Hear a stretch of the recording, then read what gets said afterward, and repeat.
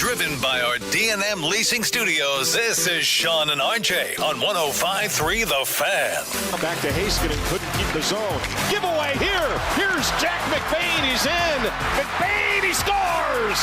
Short-handed goal. Jack McBain. How about that?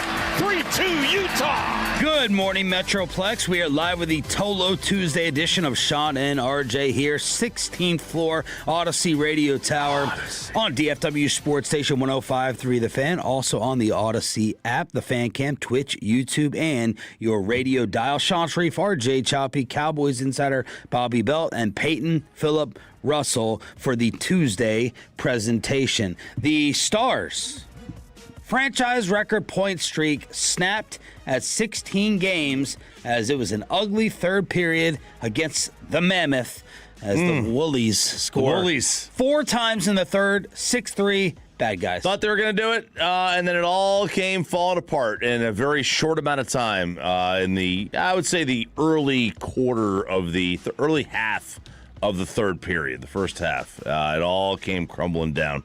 And then, you know, obviously you're down 2 and you're playing catch up, and you start going empty net, and you add a tack on, and all of a sudden you wind up losing. It was a tough night because they did not play like a team that got doubled up. They played a much better brand of hockey. Lost in regulation for the first time since January 22nd, going 14-0-1. 14-0-1.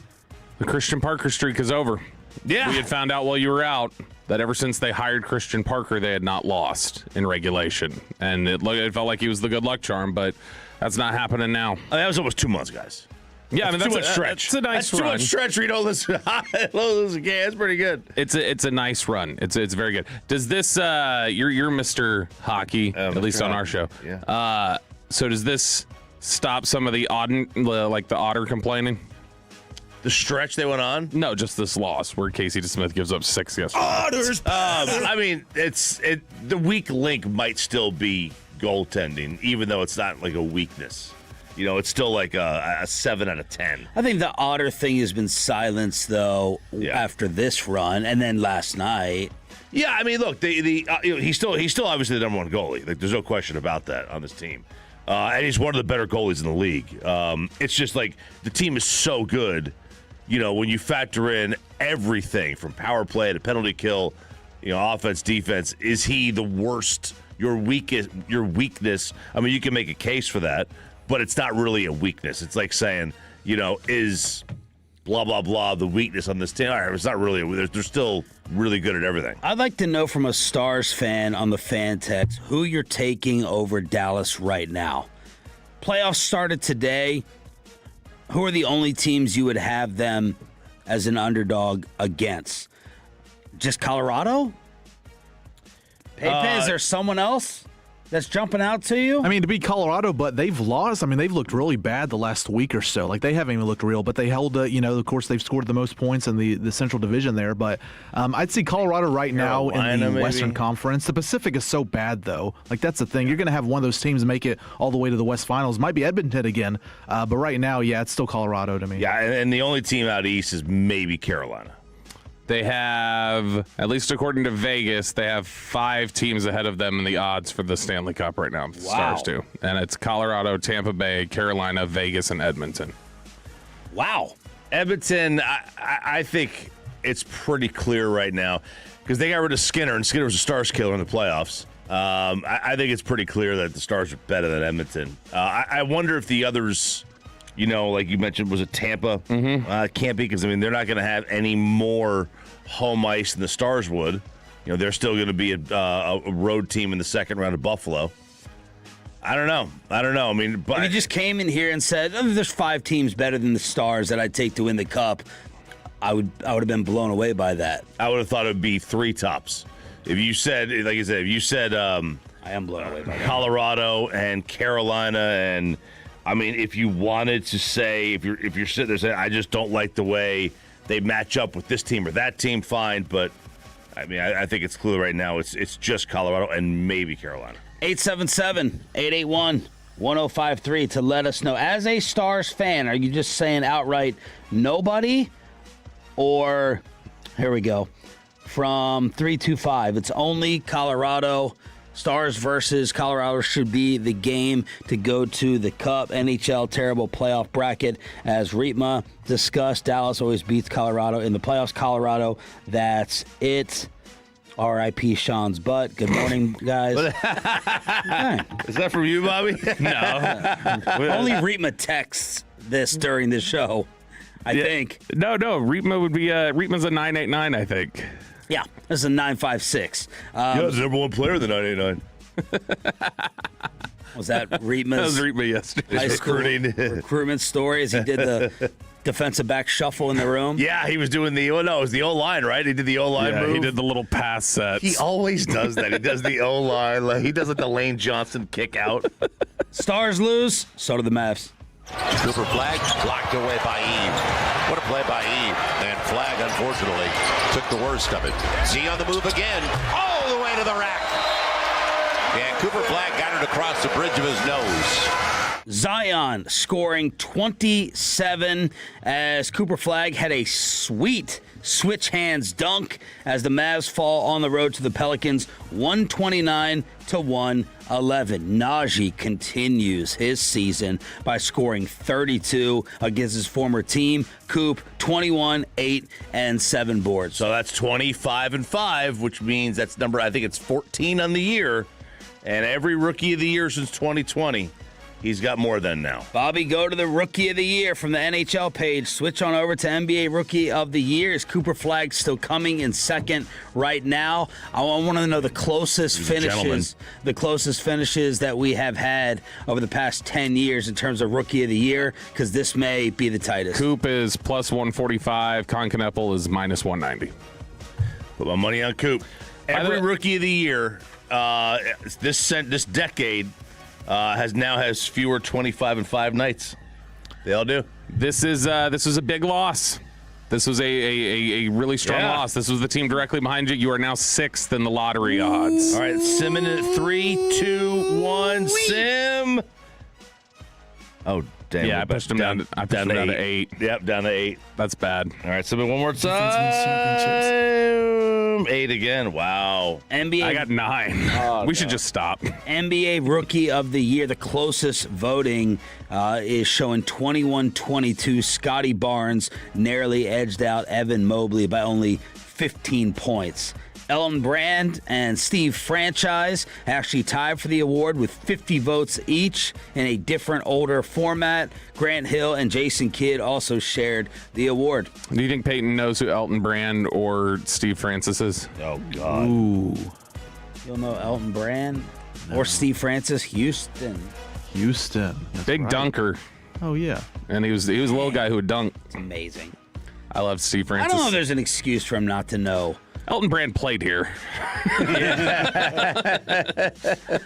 So the Mavs getting that 6th spot with the loss against the Pels. The United States, by the way, back to Najee real quick. I had a Tolo Chad send me I felt like Bobby with the cell phone going off and off and off, and I was like, okay, somebody died. But I got a Tolo named Chad who is hyping up the Mavericks for next year, just lighting up the DM saying, man, if you sit here and you get Kyrie back, just think if Najee, Cooper, Middleton, and Washington could put up a complete game together, Kyrie coming back, solid draft pick, Mavs are going to give people trouble next season, and I have not seen a lot of that optimism and sentiment.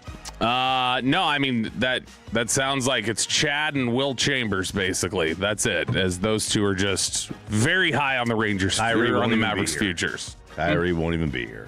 You don't think he'll be here? Like the old Kyrie, or you're just saying he's going to get traded? They're going to draft Darius Acuff, and they're going to tell Kyrie it's been real. I hope. I don't know that they could just trade Kyrie and get away with that at this point. Listen, I'm not talking about, realistic money stuff. I'm saying that's going to play a role. I don't know, as you're rebuilding the relationship, before Kyrie could return, if they said bye. I don't think fans with the would fan like base. That. Yeah, I don't think the fans would like it. I think if you get Acuff, the fans don't care. I think the fans would say, I want to see Acuff, Kyrie, and Flag together. That's what they would want. Okay, I mean, that's the same ones that are like, we'll trade Sean Bradley for Shaq. No, it's the same ones that said, I can't believe you traded Luka. They should They would not want that. They should. I don't think they will, at least to start off the season. The United States has their opponent. Venezuela to the championship game for the first time. No rematch with Italy. Shut down the cappuccino machine. No, it was fun. The run was fun. The run is over. Team Italy loses. Did you want them for the revenge? I did. I wanted to see it. Because it would have been like me versus me.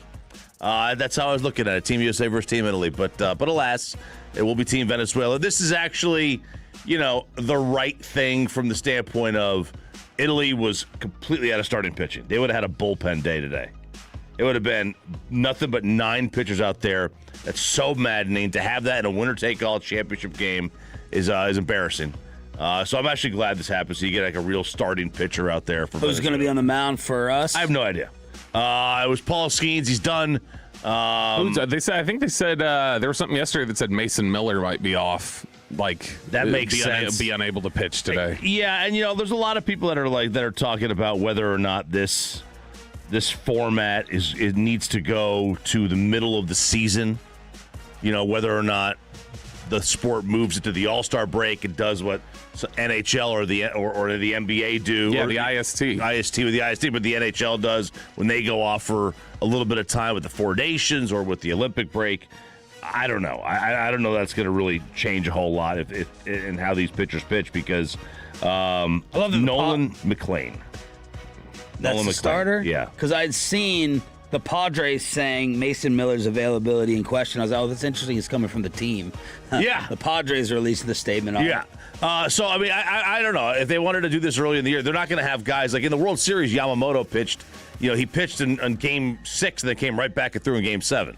He pitched again. We've seen that. You're not going to see that in spring training in the WBC. Will the developments at the University of Alabama change brackets like RJ Choppy apparently did yesterday? What is going on there with their second leading scorer? Yeah, so this is Aiden Holloway, and he got caught with a pound of weed. 1 pound. It's a felonious amount. For you to have felony amounts of weed, that's a lot. It is quite a bit. And they're also saying that it was without a tax stamp. Is that a regular stamp? What's a tax stamp? I don't know. But anyway, ask your guy. Did you meet with him yesterday?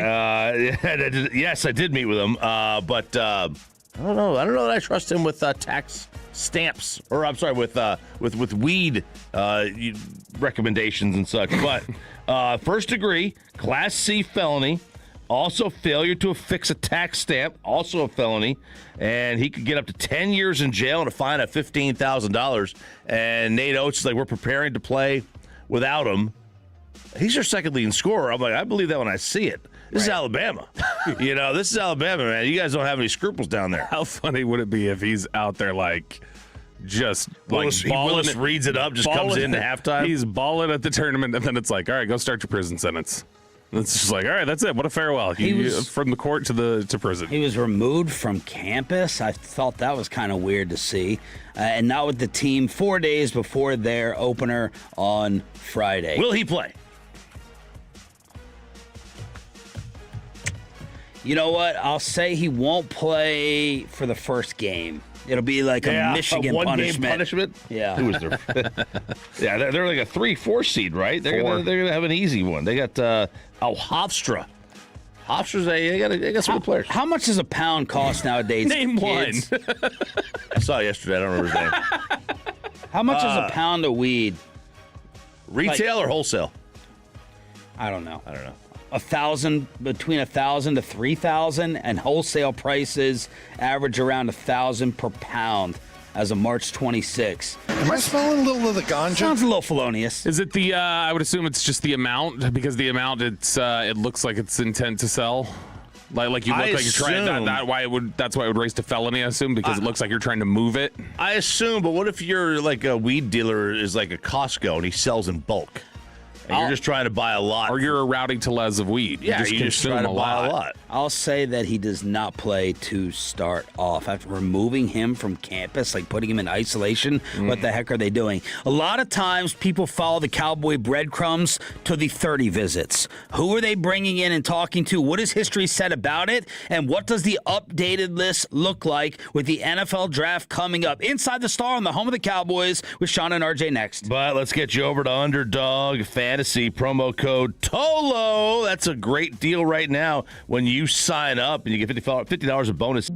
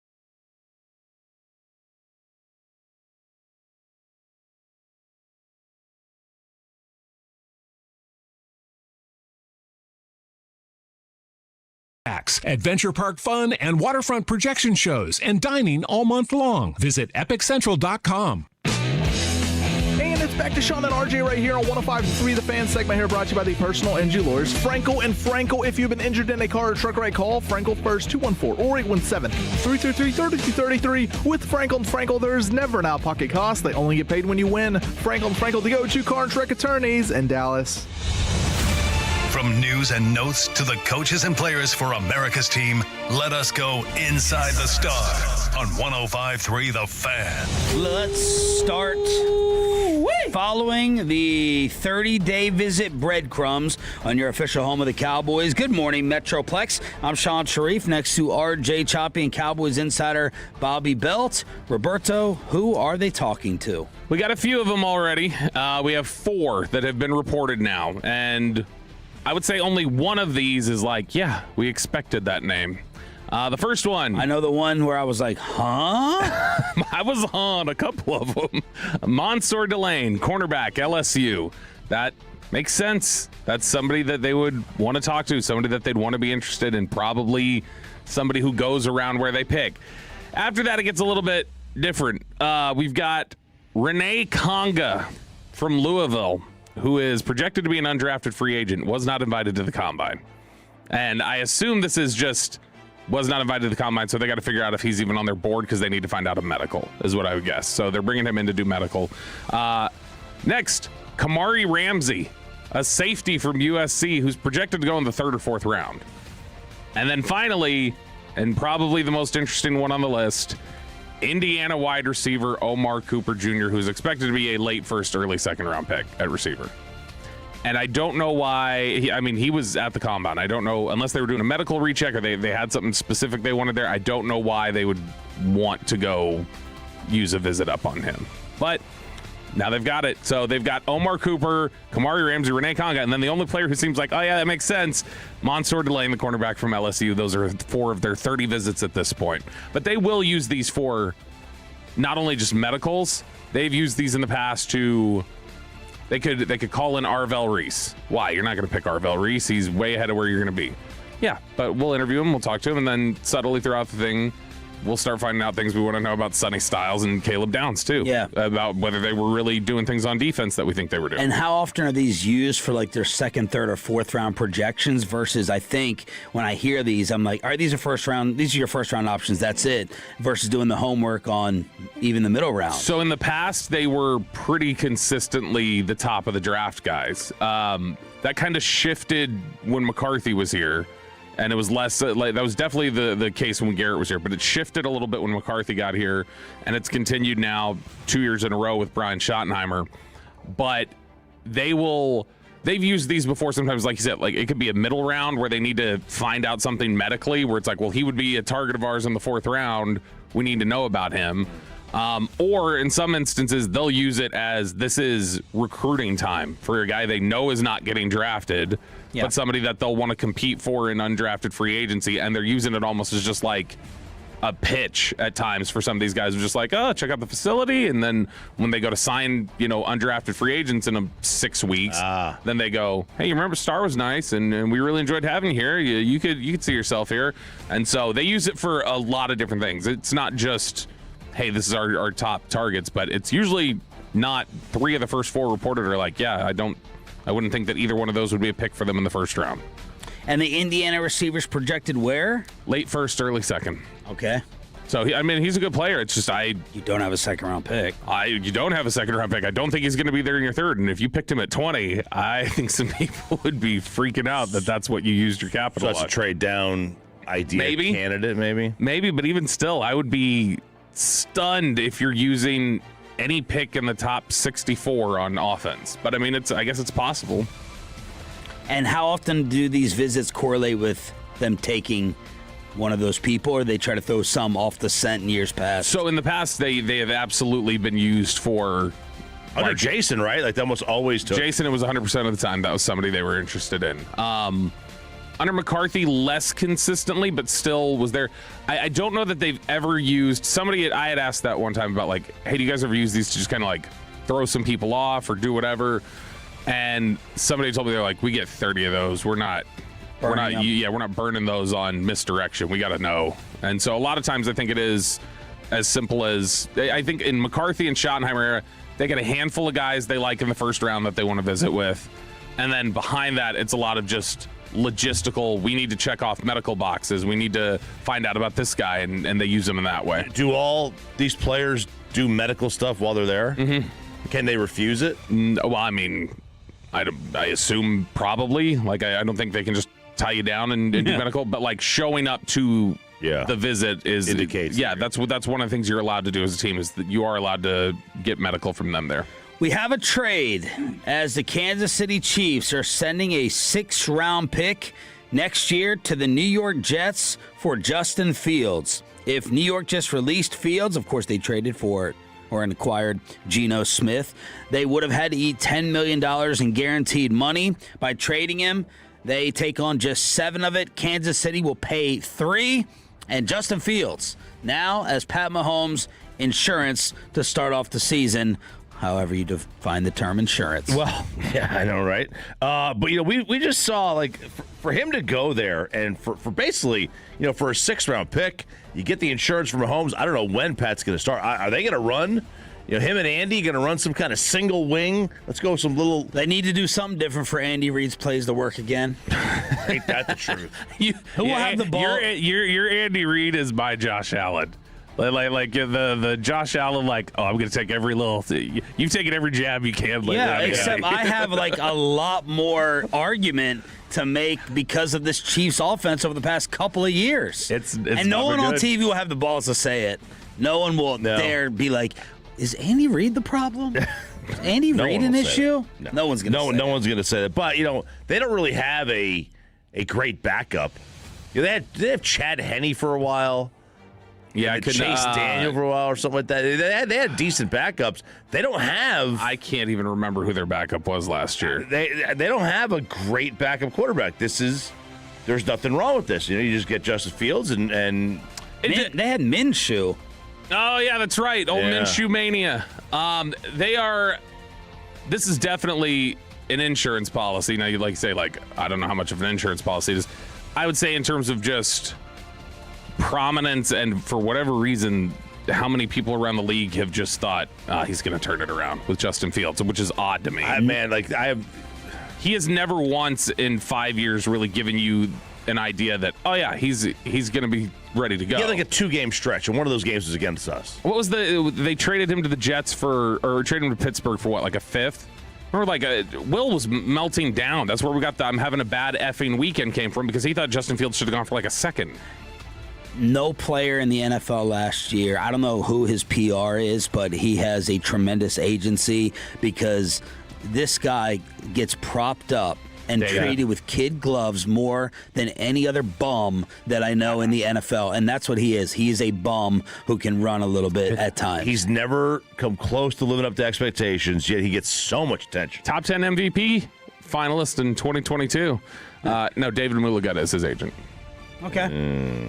So they've generally been pretty good at making sure their guys are maxed out. And you are thinking about Cowboy backup quarterbacks with this? I was just looking because they got a 6th, and they're going to give the 4th to last pick of the 6th round for him. That's what Kansas City gives. The Cowboys gave a 5th, so number 171, which is a comp 5, right? For 174 for Joe Milton. They also get back a 7th, but it was a 40-pick difference, 170-ish to 210. It's a 40-pick difference. I think Milton's worth that.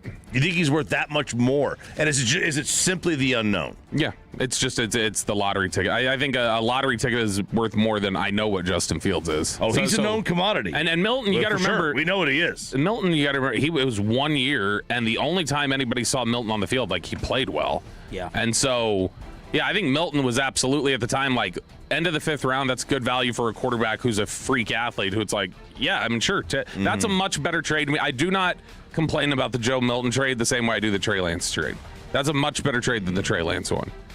Cowboy fans not thrilled with Troy Aikman coming out and saying, I'm going to work with the Miami Dolphins just a little bit more. I'm going to have to sit down today, I guess, and listened to that whole 2 hours of that podcast because he said enough stuff in it that it's popped a little bit. Troy Aikman had done a podcast interview recently, and that's where we got the clip of him talking about I didn't like how I was portrayed in The Gambler, but this was on the Rodeo Time podcast, and he was talking about why he's never gotten into front office work and how, maybe this Dolphins thing will be more than just a job search. It wasn't until my youngest graduated from high school back in 2021 that if I was going to pursue a front office position, that would have been the time to do it. But when that rolled around, I was just getting ready to go to ESPN. I was really enjoying where I was in the broadcasting. I liked my life, and so I've stayed that route. Now, this year, the Dolphins reached out to me and asked if I would help them in their GM search and head coaching search, and kind of caught me out of left field. I wasn't expecting that, but I dove into it and decided I would do it, and thoroughly enjoyed it, and felt like I was of some help. And where that might go, I'm not sure. I'm gonna continue to work with them in some capacity, and so that's kind of scratched whatever itch I had when it came to being in the front office. But Man, Tom Brady has opened the floodgates of conflict of interest. It makes a ton of sense why you'd want to talk to somebody like Aikman. Like if you were going to hire a GM search firm or whatever else, as somebody who he works all the games, he talks to all the people around the league pregame. He's a smart guy. He knows the sport. I understand why you would want to. I'm just stunned the league has allowed guys to do this. That they've allowed. I mean, they've let Aikman, Brady, everybody continue this. Eventually, there's going to be enough guys going, well, I want to do it. I want to do it. The league's going to have to address it. They're going to have to do something about it. Shaq, I guess no one cared. Shaq was like a part owner of the Kings. And he's sitting there doing broadcast work for TNT, but nobody cared. Could he name all the players on the Kings? No way. No chance, right? I think that's No the thing. chance. I think everybody just feels like with Shaq, like I didn't even remember that. I feel like with Shaq, he might be like, Kings suck. Like he wouldn't even like. Or D Wade. Yeah. Like Dwayne is tied into Utah. Right. So what are the differences?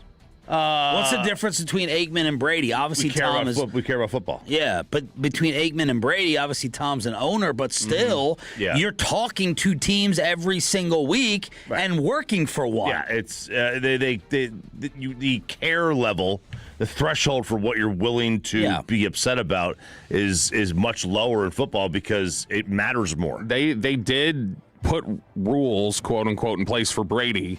I wonder if, like, now, if Aikman's saying, I'm going to continue work, I wonder if the NFL goes, well, you got to have those same ones. You can't sit in the production meetings anymore. Yeah, they should. Yeah, I mean, if it's to be consistent, they should do that. All right, Peyton Russell has sent me many a questionable tease over the years for his next segment, PP in the Morning. This one making me very uncomfortable. Read it? Yeah, here you go. I read it? Have you seen what it says? No, I'll read it anyway. Okay.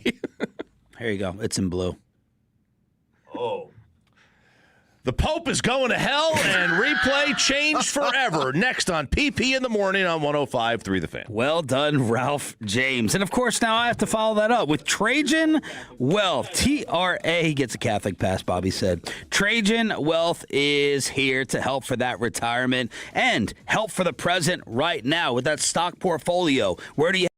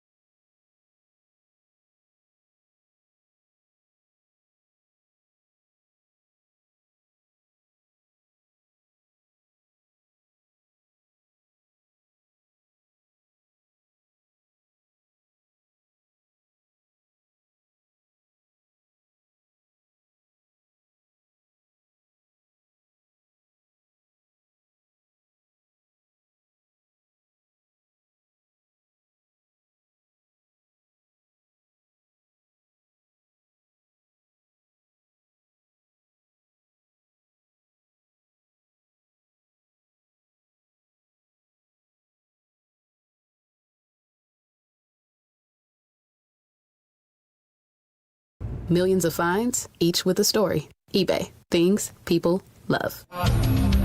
And it's back to Shawn and RJ right here on 105.3 The Fan segment here, brought to you by Classic Chevrolet. If you're in the market, upgrade your vehicle, get to Classic Chevrolet in Grapevine today. The #1 Chevy dealership in the world, 3 years straight. More new Chevys than anyone else, all priced to sell. Visit ClassicChevrolet.com. This is Texas. This is Classic Chevrolet. Together, let's drive, relax, enjoy the difference. Based on new Chevrolet registrations 2023 through 2025.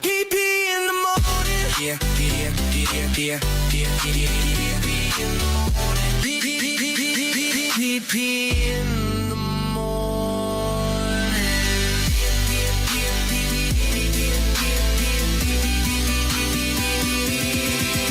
In the morning. That is right. It's Tuesday, 6:40. It's time for a little PP in the morning every single Tuesday at this time. And guys, happy St. Patrick's Day. Everyone's wearing green today. I feel like this is the third St. Patrick's Day. Yeah, which one is it? Is it Saturday? They celebrate on Saturday because that's when everyone can go out and drink. You don't want to go out and drink on a Tuesday. Like Lincoln, weekend before. I do not have green on. I forgot it was St. Patrick's Day. Oh, no. The closest Yours thing to is, green. I think you can get by, although it's close. We'll count it. Yeah. It's teal, right? Is it Shawn teal? cannot. No, I don't. What's your underwear? Just to make that excuse. Mine's black. Not green. Yeah, mine's black. Black. Yeah. Rima's not wearing any green over there. God, the Stars just played last night. I barely got green. I got forest green on. It counts. But, I won't get pinched today. Yeah. So there you go. Chop. Pinch Shawn. The whole pitching thing is, I'm not Irish. I don't care. Oh, okay. So that means you should not take off the other Odyssey Company holidays that you don't care about. I didn't. They don't give it to you anyway. Took the next day. Yeah, we'll find out 2 weeks later. That was a holiday, you know?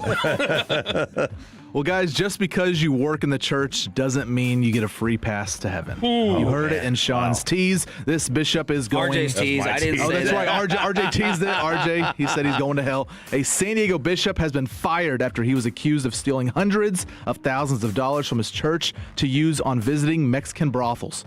Pope Leo relieved Emmanuel Chalate of his duties. The 70-year-old was released from prison on a 70-year-old? A 70-year-old is going to brothels. I mean, I guess if you still got it, you got it, man. Ooh, baby, blue chew. $125,000 bail, and so he is out right for now. But this is how he did it. You're wondering, okay, well, how do you get all this money? I guess it's easy to steal from the church when you work in the church. He was able to steal all that money by diverting rental payments from the church property for personal use, and later covered his tracks with charity funds. The church realized that almost $500,000 were missing from the church's finances. And yeah, I don't think Emmanuel will be prayed for the upcoming mass. This stuff scarred someone in my family who grew up Catholic school and all that, and then she's just like, these scandals, and I was like, well, it's not everyone, it's very few, but no, still just like scarred her in her mind and saying, I'm not doing this 24/7 like I used to. Yeah, Peyton, just based off your tease, do you know there's a difference between a bishop and the Pope? Yeah, Pope is higher than the bishop. Yeah, Pope is higher than the bishop. Yes, it's true. But why is the bishop not going then? I don't know. Why would it? I'm saying it from your tease. You said the Pope is going to hell. Why would the bishop be the one? Oh, okay. I got it wrong. Yeah, the Pope is staying alive. There are no better. It was for shock value for the tease. He wanted the clicks. Clickbait on the Odyssey app. There are no better documentaries, though, than the religious ones on Netflix. I mean, I've watched at least 3 of them. Have you seen The Keepers? I don't think so. That's the one with the nuns. The priest that killed all the nuns or whatever. No. Yeah, I have not. Yeah, that was a good one. I haven't seen the other ones. I need a list. I need a list. I'm not giving you any lists. You don't listen to me. You don't take any. You don't take any of my viewing advice. We're Eastbound and Down. After you never watched that, I'm not giving you. I figure it's too late. We were watching Hunting Wives as we started watching. What's that about? Oh, I've seen it. I've Hunting seen it. Wives. Yes. Oh man, really juicy. Really juicy. Nudity, girl on girl. Oh wow. Now there was a full frontal man, very, very endowed. Like, is this a movie or what is it? TV show? It's a series. It's like 8 or 9 episodes. And they got. I think they have 2 seasons on it, but it's salacious, man. It's salacious. Girl and girl, Bobby. That's right up your alley. What a transition. Now let's talk about. I know the last time we've talked about lacrosse on the show, but we're going to talk about it now. Hang on, real quick. I always go to Bobby for my religious questions now that Bassick is no longer here and telling me about Prophet Muhammad. Should have gone to me before Mike, but yeah, I did about it. So how do you react to those types of stories and your belief roller coaster over the years? Yeah, it wouldn't. Grew up for the background. So I didn't grow up Catholic. I was Southern Baptist. But if there was because it's harder, I think, with the Catholic Church because the Catholic Church has a built-in hierarchy that you're supposed to like. There's a vow of celibacy. But there's a system in place. Like there's a system and an institution in place. It runs almost like a company in structure. So because of that, like a lot of the silencing that was done at the top, it's really hard to probably just divorce that from the institutional structure. But again, the religion can be the religion and the structure can just be bad. All right, it is PP in the morning every single Tuesday at this time. Now, guys, I've never seen this before, and I still don't know how this is actually legal, but this took place in men's college lacrosse at the Division I level over the weekend between North Carolina and Penn State. I'll play some of the audio here in a second, but there was a goal that needed to be reviewed, and I guess they didn't have a replay official on site. They don't make the call to New York or California, wherever they call in the other sports. So they had the play-by-play man review the goal. So bad. This is what happened on the live broadcast as Booker Corrigan, the play-by-play guy, played his role as part-time replay official over the weekend. You're going to have to bear with me, fans. We are the review booth also. And I'm going to ask our folks in the truck, Chad, can you back it up so that we can see the crease of the Penn State goal? I understand that we are having a video review, and we are.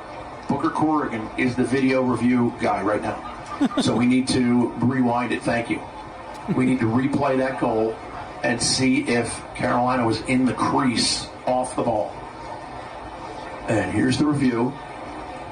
Can we see a different angle of player number 7? So here we go. We'll see it here. Here's 7. Get ready to pause it. Get ready to pause it. Get ready to pause it. And I do not see him touch inside the crease. Can you rewind it one more time, please? We'll look at number 7 right here. Pause it. I don't see his foot go inside the crease, and that's the best view we have. Hold on, folks and listeners, I appreciate you bearing with us because we are the review booth. There's nothing in the replay to indicate the Carolina player stepped in the crease. It was number 7, and we could not see his feet touching inside the crease.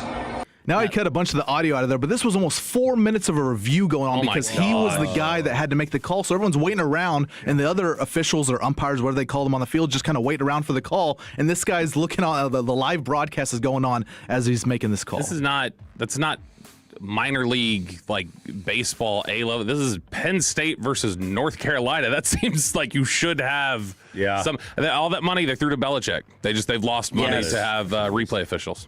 If there was a live sporting event, or let's take an NFL game, and they're going over replay, and everyone has to send in a text message within a minute throughout the entire country, how much would you trust it that would get it more right than what the officials do versus it being slanted over the fan bases whose team is playing?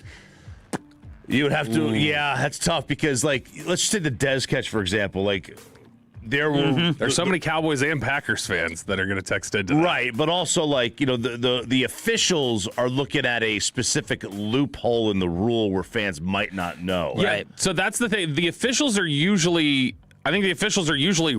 correct in the call. It's just sometimes they expose, that's a terrible rule. Like we didn't even know those rules. That's stupid. But I think, probably you get the bigger fan base probably wins. Like I would imagine would win the replays. Yeah. I bet we would get some awful calls from the national text. Right. I think I love the transparency of it. I think the ACC does this, where they take you inside the review booth. And is this guy talking know every single rule and the loophole? I could see doing this at D3. Right. Where you're trying to save. Sure. Yeah, but now he's sitting here directing. Yeah, guys, can we zoom in on that there? Yeah. Come on, Jay. Come on. A little back. No, a little forward. Come on. Stop. Ah, crap. You went too far. Back it Hit up 15 again. second back, 15 second on the remote. But I would love to see them go inside the review booth more. I think they did in the UFL. They do it with the ACC. Yeah, the AAF did that too. Do that more. But also, they don't want full transparency because, like, if everybody knew the rule over the Dez catch, like, immediately, you don't get the same talking points the next day. You don't get the they same also don't want to be exposed if someone's like, how did his tone change? Yeah, I think that's more what it is. Like, I remember I was interviewing Mike Pereira once, like, years ago. Whoa! And we were asking about officials missing calls. I'm like, how are they held accountable, though? Like when they're missing, and he just kept saying, like, believe me, they're held accountable. But and like he kept underlining that, and I was like, yeah, but how?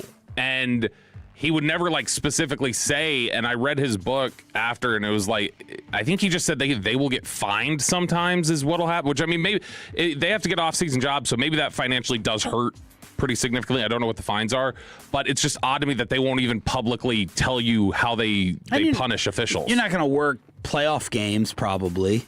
The bigger postseason events. Now, NCAA lacrosse rules specify that the referee and either the umpire and or field judge may use the designated video monitor located at the table area to review specific plays. The rulebook also states that the video review shall be provided by the home team. This whole arrangement where the play-by-play announcer serves as the video replay official was agreed upon by both coaches of both teams beforehand. So he knew ahead of time, he was the guy, and he was obviously praying that he was not going to be the guy to go to, that there was going to be no reviews, because obviously when you're put on the spot like this and you have to lean one way or the other, it can be a tough call. But last story here, guys, real quick. It is PP in the morning. The mass hole, Sean, they're at it again. They call Boston the city of champions, and that might be true, but they also love their OnlyFans models. As the entire state of Massachusetts, these stats came out the other day, Massachusetts spent over $56 million on OnlyFans in 2025. So last year, the city of Boston alone spent $14 million, which comes out to over $39,000 per day. So that's the tops in the country? No, it's not. You want to know what the tops is? New York City, $87 million they spent last year. I think Houston was third or fourth on this list, and then Dallas was sixth with $26 million spent on OnlyFans. They say dating in New York is impossible, and then when we travel around, like, you really get an appreciation for the women in Dallas-Fort Worth when you go to a place like Indianapolis. Like, I'm sitting there at lunch or dinner with the guys, and I'm like, you see any sevens here? Sevens? Maybe. 6, 7? Bro. No. Was it bad? Oh, Indianapolis? You're just like a Dallas what? An Indy? An Indy, like 9 is a Dallas 6? 6, How many probably. beers Not needed? 3. They've smoked a lot of cigarettes in Indy. The women in Indianapolis look like they would at a bingo hall here. Yeah, and I feel like Boston, I went to Boston like for a weekend, but I haven't spent more time there. The few times I've been, I've never thought. I imagine the penguin-looking girl on SNL being every Boston girl. Who was the bit where she's always bringing the room down? Rachel Dratch. Rachel Dratch. She was Debbie Downer. Yeah, Debbie Downer. I think every single woman in Boston looks like Rachel Dratch. When we went to Cooperstown a couple years ago at the baseball team, like everybody flew into Boston, and all the women were like, the guys were like, God, the women here aren't that great. And the women were like, God, the guys there are amazing. Like, they were like in love with all the guys there. In Boston? In Boston. But that's how Joe Gibbs tried to reignite the rivalry when he came back to Washington. Was he gave a press conference and said, "I knew I was in Dallas because I imagine it was the ugliest people in the world." So, good one, Joe. Who is the Texas Rangers X Factor this season? That, a Dave Matthews ticket giveaway, and Ask Credit on the way on the official home of the Rangers with Shawn and RJ next. But let me go ahead and get you set up with DFW Security. Are you frustrated by the do-it-yourself cameras or smart gadgets that you bought online? just send them back. DFW Security has affordable, superior technology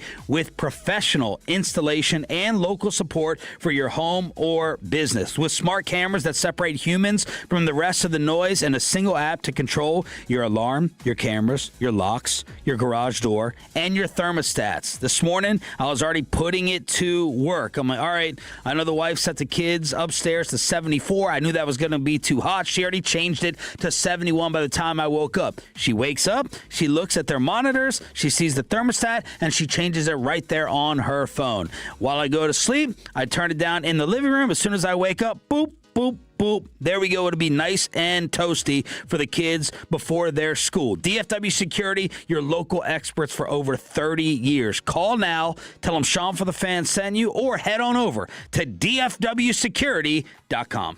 dfwsecurity.com. Hey, thanks for starting your day with Sean and RJ on 105.3 The Fan, YouTube, or on the Odyssey, iHeart, and TuneIn app. This is an Odyssey Sports Minute. Sponsored by Wrangler. Shop Wrangler.com for new denim styles to kick.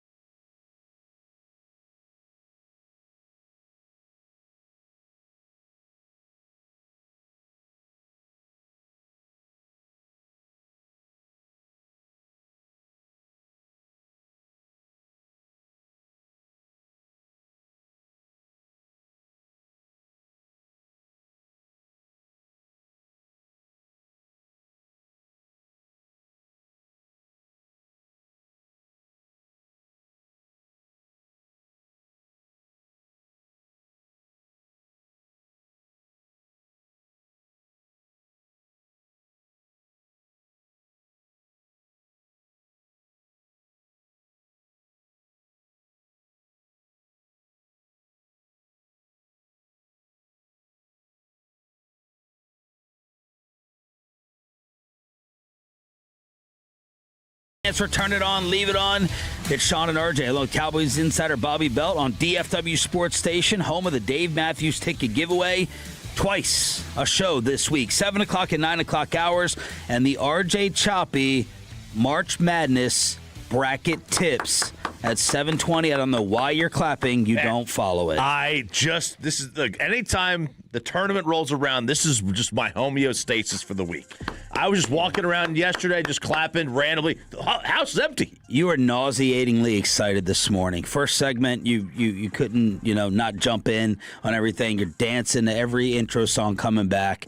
It's sickening. I was thinking, actually, it's the one time of the year where I really do wish, we would be on middays. Is Thursday, Friday. To watch them live? It'd be I'd love to do the show with those, having them up on all these TVs and just be able to react to everything while we're here. That would be so great. That's when you're on middays half the time anyway. Yeah. And then yesterday, a very nice teammate move from Roberto Belt brought us out for a couple days after his mom passed, and I was getting the messages that Bobby sat in during G-Bag. I did, because they couldn't do a two-man show. Zach's out. How many years did you and I do a two-man show? Well, Lucius 3. He's in the promos with Dawson. Yes. It's him, Dawson, and Eric. And then the other 3 in the shadows.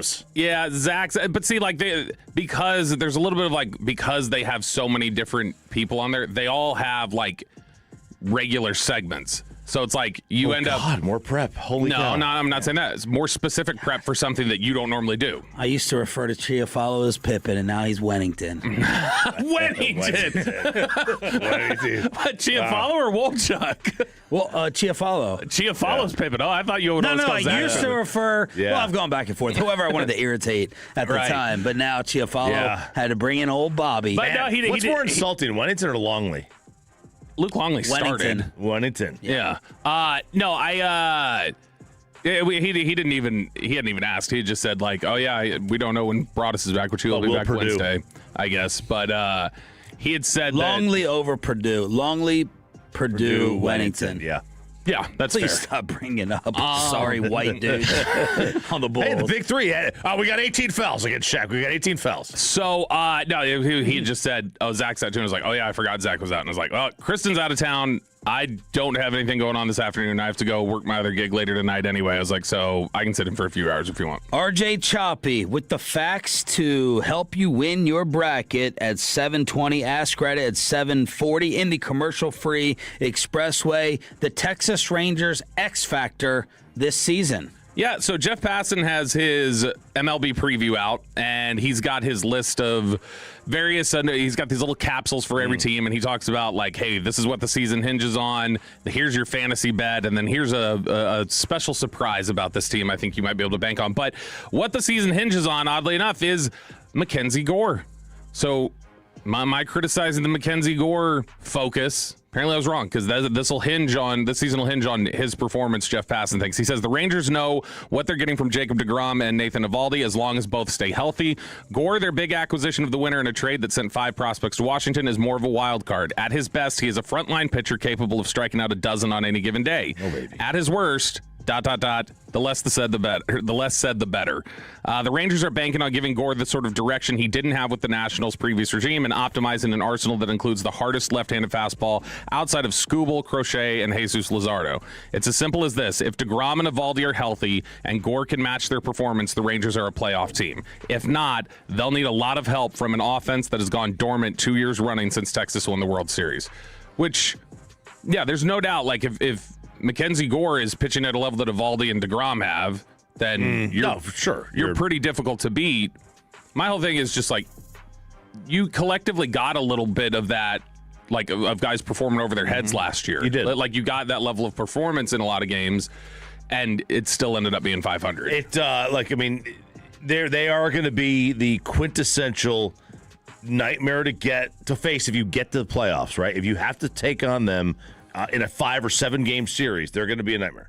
The problem is going to be getting to the playoffs. That the offense is the problem. Not according to some folks on Twitter last night who thinks this is a 90-win team just by getting rid of Marcus Semien. Who was reacting to our fan podcast? I don't remember the name, but a 90-win team, offense is going to be just fine. We really do have gangs of fans around here who bring it on social media, if they think, I remember what it was.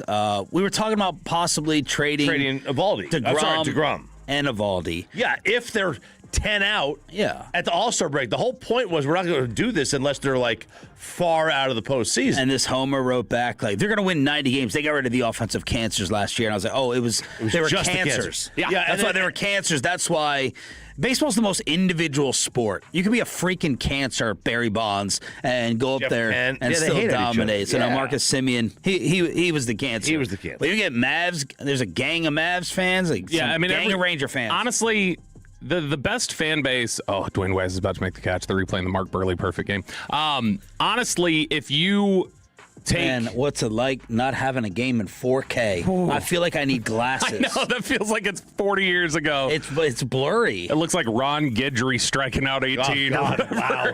So, what a reference. No, this is, honestly, that's why to me, the best fans in the Metroplex might be Stars fans, where they're just like, they generally. Man. You say, here's the thing, you say something wrong or incorrect, and they will get on you more. I've noticed a lot. I've noticed for the most part, Stars fans are pretty big tent. They're welcoming. They want more people. Yeah. Stars fans are the best crowd we have here. Easily the best crowd. And Stars fans are the ones who complain the least when you have a take they don't like or when they disagree with. So, two more notes from Passan, by the way. He says he thinks Jake Berger's going to end up being a top 10 fantasy first baseman this year. Corey Majors said that last week. That'd be huge for them if they could get that. And then he said it would not surprise him if Wyatt Langford finishes in the top 5 of AL MVP voting this year. So, Jeff Passan is buying pretty high on the Texas Rangers, it sounds like. I could, if Wyatt progresses the way he should. Now, last year he was top 20 in the entire sport in terms of WAR.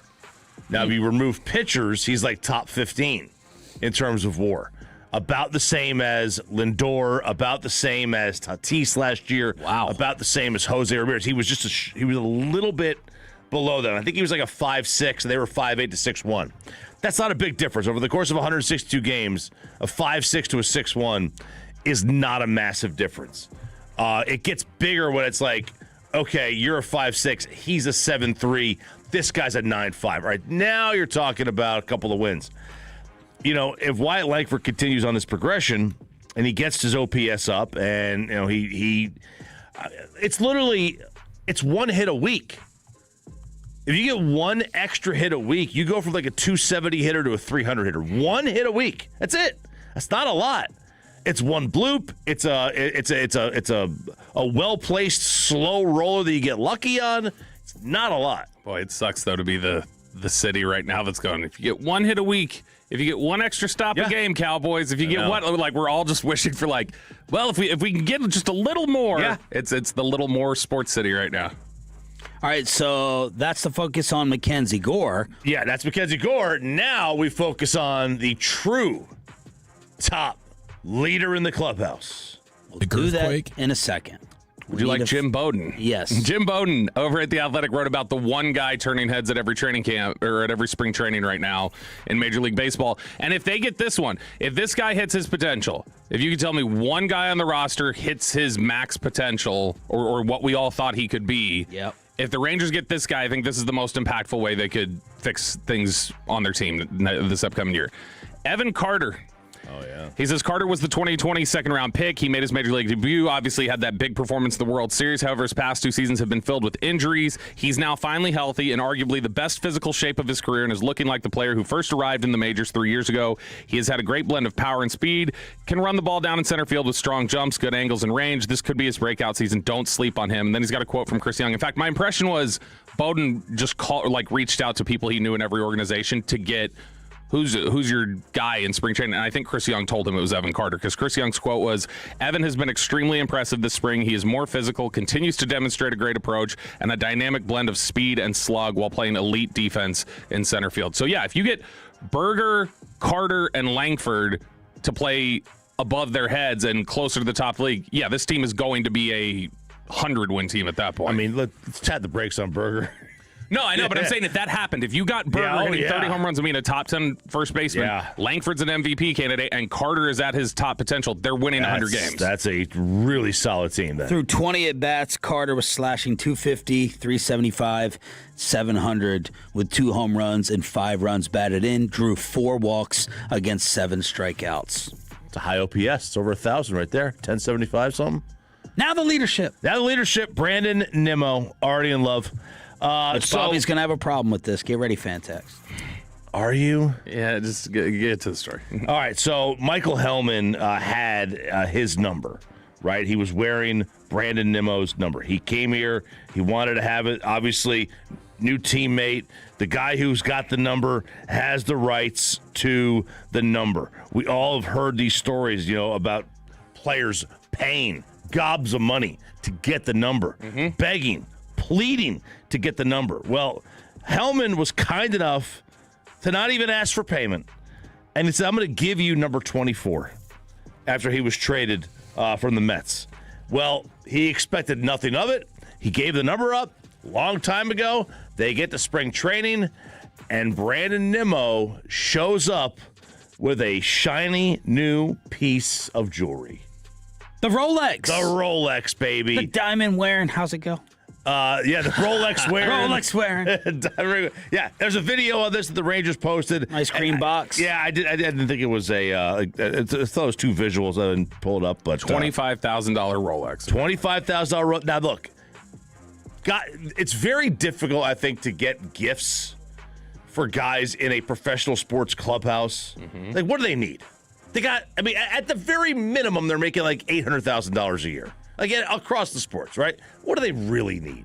Well, in Michael Hellman's case, I would think he would like money more because Michael Hellman, for his career, has earned $600,000, which is obviously not bad. No.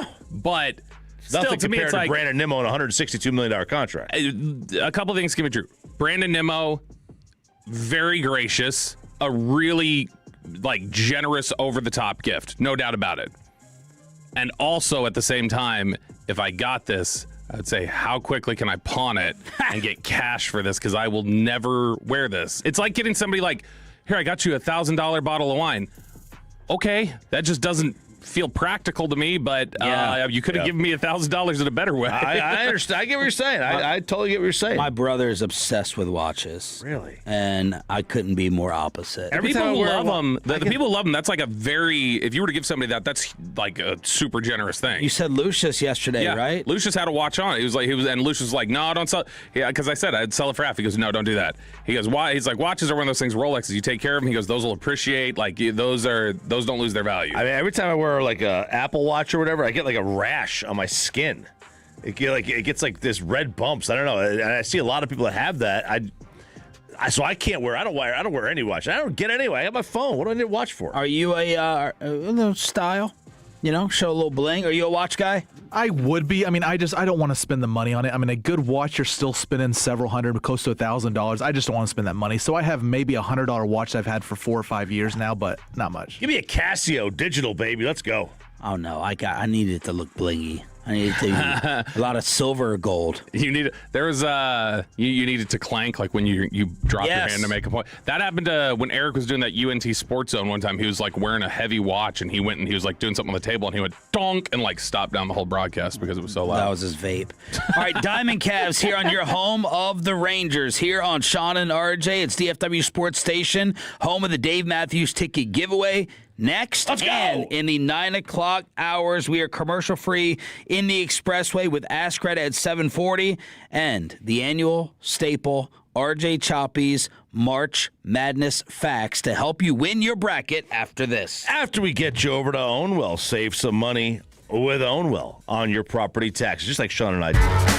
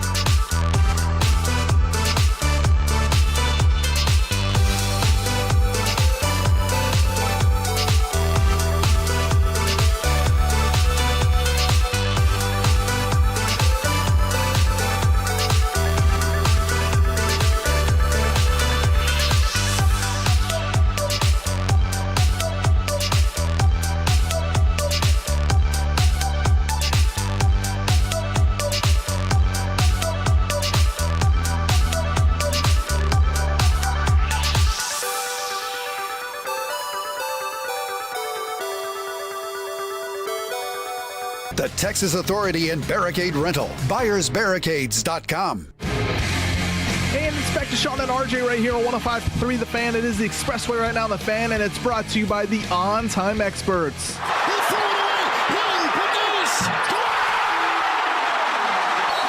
just see what we think we just saw? Wow! Confetti! Oh! Every single year. Bobby, close that door. I have one email that really made. That's not even an email. It's all on a piece of paper. Bobby had to go apologize to krld-fm. RJ Choppy is ready and hyped. That really gets Sean Sharif giddy. And that is this one. I'm going to sit down. I was going to say, you never sit. This is throwing off my feng shui. No. Well, look, I had to reinvent myself about every couple of years. And I think now I'm sitting. I'm a sitter. I said, why stand when you can sit? But, there you go. You sit.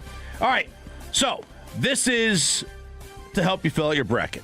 This is the trends over the last, some of them are over the last 24 years. Some of them go all the way back to 1985. These are the trends that you have to paralyze yourself with when filling out your bracket, so ultimately you lose, like I do. Okay. I'm going to follow absolutely none of these trends. I am going all in. Now, why don't you follow them?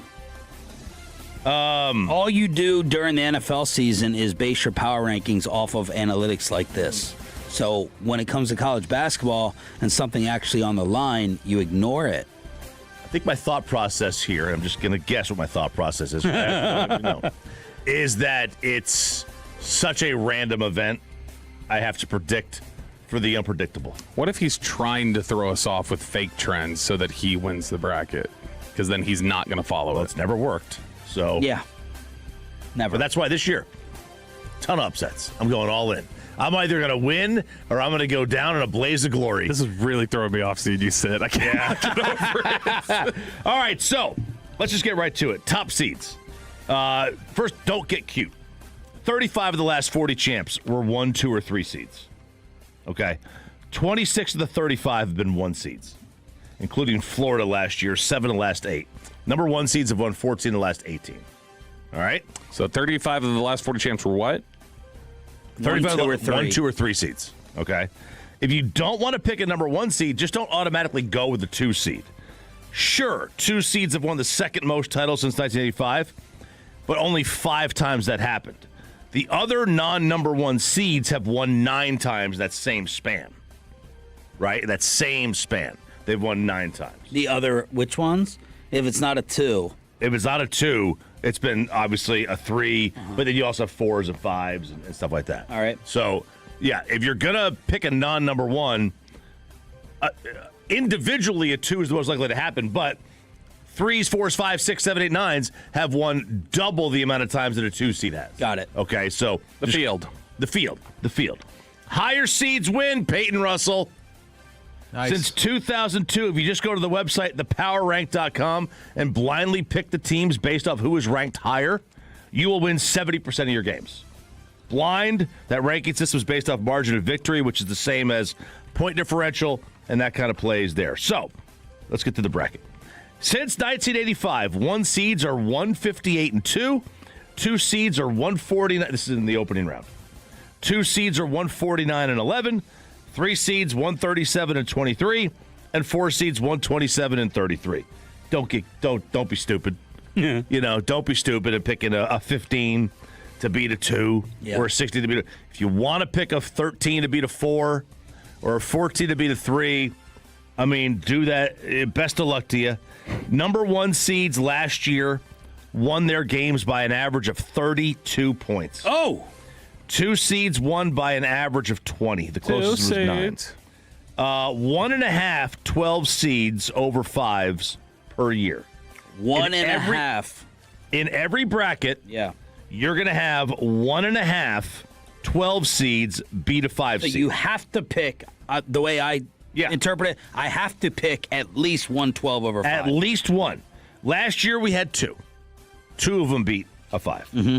You also need the new 512 has become the 611. You're also going to need 1.6 11 seeds over a 6 seed. Okay. And you're going to need 1.6 10 seeds over a 7. Okay. They don't consider a 9-8 to be an upset. However, if you want the numbers, 9 seeds win more than 50% of the time. Oh. I heard that note yesterday. That just seems like it's a total coin flip when they put them up there. It's 2.19 seeds per tournament. Sweet 16. 1 seeds make your Sweet 16 85% of the time. Yeah, you want to have the 1 seed get knocked out by an 8 or a 9. I mean, it certainly happens.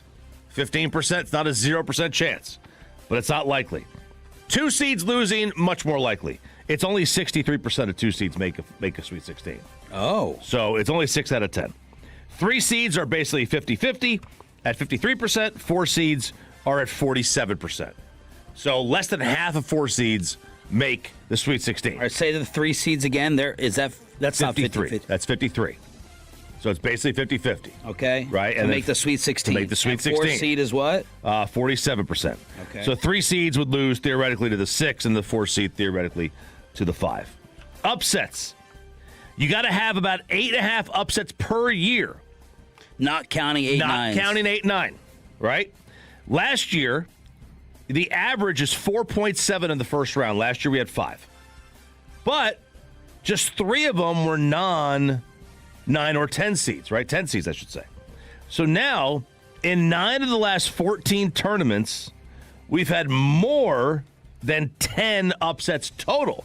Last year, we had 9. And on average, you said you should have 8? 8.5. 8.5. 8.5 on average, not including the 8-9 game. Now, most of your upsets come in round 1. Most of them come in round 1. Again, last year we had 5. The average is 4.7. The second round average is 3 upsets per tournament. And then after that, the Sweet 16, 0.25. So if you get a 2-3 and a 1-4, the 3 never beats the 2, the 4 never beats the 1. I mean, you're talking about less than 1 per tournament. Less than a half per tournament. The 4 never beats the 1. Never beats the 1. The most we've ever had, the most upsets a Sweet 16 has ever had in the history of the tournament is 1. 4 never beats a 1, and what was your 2 and 3? The 3 never beats the 2. 3 never right? beats It's like it never happens. The most we've ever had is 1 upset in the Sweet 16 in any tournament. What? That's it? That's it. It's the most ever.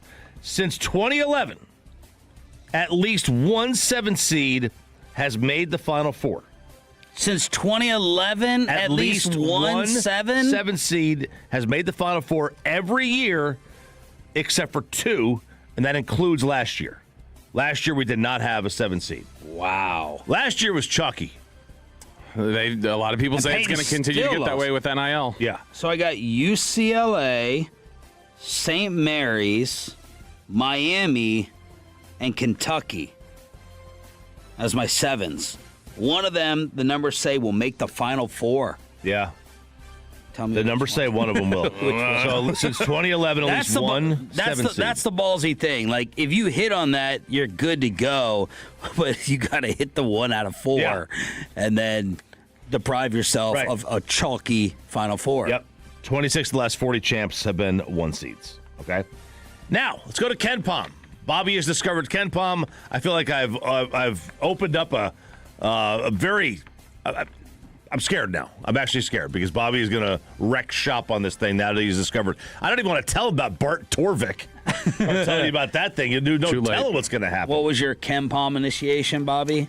He's referenced it enough times over the years, and even like Dan Hurley and others have referenced it. And this is a person? Ken Pomeroy has got a website called kenpom.com. He just was ahead of the game on some basketball analytics about 20 years ago. And the way that, and so net rating, which a lot of people use in basketball today, he has basically just had net rating standings, and he's got a couple other different factors in there, like luck factor and strength of schedule net rating, and he tries to just basically turn it all into one formula and one score, and usually it's like if you look at it right now, the tournament seeding is pretty close to in the order that he has the teams listed. Yeah, it's Ken Pom, it's Bart Torvik, it's Evan Mayakawa, and CBB Analytics. Those are the 4 kind of ones that you look at when it comes to trying to pick your upsets. So Ken Pom, every year since 2002, the champ has been a top 25 defense and a top 40 offense. Not or, but and. Per Ken Pom. Every year since 2002. I think there's one year where like it was the Shabazz Napier UConn team that came out of nowhere and won, right? And there was the Syracuse team that came out of nowhere and won with Carmelo. But I mean, look at that team had a few NBA players on it. So this year, the teams that fit that Ken Pom criteria. Listen up, guys. This is where it really gets good. This is where your champ is going to come from. Duke, Michigan, Arizona, Florida, Houston, Iowa State, Michigan State, the Zags, UConn, Virginia, good gosh, Tennessee, and Louisville. It's 12 teams. So Tennessee was underseeded. Probably, but they lost a lot of the games. Now, we also have this West Coast stat, right? Right. No team from the Pacific time zone has won a title since 1997. Now, it's, if you look at the last 25 years, 24 of the last 25 have been top 21 offense and top 31 defense. So you want to shrink it down even more, you can eliminate a bunch of teams out of that. And now it's just Duke, Michigan, Arizona, Florida, Houston, Iowa State, Illinois, Vandy, and Louisville. Iowa State, Illinois, Vandy, and Louisville. That's if you break it down even further. But you didn't name Vandy in the first group. Or Illinois. Pretty sure I did. No, you didn't. Nope. I wrote down everyone you're saying. Oh, gosh. Here we go. Where's the creatine? Because that's top 21, 21 defense. That's top 21 defense in this one. So it's just broken down a little bit differently. So there you go. Those are some of the teams. So I can hone in on Duke, Michigan, Arizona, Florida, Houston, Iowa State, Vandy, and Illinois. Yes, you can hone in on that. Now, is Arizona considered Pacific time zone? Because technically right now they don't believe in daylight savings, so they're 2 hours, because that could screw up the whole bracket. They're in the Pacific time zone right now, though, right? Oh, see? Come bracket time. There we go. So no Arizona. My entire Final Four is in your list of teams right there. Good for you. Don't make fun of Peyton then. I know that mine's not chalky. Mine, I have two of my Final Four teams are not number one seeds. 21 of the last 25 Sweet 16 teams have been top 25 offense and defense almost every year. Every year. So you have to have in your Sweet 16 Duke, Michigan. I mean, it's the same teams. It's the same team I just mentioned. Right. Duke, Michigan, Arizona, Florida, Houston, Iowa State, Michigan State, and Louisville. Let's go back to Week 6, mid-December. The Week 6 AP poll. Okay. Since 2004, every champ has been ranked in the top 12 in the Week 6 AP poll. And how long is the sample size? 04. Jeez. We're talking 22 years now. Okay. So, it's very random. I get it. That means Arizona, Michigan, Duke, Iowa State, UConn, Purdue, Houston, Gonzaga, Michigan State. Hang on. After Purdue, who? Houston. Yeah. Zags. Yeah. Michigan State. Yeah. BYU. Mm-hmm. Louisville. Bama.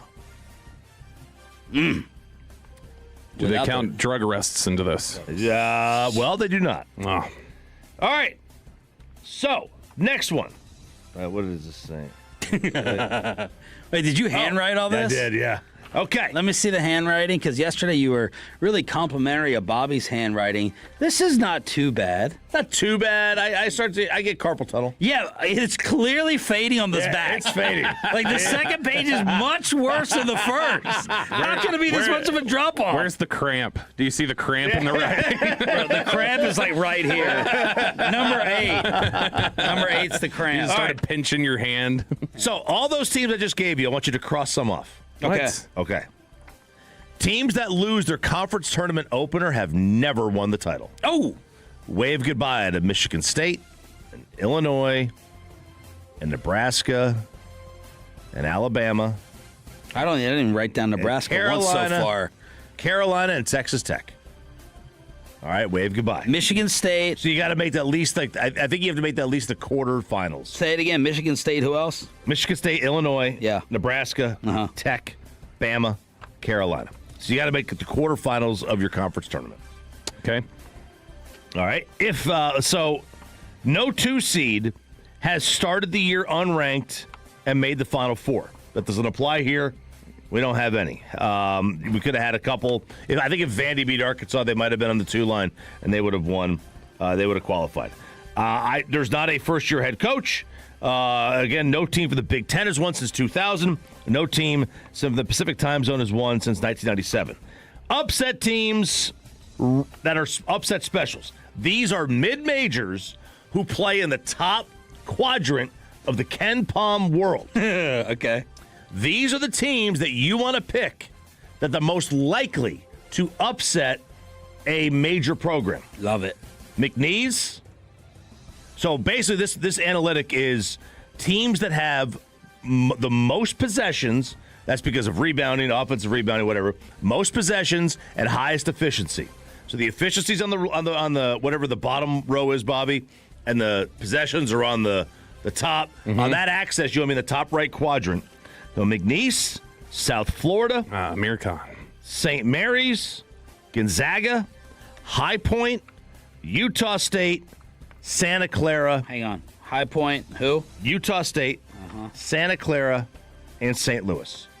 Those are the teams that are most likely to be these bracket busters. Okay. So RJ Choppy's bracket tips right here on 105.3 The Fan. And there we go. I did the thing that they do at the casino blackjack table. Oh, yeah.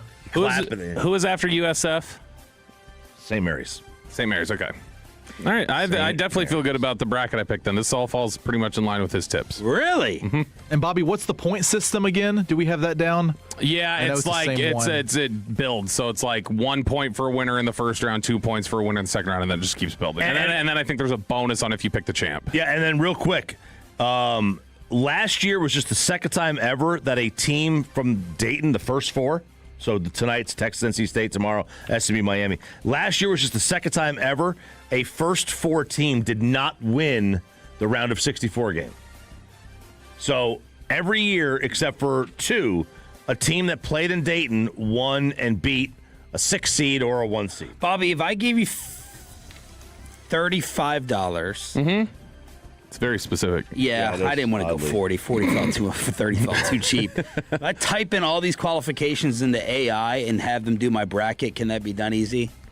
It could as long. Yeah, if I were to, you would have to. Is all that from a link? Well, yeah. I mean, I've done one link or your extra homework. Like, could I go to AI and say, take these 3 links and fill up my bracket accordingly? Yeah. If I had the source data, which I can copy and paste in there. Oh God. Yeah. Because is this not painstaking to anyone else? And then you want to fill out 3 or 4 of these? If you want to sit here and go through, which I will have to do. I didn't write any of it down, Sean, so I'm just going to go back on the Odyssey app and listen. I'll take a picture of this, and if you can decipher the hieroglyphics, I'll post this on social media. I have 5 first-round upsets. Ooh, there it is. Let's hook you up for turning it on and leaving it on. What would you say? All right, Tolos, that's right now. Caller number 10 at 877-881-1053 wins a pair of tickets to see the Dave Matthews Band at the Dos Equis Pavilion in Dallas on Saturday, May 9th. That's caller number 10 at 877-881-1053. The Cowboy Whisperer has just dropped his brand new mock 8 o'clock this morning here on your official home of the Cowboys and Rangers, in case you did not know, here on Shawn and RJ, along with Bobby Roberto Belt, with this at 7:40 every Tuesday. Do you have a question, Kelly? Yeah, I have a lot of questions. Number 1, how dare you? That's right. It's time for Ask Reddit every Tuesday at 7:40. You can weigh in 877-881-1053, 877-881-1053. You can also weigh in on the Twitch or the YouTube for the fan cam. We're doing Ask Reddit here. It's where we take the most viral questions off of the Ask Reddit page every week and kick them around the studio. And we're going to start off with RJ Choppy with one that I think is made for you, this question. All right.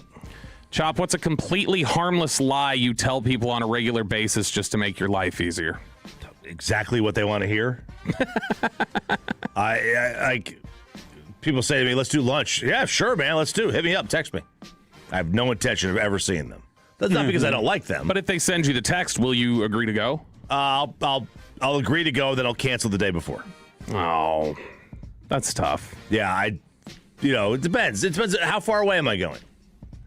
Like if I can make it work, if I can make it work on 10-minute drive. Yeah, I'll go to that. Okay. It's across town. It's a lot. A harmless lie that you consistently tell. I know what mine is. What? I'm busy. If somebody were to ask me to do something where it's just like, I don't want to go, or there's just like, I got something going on.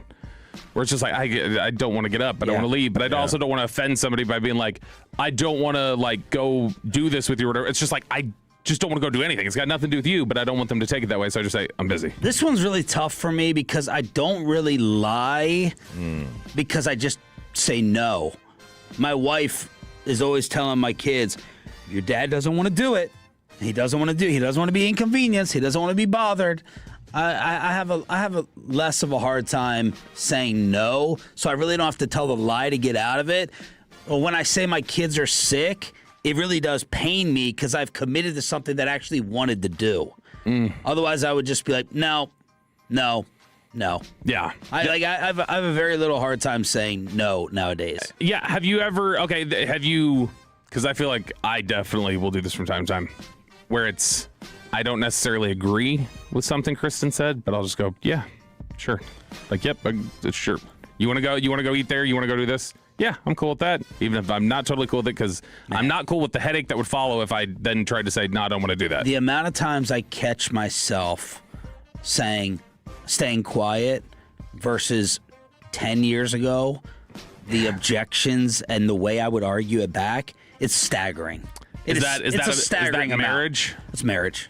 That change it. All right, Peyton, what's your answer for this one? We say, what is a completely harmless lie you tell on a regular basis just to make your life easier? That I don't mind waking up early in the morning for morning drive radio. That I love it. I get used to the time. I get used to getting 4.5 hours of sleep. I love it. That's why I do it for a living. When in reality, I hate every bit of it. But I do it. Over on the fan text. What about when people say who work morning drive, oh, you get used to it. You get used to it. Do you agree with that? No, you're a big fat liar. You can't get used to it. I've tried to do the melatonin at 8 o'clock, get almost 7 hours of sleep. I'm still waking up sleepy. I agree. Yeah, you nap like 4 hours in the afternoon. It's gotten better. We were 2.5 yesterday. A little better. Yeah. It's 2 REM cycles. I used to sleep that long when I first moved here. Like yesterday, I could not wake up from my nap. I was devastated. And then last night, I couldn't sleep. That's the cumulatively, how much do you sleep in 24 hours, probably? I would say 6 hours. I would probably say 7.5. That's pretty good. I saw there was a clip of Sean McVay that's going viral over the weekend of him just saying, like, I used to think it was cool to, like, it was almost like a flex to be like, I'm going to sleep 5 hours or whatever. And he goes, that's become the dumbest S in the world to me. He's like, you can't function in these spaces if you don't I'd sleep. probably say 8.5. Really? That's really good, I'll then. say like 9:30 to 4:50 overnight. Yeah, that's and then maybe like hour and a half. I'm 4 or 5 probably, and I need to. The whole day? I have to get more. I don't get enough. That's why there will be times where then I sleep 13 hours cumulatively in a day because it's just I got to I do sleep long on the weekends. Like on the weekends, I'll be. Yeah, you guys. It's who responds to my messages the most, you think, early on a Saturday morning? I had eggs at 11:30 in the morning. Noon, right? It was noon on Saturday or Sunday. I had my eggs finally. I reply earliest on Saturday because I'm always up by 7:30 because like it gets better. Like Sunday, I might sleep until 8, but like Saturday, usually I'm up by 7 o'clock. It's usually paid. If we don't have the kids, we're sleeping till 10.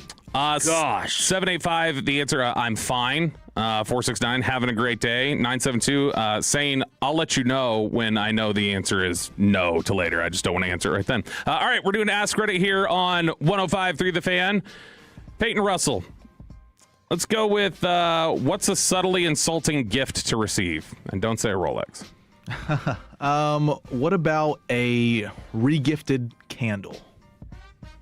Regifted? You know, like it's already used. It's already been used. It's already used. You have it, and then you give back. Like that's insulting. I don't think it's ever happened. Or you never got. Well, okay, maybe not used, but let's say you already got it as a gift, and you're like, I need to give them something around the house. Yeah. You pick up a candle, you put it in a little box, give it back to them.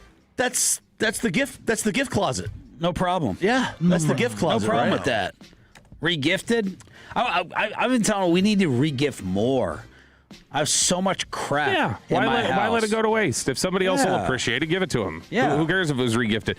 The answer to this is like, whenever you hear about somebody like they got you a gym membership, or like, they got you like something that would have to do with that'd like be really insulting. Something that would have to do with like Here, why don't you fix yourself? Here's your present. Those are like the gym or like I got a bullet. A bullet. Oh God. where it's supposed to be like, not a bullet, but the blender bullet. Oh yeah. Where it's like make some shakes. Yeah, make some shakes. Make some shakes. Now, you never go ahead and give that to someone unless they ask for usually they're asking for a ninja. Right, but I guess they have ninja bullets too. Whatever the one is supposed to be for shakes. Yeah. What about a Roomba? Ooh. How was that received? Was that received okay? I can't remember. It was less than good. It was less than good. She just talked about it the other day with another mom, and I feel like these do-it-yourself vacuums, I haven't heard one success story. Not one. She doesn't use it anymore. We had and one. I hate that she doesn't use it because they're freaking expensive. We had one, and then it ran over Pudge's poop. Pudge pooped in the house and ran over it and just smeared it all across the floor. Well, that's not the vacuum's fault. No. Well, we were at home. And he just pooped on the floor. So is it broken? It's not no broken. One's just gone up in there. We threw it away. We threw it away. Yeah, that's bad. We're like, it's got poop in there. I would say distance golf balls. Oh, you're saying I can't hit the ball far? Distance? I need some rock flights. Are there ones that really will? Yeah. Oh, yeah. They're harder. Are they banned from tournaments? No, you can use them. Just pros won't because you can't work them around the green as well. That's a great answer. And it's like, you said I need an extra 10 yards here, an extra 15 yards. That's pretty good. Some of the answers on the fan text 469: a cheap bottle of cologne. Are you just saying they stink and not willing to spend enough money on it? I disagree. 214, got my wife a vacuum. Yeah. There you go there. And then you've got 214, what's a potty putter? It's where you're sitting on the toilet and you can putt while you're there. Those little miniature golf things. Oh, yeah. That's right. First of all, who's got a bathroom that big? Yeah, right. No kidding. All right, Ask Reddit here on 105.3 The Fan. Shawn Sharif. What are things that upset guys that their girls do, but they would never admit? And here's your chance to admit it. I mean, the timeliness of, being ready on time. But again, and I always have this come up when someone's having a baby and they used to do virtual baby showers and they're like, what's your advice?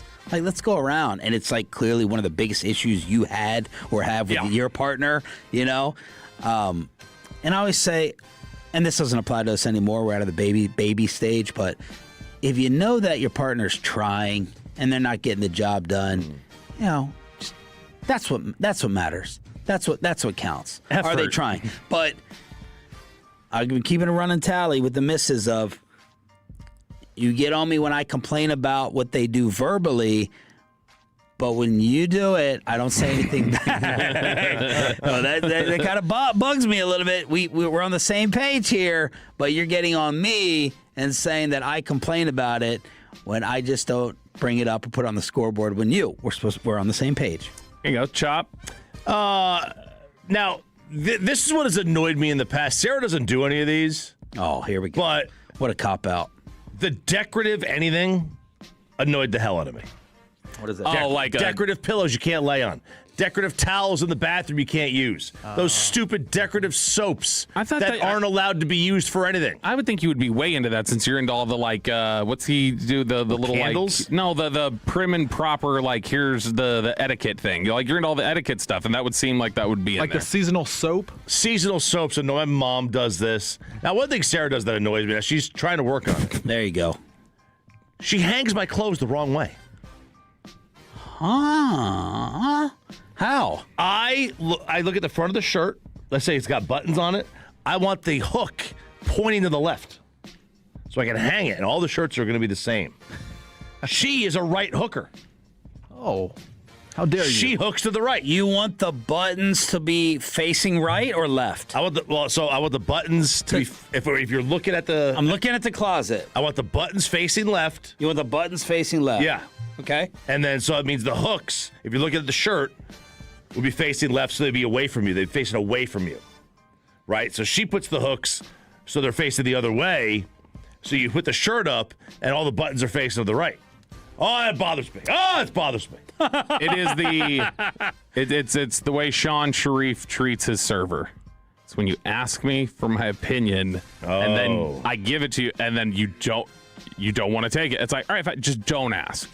I hate that. No, I hate that. No, because it's so consistently. It's they don't look. They look for validation. They do not look for like. There's got to be a success rate on it. My wife gets on me about this all the time too. If I take your opinion 6 out of 10 times, I feel like that's the baseline.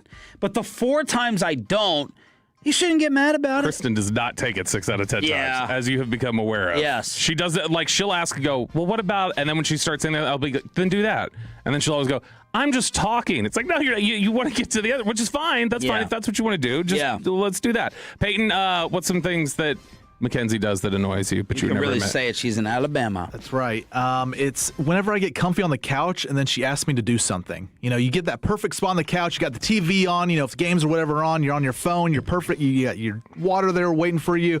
And then she's like, oh, wait, I need you to do something. It's like, dude, I can't do that. I was just up for an hour and a half doing whatever around the house. Like, that's when you ask me. Don't wait till I sit down. Now it's off limits. Ooh, 817, my wife folds my underwear inside out. Drives me crazy. 214, buddy, if she's hanging your clothes, you don't get a chance to complain about That's it. a really good point. We hang both. We hang both. Whoever's first to get to it. My wife, with the dishes, I've never understood this. I always put every dirty dish in the sink. That drives her insane. Drives Sarah nuts, too. They all have to be on the counter, and that, I'm not going to say that drives me insane. Back to the close point. If I'm not messing with them for the majority of the time, I'm not going to complain about it, but I don't understand it. I guess it's like too much clutter for them to work. They need like a clean area in the sink, but if someone came over, women are always terrified if someone comes over and they don't know that my wife has to clean the house for the cleaner that will get randomly here and there. But I'm like, you don't want them coming in with the dishes all on the sink counter. That looks like chaos. Right, it does look like chaos. It's chaos, is the right way to say it. Versus having it in the sink. Mm-hmm. So I've never understood that. I don't have a problem with it, sweetheart. You do it the way you want. 214, talk too much, and 214, being judgmental, always having something to say about somebody. That's what they don't like about their partner. The other thing I've had, it rarely happens, but I would always have to explain to my wife the late night before bed cocktail versus having it before dinner or right after dinner. And that's it. Maybe it's an old thing. I'm like, no, the day is done, and I want to sit in bed. I finally don't have to do anything. The kids are asleep, and I want to have my Aaron Rodgers 2 fingers or, whether it's 1 glass of wine. And she never really understood that. I'm like, no, it's the exhale. It's the exhale. I would rather have that than like right after dinner. Like I'm in bed, and we're coasting home. Yeah. Does that make sense? So you will drink it in bed? Yeah. Oh, wow. I understand the timing of it. Yeah. In bed I don't think I've ever had a drink in bed. No? Mm-hmm. Oh, wow. Oh, I lay down and put it to the table to the right. No, I mean, it's functional. I just don't think I've ever love done it, but I've definitely done it. Yeah, I don't love it. I just don't have a coaster in there. Oh, you Kenny? Yeah. All right, Ask Reddit. Too decorative. We'll finish it up at 9:40 with the KNC Masterpiece. The Cowboy Whisperer has just dropped his brand new mock draft. What are the Cowboys doing at 12-20? Mel Kiper tells us next. After we get you over to QC Kinetics, get you healthy and keep you healthy.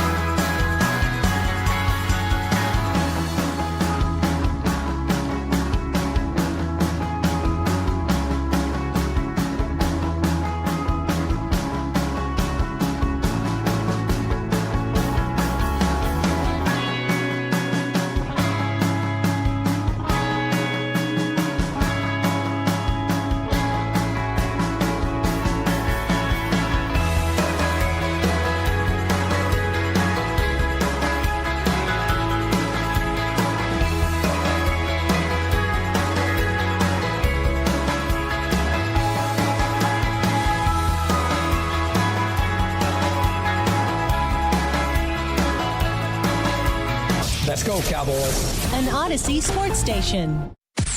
Driven by our D&M Leasing Studios. This is Shawn and RJ on 105.3 The Fan.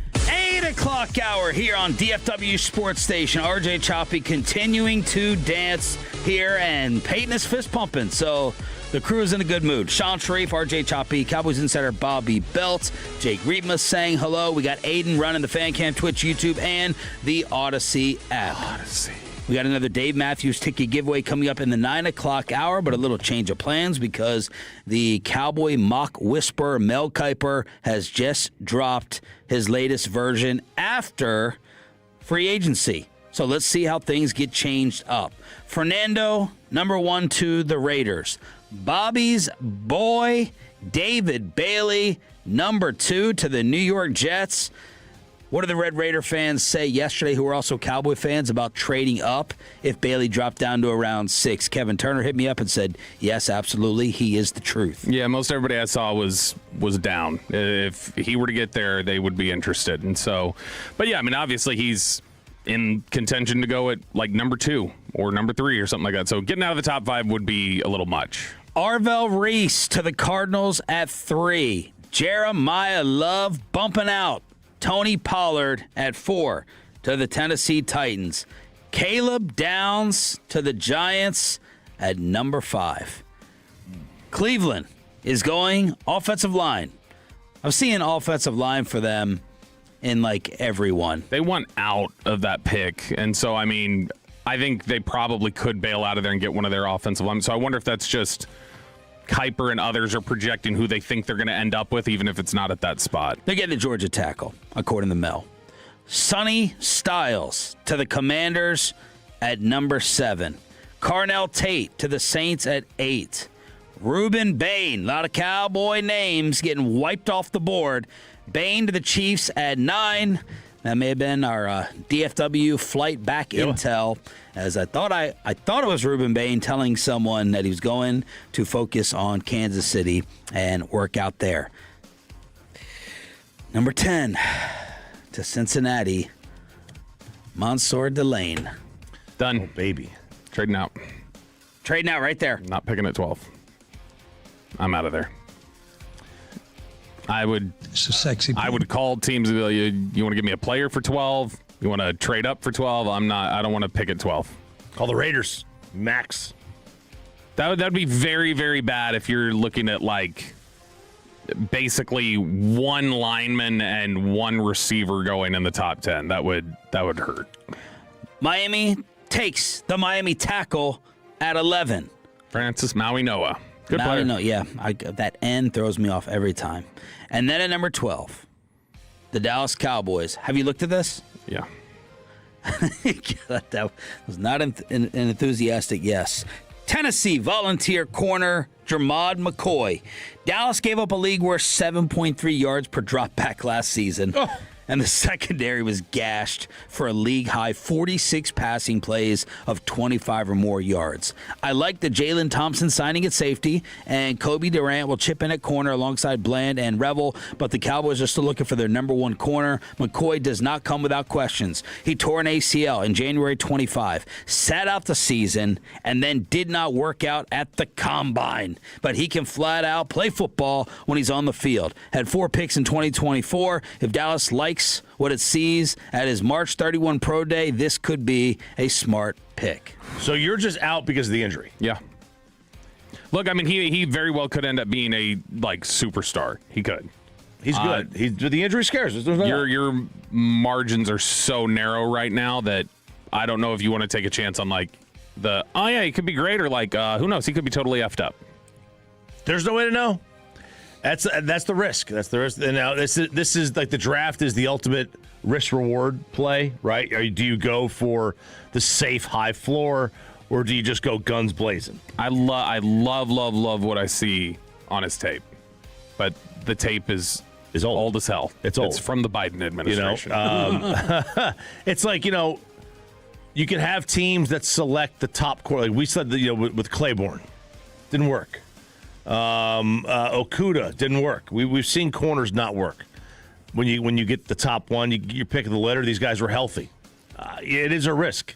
because you just can't translate the position. It's just very, You watched him there. Give us the Vols breakdown. Player. He's a really good player. He's got ball skills. I mean, he can lock you down. He's not like, I didn't remember him being a major risk taker, but he still was able to, to get some interceptions. He's really, really good. I think if you get him and he's healthy, you got to steal, because he is that. I mean, if he played last year and he played to the same level or a little bit better as he did the previous year, he's not available at 12. You like him that much? Top 5. You like him that much more than Hood? He's bigger. I don't know how much bigger. Maybe he's longer. He's not stouter like Hood's stout. Hood's big guy. Yeah, I do. I think Colton Hood's really good too.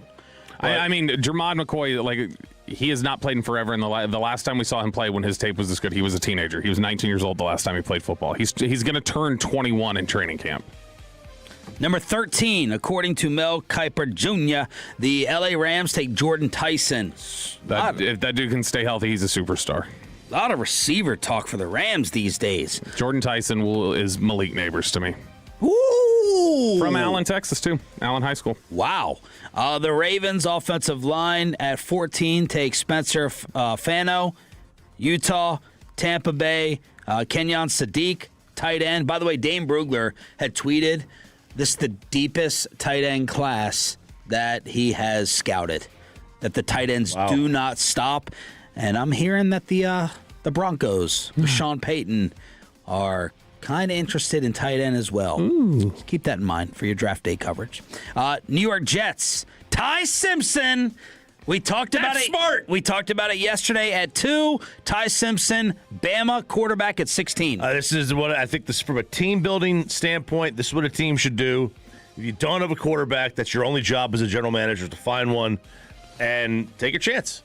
Take your chance and get one. If Ty Simpson doesn't work, Arch Manning's there next year. Just do the old Arizona Cardinals and move on from 1 year. But you get your top. You get Bailey at 2. If you have 2 first-round draft picks and you don't have the answer, you have to take a quarterback with one of them. We're back to making Arch the number 1 pick. Yeah. off of one bowl game, off of Michigan. And the second half of A&M, he played really well. 17, Caden Proctor, Bama tackle to the Lions. The Vikings take Dylan Thieneman, Oregon safety at 18. At 19, McNeil Warren, safety from Toledo. How about that? Back-to-back safeties. Yeah, I don't love him. And then at 20, Dallas Cowboys take C.J. Allen, Georgia linebacker. Bobby's head nodded negatively. Let me get the write-up. It'd be wise for the Cowboys to double-dip on defense. They gave up 6 point, whatever. We already know that, Mel. Allen can play all 3 downs as he can drop in coverage, run down ball carriers, and even blitz. He had 97 tackles last season for the Bulldogs, showcasing tremendous read and react skills. I like him a lot. He's not like a top-tier athlete at linebacker, and I think there are some questions maybe for some teams. I don't know if Dallas would be included in this, but I think there's just some questions for people about some of his long-term health with the knee. And so, again, that'd be 2 guys you're getting who maybe have questions about their knees on defense, and I thought we weren't doing that anymore. The thing that makes me feel good about this, because Kiper has nailed a couple of these picks before, is that Kiper has not just stuck with these picks. This is like he's changed them a few different times. Oh, man. So that makes me feel a little bit better about it. But, yeah, that would be That's what I was going to ask. Let's say the next 2 months, because he does 1 a week, right? No. He does 1 a month, maybe. Oh, okay. Yeah. Look, Allen at 20 that's good value to me. I think he's a good player. It's just if there's questions that Jermod McCoy is a good player. If there's questions about both of them getting hurt, I don't think I want to mess with that. But if the next one he throws out there, because he'll throw another one out there before the draft, has these same 2 guys. Yeah, if this is becomes his norm, that'll be a little unsettling. Yesterday we were positive that another mock had a lot of offensive players taken. We were a little bit more pessimistic, talking about the needs versus the way it would actually play out. So Brugler, this is February 11th, all right? His top 100 broken down by position. There were 17 wide receivers, There were 16 edges. There were 13 corners. And again, we want more offensive players, at least for the first round. There's 9 defensive tackles. Linebacker and offensive tackle both had 7 amongst his top 100. Guard and what is SAF? Safety. Oh, geez. What the heck? Why not just do SF, Dane? What the heck? Guard and safety at 5. Tight end 3. Quarterback and running back 2. So just keep that in mind. The strongest position groups, at least for round 1, as it applies to the Cowboys at 12 and 20. Wide receiver and edge leading the way in double digits. Yeah, and I mean, the problem is wide receiver is so deep, and yet, like what, we just ran through that mock, and ahead of you, there was 1. Yeah. 1 came off the... I wish Mekhi Lemon could have just said yes, sir, on a couple of things. Instead of I'm like, I just think, it would be so much better if we could get him in the top 10. He was the Ramsey. Yeah, why'd you have to go just get through 15 minutes of What are you referring interviews? to? Talking about the Mekhi Lemon, him being weird at the combine, like we had talked about. Well, that was at the podium. Did you hear even more things? Yeah, no. In the interviews? People said he was weird in the interviews. People said he was during the workouts, he just was not following instruction very clearly. And so, yeah, I saw him run. Apparently he didn't listen to the instruction on how hard to go during a go route. Yeah, they said to run 75% speed, and I think he ran about as fast as probably I could if I was jogging. It was he did not look like he was interested in giving much effort. So that's concerning to me. That if he would have been, because people really like him, they think he's a really talented player. And Broadus, I think, had asked some people around the league about him. They were told he doesn't bug me. He's a good player. And so maybe somebody likes him ahead of you, but it'd be really nice if you could get Tate and Lemon and Tyson ahead of you. I get it. I think a lot of the interviews are stupid a lot of times, and we go too much. But could you imagine showing up to a job interview and taking an approach I don't care? Some of these guys do. They're showing up in sweatpants and 30 minutes late about a phone call.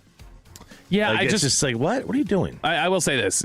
I'm sure there have been some. I'm not recalling them off the top of my head. I know you say you think the interview process is dumb. I don't remember a whole bunch of guys just being awful interviews at the combine, or you hearing about man, this is not good, and it ending up working out for them in the NFL. Pretty consistently. There have been some exceptions, but pretty consistently it doesn't work out. 0 for 2 in DFW last night. We'll take you through the Stars finally getting stopped, Cooper Flag and the Mavs as well, and below the belt at 8:40 here on DFW Sports Station. Thanks for being a Tolo with Shawn and RJ. But you want to switch over to Base Power? Why not? Save money on your energy costs.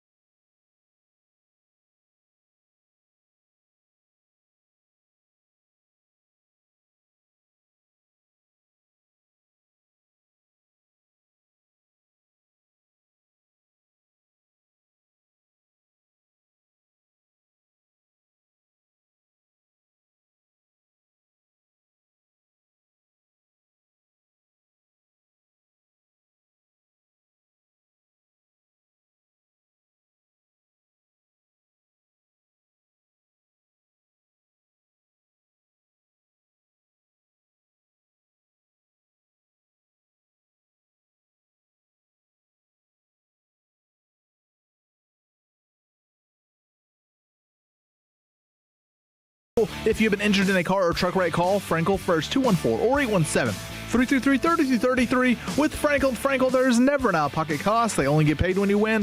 Frankel & Frankel, the go-to car and truck attorneys in Dallas. Steele gets it across and denied. Yamamoto, unbelievable read. 2-on-1 the other way. Yamamoto to the front. He scores! And a backhand beauty. Kyler Yamamoto. And the look says it all. 4-2 Utah. Mammoth Television with the call. Metroplex goes 1 for 2 last night. The Stars. That's their sound. The Mammoth. Yes. You brought up the dinosaur documentary with Morgan Freeman. I watched all of it with Ollie. You did? Yeah. Okay, And, so we want to watch it kind of a different way than that with kids, but that's okay. Yeah. Oh, okay. Yeah. No, you don't know how he parents his kids. He could have watched it the same way. And it's the dinosaur, those calls, man. Is one goes up to the top of the mountain to sing, and the other dinosaurs knew what time it was. So did you like it? Really? Like if Ollie wasn't with you, if it was just you watching it, did you like it? Yeah, I liked it. I thought it was a little, at times I thought it was going to be a little bit too intense for a 5-year-old to be watching because, they are eating other dinosaurs and, it's not too gory, like ripping them to shreds, but he loves dinosaurs. So watching it with him, he was fine. I just turned it on. I started watching a very little bit of it. There was a kid's Jurassic Park that was like cartoony and much scarier and much worse. I was like, Camp Cretaceous? I shut it off. I don't know. I was like, this is ridiculous. No, so when I started the dinosaurs documentary, I'm interested. I couldn't.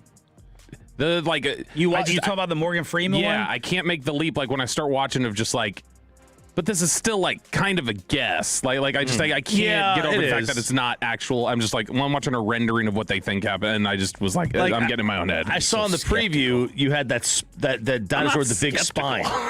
That's like the definition of skeptical. If I watch Planet Earth, I'm watching here's the video footage of it. I know what they're doing. Where it's like I just can't help but go at the end of the day, I'm still technically watching a fictional program. Don't allow your skepticism to ruin it. But I can't see a fictional documentary. It's not like I'm against the idea of this is probably what happened. It's just this isn't even real footage. It just seems kind of odd to me. Yeah, I get it. It's like that one with the spine, the fin. I thought that was just made up for Jurassic World 2. With Vince Vaughn. But the lizards, man. The lizards ran before. Oh, yeah, it was the lizards' world. I can't wait to watch this. I'm a big Komodo. I love watching Komodo dragon videos. Now, I hate that what they do is, because I don't even know what they do.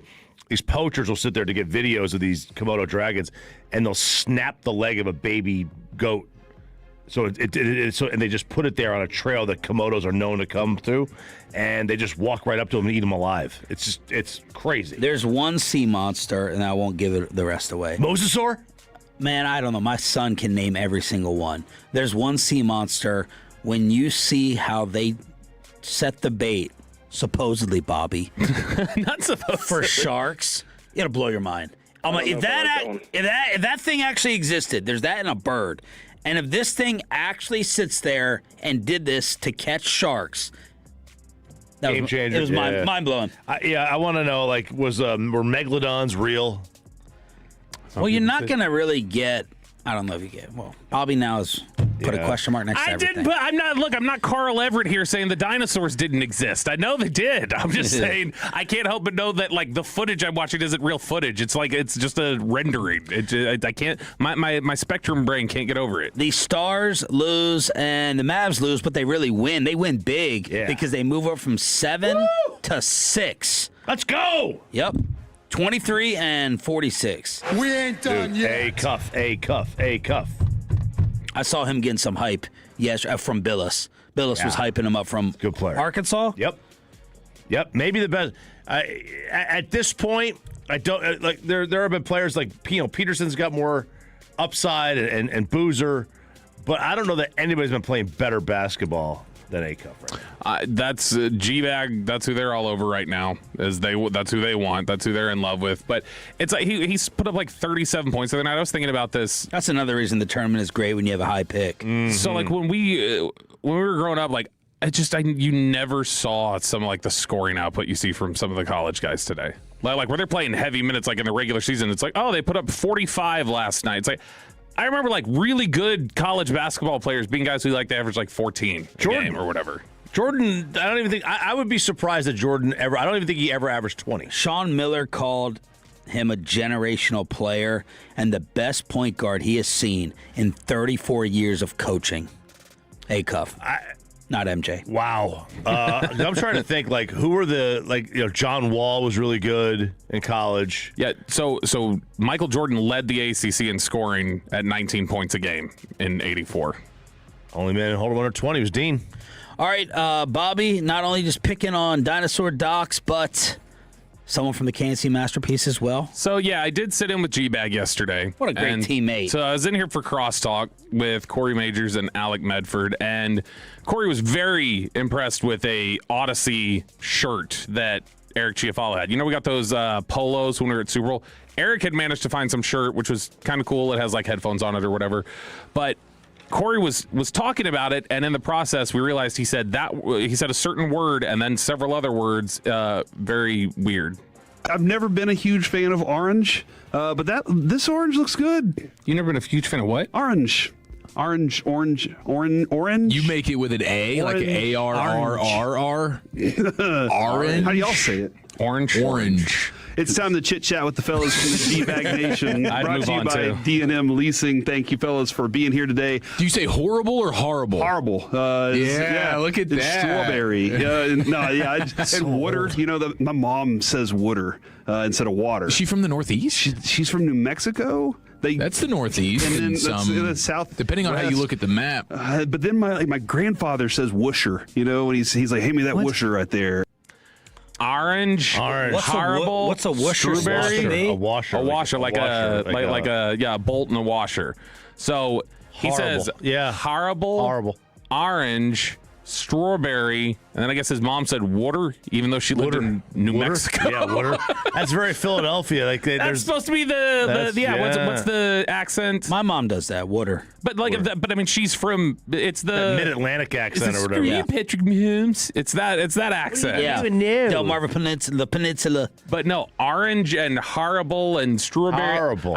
Sometimes I can't tell though if Corey's just doing a bit. Right. Where like horrible sounds very nasally Northeast. I feel like I would have heard him say these things before, and I would have been like, "What?" Because it caught my attention yesterday. Orange is definitely Northeast. You've also been picking on Peyton unbeknownst to you, Pepe. I do it to him all the time. Picking on you in here with a Franklin Franco read. Oh, I know. I say it to him all the time. He says Truckek.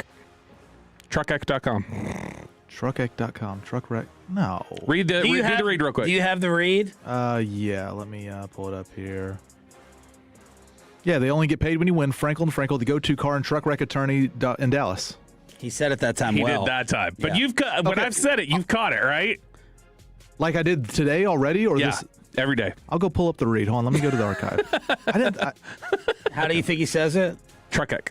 Truckek. Truckek.com. Truckek.com. So there it is. Bobby picking on everyone else's grammar up here.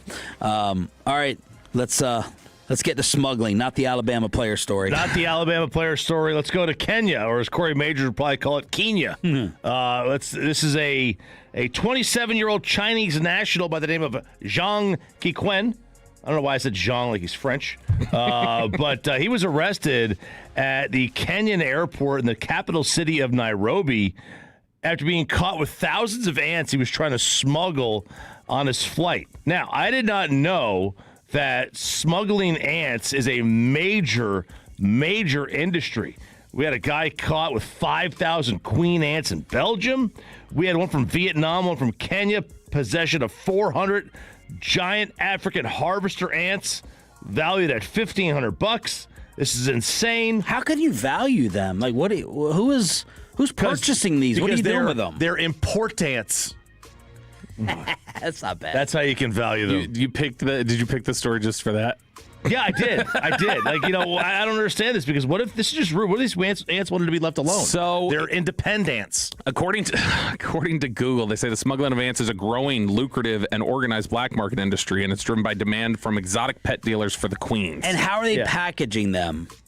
Like, are they all in plastic and then in the suitcase? They're in little. Okay, so you know how like you get like a pill that's got the powder pill, the capsule, and the capsule, and you can put the capsules together. They're in there.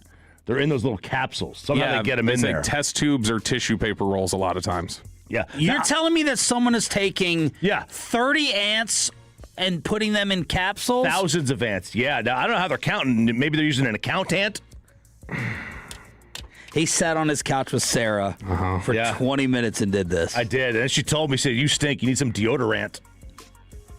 Oh, Corey Majors is thankfully on the hotline right here on Shawn and RJ 105.3 The Fan. I'm being an ant agonizer. He's missing Kevin's dad jokes that I heard yesterday them talk about. So. Abe Lexi, there we go. Good morning, Corey. Yeah, don't, I'm just brilliant. All right.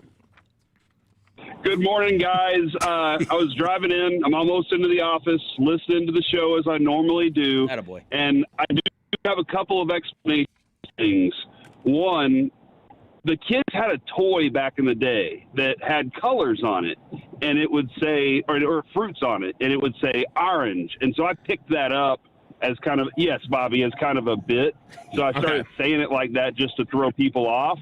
And it caught you guys' attention. So there you go. And it also did, the girl goes strawberry, and I was like, this she's from New York or something. Oh. That being said, Peyton this morning didn't even say Trekkick.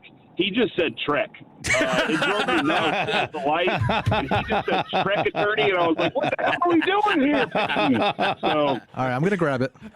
Franklin's going to have to buy another website for Peyton's reads, just in case anyone goes there. Trek.com. Yeah, see, and I know Corey's mentioned this too before. Later. Thank you, brother. Corey's mentioned that too before, that he will say Trekek. Have you gotten a read that you've done this morning? Versus doctored one, or you really weren't going to look it up? I haven't done it because Corey was on the phone, but I'll find one. All right. So there it is. You want to talk about nudes? Yep. All right, let's talk about nudes. Baby, let's go. So we've lamented AI a little bit and talked about. I need it for this bracket fill out. I'm gonna key the stuff in when I go home you today. can do it? Yeah. I'll send you $35. And I'm gonna see if it'll kick it back out. I think it should. So we've always talked about hey, it's going to be concerning. One day we're not going to be able to tell what's real and what's fake in terms of images. Now we've got a different problem. New research is out saying that people definitely can tell the difference between real and AI-generated images of nudes.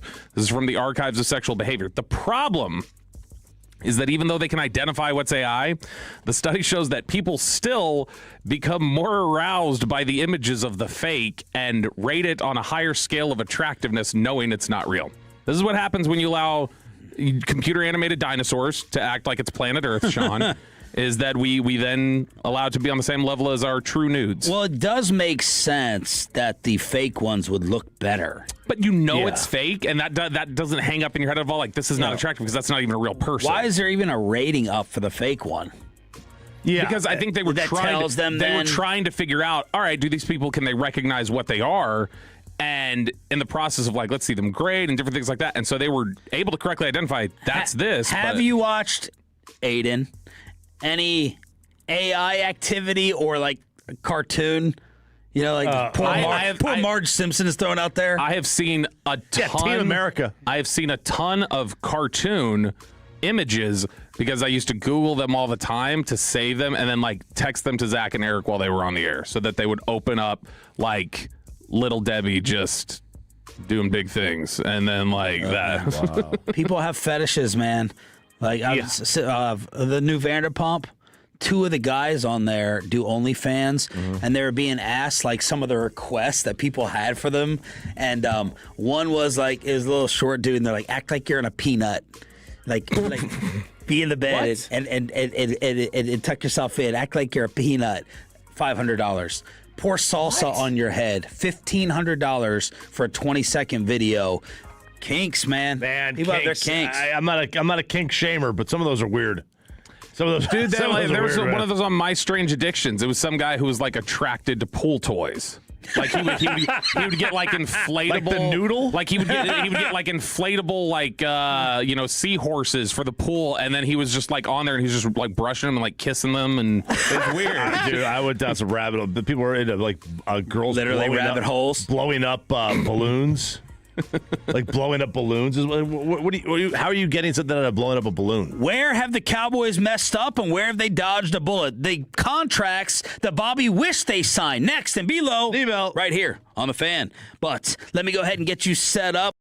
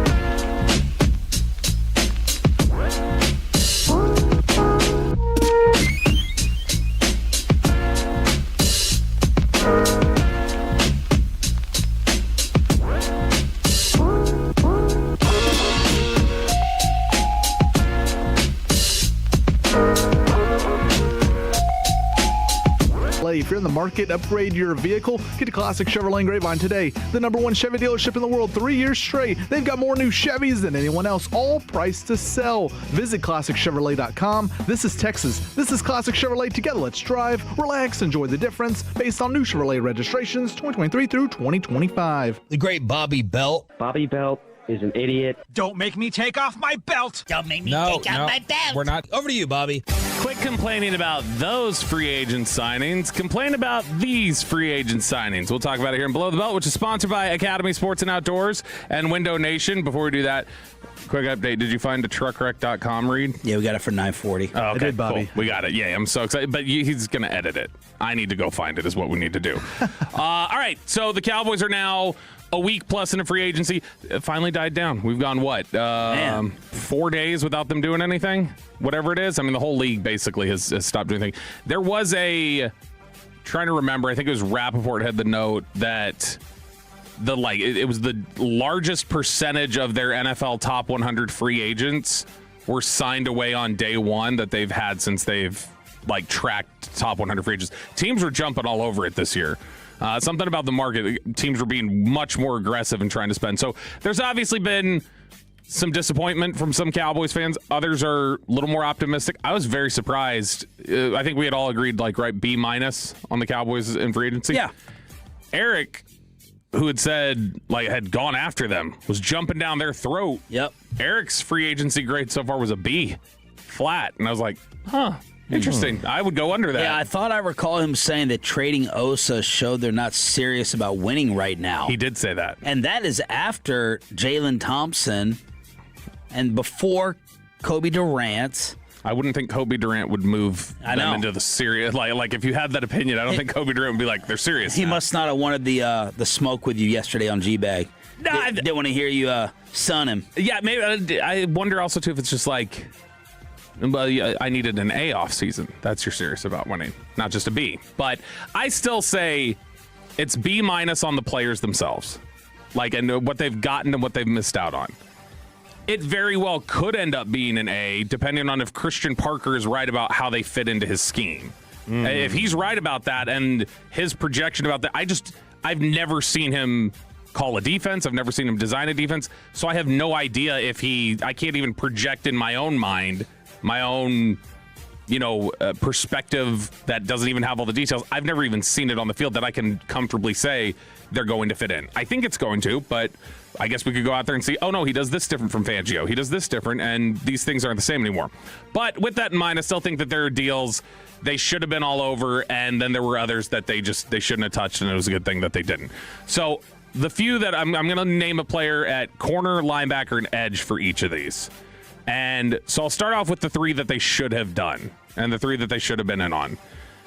The one that I've got the most trouble, and I just keep banging my head against the wall trying to figure out why didn't they do this? Why were they not in on it? Do they know something medically that I don't? Does the league know something about this guy that they were willing to pay him less than every other guy who signed to this position? Leo Chenal getting 3 years for almost $25 million with the Commanders is such a, to me, ridiculously good signing by the Commander. Leo Chenal to me I was thinking that could be a $10 million a year linebacker because he's, I think, really just about everything you look for in the position, like an old school throwback linebacker who can do, a lot of different things for you in coverage, against the run, super instincts. I looked at that one. All right, that's a complete fit for everything Christian Parker wanted. And he sat on the market for a few days and ends up signing for $8 million, which was significantly less than some linebackers I don't think are as good. The Chiefs lost him too. Yeah. Chiefs didn't seem to have interest in re-signing him, and the rest of the league didn't go after him. So maybe there's something medically off there with him. But the fact that he goes for that, I think that's a deal. The Raiders getting Eric Stokes. Now, you always got to be careful when it's a re-signing. Because when it's a re-signing, you have no idea. The team may have had an advantage. They got a chance to do some groundwork probably leading up to it. Maybe they got close, and Stokes went pretty quick on the free agent market. But for somebody who, former first-round pick, who was kind of down and out, had struggled a little bit, and then was able to really bounce back and play pretty well for the Raiders, in a market where corner is, everybody's looking for the next one, $10 million on a 3-year deal, like a $10 million a season deal, I'll take that every day, especially for a guy who's still young and a guy they liked previously coming out of the draft. And then the one that I understand why it didn't happen at the time, given the money where they were at in terms of flipping switches and different things. But still, I think Boye Mafe for $20 million a year after what he had shown in Seattle. Now, he was coming off of a 2-sack season, which is not super impressive, but he had shown himself to be a really well-rounded edge player. Would you rather sign Mafe for 20 per or the Gary deal? The Gary at 16, probably with the trade with the fourth. Yeah, probably the fourth, right? Yes. Yeah. Probably they're close. Probably I would say probably Boye Mafe is where I would go. But I mean, Gary is it's mainly the tiebreaker there is you gave up a fourth for it. Yeah. Because to me it's like Boye Mafe's younger. I think that he's really solid. I think that they're close as players. But a lot of the data out there would say that Rashawn Gary is better. Like that more established. That expected points that we were talking about last week with Rashawn Gary, where he added 10.6 to the Cowboys season. Boye Mafe had added 2.7 to Cincinnati. I think it was not much. So I know there's some analytics people who'd say that he's not in the same category as Rashawn Gary, but I think he's a good player. Now, the guys they should not have touched, and I think some Cowboys fan out there complained about all these. I think technically I complained about one of these too, but it was more from a perspective of what the Cowboys had said they were going to do. So the first one that I'll knock off is Nakobe Dean.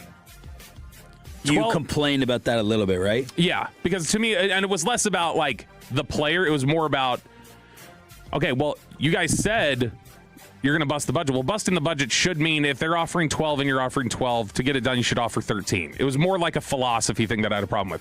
When we, day after the season, we're talking about, here are the guys that are targets at each position, here are the guys that wouldn't sign. The one guy I had underlined that we talked about on the air was Nakobe Dean is small, he's slow, and he gets hurt a lot. Yeah. Like, those are all bad checks in his favor. Now, that was before they hired Christian Parker, and Christian Parker being here, absolutely, it's nice to have somebody here who understands what they're doing. That can help. But I think Nakobe Dean, in general, just in a vacuum, 3 for 36, I would not touch that. This was one that I know we talked about a little bit and gone into detail why. Reek Woolen getting, it's just $12 million a year, could be up to 15. I think people would have been blown away at how bad he would have been here. Oh, God.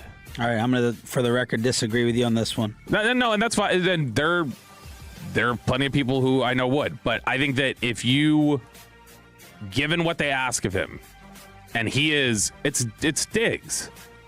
Where Diggs goes, I got to play in man. I got to play in man. I got to play. That Reek Woolen needs to play in man coverage. That's what he's got to do. And they're not going to play a whole bunch of just straight up man. Now, when you're talking about if they had the luxury Philly does of just, hey, we've got guys we're pretty confident with already. We're just going to pay him to be a third corner and then use him in these specific situations because we can afford to do that. Because just align that with Christian Parker coming from Fangio. Well, Fangio's defense went and got him. Right. They can choose. They can pick and choose when to use him in those specific situations, though. Like they can. Well, why can't Christian Parker? Because if you're signing Reek Woolen here, you can't afford to give $12 million of your budget for somebody who's supposed to be a full-time player. Reek Woolen's not going to be a full-time player for them. And so because of that, they're able to have a little bit more luxury of, all right, we can pick and choose our spots here a little bit with him. He's somebody who, when I started asking around about him, the word I had heard out of Seattle was like, good riddance. Like, don't need him. And Mike McDonald had benched him during the year. It was like, yeah, we've had enough of this. And then the other one that I would not have signed, I wouldn't have touched before I'm curious to turn it over to you guys of what's like a deal that happened this offseason that you're like, I just wish they would have done that. Jalen Phillips. I know there were Cowboys fans that were like, oh, Jalen Phillips is really good. I had 2 people jump in my mentions and say, I would have paid Jalen Phillips. So I cannot begin to describe how sick I would have felt if they would have signed Jalen Phillips for $30 million and guaranteed the first 3 years. Not because he's not talented, but because it's not always consistent. And even though he's young and everything's great, I think that's a guy that's going to retire by the time he's probably 30. Retire for a second time. He's not physically going to hold up because his entire history says he doesn't physically hold up. And so I don't know that I would ever say I'm going to be willing to sink 3 years of guaranteed payments into Jalen Phillips. So those are the ones I'm looking at. Who are the guys that you guys during this offseason have been like, they should have done that? Jump in on that. That should have been a player they gone after. Obviously, I would have loved to have them to jump in on one of the Kansas City guys that went to the Rams. Well, you had to trade for McDuffie. Right. Watson's deal, I could have thrown that one in there, too. I can't believe Watson got paid less than Paulson Adebo to go to the Giants. Watson was really good last year. I have no idea how he only went for 17.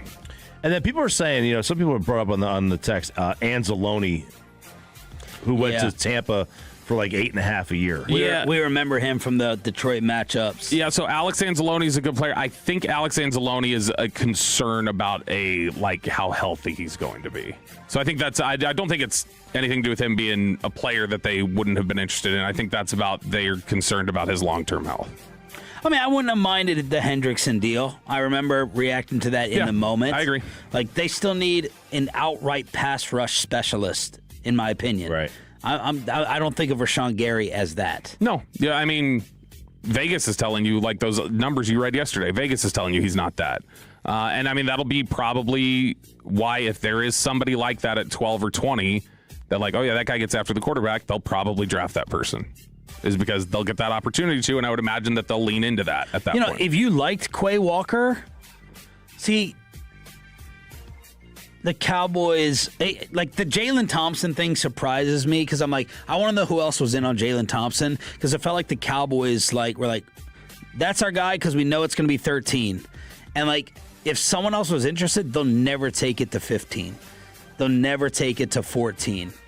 And I saw this D Magazine video circulating yesterday where they were like, think of the Cowboys' first offer to free agents. Their first offer to their own. Mm-hmm. And part of it's negotiating, but very few times does it feel like, boom, bam, done. The Cowboys made a fair offer. No, it's got to be this game of insult of 5 below, and then you ask 5 above, and then we meet at 3.5. So, their brain is programmed to always undercut. And that's with your own guys. So now you're out there in the land of free agency where you're not going to be able to save and skimp. Right. And I just think it's an opposite match for them. They shop we've made this analogy before, but they shop like people shop for used cars.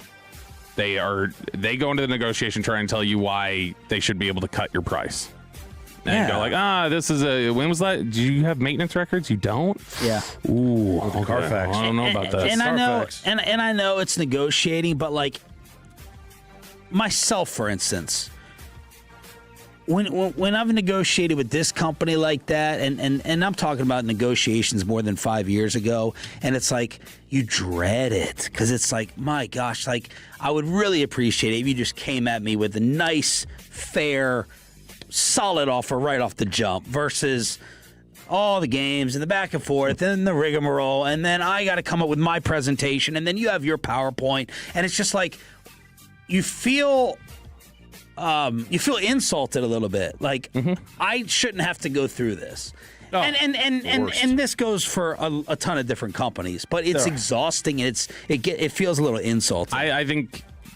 I think that they've done better this offseason to be more aggressive, but they 100% inside their building and outside their building have offended people with their offers and driven them off before. Have we seen the death of Backyard Sports. Final hour with the Dave Matthews ticket giveaway after this. After we get you over to Base Power,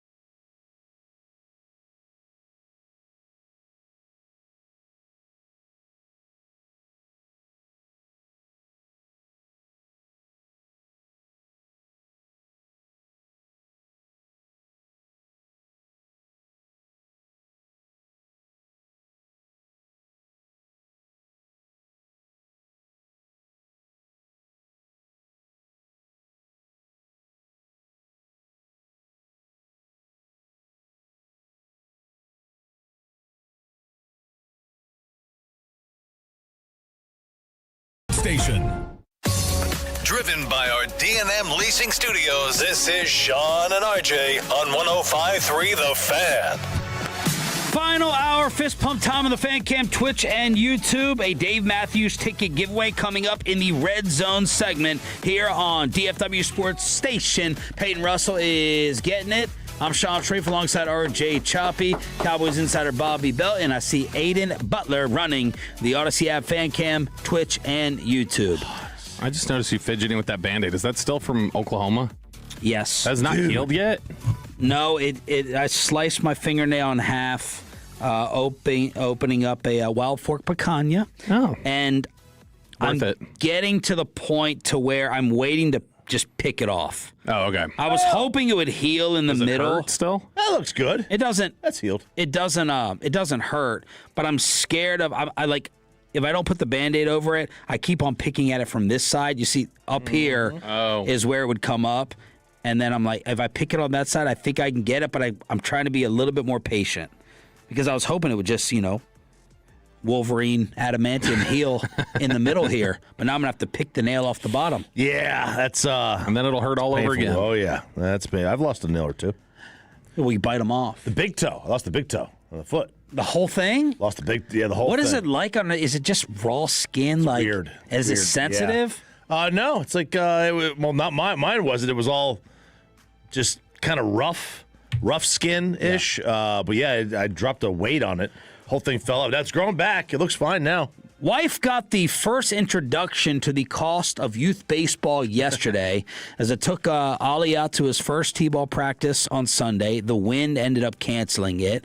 But I saw these kids come out there with their little damn backpacks, and I'm like, oh, that looks like a baseball bag. Oh, yeah. I know that's going to have to be bought. And then they're like, we want everyone to have a their own bat. And I was like, hey, when I played, the coaches had like 4 or 5 random bats that we all bag used. Of bats, yeah. And then I go home and... Yeah, we used to have a bag of helmets, but now they can't do that because it's a lice thing. Really? Got to have your own helmet. Yeah, I go home and there's a helmet in the living room. That's that'll run you $40 to $60, depending on how cheap you want to go. Every piece of equipment was $40 to $60. And I said, I hope you didn't get batting gloves. He doesn't need batting gloves. And she's like, yeah, no, they didn't have the size. But she would have. He's an accessory kid. He could just use yours. So helmet, cleats, bat, glove. 5 years old. Yep. You don't need to go. You don't need to go all in on the bat yet. I mean, you can buy one. You buy a cheap one, buy a used one, whatever. But they have cheap bats for kids, like little kids. You don't really need a good bat for. How old is he? 5? Yeah. Yeah. You're a couple years away. Well, whatever the ice cream bat costs. I looked at her. Seen that? I said, I appreciate you going and getting the stuff, so I don't have to go to the store. But I really wish you would have consulted me before you let him get an ice cream bat. And she's like, well, he likes colors, okay? That's what he likes. So I kept my mouth shut. She goes, I knew you would not be happy about that. They have a lot of kids that have the ice cream. Yeah, and they're probably the 9-hitter. No, yeah, no, they've got the ice cream sliding mitt. So I just get these sliding mitts, and it looks like an ice cream cone. Yeah. And the gloves that are the ice cream gloves. That's a popular brand with the. I don't remember what brand it's called, but it's a popular one with the kids. Well, the Tolos responded. Brent, oh yeah, $500 bats and $100 Bruce Bolt gloves coming right up. So glad that my kid chose NFL flag football and club soccer instead. Robert, keep him away from hockey. Blumenthal weighing in. Go to Play It Again Sports in Plano, all pre-owned. Someone sent me a 20% or $20 off from Dick's, I think. You ain't seen nothing yet, Robert McEwen. Just wait till that first summer tourney in Martha's Vineyard. Wait till travel ball. You just wait. My oldest played for 15 years from T. Rainey. First tournament last weekend, 111 miles away from the house.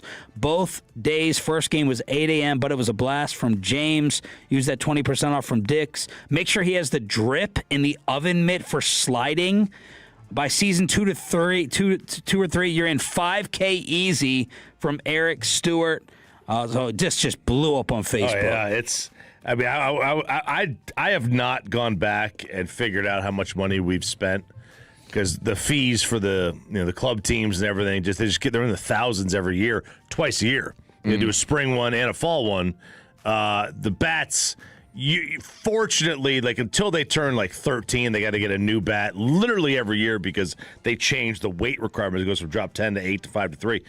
But you can get away. You get away with it, early on without getting a new bat every year. But after a while, man, it's amazing how much parents want to keep up with the other parents. It's not like they're not getting the bat for their kid. They're getting the bat to compete with the other parents. Wow. So why death to backyard sports, Bob? So the sociology department at the Ohio State University did a research study on youth sports and involvement and how much the backyard pickup games are still there. Because, look, The Sandlot, like everybody remembers that movie of just like, the backyard games of baseball. Everybody grew up playing backyard kickball. You'd go outside, you'd play basketball in somebody's driveway, whatever else. Like that is just a common staple of childhood in the United States until recently, apparently. They have found over at Ohio State that pickup basketball and neighborhood kickball are much less common now than for generations past, giving way to more organized and formal youth sports intended to help kids get ahead, a new study suggests.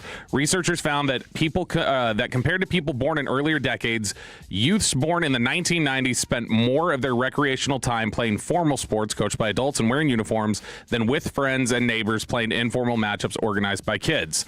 The researcher here, Chris Noster, had said, overall, there's been a pretty healthy mix across generations and among our respondents in playing both informal and formally organized sports, both in general and in the sport one played the most. All right, so they're not bailing on sports. They're just moving on to more organized sports. They're bailing on backyard games. They're bailing on neighborhood games. Those just don't really exist anymore. That's where the fun comes from. That's where you make up your own rules. So you lower the hoop. You start dunking on people. They said, like you were talking about in terms of the cost, that it is like because the death of the backyard games and people are going to these specialized things. It's also become a almost like privileged opportunity to play sports. Like now your parents got to have the money to be able to spend on you to be able to do these sort of things. They say informal play now makes up less than 25% of total sports participation for most kids. They said that parents are heavily invested in youth sports, about $1,500 per year per child, often underestimating additional travel and time costs. The push toward early specialization and structured training is driven by the belief it leads to elite success, but all the available evidence we have says that assumption is completely unclear. They said that informal sports may be just as important or potentially more for long-term development, fostering creativity, passion, and sustained participation. So they said one of the big things here that can also complicate it is, like you were mentioning, you're competing with the parents, and it becomes almost like a competitive parent participation rather than anything they're wanting to do themselves. But this is sad to me. Yeah, you said less than 25% of kids' sports participation is backyard games with their friends. I would say, and I would say it was easily 50-50. That's all we used to do growing up. At least 50-50 for me. All we used to do growing up was play kickball. That was it. Like it was neighborhood kickball. Kickball's amazing. Yeah, it was great. Fun. We would play neighborhood kickball games all the time. Even whatever the game is, it was. I think it was 4 squares, but I think they do it now with like a little trampoline where you throw it on. Spike ball now. I think it's spike ball now. Something like that. Wasn't doing 4 square, but there were squares on the ground. It was fun. Backyard football, backyard basketball, home run derby. Whatever. You're making up rules. We're smearing things. It just can't say it's a different game anymore. But it's a different world. They said they've seen There's a lot also of... no backyards anymore. Nobody has a backyard here except for Sean. Norway. The entire building, he's the only one that has a backyard. I don't have a stitch of grass in my backyard. I have more of a backyard than you do. Peyton, you have a little backyard? Big backyard? Yeah, it goes around the house too, so I count that as the backyard. But yeah, I got a backyard. You can throw the football around. Could you go play a little home run derby back there, or too small? You could. We had derby in the backyard. It was great. Get a tennis ball. You couldn't even reach the woods. Do kids play wiffle ball? Dude, yeah, they do. They do play loved wiffle ball. it. Yeah, wiffle ball, the jumping over the fence to grab the ball and throw it back before the neighbor actually sees you jump into their backyard. It was a great time. Norway years ago started pushing like it was a country societal initiative where they were trying to get kids more involved in playing like casual sports, like with each other in their neighborhoods and different things like that. They say that a broader participation base and encouraging more casual play, they believe will produce better long-term athletic outcomes as we've seen in countries like Norway. Norway has had better success with like athletic, like general health of the population and athletic participation, different things like that. So this is basically saying that the just pure joy and completely unadulterated, untainted joy of sports as a kid has effectively been ruined by sports parents that have wanted to turn their kid into Tiger Woods. Yeah, and the other day while taking the kids for a walk, I'm getting Ollie on the training wheels and the bike and all that, and these kids just blow by with their electric. Oh, the electric bikes, electric scooters. And I'm almost like, it felt so wrong to me. It's so wrong. It is so wrong. Like, it's cool and hoverboards and all that stuff, but I'm like, man, they're not even pedaling. They're not even pedaling. Yeah. They're not even pedaling. My kid wants, can I get an e-bike? No, pedal. Yeah. And it's funny, but for me. How old do we sound? Compare this to how your parents sounded, and we're like, yeah, you sound old. I love the electric scooters. We love to ride them in Indy. Yeah, I'm trying those things, those Lime scooters. That to me, you're just trying to get around. That's a get around. That's a little different. That's a convenience. But yeah, in terms of just I don't know, I know it is funny, what we're describing here, and I think y'all both would still say this. I'm not saying that I'm the only one to say this, but it is genuinely sad to me though sometimes when I see it. It is. Where it's just that was so much of what I enjoyed about being a kid. Yeah, I would just tell Mom. It's just different. We lived out in the country, no kids around, no neighbors. Right. That part sucked. Mom's listening right now. She said my grandson deserves the best. Okay, but not ice cream bat, Ma. I don't need ice cream on there. But I'd be like, all right, you drop me in town. There's one basketball court in the middle of town, and then you pick me up three hours later. And that was what I wanted to do on Saturday. Yeah, I go to the Y. We all had our own YMCA teams that we drafted. Super Bowl every year. Everyone came to my house, and we had the big football game. City kids and the country kids. It is. I do get annoyed. My youngest is like, "Can you drop me off at the rec to go play basketball?" I'm like, "Yeah, it's annoying. It's 30 minutes away, but I'll go do it." You want to go play? Yeah, you should love the other day that he wanted in the windstorm, not the brightest, but he's like, "Yeah, I want to go outside and find me He's deciding colleges based upon pickup games. Yeah, and he was like, he starts asking me about all these colleges. He goes, "You think I can get a good game of pickup there if I go there?" I'm like, "Yeah, man, I think you get a game of pickup basketball. That's nice. At any place." Over on the Frankel Injury Attorneys fan text 817. Growing up, I was the one who got back our games together, calling house phones, let them know time and place, whether it was someone's backyard, cow pasture, or actual ball fields. Those were the best memories. 972. We played pickup football in random empty lots. That was what Christian Parker. That was the reference Christian Parker made. Rolling the ball out in the Whataburger parking lot, whether we're going to play 7-on-7 there. And new research is saying that for this generation, that's slowly dying and just not going to. It may not exist if we don't start tilting it more that direction. Why Max Crosby may be waving goodbye to the Cowboys and everybody else. It's part of the Red Zone, and we have to have a little college football battle as well, along with that Dave Matthews ticket giveaway next. After we get you over to Just Love Coffee. It's spring break. It's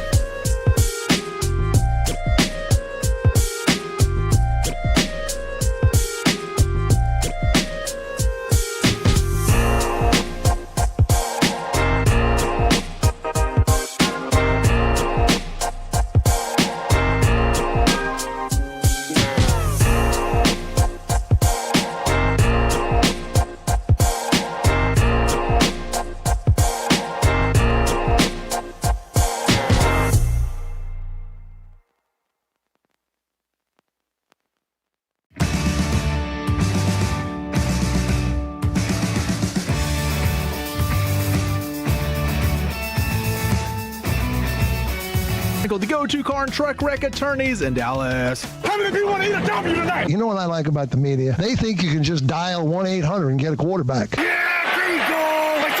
We'll finish up Ask Reddit. Oh, baby. With the KNC Masterpiece at 9:40 this morning. But right now, as promised, let's hook you up for listening in the 9 o'clock hour.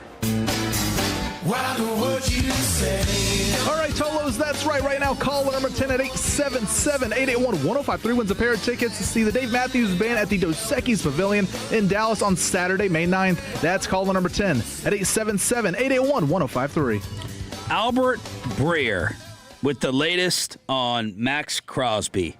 Could someone come along and offer the ransom number for Max? Sure, but I don't see that being likely. Mostly because, now that it's public knowledge that he failed his physical, another coach or GM is going to be leery about taking anything near the sort of swing Baltimore was initially prepared to take. Mostly because if you do, then he breaks down in the next year or two, it becomes awfully hard to explain it to your owner. That would not be the case here, where the owner is the GM. I'm adding that, not Albert. This is what I found most interesting. How all of a sudden is Max just lovey-dovey with the Raiders? If you believe it, Breer says some of the fractured trust was rebuilt organically last week when the team showed him they had his back in reaching out and offering any help he needed after the Ravens backed out of the trade. Crosby likes Clint Kubiak and John Spytek, the new head coach. Got the GM that's been there and loves his old position coach, Rob Leonard, who's now his defensive coordinator, so it is not as uncomfortable for him. So that's why apparently the bridge has been rebuilt to some degree because the Raiders, they reached out after the Ravens thing fell through. Okay. I mean, look, I know they never wanted him gone. They just wanted him to take a dive for him. They wanted him to go down. That's fine. But I will believe that he's staying put, I guess, when the trade deadline passes, because I still think it makes sense to, even if the season starts and they get through a little bit, I would imagine he's going to be a top tier trade deadline candidate. I think this is just a bridge. Well, troubled water. Albert, exactly what it is. Albert was that's not a Dave Matthews song, is it? It would have been better if he had a reference Paul Simon, right? to him. Paul Simon and Art Garfunkel. But Breer was saying, yeah.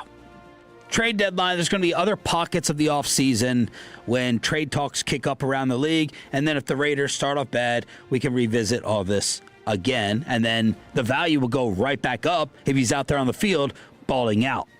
So I just hate being patient with free agency. I hate it. It's my Christmas morning. I just want the gift now. I want it the next morning. Yeah. This one is being shelved into the gift closet. Yeah, and it feels a little bit like one of those things. You remember, Chop, you may remember this a little bit more because this would have been like 2000s. You know me? No, this would have been 2000s. Oh, okay. Yeah. You remember long-term memory. There was just always in the 2000s. Well, Roy Oswalt's going to get here someday. Lance Berkman's going to end up a Ranger someday. Oh, yeah. All the time. Or like in basketball, Darren Williams is going to end up a Maverick someday. Yeah. And then it did happen. But it happened when you didn't want them. Right. All three of those happened when you didn't want them. And so it does make me feel a little bit like, all right, is Max Crosby going to pop up at some point when it's like, okay, but this isn't really Max Crosby anymore. Like you got Jadeveon Clowney when the rest of the league was done.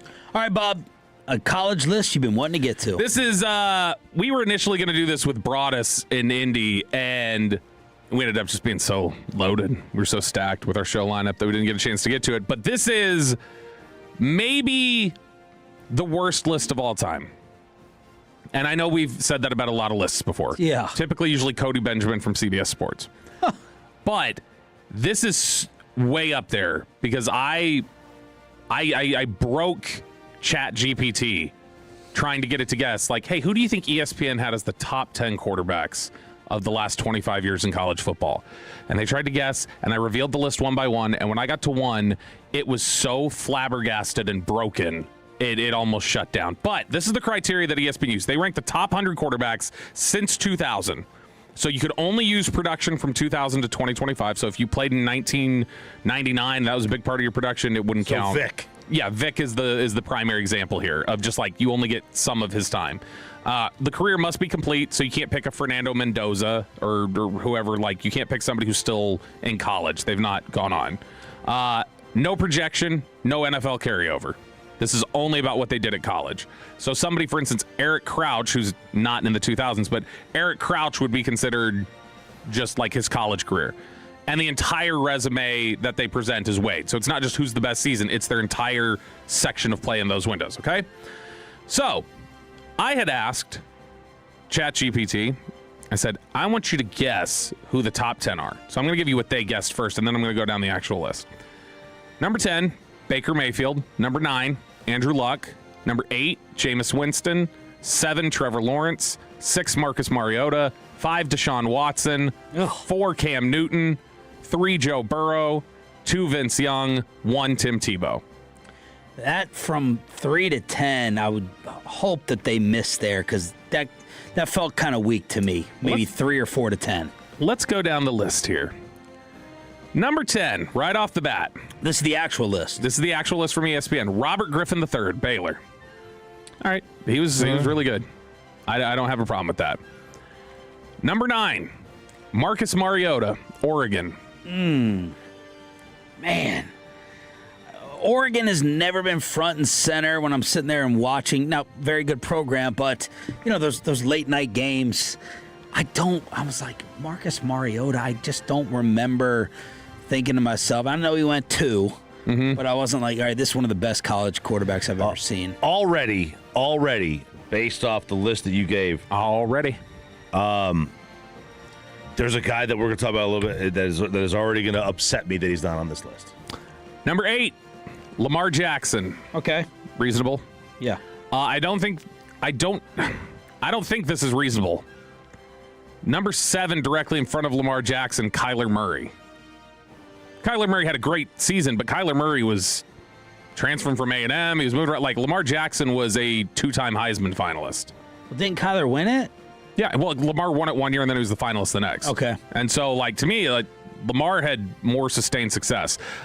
Number 6, Deshaun Watson, Clemson, who had a pretty strong run. Superman. Of very good. Being a winner there. So now we get to the top 5. Okay, so we got 5, and there are, I think, of at least 10 guys that need to be in the maybe ahead of these 5 that we already mentioned. 10 ahead of the final 5? No, 10 ahead of the 5 that already have been mentioned in the top 10. All right. So after I left them, I went one by one with ChatGPT. By the time we got to the top 5, they went, okay, cool. I'm guessing the remaining ones are Jameis Winston, Cam Newton, Vince Young, Tim Tebow, Joe Burrow. Okay, reasonable. Number 5, Joe Burrow. I can understand it. He popped really big that one year. Yeah. So I get it. This is a big problem. Number 4, Florida quarterback Tim Tebow.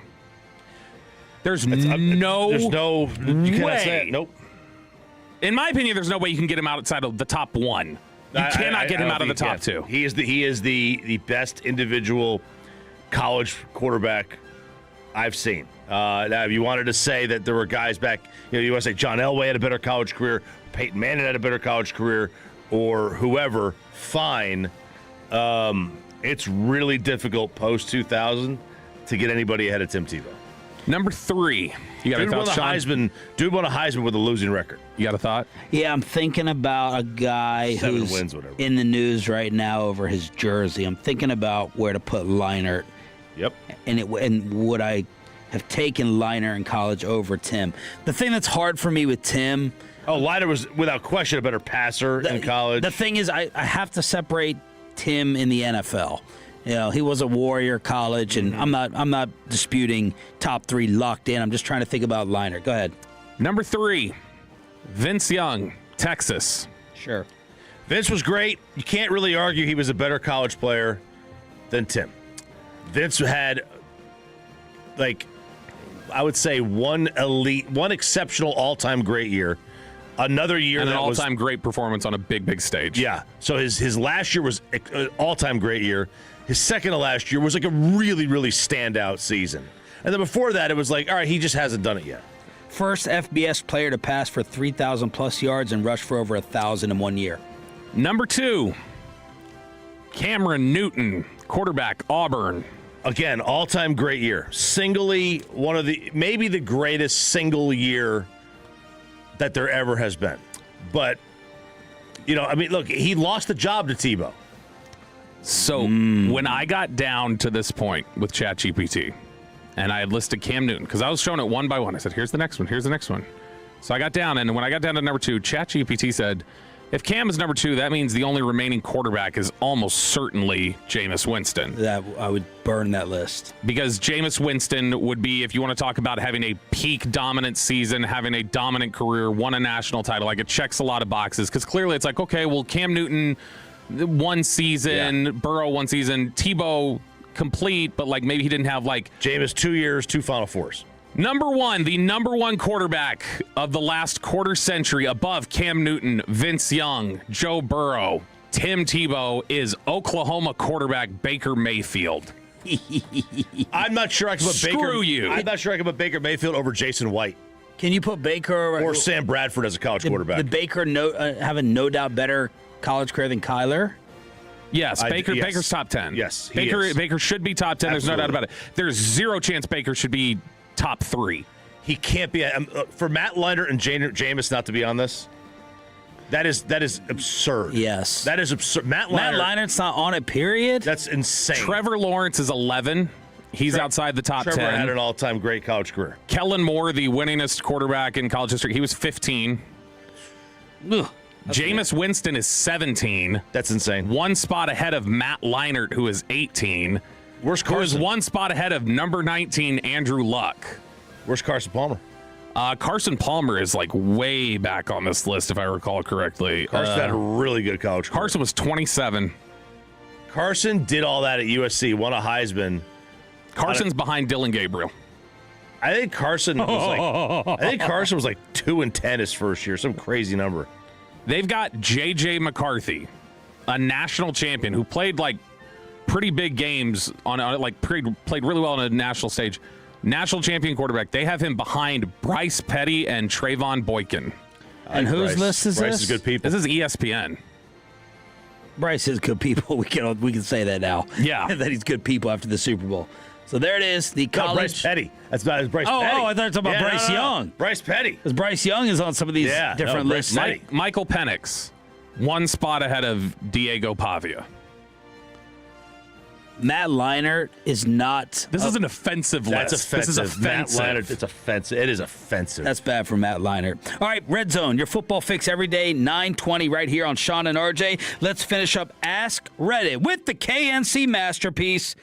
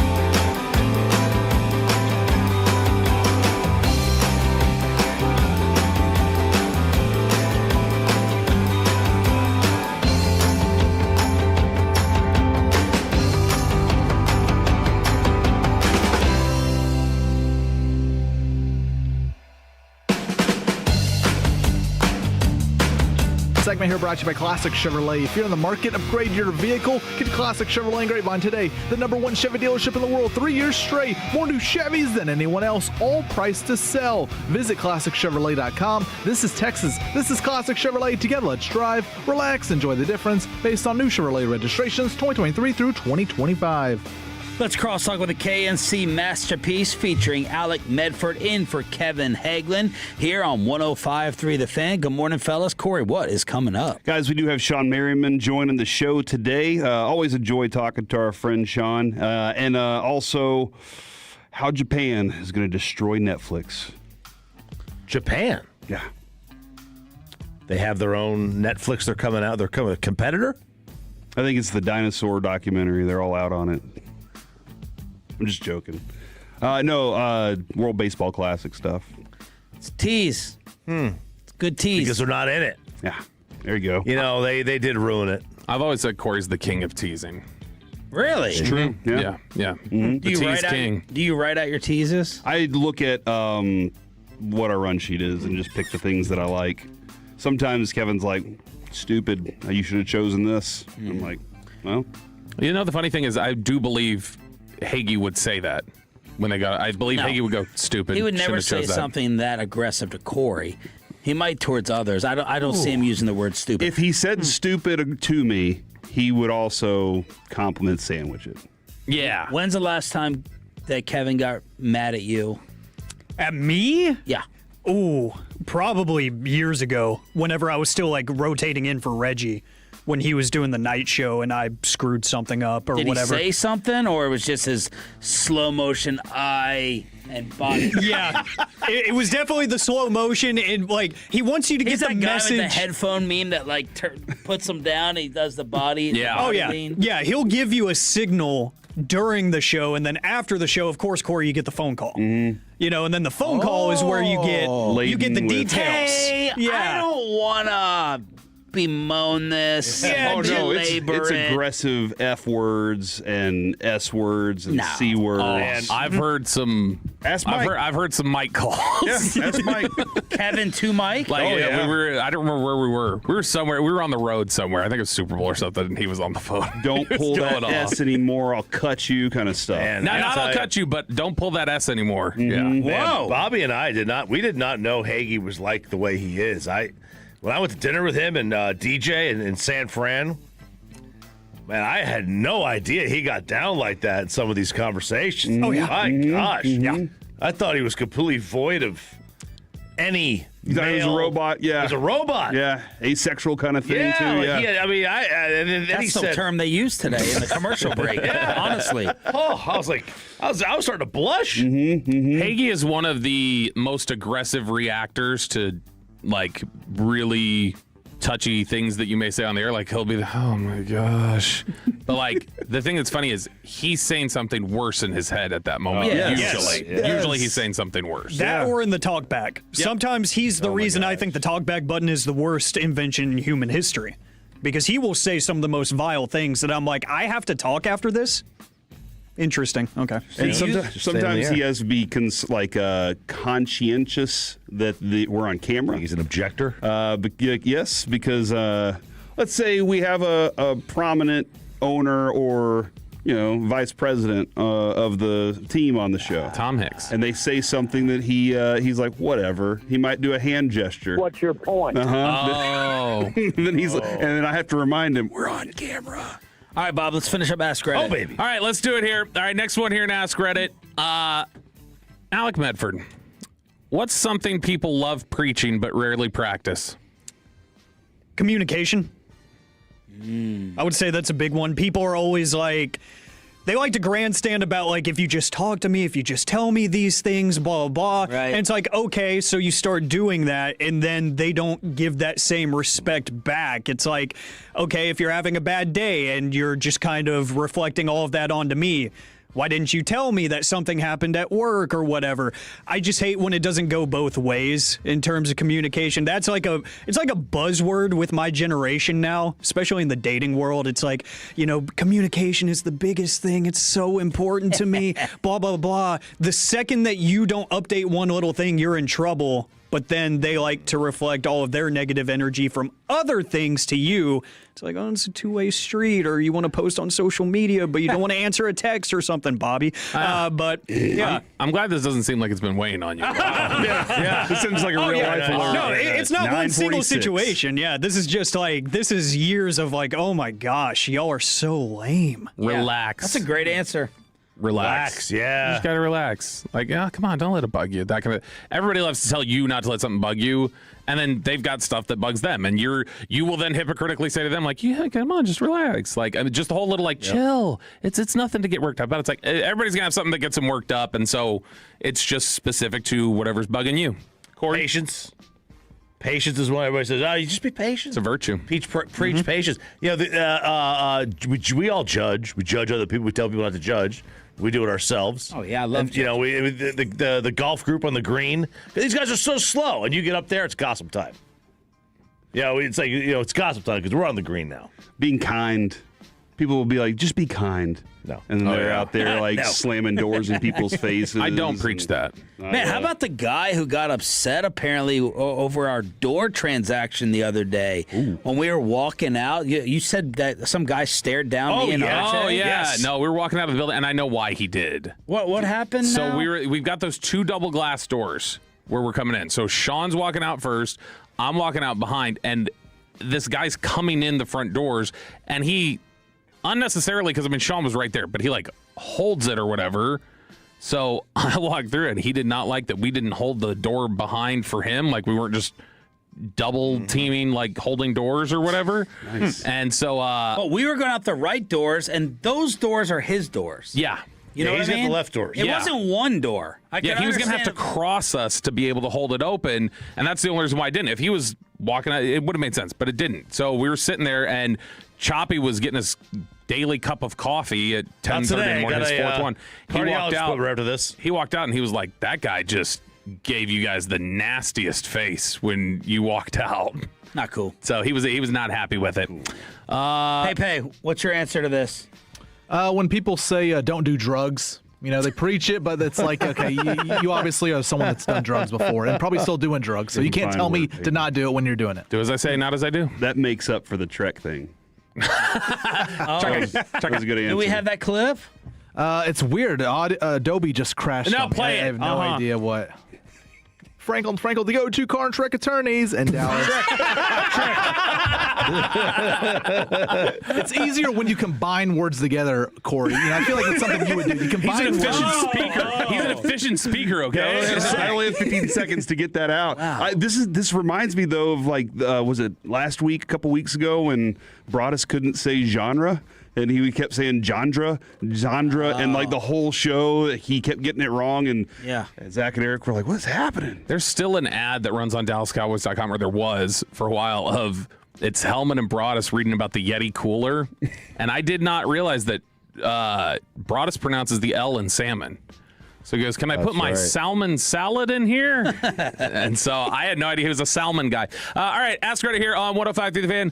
Corey, what was your I need to learn to keep my mouth shut moment?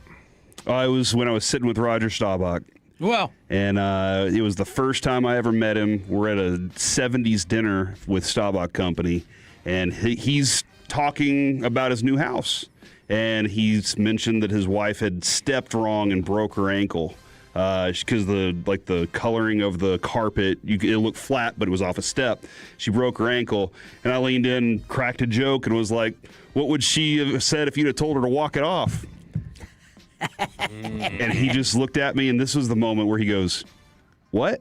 And I was like, "Oh, man!" And I got this stupid, cheesy 70s mustache on. I was like, "I have to say it again," and I said it again. Oh, you repeated it! Wow! And he just kind of acknowledged it happened in the world, and then turned and talked to the lady next to him. And I was like, "No, maybe don't make jokes around Staubach." In a job interview, like 12 years ago, something like that. It had come up how many kids we had in our family. And somebody had made reference to like, oh, wow, that's a ton of kids. I mean, we were Catholic growing up, and we only had like 6. You guys had 9. Holy cow. And I don't know why. It was just I didn't know how to keep my mouth shut. I was like, all right, I'm going to tell this is a perfect opportunity. He mentioned Catholic. So I said, yeah, when we were growing up, my dad, whenever we always got asked all the time, like, oh, are y'all Catholic or Mormon? And my dad would always go, neither, we're just white trash. And like, the vibe changed instantly when I told that story. I was like, well, okay, not getting this job, which I did not. So, Sarah would say I haven't had mine yet because I still say something stupid every day. But I do remember one time that stands out as a kid. I was probably 10, 12 years old. We're at my aunt's house, and my mom gets a phone call from her mother, so my grandma. And it was her birthday. And I, of course, little idiot me, I get on the phone. I said, yo, Nana, Mom forgot it was your birthday.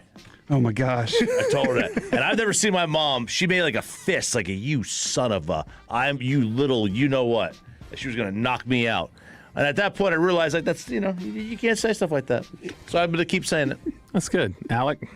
I'm usually a very filtered person, so it's tough, but I will say there was one time. Was it the audio bit that Peyton recorded with you in the Rangers suite? I don't even remember that. I do. Go ahead. You're going to have to remind me of that. Honestly, there was one time, and you're probably guilty of this too, Bob, in a group setting, an ill-advised dead mom joke. Oh. Yeah, with people that I thought would laugh at it, and they didn't, because I think somebody said something along the lines of, like, geez, everybody and their mother is here. And I was like, well... and everybody was just like deadpan stare at me. I'm like, it's supposed to be funny. Come on. I was like, okay, no more jokes. This came up with Dawson yesterday because Dawson was like asked me a couple things about my mom. Like it had come up, and then he was like, "So what happened?"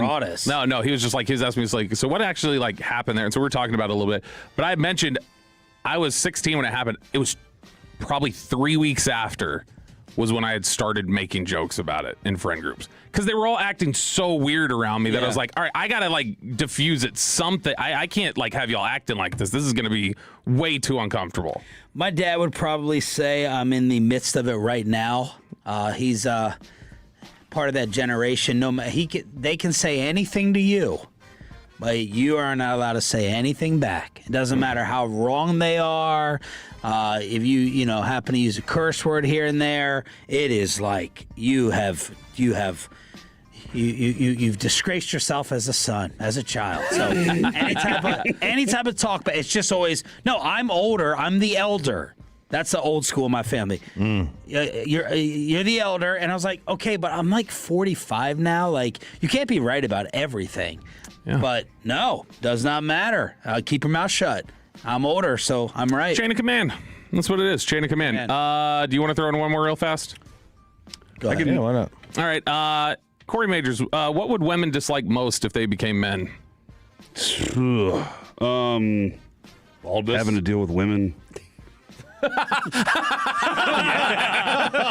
I think that's a perfect walk-off. What's that? Amen. Amen. Alex said work.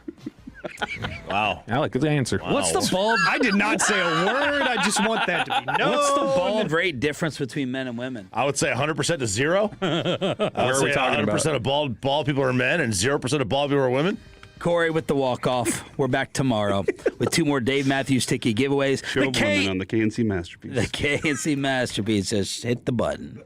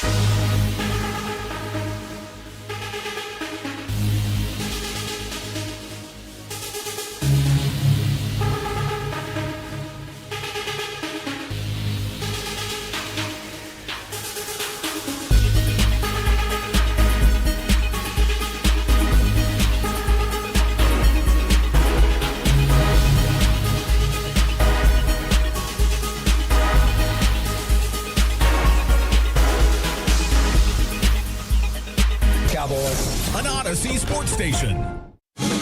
Driven by our D&M Leasing Studios, it's the KNC Masterpiece on 105.3 The Fan. We are back here on the KNC Masterpiece on 105.3 The Fan from the 405. Is Kevin on vacation? Yes, but he also did text us yesterday. Was he texting us what he thought was like going to be content? Did you get that text yesterday about he's at a clay painting store and he was painting some stuff? And he just decided to come up with new names for the store. I was like, do you want this to be, what are you doing? Why are you sending this right now? Here are the names that he came up with. Oh, be careful. Glazed and Confused. License to Kiln. Paint Patrick's Day. And he wrote seasonal. That one was my favorite. Like, why did he write seasonal in there? He's like, because you can't use this one all the time. Ceramic at the Disco. I don't know why he said 50 Shades of Cray. I thought 50 Shades of Clay would have been better. Like, that would have been good. Ooh, was it just an ugly L, maybe? Maybe, yeah, because he does write. I did say, I was like, I think this is Noah's handwriting. And then he wrote Color Me Good. So I don't know. So there you go. There's some content, Kevin. We did it for you. Yay.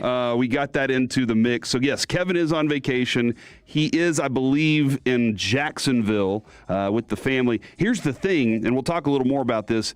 This is the week that Kevin wants to do nothing. And having to be on vacation crimps his plans. Yeah. So we'll talk about that coming up in the next segment. But 877-881-1053, definitely hop in on the show with us throughout the day. Have the conversations with us. We'll read your text throughout the day. Well, you know what? We might just do shout-out week. Shout-out Kevin's out on vacation week. So if you need a shout, you know what? Screw it. We're doing it. The rest of the week, shout-out Tuesday, Wednesday, Thursday, and Friday. Yeah, we'll throw Friday in there, Breaking too. the rules. Yeah. So if you want to be part of it, go ahead and send in your shout-outs. We're in on this this week. So, sorry, Kevin. Deal with it. But how are we doing today, fellas? I'm doing great. Now that we're just full sending it, breaking all of the rules that Kevin set, and look how much he misses us. He's still content wired. One day. Literally, one day in to vacation. He's like so content minded. He included Reggie on the text too. Yeah. Like that's how badly he needed those names to be recognized, which great work. He is great with the puns and the analogies and everything in between. But yes, we need to just say this is our show now. We're the captain now. We're the captain now. We drive this ship, and we drive it whatever direction we want for the rest of the week. I kind of like it, especially if the Stars are going to go out there and embarrass us, which we'll talk about in the next segment. I don't want to talk about that. Yeah, we still wear our Stars victory green today, except for Jacob. He didn't get the memo about the holiday today. I didn't. Yeah. Are you not wearing any green? I'm not wearing any green. So here's the thing. As I was leaving this morning, my wife, she saw last night my disappointment in the Stars. And we'll talk about them, but she saw it. And she goes, hey, why are you wearing that Stars hoodie today? I said, because I'm still a child and I don't want to get pinched. And she laughed at me, but then I pinched her because she had woken up and she was not wearing any green. And I was like, you should have thought ahead, dummy. That's right. And I remember there have been years where I will be walking out of the door and she'll say, oh, hey, come give me a kiss. And then, bam, she'll pinch me because I'm not wearing anything. I'm wearing clothes, just not anything green. So I actually, though, wanted to confirm this morning. I got up, got to the bathroom, immediately started looking through things and was like, oh, hold on. Is today St. Patrick's Day? And I Googled, when is St. Patrick's Day? I don't even think I had to put when in there. I think I could just put St. Patrick's Day, and it would have popped up the date. True. But it gave me the date, and I was like, well, I'm not getting pinched today, and I won't. Maybe at the gym, because my shirt underneath this is white. So do I have to wear this? I'm doing chest day, though, so I think I can be all right wearing the hoodie. Yeah, you should. If anything, I've adopted I bundle up like James Harrison does in the gym, where he's just in full tracksuits all the time to sweat more. That's just how I roll, especially because the little community gym that I go to, they like to make it really cold in there. I'm like, I'm not here to be comfortable. I'm not here to have a good time. I'm here to sweat. I am here to be uncomfortable. So I bundle up. So I think you could get away with it more than fine. For me, it was an easy choice. I only own 3 green shirts. And this is one of them. It's a Dallas Stars shirt, even though they lost yesterday. Maybe we can call the next segment The Fault in Our Stars. But just an idea there. The other 2 shirts just didn't make too much sense. One of them is a number 77 Luka Doncic Mavs shirt. Oh, why didn't you wear that? I just, my heart, I couldn't do it. And then the other one is a John Cena T-shirt, and I don't typically do wrestling merch in public. Oh, you also can't see it. Exactly. So, I'd be just showing up shirtless and getting pinched anyways. So, yeah, I felt like it was lose-lose for me either way, so I just went with the Stars today. From the 469, I love how Alec always takes time to respond when people talk S about him. And then they also replied, they were like, no, seriously, you did respond, so I appreciate that. You're welcome. From the 214, shout out to my kids, Elijah and Wyatt, 4 and 1.5. He said, I believe they're feral. Oh, that's about your kids, so I get that. Shout out to Kevin for being gone and resulting in shout-out week. I appreciate that. And that was something we didn't plan that. That was just something we decided, you know what, we're doing it today from the 858. Shout out to my former employer for making an error on my W-2 form, notifying me after I filed my taxes, so now I need to go back to my CPA to amend them. Worst company. That's the worst when that happens. You get an updated form or something. Because I had that happen with my student loans. They put the wrong number for the interest paid off. And I was like, really? I just filed like a week ago. And I got to go back and I got to do it all over again. And it's only like a couple of cents that they got wrong. Mm-hmm. So I really have to go and revise it for like 20 cents. Like, are you kidding me? What are we doing here? Shout out to my fiance Destiny and my daughter Lily. We all Tolo together. So what's up, Destiny and Lily? Speaking of, hey, I just said what's up. I didn't look at them in a weird way. I just said what's up. Mm-hmm. We're on camera. What's up? Where's my camera? Where's my shot here? What's up? My wife 1 year, 2 years in a row, at mid-year, the ADP system stopped taking federal taxes from her. So at the end of the year, when we're doing our taxes, we owe like $8,000. And we're like, what's happening? And we found out that the system just didn't take federal income tax. 2 straight years in a row, it just triggered and switched on her. And well, that's infuriating. And I was like, hey, maybe you need to keep an eye on your checks. Yeah, I feel like I would notice if there was a lot more money showing up. I'd be like, this is cool, but not right. Mm-hmm. Yeah. Shout out Tuesday to you guys on showing up. Also, shout out to this chat. And today being first four for March Madness tonight. Yes, first 4 is rolling. Alabama's going to be a little shorthanded as Aiden Holloway was arrested by a... They had a group go after him. Yeah. He was arrested. They found a pound of marijuana in his place, and they had a task force that they sent in after him. West Alabama Narcotics Task Force searched his residence Monday, discovered more than a pound of marijuana, paraphernalia, and cash. And I do believe, is that first-degree possession of marijuana a failure to affix a tax stamp? A tax stamp? I don't know exactly what that means, but that's what the junior guard, Alabama's second leading scorer this season, 16.8 points a game, shooting 48% from the field, is not going to be on the court as he's been arrested. So, yeah, as this week gets rolling, the first 4 getting into this thing tonight, looking forward to that.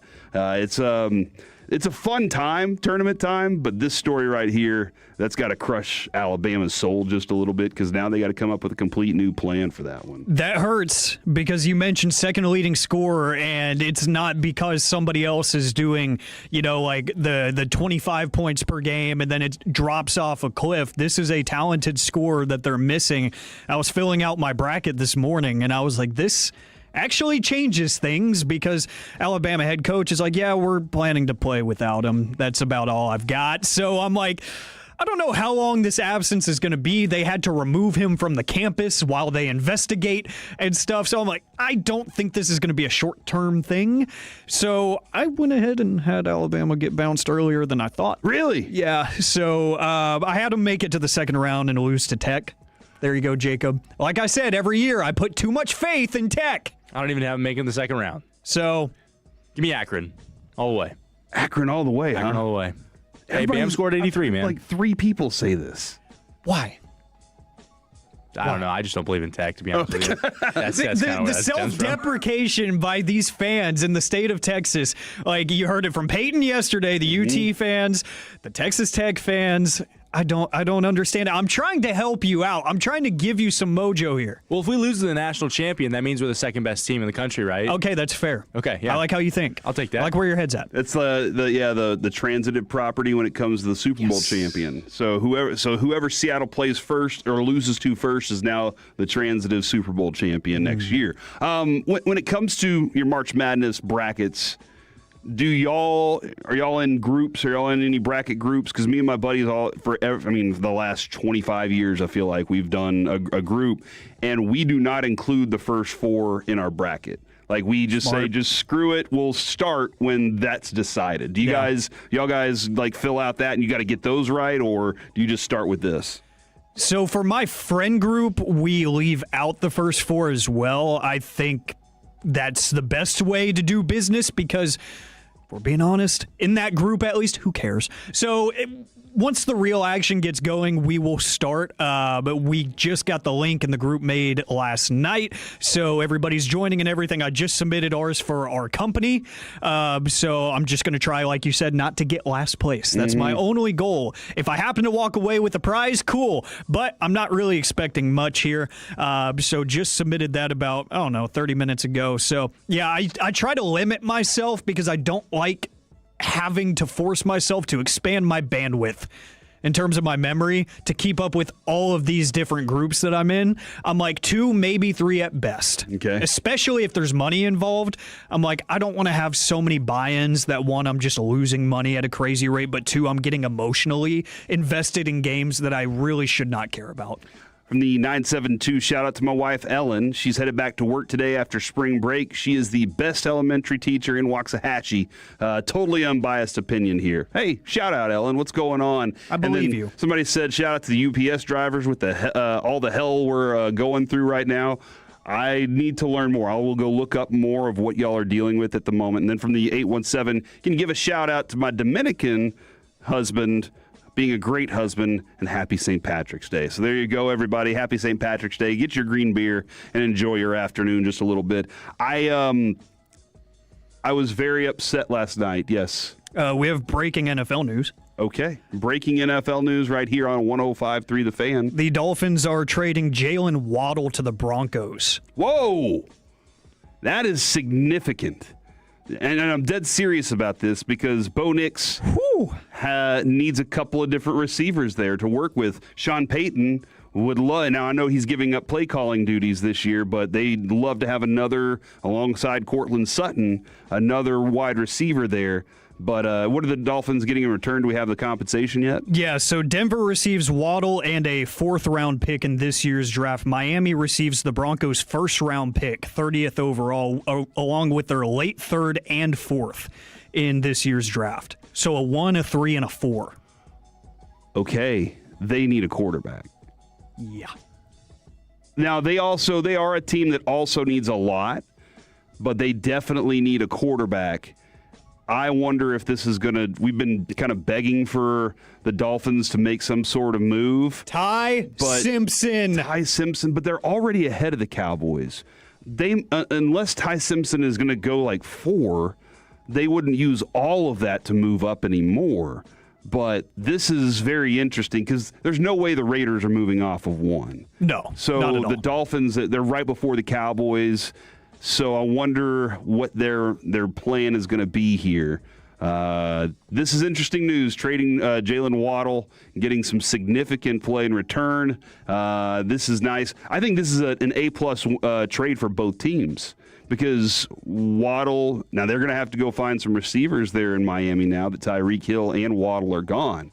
But the whole thing down in Miami is changing right now. They're building a completely new team at the moment. So this is fascinating. This is interesting, and this is one of the things later on today. We are going to be grading some of these trades. So I'm looking forward to this because there's been some significant trades that have come down.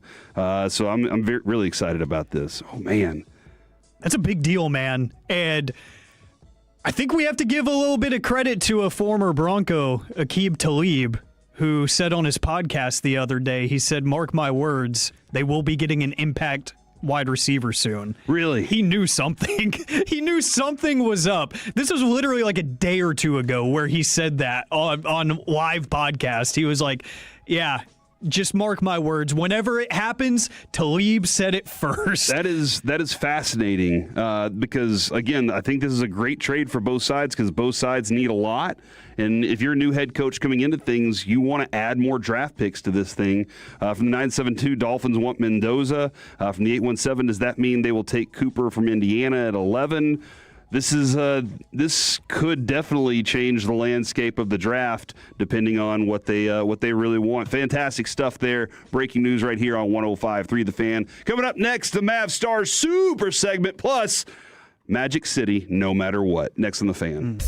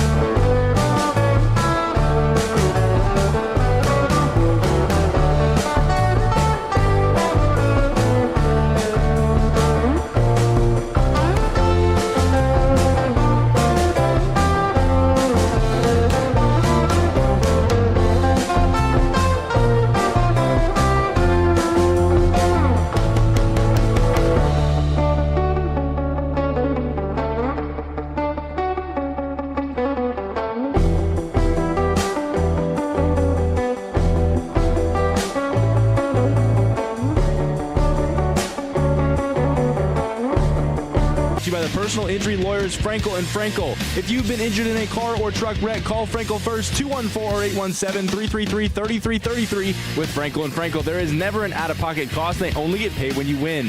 Frankel and Frankel, the go-to car and truck wreck attorneys in Dallas. Back here on the KNC Masterpiece on 105.3 The Fan, it kind of does make sense that the Dolphins would trade away Waddle in this instance, being at where they are. Now, obviously, they still have a lot of things they need, but they get the 30th pick. That could be Ty Simpson right there. That could be quarterback there. They could still use maybe the third to trade up to go get Ty Simpson later. But if they wanted to go ahead and get Carnell Tate at 11, that would make sense as well. Somebody texted in and said they just signed Jalen Tolbert, so that made Waddle expendable. And I laughed a little internally about that because I don't think that Jalen Waddle and Jalen Tolbert are on the same plane, but they are both named Jalen, and it is spelled differently. Yeah, and just like the song we played last week, there's too many Jalens in the NBA. There were too many Jalens on the Miami Dolphins, so something had to happen. They said, look, we invested new money in Tolbert, so we get rid of the old money in Waddle. So I kind of respected the new GM is like, hey, I got to make life easier when I do my accounting. Yeah, I'm kind of looking right now at the at Tankathon and their mock draft. It's a little off because they have the Cowboys taking Thieneman at 12.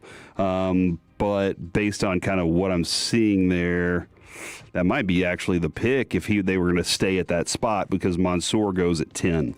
And Downs goes at 9. That stinks. But in this draft, they do put Carnell Tate, so they take a wide receiver there, and then they make that move for a quarterback really low there. I don't really see any other quarterbacks that they would want to take there, and they go take a cornerback in the second round. All right, so that's kind of what the Miami Dolphins and the Denver Broncos have done. And when it comes to the Broncos offense, like they're one of those teams that they are pretty much set. This is where you start nitpicking at your team while also adding a little something extra to the thing because you're like, well, we don't really have, this, but our defense has this. So you add young players as depth for the future, but then you're trying to figure out what exactly you do need, and adding a Jalen Waddle makes a lot of sense for them because he's a different type of receiver than Courtland Sutton, and he's a type of receiver that can help Courtland Sutton get open. So good. I think this is good. Somebody texted in and they said it was a little too much for them because of what they like for the Broncos to give up. But I think that you're getting a fantastic receiver, and you're giving most importantly, you're giving Bo Nix margin for error. When you have worse receivers and a Bo Nix who isn't the most accurate dude, and sometimes is chaos, and then sometimes it's just elite clutch. When you give him margin for error, a receiver that can make plays like Jalen Waddle and a receiver like Sutton, I mean, just go back and look at that one game. Sutton didn't have a catch until like the fourth quarter, almost middle of the third quarter.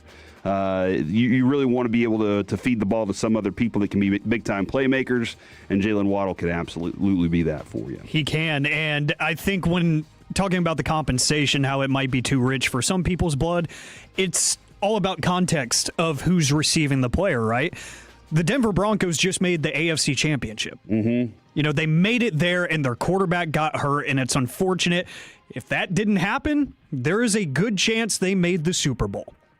They were true contenders this past season, and it felt like they were missing that one little spark on offense because Courtland Sutton is awesome. He is a true wide receiver one in this league, but when you're asking guys that I think are depth pieces to be primary receivers, guys like Pat Bryant, guys like Marvin Mims, who are good players.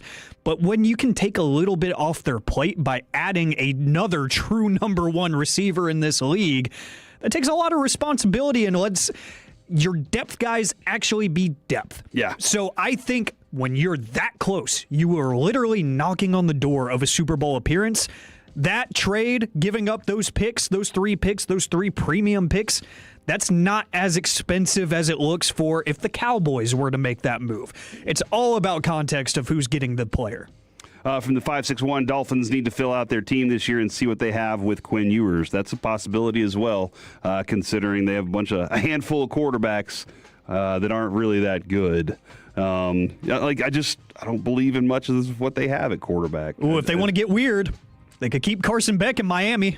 Well, they went and signed Malik Willis, and again, like I just don't see, they signed him, so maybe they're trying to build the team around Malik Willis.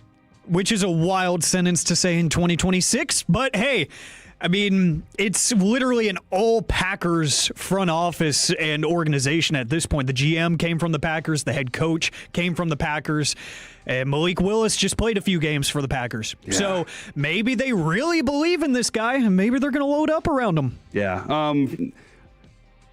Oh, man, from the 2-4, Denver's mediocre. Bo Nix sucks. Horrible trade for a guy that misses too many plays. Interesting. I think it's going to be a fun group to watch next year, and I'm looking forward to it. What's been a fun group to watch, but last night was tough, and somebody texted in and said, can I get a shout-out? I'm sorry. I asked my wife to watch the Stars. I need to apologize, and they lost. So was it your wife's fault is what I'm asking right now, because I sent my wife to the Stars game last week, and they scored 7 goals. Oh. And is it my fault for not sending my wife to the last night's game where Jack McBain had the tie-breaking shorthanded goal in the third period that started things? 4-goal outburst. It was tied up 2-2, and I was like, man, this thing with the Mammoth is really rolling right now. And then all of a sudden, they just poured it on, and the Stars could not turn things around. DeSmith made 16 saves, saw his own personal 4-game win streak come to an end. Dallas has the second most points in the league, is going to play the next 2 games, both on the road against the teams just ahead of them, Colorado and Minnesota. Those teams in the Central Division right there.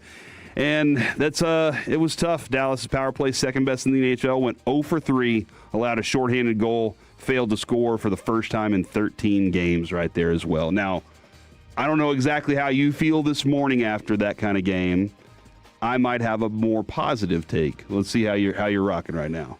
I can't be too upset when you take your first regulation loss since January 22nd. Mm-hmm. I cannot be overly disappointed and mad. I will say it's not quite a trend yet, but it's something we literally just talked about yesterday via Matt Duchesne after the win against the Oilers, I think, is when he started mentioning, like, the third period, we're kind of tiring out a little bit. Mm-hmm. We need to start getting the energy level back up whenever we're in these games situations that we should be closing out, but we're just getting a little bit restless, where we don't have that same pop that we had in the first 2 frames. And that's exactly what you saw yesterday. It's continuing over. So it's not quite a trend yet, but it's something that I'm like, let's keep an eye on that third period to see what these lines are looking like, especially your top lines.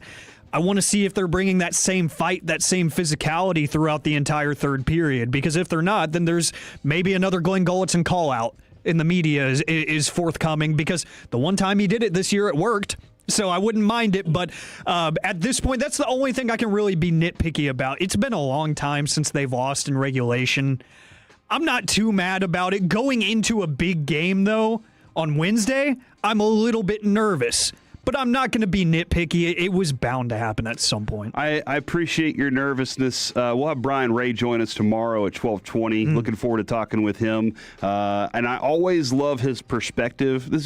We have some phenomenal Stars coverage here in DFW. True. And the guests we were able to have here on the Fan, from the Hockey Hawk himself to Robert Tiffin to Brian Ray, we get phenomenal content. From the 254, I still believe 1 loss after 6 weeks of dominance is not concerning. And I actually am less concerned and more excited about what's about to happen with Colorado now. Here's why. A team like the Stars that was on a streak like that, they're the kind of team that they're going to be pissed off about it. And they're going to be like, I can't believe something like that was that embarrassing. And you know what? Quite honestly, maybe Gulletson kind of used this as an opportunity to be like, you know what? I'm not going to make any adjustments for them right now. They're going to have to sit in this one. And I hope they sit in it and they're ticked. And I hope that they come back out firing on all cylinders against Colorado. That's my impression. Winners chase winning. I've told you I'm starting to use that from Skip. Yep. Chase winning. Well, guess what? Winners chase winning. So the mindset could be, oh, I'm really sad about this. This is a bad thing and everything. But I'm getting more excited now that against Colorado, they're going to kick it up into another gear and be back on that win streak that they were on for a little bit. Now, obviously, getting back Miko would change things completely. Like he was skating. That's nice. We need a little more from him at some point. But this team, I think they're going to turn it up because this is not going to sit well with a group of guys that are just like, they understand what winning is all about. And they're also, maybe they did have a little mindset of, the other night, Duchesne mentioned that during the third period, he was already thinking about Colorado. Maybe during this game, they started to think a little bit about Colorado. And from the 817, I'd rather take the L tonight versus Colorado on Wednesday. Also, Colorado lost too, so we lost no ground. Yeah, that's a positive that comes along with it. Making sure that Minnesota goes away and making sure that Colorado loses out would be nice. Again, I'm not trying to go against the curse.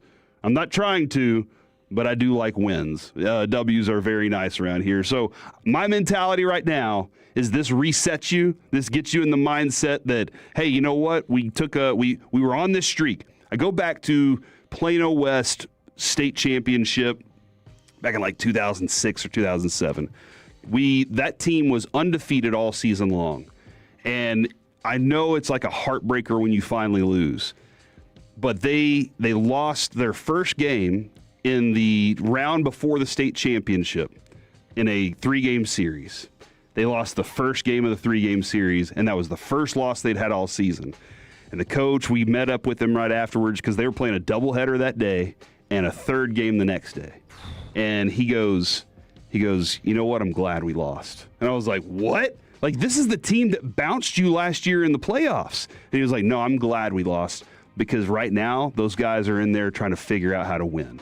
And he was like, now the pressure of carrying the streak is gone. Sure. You don't have that pressure anymore. They can just focus on playing and having fun. And I was like, all right. And the next game, I think they blistered them like 12-2. And then the third game the next day, it was like a 15-2 outing. And I was like, holy crap, he was right. And I saw one of the kids put one in the river at Baylor because we were playing at Baylor, and I saw a left-handed kid. He was a sophomore. Put one in the river out there. I was like, holy crap. So that's an awesome moment. That's what I'm hoping the Stars take to this is now the pressure of the streak is gone. It's done. And then you lost it in bad fashion. Now you turn that thing back around and you reboot. The Mavericks also last night continued to move up as they went from 7-6, losing to the New Orleans Pelicans. That was one of those games where you're like, Najee, go get it, dude. And he was like, all right, I'll put up 32 points. And that was pretty much it for me last night. But yeah, Najee goes out and does his thing. Yeah, it's the Mavericks experience, demoralizing. Sometimes fun by singular players in their performances. That's about it. You know, Cooper Flagg was awesome. But he had another all-around solid performance, over 20 points. Speaking of, real quick. Got a Cooper Flagg. I believe this is a bobblehead. What? Yeah, this is a Cooper Flagg bobblehead. The Mavericks are going to have Cooper Flagg bobblehead night, or is it Funko? I haven't opened it up. I'm afraid to open it because I think we're gonna solidify this one for Peace-a-thon. But this is a Cooper Flagg bobblehead that they're going to be doing on March 23rd, I do believe. Oh. And this thing is, I've seen it on pictures. Here you go. Thanks to the Mavs, this thing looks awesome. Can't wait for that. I need to get the Cooper Flagg collection going. That's one thing that has evaded me so far. I'm going to try to go to a couple games to end the year. I need a jersey because I feel like this superstar is going to be around for a while. I hope. Fingers crossed. But yeah, they've been killing it with the giveaways this year. We talk about the Rangers and all their cool stuff. The Mavs have been doing really good work this year too. You gonna get a green one so you can wear it on St. Patrick's Day? Yeah. Or you're gonna treat it like the Luka one where you're just like, well. Well, I think we're cool enough with Michael Finley now where we can tell him, hey, don't get rid of this one, please. Yeah. But I think we can ring him up real quick and be like, hey, just one more thing. You're not going to move them, right? Okay, cool. So I'll go ahead and get the green T-shirt. We'll be ready to rock and roll for next St. Patrick's Day with a nice Cooper flag T-shirt and or jersey to add to the collection. I think I need a jersey, though, for whenever it's hot during the summer, whatnot. Those summer days on Joe Pool Lake. It's going to be nice because he's going to be around for a while. But, yeah, this game, I have nothing to add other than Cooper flag rules, and I am happy that we are moving up the rankings in terms of draft positioning because I saw something fun about the Atlanta Hawks, how they won like 9 straight and they did not move at all in the division rankings, in the conference rankings, because like nobody knows what they are at this point, so their fans are just looking for some light at the end of the tunnel. They're like, cool, we went on a win streak. They moved nowhere. No ground was covered. I was like, this league is so dumb in the most fun ways. Yeah, and speaking of Atlanta Hawks, Magic City, the fans last night showed up wearing Magic City gear anyway. As they should. You want to kill this thing? Bet. And then they showed up doing their thing. So congratulations to the Hawks and the Mavs. And good luck to the Stars. All right, coming up next here on Baseball Nuggets on the KNC Masterpiece, Japan is out on Netflix and the new Team Dog. Next on The Fan. Coming up in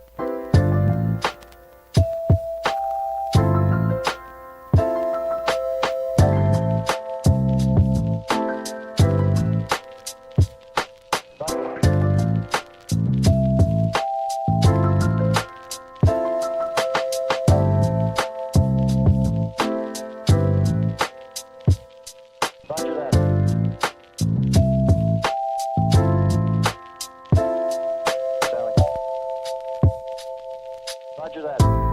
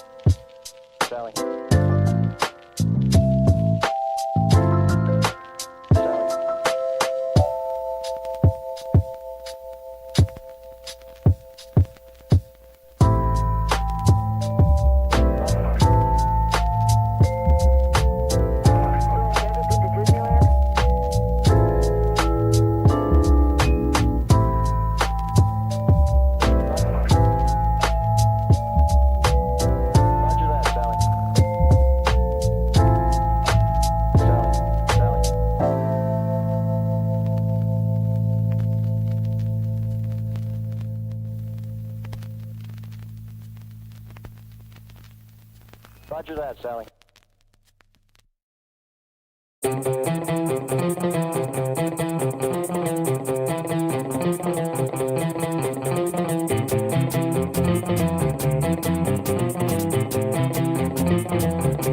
Chevrolet. If you're in the market to upgrade your vehicle, get to Classic Chevrolet in Grapevine. #1 Chevy dealership in the world 3 years straight. They've got more new Chevys than anyone, all priced to sell. Silverados, Tahoes, Blazers, Malibus, Equinox, and more. Visit ClassicChevrolet.com. This is Texas. This is Classic Chevrolet. Together, let's drive, relax, and enjoy the difference. Based on new Chevy registrations 2023 through 2025.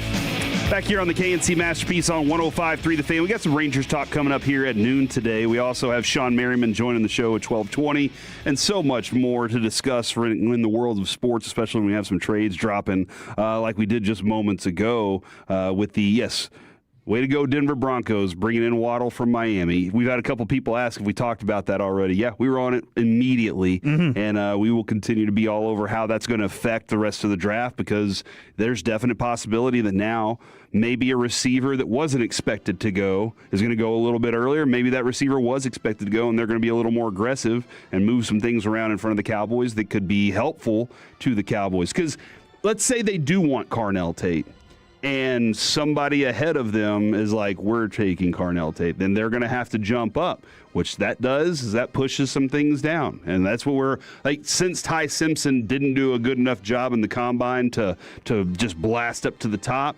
We've seen that happen. Bortles has done that. Ryan Tannehill's done it. Nobody was able to do that would create some pressure up front that would allow the Cowboys to get a pick that might fall to them. So that's where we'll keep an eye on right there. But right now, it is time for some baseball nuggets featuring us.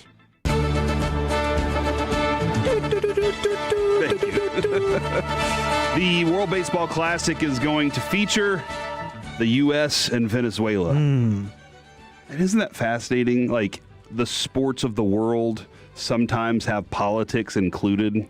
And this, like, as, I don't know, man. The U.S. is just like, hey, we're taking your president. And now Venezuela is going to play us in a baseball game. And I don't know how Venezuela feels about that. I want to know if they're just like, no, like we want revenge, or if they're just like, no, thanks, we appreciate it, and now let's play some baseball. So like I'm fascinated to hear how this goes, but it will be tonight, Venezuela versus the U.S. And I did hear that Whitlock will be available to close. That'll be 3 outings in 5 days for him, but he's like, let me do this.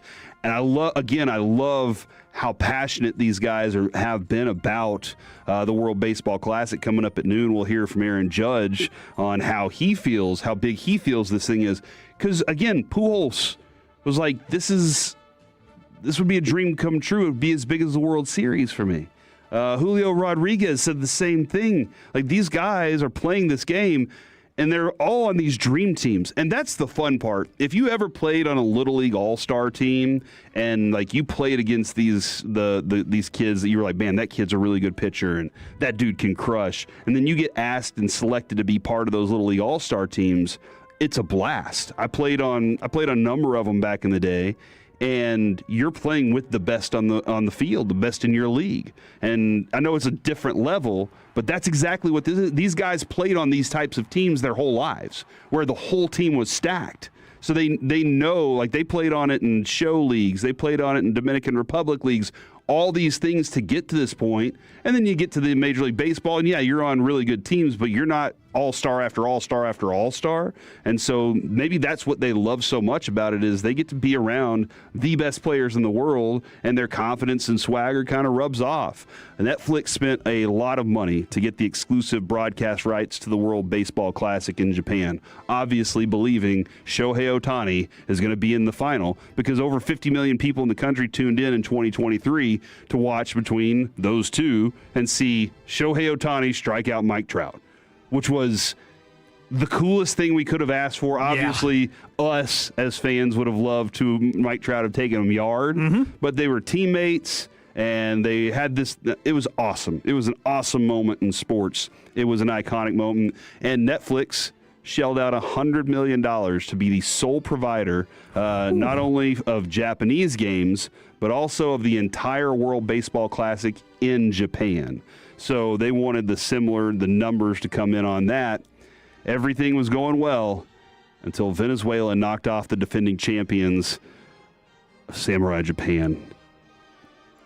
Ohtani popped up with the final out of the game as the Latin American team booked their ticket, and Netflix would have hoped that Japanese fans would stay so they could watch the heavyweight bout between Paul Skeens and the Dominican Republic. But guess what? They all bailed. Minutes after Japan's loss in World Baseball Classic, thousands of posts on social media called for people to cancel their Netflix subscriptions before they renewed. That's an amazing level of petty. I respect it so much because we've all been there, right? Maybe not for sports or whatever. You want to get the free trial or something. You get exactly what you wanted and or needed out of the product, and you're like, I have no further use for you. Get out of here. Or like you sign up for the trial and you immediately go hit cancel on the subscription so you don't even have a chance to get charged. I like how they were like, nope, we are here for one purpose and one purpose only. And they were disappointed. I kind of like the pettiness. I'm totally, yeah. It makes a lot of sense.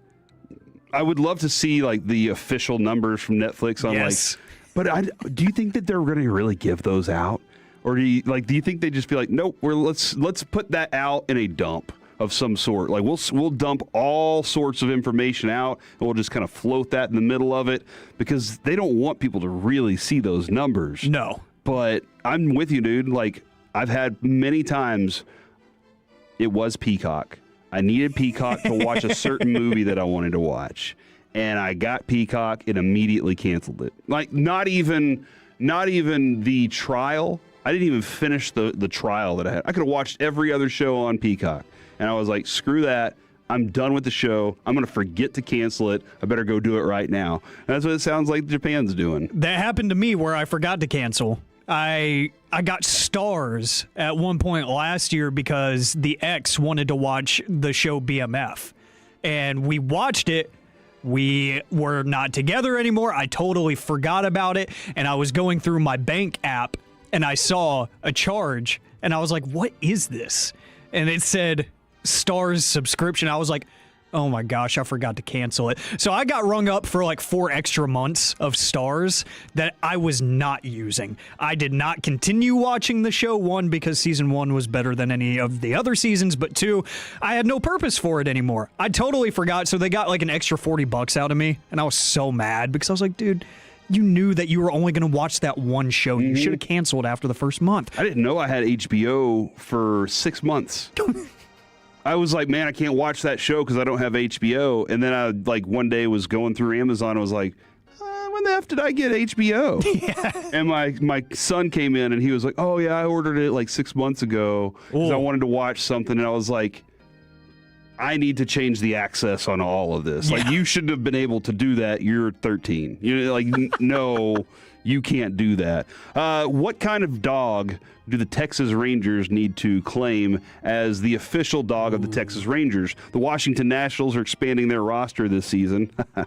They're adding team dog through a partnership with the canine companions around there, and they have players continuing to train, but they're calling on fans and dog lovers to help name their new furry friend. Voting opens Wednesday, March 18th, and they'll be able to name their new team dog. And I feel like Doggy McDogface is probably going to be one of the ones. But they did. This was smart. This was definitely smart on their part. They didn't give write-in options. Oh, come on. Here are the 4 names for the Washington Nationals dog. And this is why I'm asking, what kind of dog would represent the Texas Rangers? Is it a retriever? Is it some sort of mixed pup? Because the Rangers don't have a team dog. They have their bark at the park night, and they will usually use some player's dog to be like, hey, this is the one, the hot dog. I like that from the 817. Here are the names for the Washington Nationals team dog: Cherry, Monty, Natty, and Tater. I was hoping Natty was on there. That's the easiest home run of a name that you could pick there. If it's a girl, you got to name it Natty. I'm picking Natty 100%. If the Rangers were to get a dog, I could make them so much money. I have this all figured out. I can make you some too. All right. All they have to do is team up with Friends of Dallas Animal Services. They go and find themselves a cute little dog. I would say, I think a retriever would make sense, a golden retriever, something that's bigger, because everything's bigger in Texas. Oh, yeah. You could put a nice little red bandana around its neck, so it's got a cute little attire and everything. Throw a jersey on it. Why not? One of the old red jerseys would look great on a golden retriever. I can make them so much money off of that. That would be perfect. From the 817, a Texas Blue Lacy is what they should go with. Look at this dog, dude. Look at that Blue Lacy. That is a gorgeous dog. That thing is gorgeous. So the Rangers definitely, look, I'm just giving you an idea. I know you don't have a grass field, so you kind of want to make sure that it doesn't run around and just do all that stuff on the turf out there. Good point. But maybe having a team dog around. Where does the team dog, what do they do?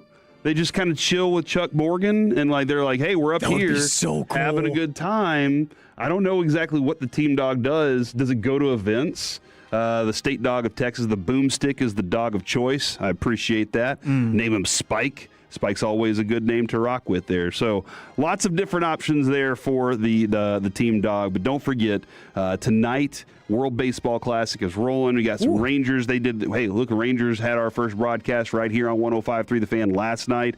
So we're looking forward to more of that as Rangers season is upon us, and we are the official home of your Texas Rangers. Coming up next here on the KNC Masterpiece, it is time to see where KC Concepcion's knees going to change this draft status. Next on The Fan. Oh, no.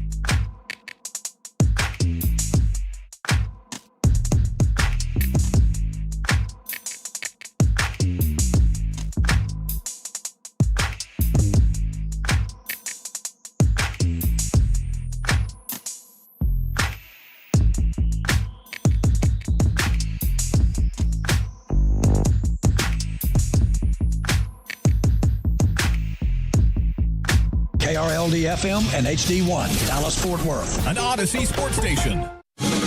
Driven by our D&M Leasing Studios, it's the KNC Masterpiece on 105.3 The Fan. We're back here on the KNC Masterpiece on 105.3 The Fan. Man, Kenneth Walker is an absolute dog. Kenneth Walker was irked with the Seahawks and Sam Darnold with the Seahawks right before he left. He was privately irked, according to a source, according to Greg Bell of the News Tribune, that he had to share running back job with Zach Charbonnet. He did not like it, especially because it was a contract season. And I've always said there are three motivating factors for athletes. One, fun babies. And again, these are not in any particular order because each one of them can be motivated by certain things. Fun babies. Children are expensive, guys. Right? Contract season. Now, contract season can go with fun babies. All right? But it doesn't always go with fun babies.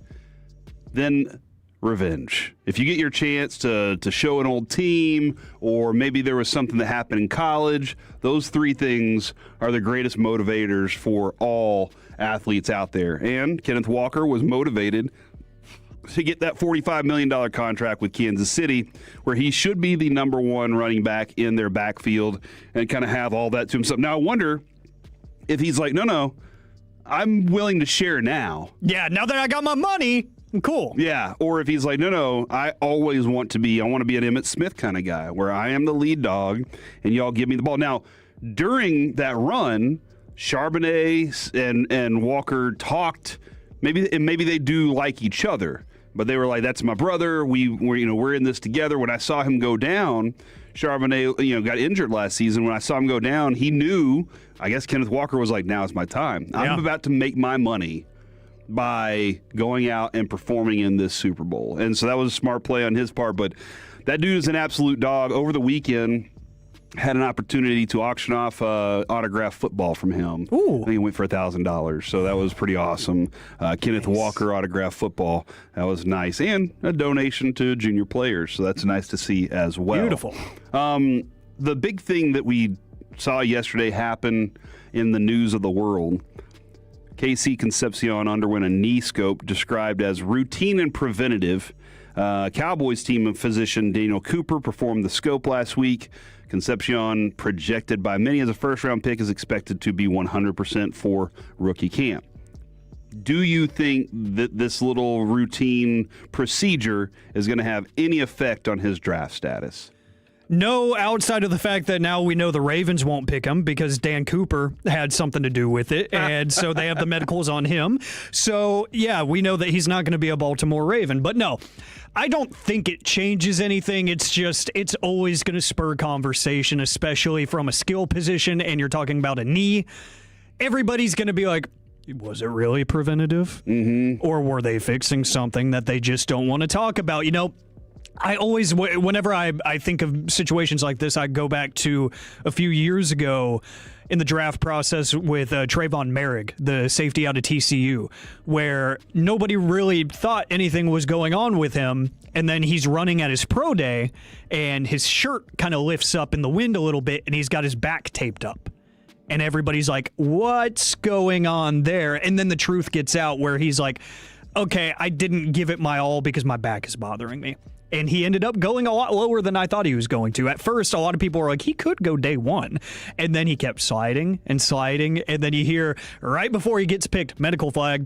And it's like, okay, they were hiding something. So people will see stories like that and they'll get a little bit worried. Like, are we getting the full truth here? But in this case, it seems like it's just purely a cleanup and getting it at this phase where they're like, oh no, he'll be good for rookie minicamp, which rookie minicamp happens like right after the draft. Yeah. So if he's going to be good to go full speed for that, I don't think teams even blink twice because he's that good. When we were talking about would we take him, I'm not sure I'd take him at 12. No. Obviously, the Cowboys, if they sign Pickens, they don't need him at 20. If somebody really wanted to trade up to get him, they could. Sure. You see him in the lower part of this draft, like the behind the 20 pick somewhere? Yeah. For sure. He's one of those, I wouldn't have a first-round grade on him, but I think he goes in the first round. You know, especially in this class, I'd say there's maybe like 16 guys that would get first-round grades, but he would be one of those that he's going to be very fortunate and land with a playoff team, I think, because he'll be picked in the 20s, where it's like, oh, of course. You know, of course a good team got him. My dream scenario, because I think he fits what they would be looking for, would be Kansas City. I think that makes a ton of sense, and his name is literally KC. I think that would just be marketing genius for one, but two, I think the true fit that we've been talking about a lot recently with the draft, I think that's there as well. But yeah, he's going to end up being A-okay. He's going to go to a perennial playoff team, and he's going to be a good player in this league. I think he needs to go 26 to the Buffalo Bills. Ooh. And I did see Jordan Schultz added a note to the Jalen Waddle trade. He said that the Bills made a pretty strong push to get him as well. Okay. And got outbid. So they might look at this draft and say, this is our only chance to get a true outside wide receiver one. At Tankathon has Concepcion still going at 37 to the New York Giants. Now, again, we watched him. Love the player, love the makeup of the player, like the person that he is too. So we'll keep an eye on it. But that was interesting news to roll out yesterday, especially after the show was all said and done with. Now, Joseph Hoyt's 7-round mock draft for the Cowboys that we kind of started on yesterday. We're going to finish this up a little bit because there are some players that we've taken a look at that were kind of pretty interesting. We asked a little bit yesterday about Romello Height from our expert at Texas Tech. I didn't ask you, though, if you'd had a chance to kind of check out Romello Height. But in round one, they take Mansour Delane.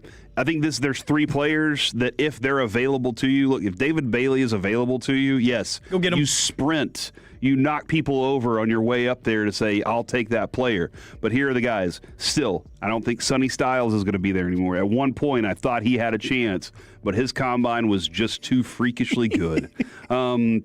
Mansour Delane and Caleb Downs. I still see Downs and Delane kind of noted in those areas, and if they are there, you take them. You don't even worry about it. They're players. So he has Delane going to them at 12. He trades down to get potentially C.J. Allen from Georgia, linebacker, middle linebacker. If you haven't gotten a chance yet, go watch Baldinger's breakdown on C.J. Allen. He's like, dude, this guy has so much tape out there to watch, and it's all good. And so that's the thing. Sometimes a player can just be like, you're like, okay, he's going to be good, and you take it for granted how, like, he's just going to fit for you. Jacob Rodriguez might be the playmaker that everybody's most excited about. Those are the 2 options there in round 1. But a trade down to 27 with San Francisco definitely could put you in a good position to say, you know what, we can take Jacob Rodriguez here, even though I still think it's a little bit of a reach. In the second round, Miami defensive back Keontae Scott. We saw him ball out in all the games that they were playing this year in Miami.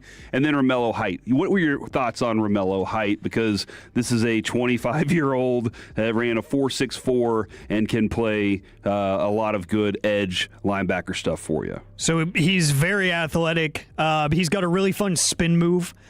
So he's not just in his pass rush skill set. He's not just a power guy. He's not just a finesse guy. Like we've talked about with some of the guys, even in the first round, like Keldrick Falk is a guy that he's going to win with power every single time. That's pretty much all he's going to give you. But because of his massive size, it works. This guy has a little bit more to offer. He's very lean. I want him to put on more weight. I think he needs more muscle mass if he's really going to thrive as a pro pass rusher. But my favorite term that I've come up with this offseason for the draft process, oily hips. He is able to move. He's able to stop on a dime. And he's really good at peeling off of blocks, too. So that's why I wouldn't mind sending him on blitzes. That's why I wouldn't mind him being on the field in running situations as well, because he can really push and pull off of blocks pretty well. I will say his post-snap stuff, recognition, just overall, as the play is developing, he can get lost a little bit, but other than that, I like him. I just need him to put on some weight, and I think a lot of those other things will kind of fix themselves. And you put on weight how? I don't know, maybe what was that?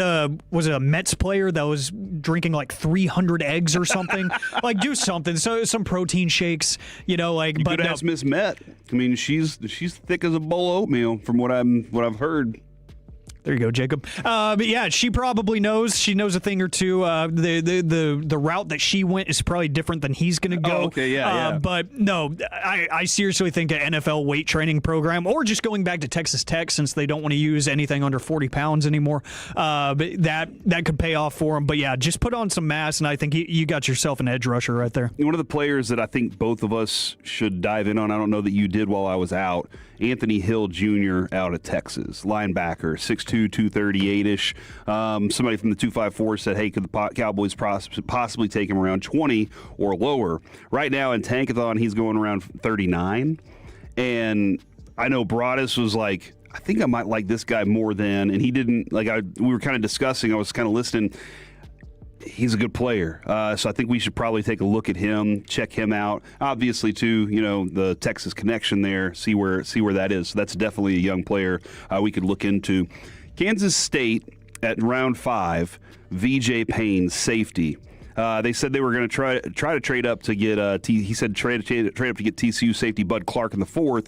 But they go ahead and take Payne. 6'3", ran a 4.4 40, another versatile secondary piece.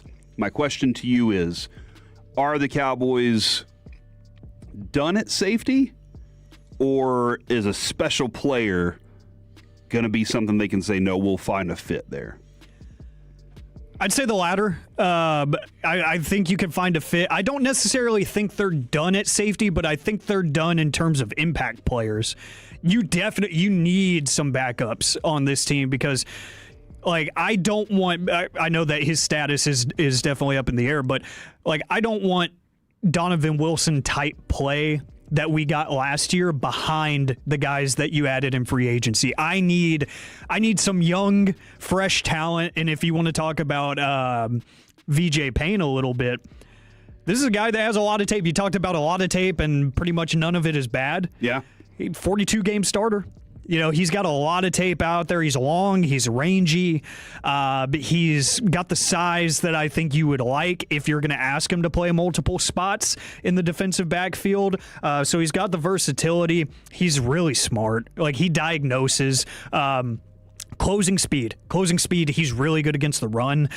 So I think he would be a very good backup and a complementary piece that you can rotate in, and you're not going to be scared throwing him out there against NFL offenses. So he might be a little bit passive at times, but I don't know if that's a detriment.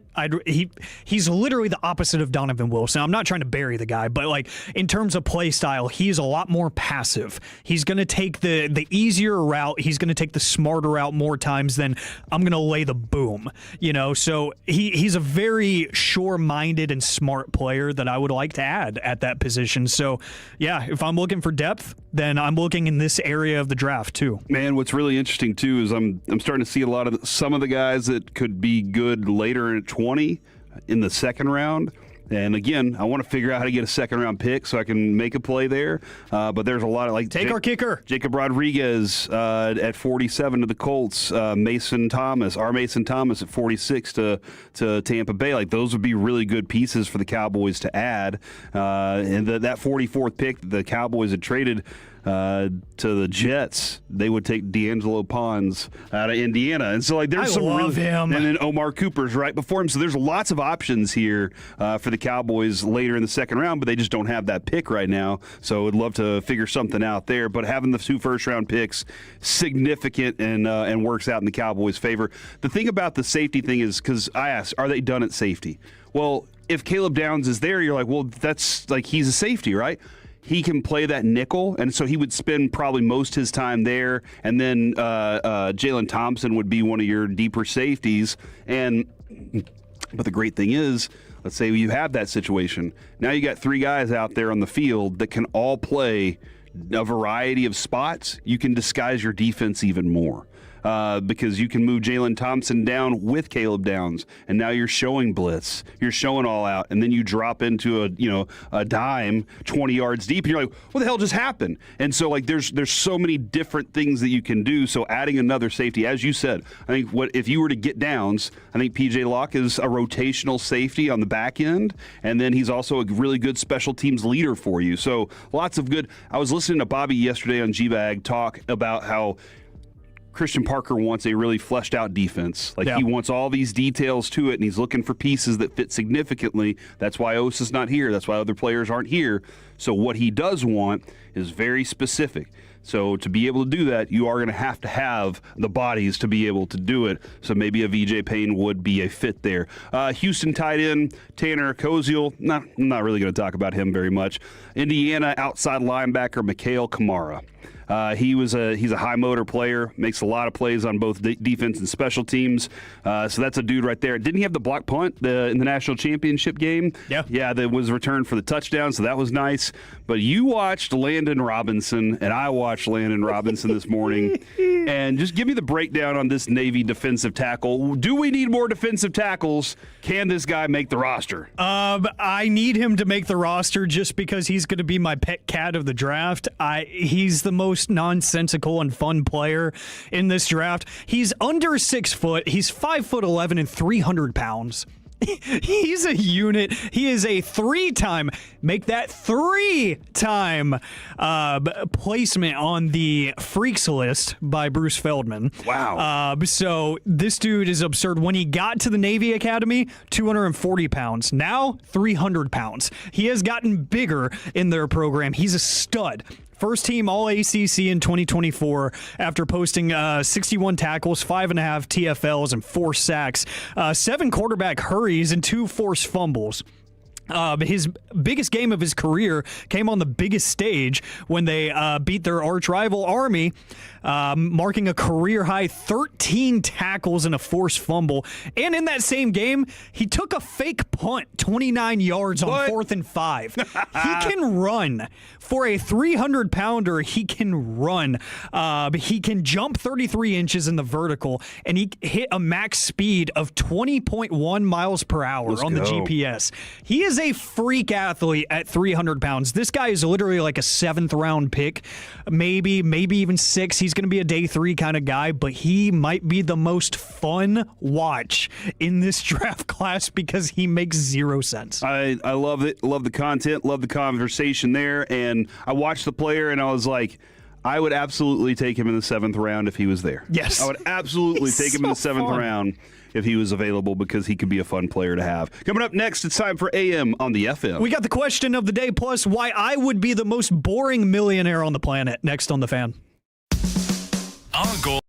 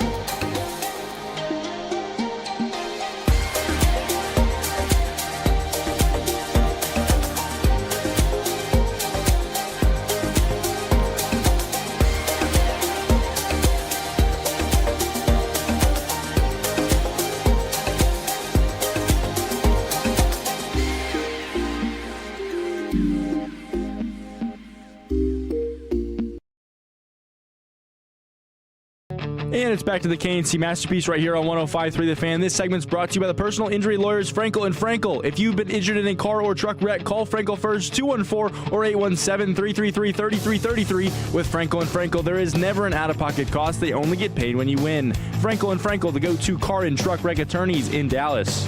Back here on the KNC Masterpiece on 105.3 The Fan, it is time for AM on the FM.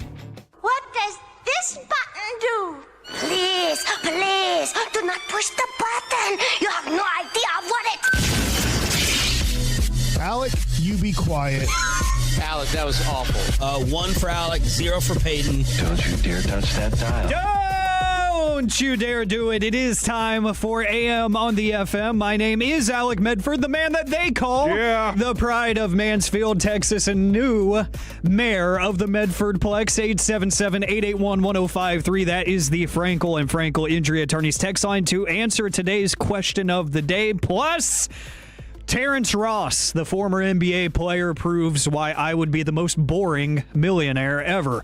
We'll get to that here in just a little bit. But, gentlemen, I don't even need to pull up the National Day calendar to know that today is St. Patrick's Day. It is true. Yeah, Jacob didn't get the memo because he's wearing all white. Gray. There's some gray in there, yeah. So the point is it's not green. Yeah, there's no green, bro. And so I don't even know why you're trying to point out the gray part. Yeah, so it's not any better. It doesn't matter if you have all 50 shades. It's still not green. So I know Corey said that he wears green to not hold on. I'm sorry, real quick. Did you ever read 50 Shades of Grey? Unfortunately. You did? Yeah. Did you ever notice how much misspelling there was in that book? Yes. It was awful. Yeah. It was not a great read for multiple reasons. I'm just not into that type of thing when it comes to entertainment. But especially the audiobook version was outstanding. That's what you got to listen to, the audiobook. Really? Yeah, you need to have somebody read it to you. I don't know I don't know if I want people. Was it a dude or a lady? It was a dude. Oh. I don't know if I want somebody reading that to me. I'd rather it be my own voice. This was like Morgan Freeman. Okay, if it's Morgan Freeman, yes. Yeah, if you can get some AI version of Morgan Freeman reading The 50 history Shades of Grey. Scandinavia, it's good. Literally anything. It could be anything and I will listen to it. So that offer stands. You have my phone number. Just send it my way. But it's St. Patrick's Day. And for a lot of people, it's a very big drinking holiday, very big celebration holiday. You know, you have the big parade in Dallas and everything. And I do want to make a special shout out to our own Will Chambers. Oh, yeah? If you missed the Instagram post that he made of him and his buddies celebrating, there was not a single set of sober eyes in that photo. It was amazing. It was the most glorious group picture that I've ever seen in my life. Everybody was hammered. It was awesome. So I just had to direct some attention there. But the question of the day for St. Patrick's Day is going to be, what is your most fun holiday tradition? 877-881-1053, because for a lot of people, it is going to the St. Patrick's Day parade or just going to a local pub and just getting blitzed with the homies. I know that's the plan for some of my friends tonight out at Jay Gilligan's, but it's a Tuesday. So I don't know if I'm going to be partaking because that could get messy very, very quickly, and I've still got radio to do in the morning. But I want to know what you guys say is your most fun holiday tradition throughout the year. 877-881-1053. Twitch and YouTube, I want to hear from you as well. Holiday. So I love New Year's Eve. We're going to change it at some point. Oh. But my oldest kid, he is a New Year's Day baby. He was second born that year. He was the second born New Year's baby. Wow. And that's kind of frustrating because we would have gotten diapers for a century or whatever. Yeah, first place loser. Yeah. You know? But also my middle kid, his birthday is December 30th. So we try to celebrate for a few days. That's usually like during the holidays. I time my days off around their birthdays, so I can spend time with them. And like back whenever we were nights and weekends, I really never saw them like at nighttime because I was always busy working either at a TV station or whatever. So I was like, I have to spend time around them at these times. But New Year's Eve, what we do is we go buy pizza rolls, which Kevin is just totally against. Yeah, he says they are for the poor, which I disagree. We buy taquitos. We buy all the frozen things that you can make in the oven and air fryer, and we just make a platter of them. And then so we just kind of snack and hang out throughout the evening. I've wanted to develop it more as a party for other people. And now that he's 18, I'm wondering if he's going to keep coming back to party with us. But I always love to see how late the kids can try to stay up. Because when they were young, they'd try, and then you could just see them start to crash. And now that they're all kind of like, one's 14, one's 18, like they can do it. The 18-year-old's just like, I'm just too tired. I have stuff to do tomorrow. And I'm like, okay. So I love the crazy frozen foods that we collect for New Year's Eve. I like it. Jacob Ray? Yeah, I got to go with 4th of July. It's always, and this has kind of been a thing since we moved down to Texas because it's always really nice weather at that time. It's going out to the lake on 4th of July. We usually hit Lake Lavon, and there's a nice little cove where it's weird. There's a cove, but instead of like a sandy beach, it's clay. So you can kind of wedge your boat up right against that and hang out. There's always a bunch of boats. There's a bunch with like slides on them, so you go from boat to boat, hang out, and all that fun stuff. So that's usually what we do. And then this year for Memorial Day, I may be heading to New Jersey to go down to the shore for Memorial Day. Those plans are still being finalized, but that might be Memorial Day this year. So got a year of fun, exciting water-based holidays coming up. Jersey. You have family there? My girlfriend's from New Jersey. Gotcha. Okay. Yeah. Gotcha. They've got like a house on the beach and stuff, so well, yeah, it should be a good time. That's incredible. Man, I need some sort of like in the family vacation destination spot like that, because it used to be my sister lived out in Jacksonville where we think Kevin is, but nobody really knows. Yeah. We'll find out if he ever comes back. Where is that rehab facility really? Exactly. The beach, the beach that we were telling you guys about during Crosstalk, RJ and I, were the St. Augustine beach. The sand is very white there, so maybe that's why he's there. But yeah, that used to be my destination spot during the summer, like on my birthday or whatever, or maybe a little bit before my birthday, like May, June-ish, we would go out there and hang out with my sister. And like some of those areas, like around Jacksonville adjacent, are beautiful. Yeah. Jacksonville itself the beach looks gorgeous. Yeah.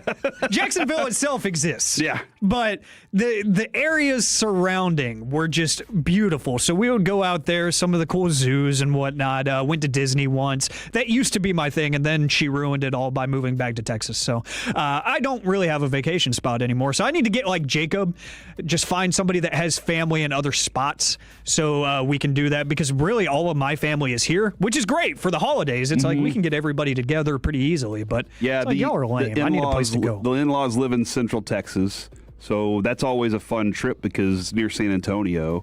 The sister-in-law lives in Memphis, so we always go to Memphis, a couple times, every once or twice a year.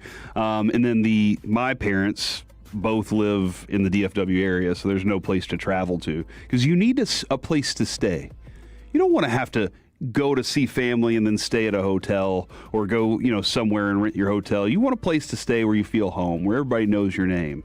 That's sometimes you got to go to a place like that. You know what I mean? Yeah, I like it.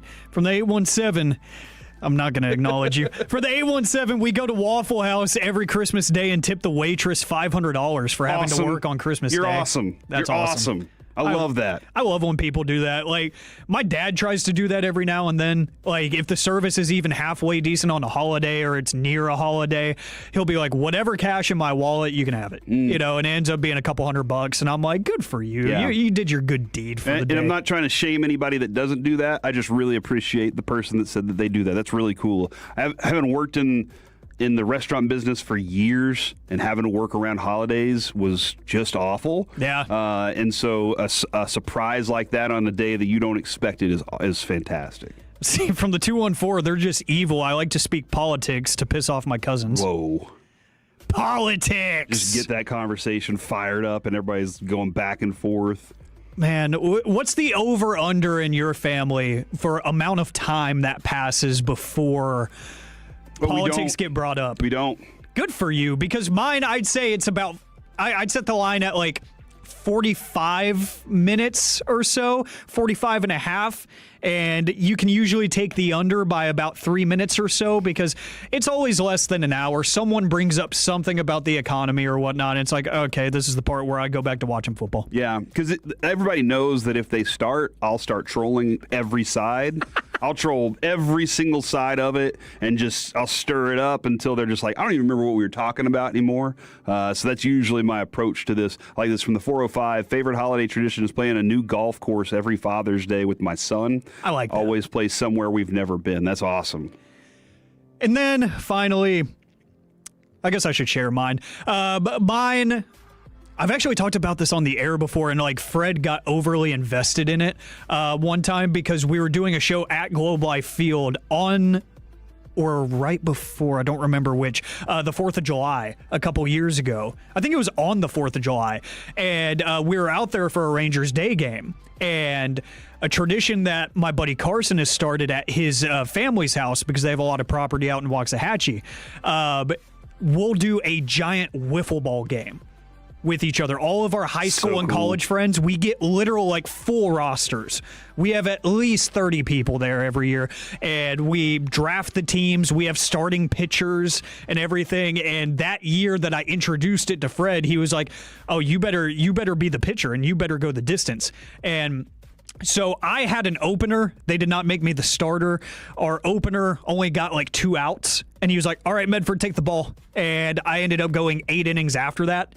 And they pulled me for just a couple more outs, and I was so mad because I was like, I'm going to shut this game down. But it was like 100-something degrees outside, and I was just pouring sweat. And they're like, dude, you need to go in the shade. I'm like, no, let me close it out, dang it. And they took me off the hill, and I was so mad. But we won the game because I shut everybody out, and it was amazing. But that's my favorite tradition. I'm ready for the summer. I'm so ready for the summer, mainly because I'm sick of this weather. It's messing with my sinuses. It's changing everything. Waking up with a head cold every day. And then finally, this is Terrence Ross, the former NBA player. He does Twitch streams now for fun, playing video games a lot of the time, NBA 2K. And he is just like me. He explains why he's the most boring millionaire former athlete, and why God knew not to make me a millionaire, because I would be equally as boring. But that's my vice, bro. I don't gamble. I don't like to go out to the clubs. I don't like to spend money on, fancy jewelry or cars or anything like that. I like to play video games. That's me. I spend money on video games. That is my Achilles heel. Hey, I just got this new Rolex. It's 60 grand. Oh, that's cool. But I just got a dark matter Rudy Gay, and he has been everything I dreamt of. And they're going to be like, what are you talking about? I'm like, oh, that's right. My fault. Nice watch. That's literally me in a nutshell, bro. Yeah, like that would literally be me, because if I had that kind of money to just sit on the rest of my life like he's doing now, he's out of the NBA. He's been retired for like 3 years now. And all he does is stream on Twitch. And people were asking him in his chat, they're like, why don't you go out with your friends and stuff? And he's like, this is how I have fun. I rip packs on NBA 2K all day, and that's me in real life. I'm at the Dallas Card Show ripping packs. If I have millions of dollars to play with, that's going to be me. So God knew, don't make this guy rich and famous just yet, because he would be so boring. I would be off the grid. I would have a nice watch or two. I would have some things, but I wouldn't show any of it off. I would be collecting cards with Kevin. We'd be out here ripping, packs of Flawless that cost $5,000 for a case. That's what we would be doing, just like Clark Hunt did with you guys a while back, up at FC Dallas. That would be my thing. Yeah, and that's very fun whenever he's like, hey, you guys want to open these? And we're like, yeah, yes, of course we do. From the 903, every Super Bowl Sunday, I pick another team other than the Cowboys to cheer for. Oh. Coming up next here on the KNC Masterpiece, it's time for some gridiron gravy. Troy Aikman says he'll stick around with the Dolphins, and one former player calls the Falcons a clown show. Literally, next on The Fan. Coming up in the next G-Bag Nation, we'll give you a full review of Mavs Pelicans, including a look at the tankers of the night. Nation 2-7 on The Fan. If you've ever tried to finance paint or a paint job or been like, you know what, I want to repaint the house right now, you can't do that. Nobody's out there offering 36 months, same as cash, on a bucket of beige, but you can finance Rhino Shield. That's right. It's an investment, and it's right. Gary Zanobi knows their ceramic coating comes with a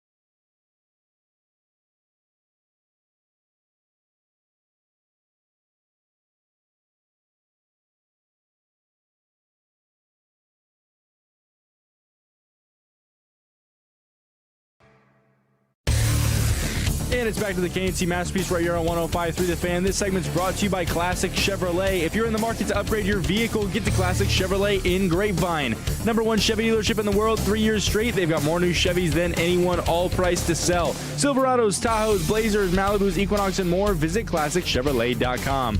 This is Texas. This is Classic Chevrolet. Together, let's drive, relax, and enjoy the difference. Based on new Chevy registrations 2023 through 2025. Back here on the KNC Masterpiece on 105.3 The Fan, we are now diving into some gridiron gravy. Gridiron Gravy is powered by Men's Tea Clinic. You can dip it, then rip it.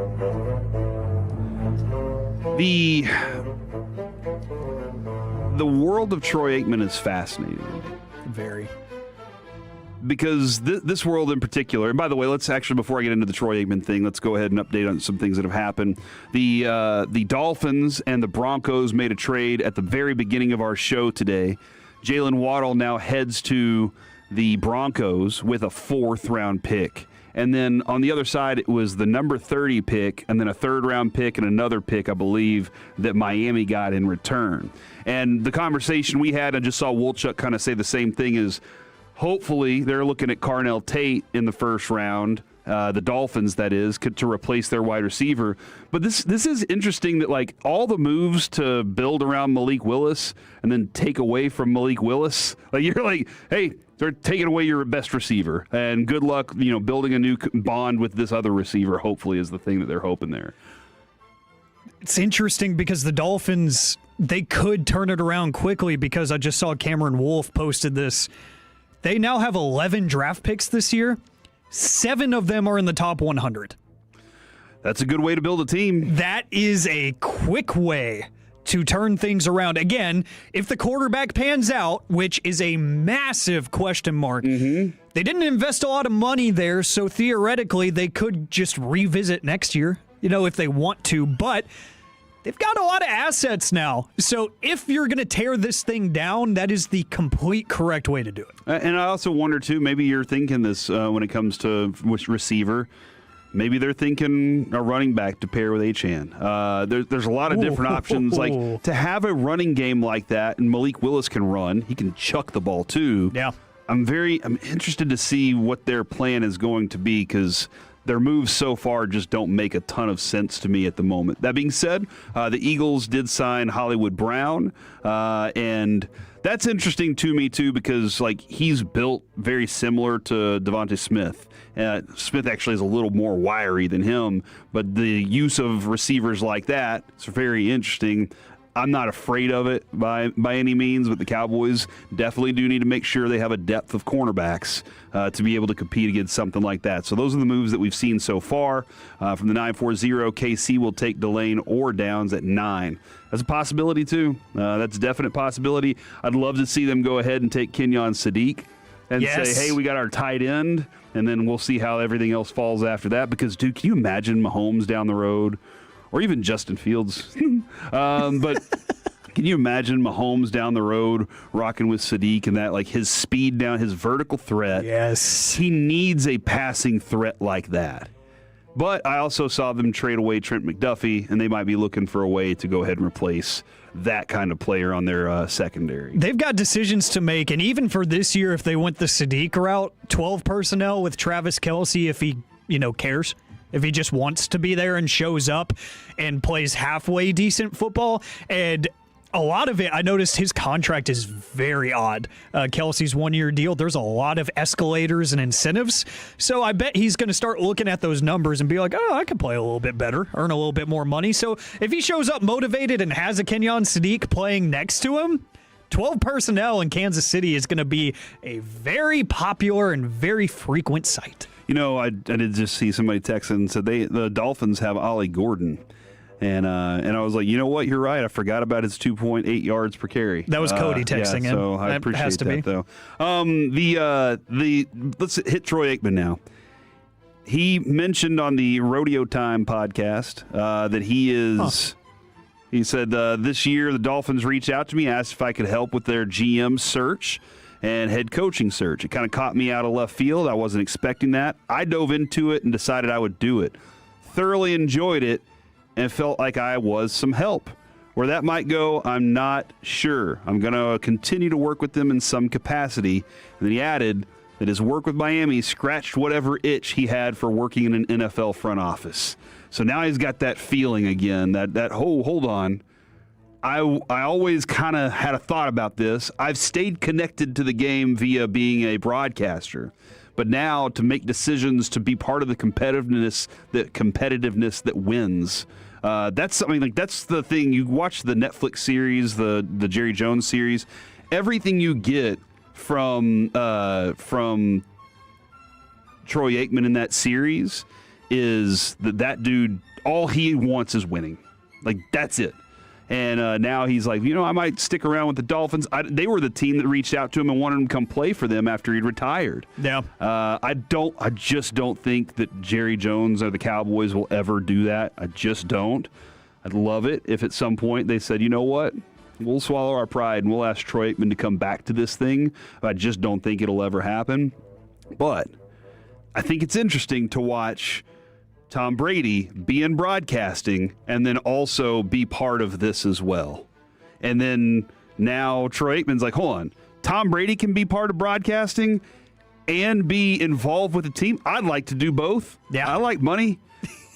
Because you got to imagine he's making some cash there. So has to be. Yeah, but is Tony Romo gonna go find a team to be part of? Is Greg Olson like, you know what? Oh, I'd love that. My turn to be part of the Panthers. I'd love that. And Romo would make a lot of sense because I think his time on TV is going to be coming to an end somewhat soon because he's losing steam. If he wants to be involved with football, it needs to be with a team at some point in the next few years. But for Troy to say that it scratched the itch, that makes me really intrigued how much he actually did, because that makes me think he was very involved. Me too. And he did a lot of work. So I know he probably just doesn't care to get into specifics, but I would love to know, just to be a fly on the wall for some of those meetings that they had and conversations where they're evaluating and the interview processes that he was a part of with these candidates. So, I would love to know what questions he was asking and how much homework he was actually doing on some of these guys to see their background and to see how they work with other people. Was he calling up other players and other coaches? Be like, hey, tell me about this guy. This Halfley guy. What's he about? Yeah. It sounds like he did a ton of work. So, yeah, it's intriguing, and I think you're going to see a lot more people taking that same route because, like you said, at the end of the day, they're getting paid for it. Yeah. So it's a good way for them to be involved in football, but step back a little bit. Because you even saw, I think it was Venezuela's manager after the WBC game. They asked him, would you want to manage or coach in Major League Baseball? And he was like, dude, that's a long season. He was like, this is fun. But he was like, I had to get to the ballpark at 1:30 today, and I'm leaving after everybody else. Doing that for 162? He was like, probably not. He was being brutally honest. Probably not. They gotta pay me a lot more than this. Yeah. This is fantastic. Ex-Falcons offensive tackle Elijah Wilkinson went in on social media, just went after people. He's deleted his comments since, by the way, so I don't really love that so much. Coward. But he was getting some criticism for signing his free agent deal with the Arizona Cardinals last week. And so as it started to come in, he said, good luck with that clown show over there. And more people just continued to go in on him. Some people didn't appreciate it. And he said, LOL, y'all in hell right now. Have fun being ass next year. And then he said, ha, ha, ha, yeah, right, all right. And all the passes Darnell Mooney dropped and Kyle Pitts, F off my line. Have fun rooting to lose the NFC South 28-3, 28-3, ha, ha, ha, ha, laughing stock. And then finally he followed with, thanks for supporting me when half these people commenting wouldn't. Bailed the Falcons out when they had nowhere to turn to. Good luck moving forward. So I don't think he's ever going to be asked back to be a GM of the Falcons or anything like that, because he kind of took a few shots there, and that was hilarious. That's how you burn a bridge. But if you're going to do that, stand on it. Leave all that up. Mm-hmm. At that point, social media gets a hold of things so quick. Yes, they do. We've already kind of moved past this. The Rashawn Gary social media post, goodbye Green Bay, and they're like, we haven't cut him, we haven't traded him. Yeah. He's still here. And then he said he was hacked, and then he told the media, yeah, I actually got hacked, but did he really? Like, dude, we saw it. Just leave it up there. It's a good laugh. Coming up next here on the KNC Masterpiece, the Rangers bullpen and their rotation. And is the World Baseball Classic this big now? Aaron Judge says so. Next in the Fan. When your friends say, hey, did you hear? You can proudly say, I heard it on the Fan. Keeping you sports informed with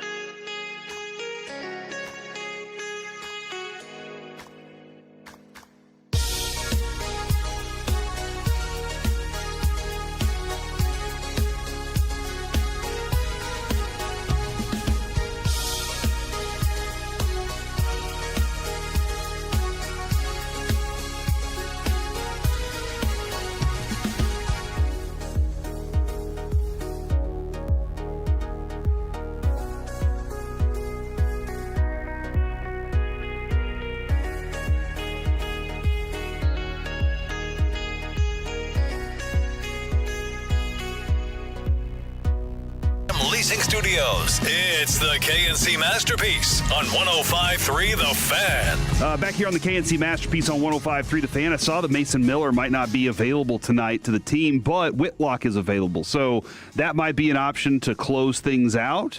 But if Mason Miller's not there, again, we discussed the other day, why be nervous when that dude is an expert at this? But Venezuela leading their charge to this final in a very surprising way. I know Italy, had surprised a lot of people too, all jacked up on espressos and stuff. But they did a really good job of getting to this point. But then last night, Aaron Nola had one mistake, and then it all fell apart for Michael Lorenzen, and Venezuela took advantage of it in the right way, capitalized. Can your bullpen, can you close it out against this good of a team? We will find out in the final tonight. I believe it's on Fox. Yeah. But they told me Fox the other day, and then it was on FS1, and yeah. I was like, okay, I'll just figure it out. Choppy had the best tweet. He was like, WBC time, have fun finding it. Because I went straight to Fox, didn't see it there. I was like, it's FS1, isn't it? Back to Mason Miller. You want a fun stat? Yes, I love fun stats. Since September 8th, hitters are now 0 for 50 with 39 strikeouts against Mason Miller. Dang. 0 for 50. Dang. Since September 8th.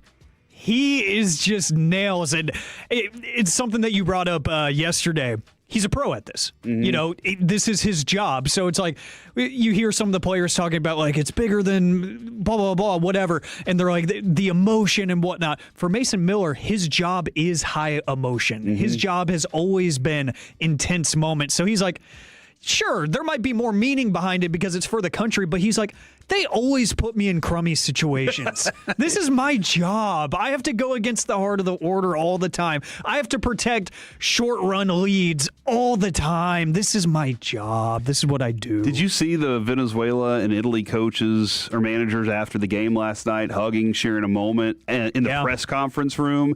And what's wild about that is the Italy coach, ironically, grew up in Venezuela. He's like, there's part of him that's good there, but even still, it's a pretty weird, ironic moment. All right, so speaking of the way that these players are talking about this, Aaron Judge was talking about the World Baseball Classic, and he says it's bigger than you even know. I say it's been bigger. The World Series I was in, the crowd here, the crowd we had when we played against Mexico, it's bigger and better than the World Series. It's just, like I said, the passion that these fans have, representing their country, representing some of their favorite players, there's nothing like it. And that's what you dream of as a kid. I was playing in my backyard, playing wiffle ball, and this is the moments you dream of, big spots, big situations, and it gives me chills right now thinking about how special that was. I try to take a moment every game to kind of look around, appreciate the crowd, appreciate the moment. It's just a blessing that we can do this. Couple things that he says there, because the first part of it was kind of, you might not have been able to hear too much, but he said it's bigger and better than the World Series. The environment is bigger and better than the World Series. And when it comes to the environment of it, I completely get that because the fans are cheering they're cheering at the right moments. You can go to MLB parks and never see a fan base cheer at the right moment. They're cheering whenever, their hitter's up. And they're not cheering for their pitcher whenever he has two strikes. They're cheering for the wrong moments of an at bat, or not even cheering for a play that was made. And in these games, you see you see that passion. You hear the songs. You hear the things that are going on in those stadiums. So yes, the environment is significant. I feel like what's on the line though in the World Series is more significant. So is he saying that in part of the environment is also as big as the World Series or bigger? Because he said that. Because they're making this sound like this means more to me than the World Series. And I've never thought, and I wonder a couple things here. You were just talking about the manager saying, I don't want to have to be there from 1 o'clock until when everybody's gone. It's a long day. This is fun. Are the players loving this because they're not at spring training right now with the grind of spring training? Yeah. And they still get to get their work in, but just don't have that same grind. Listen, if you've ever been to spring training at this week, it's around this week when it starts to happen, those players don't want to talk to media. They want to get in, get their work done, get back home, do whatever else it is. They don't want to talk about this baseball because this baseball doesn't really matter to them right now. They are ramping up to something, but they're just like, they really don't like spring training. Most competitive athletes don't like the camps they have to go to build up to this thing. So is Aaron Judge like, hey, actually, I don't have to play the same grind.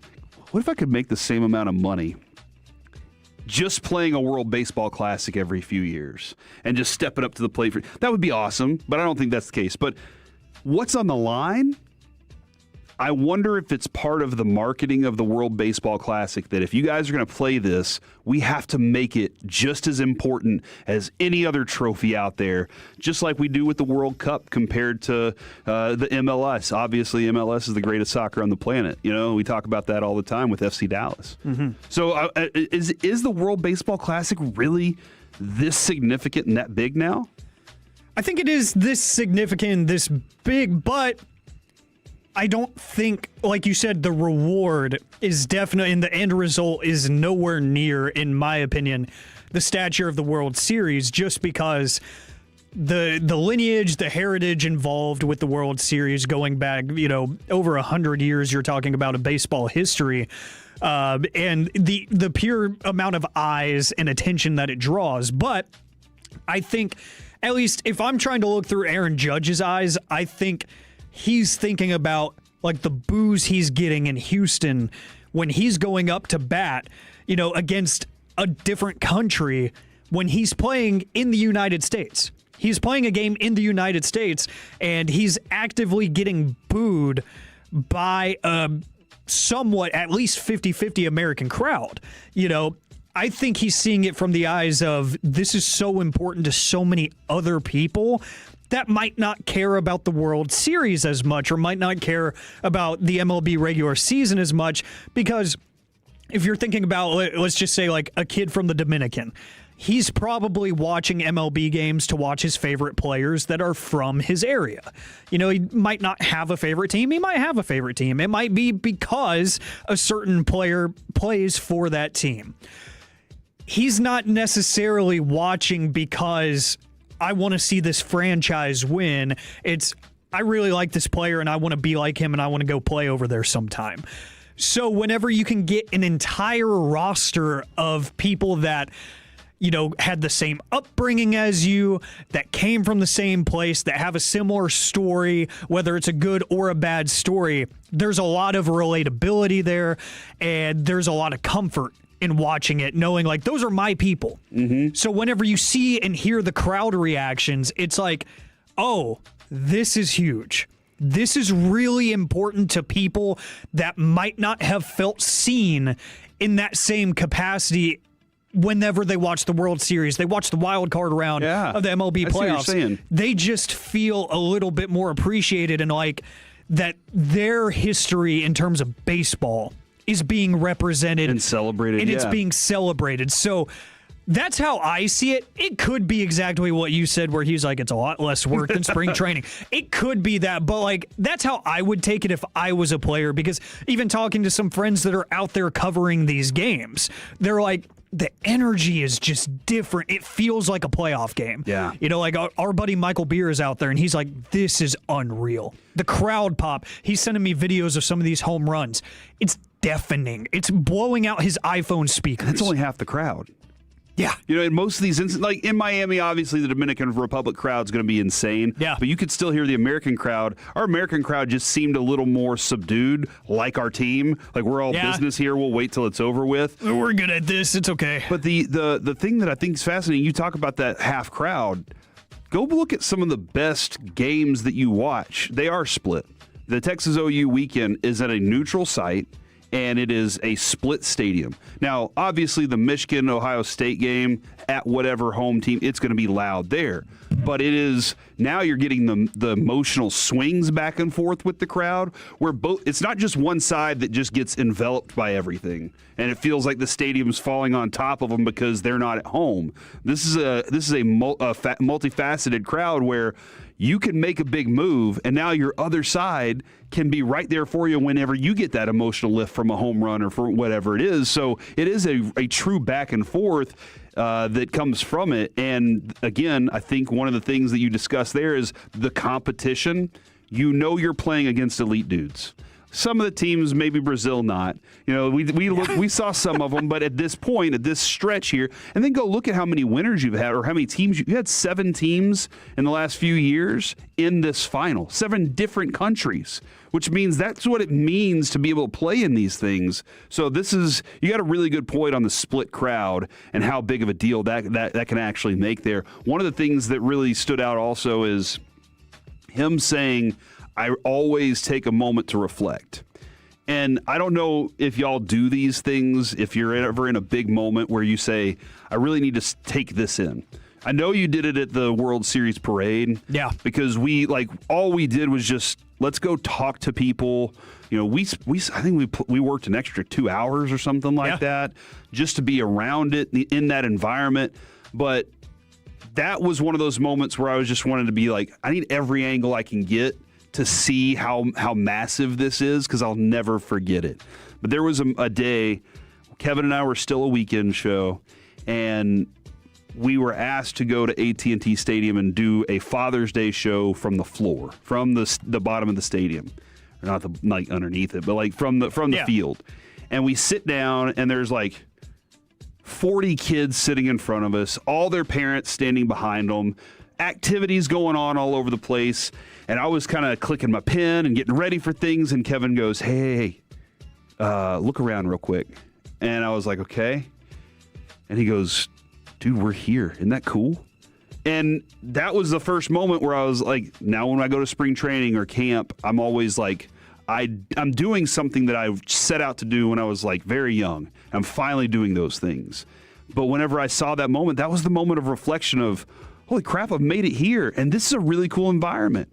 And then we played an intro that had a lot of really weird words in it. And there are all these kids sitting there like, why did he say the B word just now? And I was like, oh, crap, we are actually in front of humans at the moment. And we're not in our studio, all safe away from all those things. So I strongly suggest that whenever you're in a moment that's a little bit bigger than you, take the opportunity to look around and appreciate it, because those are moments you might not have to be back into again. And again, if you're ever in an environment bigger than you, go to the redwoods of California or whatever, enjoy it. It's something that's really good for your mental health. 5 likeliest candidates for 2 jobs in the bullpen right now. Roster bullpen for they just signed left-hander Jalen Beeks a couple weeks ago or last week.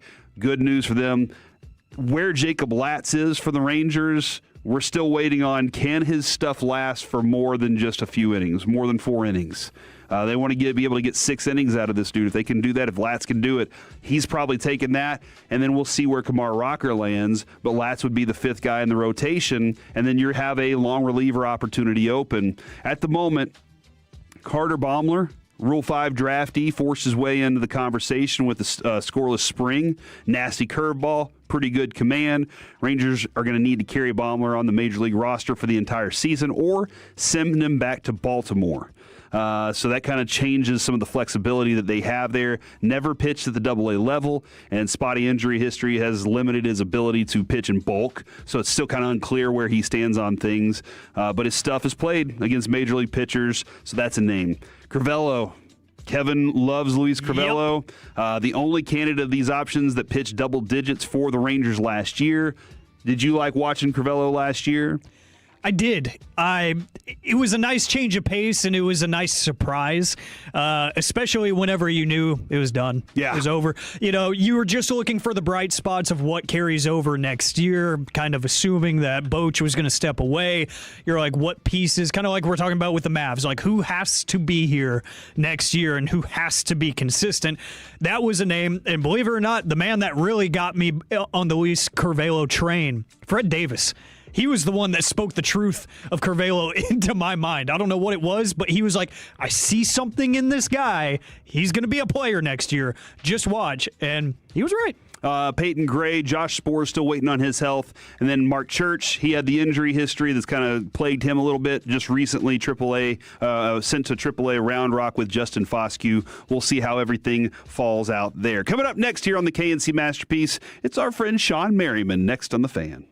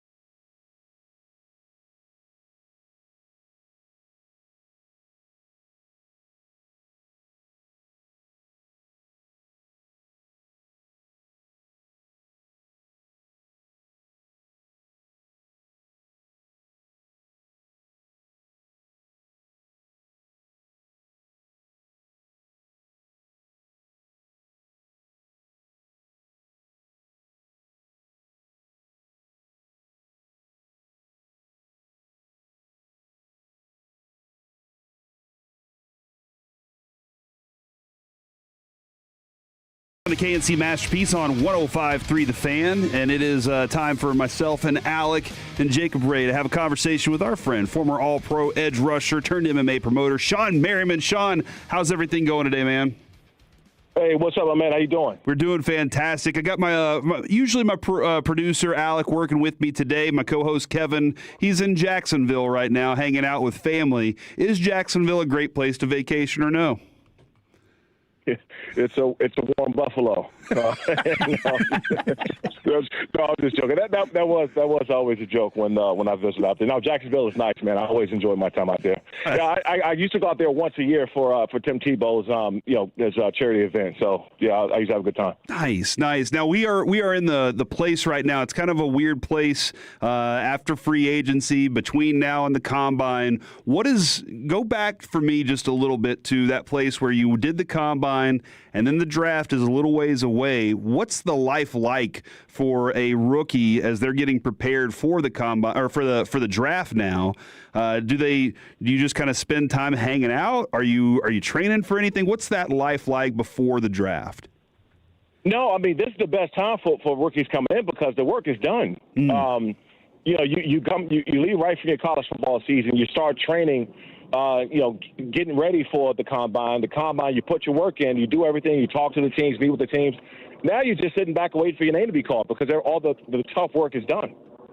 And then is there a lot of video game action, or you just kind of get involved with other stuff? What did you do during that time? Well, it's the first time you had any real money, so you put that to use for a little bit, right? But for what I would try to recommend for a lot of guys, because they don't understand when you get done with the college season, you don't have an off season for a long, long time, right? They always call it hitting that rookie wall because it's nonstop. I mean, I really didn't get a chance to sit down and catch my breath till after my rookie year because you go right into the spring training, the OTAs, the rookie mini camps, and you go right into training camp before you know you're in the season. So it's like a whirlwind. You don't really have real time to sit down and take it all in until your rookie season is done. Shawn Merriman joining us here on the KNC Masterpiece on 105.3 The Fan. Now, Christian Parker, new addition to the Cowboys defense as he's the new defensive coordinator, and he wants some different things for this look. And now we're talking a little more of a 3-4 than they were a 4-3. Obviously, we're seeing a lot more going on with the nickel and star. We had a conversation about that at the Super Bowl Radio Row. But then now we're starting to see some additions. And the Cowboys went out and got Jalen Thompson, safety from Arizona, to add to the mix. And then they make the trade for Rashawn Gary. Now, I've watched Rashawn Gary enough to know what he's capable of, but we're looking at this defense right now, and the Cowboys are still missing a variety of middle linebacker pieces, in our opinion. I'm still looking at it going, who's this left defensive end? Because as you moved Oso Odighizuwa out and you move Quinnen Williams over just a little bit, and then you got Kenny Clark as your anchor, who's your left defensive end, guys? So we're trying to figure that spot out. Rashawn Gary in the 3-4 defense, how much of the stand up and put your hand in the ground, how much does that become part of the thing is that outside linebacker over there? It's funny because one of the best outside linebackers to ever play down there, obviously, is DeMarcus. If you remember when DeMarcus came out of college, he was a typical hand in the dirt, right, 4-3 guy. They had him to stand up, and it was tough. It was awkward for him dropping in coverage and rushing from a 2-point. And then he kind of came into his own, but he was always great with his hand in the dirt.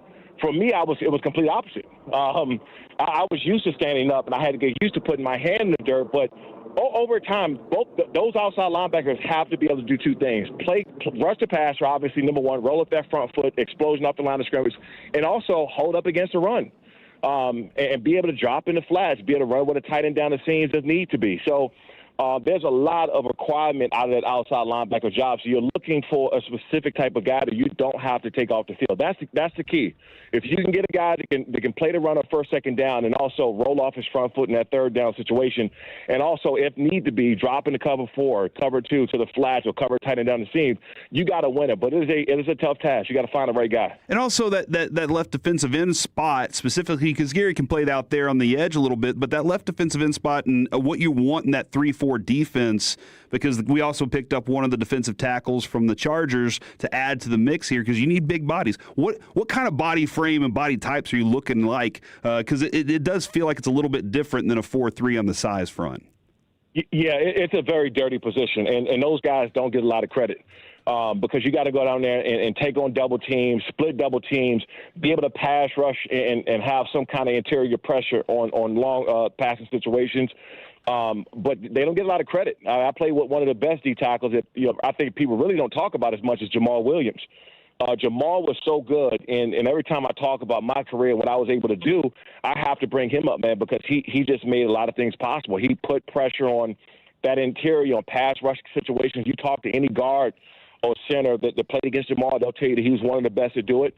So it's a very dirty position. It's an unsung hero. They don't get a lot of credit, but they are everything in that defense.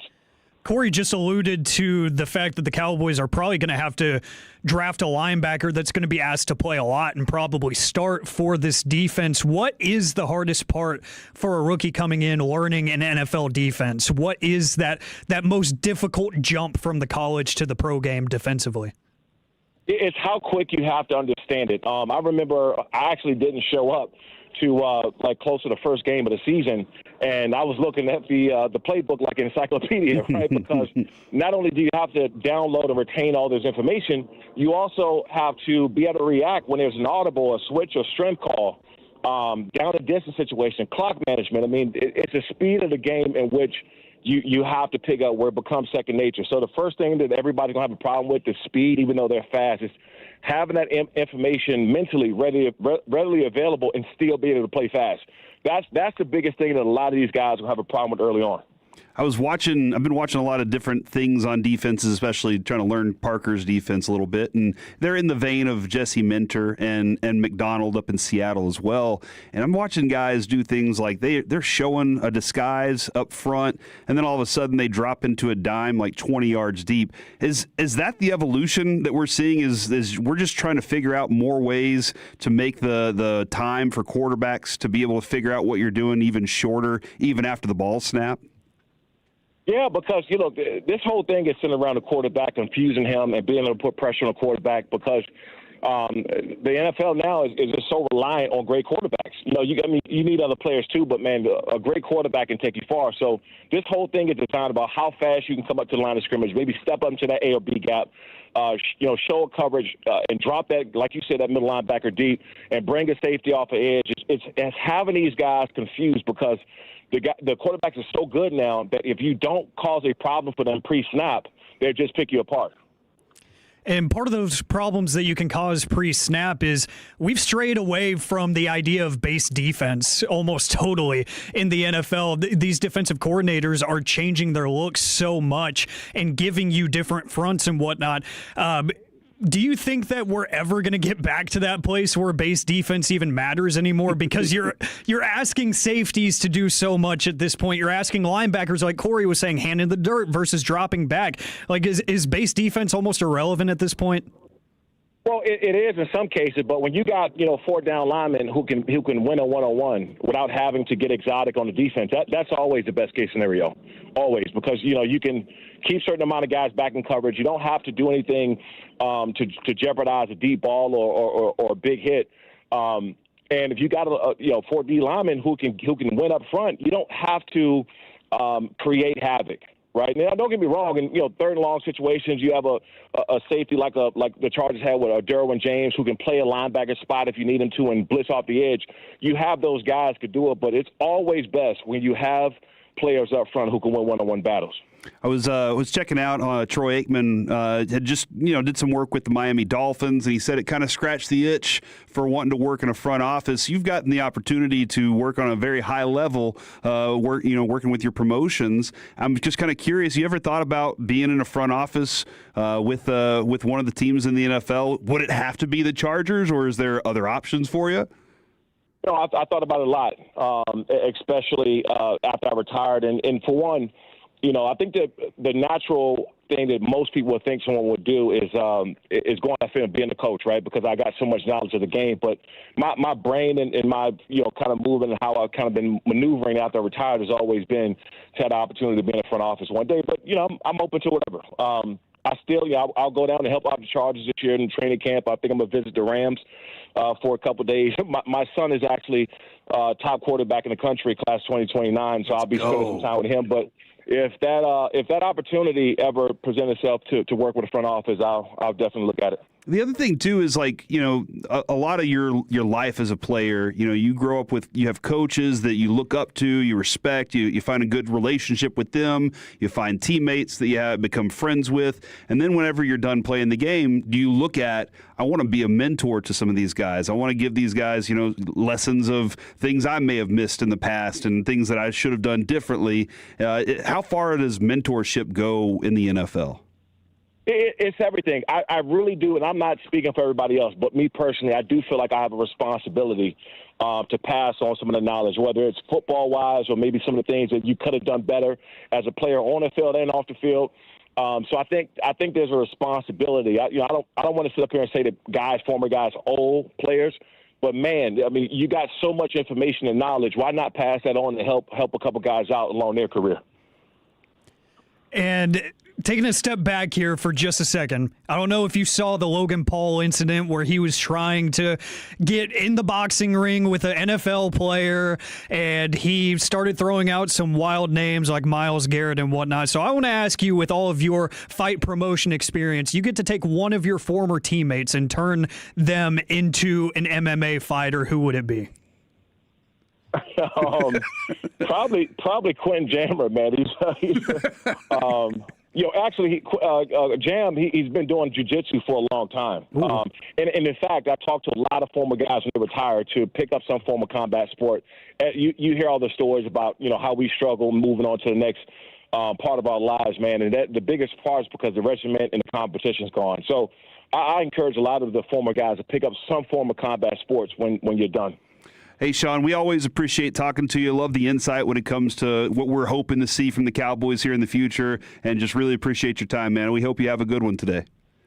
You got it, man. Thanks for having me. There you go, Shawn Merriman, our friend that I don't know how we've been able to build this relationship with him, but it's just like, hey, can I hop on the show? Say hi. I'm like, what's up, dude? Always awesome. Good to see him, even though that one moment in New Orleans, I may have been in the way for just a little bit. But dude, love to hear that he's got a son that's going to be coming up like that. Yes. We're going to be keeping an eye out on that, seeing where he is as one of the top recruits in the country right now. All right, now Alec, you did drop something on me right before the interview. Jeff Passan dropped a little nugget about what to expect from the World Baseball Classic, and dude, I love to see this kind of support and this kind of love rolling around. Yeah, so he tweeted along with a picture of this player opening his jersey. Team USA will wear game-worn U.S. Olympic hockey sweaters to Lone Depot Park today for the WBC Final against Venezuela. Center fielder Pete Crow Armstrong and Olympic gold medalist Jack Hughes are partners with Fanatics, so that natural combination was able to make that pretty easy. So every member of Team USA will be wearing a game-worn hockey sweater from the gold medal winning U.S. men's hockey team. All right, I've already decided. The one that all of us want to wear is the Jack Hughes one that he lost his teeth and scored the goal. But it's not there's no way that one's available. Still has the blood stains across it probably. Dude. There's no way that thing's probably already put away in, the Smithsonian or whatever. Yes. It's got to be somewhere else because nobody can get to that one. But that's the one you want to wear, is the Jack Hughes one that scored the winning goal, right? Absolutely. That has to be number one, and there's not even a close second if we're being honest. But I love the idea that they went all the way to game worn. They could have easily just sent a crate full of, some of the reproductions and stuff and said, yeah, we're Fanatics, we're billionaires, we can make that happen. They went and got the actual jerseys. This is so cool. So now I'm almost just as intrigued for the pregame show on the Fox broadcast where they're going to do the walk-up tunnel shots of everybody. I'm almost more intrigued for that than any of the theatrics on the field leading up to the game. I want to see the players walking in the tunnel now. I want to see them they need to find the biggest hallway underneath the stadium where they can just go shoulder to shoulder walking together. In the hockey jerseys. Yes, and get sweaters. the most cinematic shot ever. Yeah. It's going to be so cool. I'm assigning sweaters now to players. Either Aaron Judge or Bobby Witt Jr., maybe both, need to be wearing the Connor Hellebuck sweater because of their extensive defensive work. The work that Aaron Judge has done throwing people out from right field Hellebuck was the star, obviously, of that game, as well as Jack Hughes. Like, his defensive efforts kept that team in it. The defensive efforts by Team USA in the World Baseball Classic, they have kept these teams in it, because it's not like these teams have gone out there and just been like, we're going to blister everybody by 15. They're going out there and they're playing close games because they have good pitching. They're playing against good teams, and it's going to rely on their defense. So I want to see either Bobby Witt Jr. rolling out in a Connor Hellebuck jersey, the way he's been playing defense out there. Yeah, would be awesome. Aaron Judge, because of the way he's been throwing people down, would be awesome. I'm trying to think of some other jerseys that might be suitable because of the way that these guys have played. But this is awesome. I feel like David Bednar deserves a really good one too, because he's escaped some really tough situations in relief, and he also might not be available tonight, which would suck if him and Mason Miller. Again, that's the byproduct of you have to keep in contact with their actual employers and ask, like, hey, what do you want us to do? And that's what it looked like was the case for Mason Miller. Was they were like, hey, can we use him? And the team's like, let's see how he's feeling the day of, and then we'll make a decision then. And it makes sense. I mean, Aaron Nola had a specific pitch count from the Phillies last night, and that screwed them over because they had to go to Lorenzen, which Lorenzen pitched an amazing game before, but Nola was in a groove. And because of that, because of his contract and his regular, job, he had to be on a pitch count for that. Somebody just texted this in, and I'm very happy they did, because I've been kind of holding on to this nugget all day long.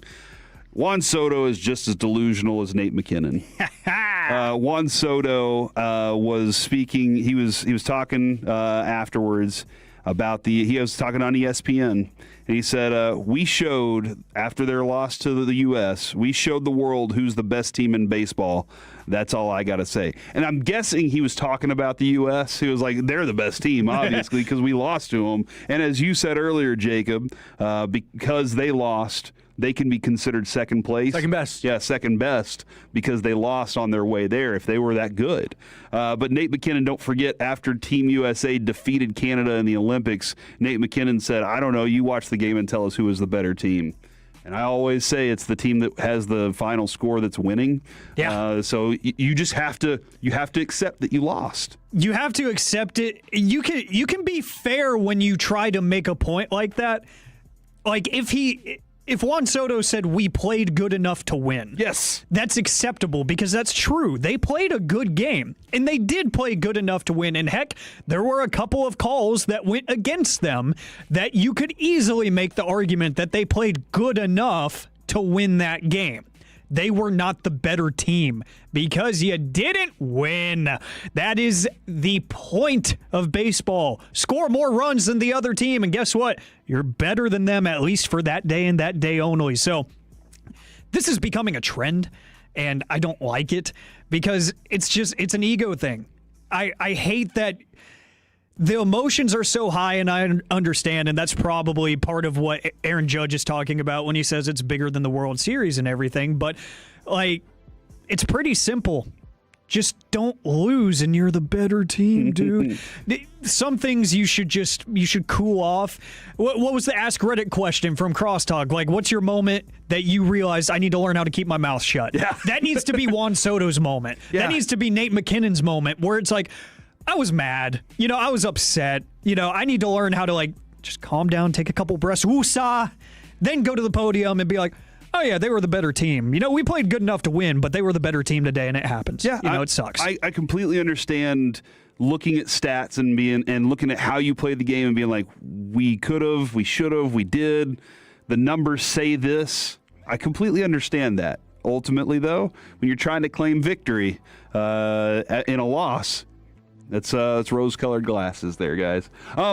Did you see what Brandon Nimmo did for his teammate, Michael Hellman? This is awesome.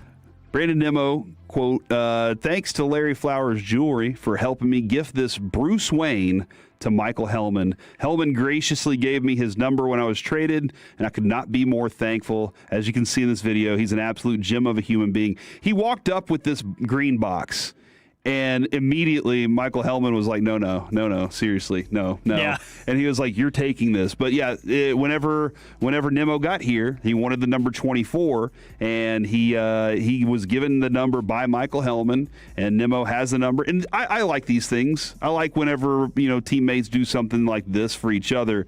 And he said, thanks to the 24 is engraved on the inside of it.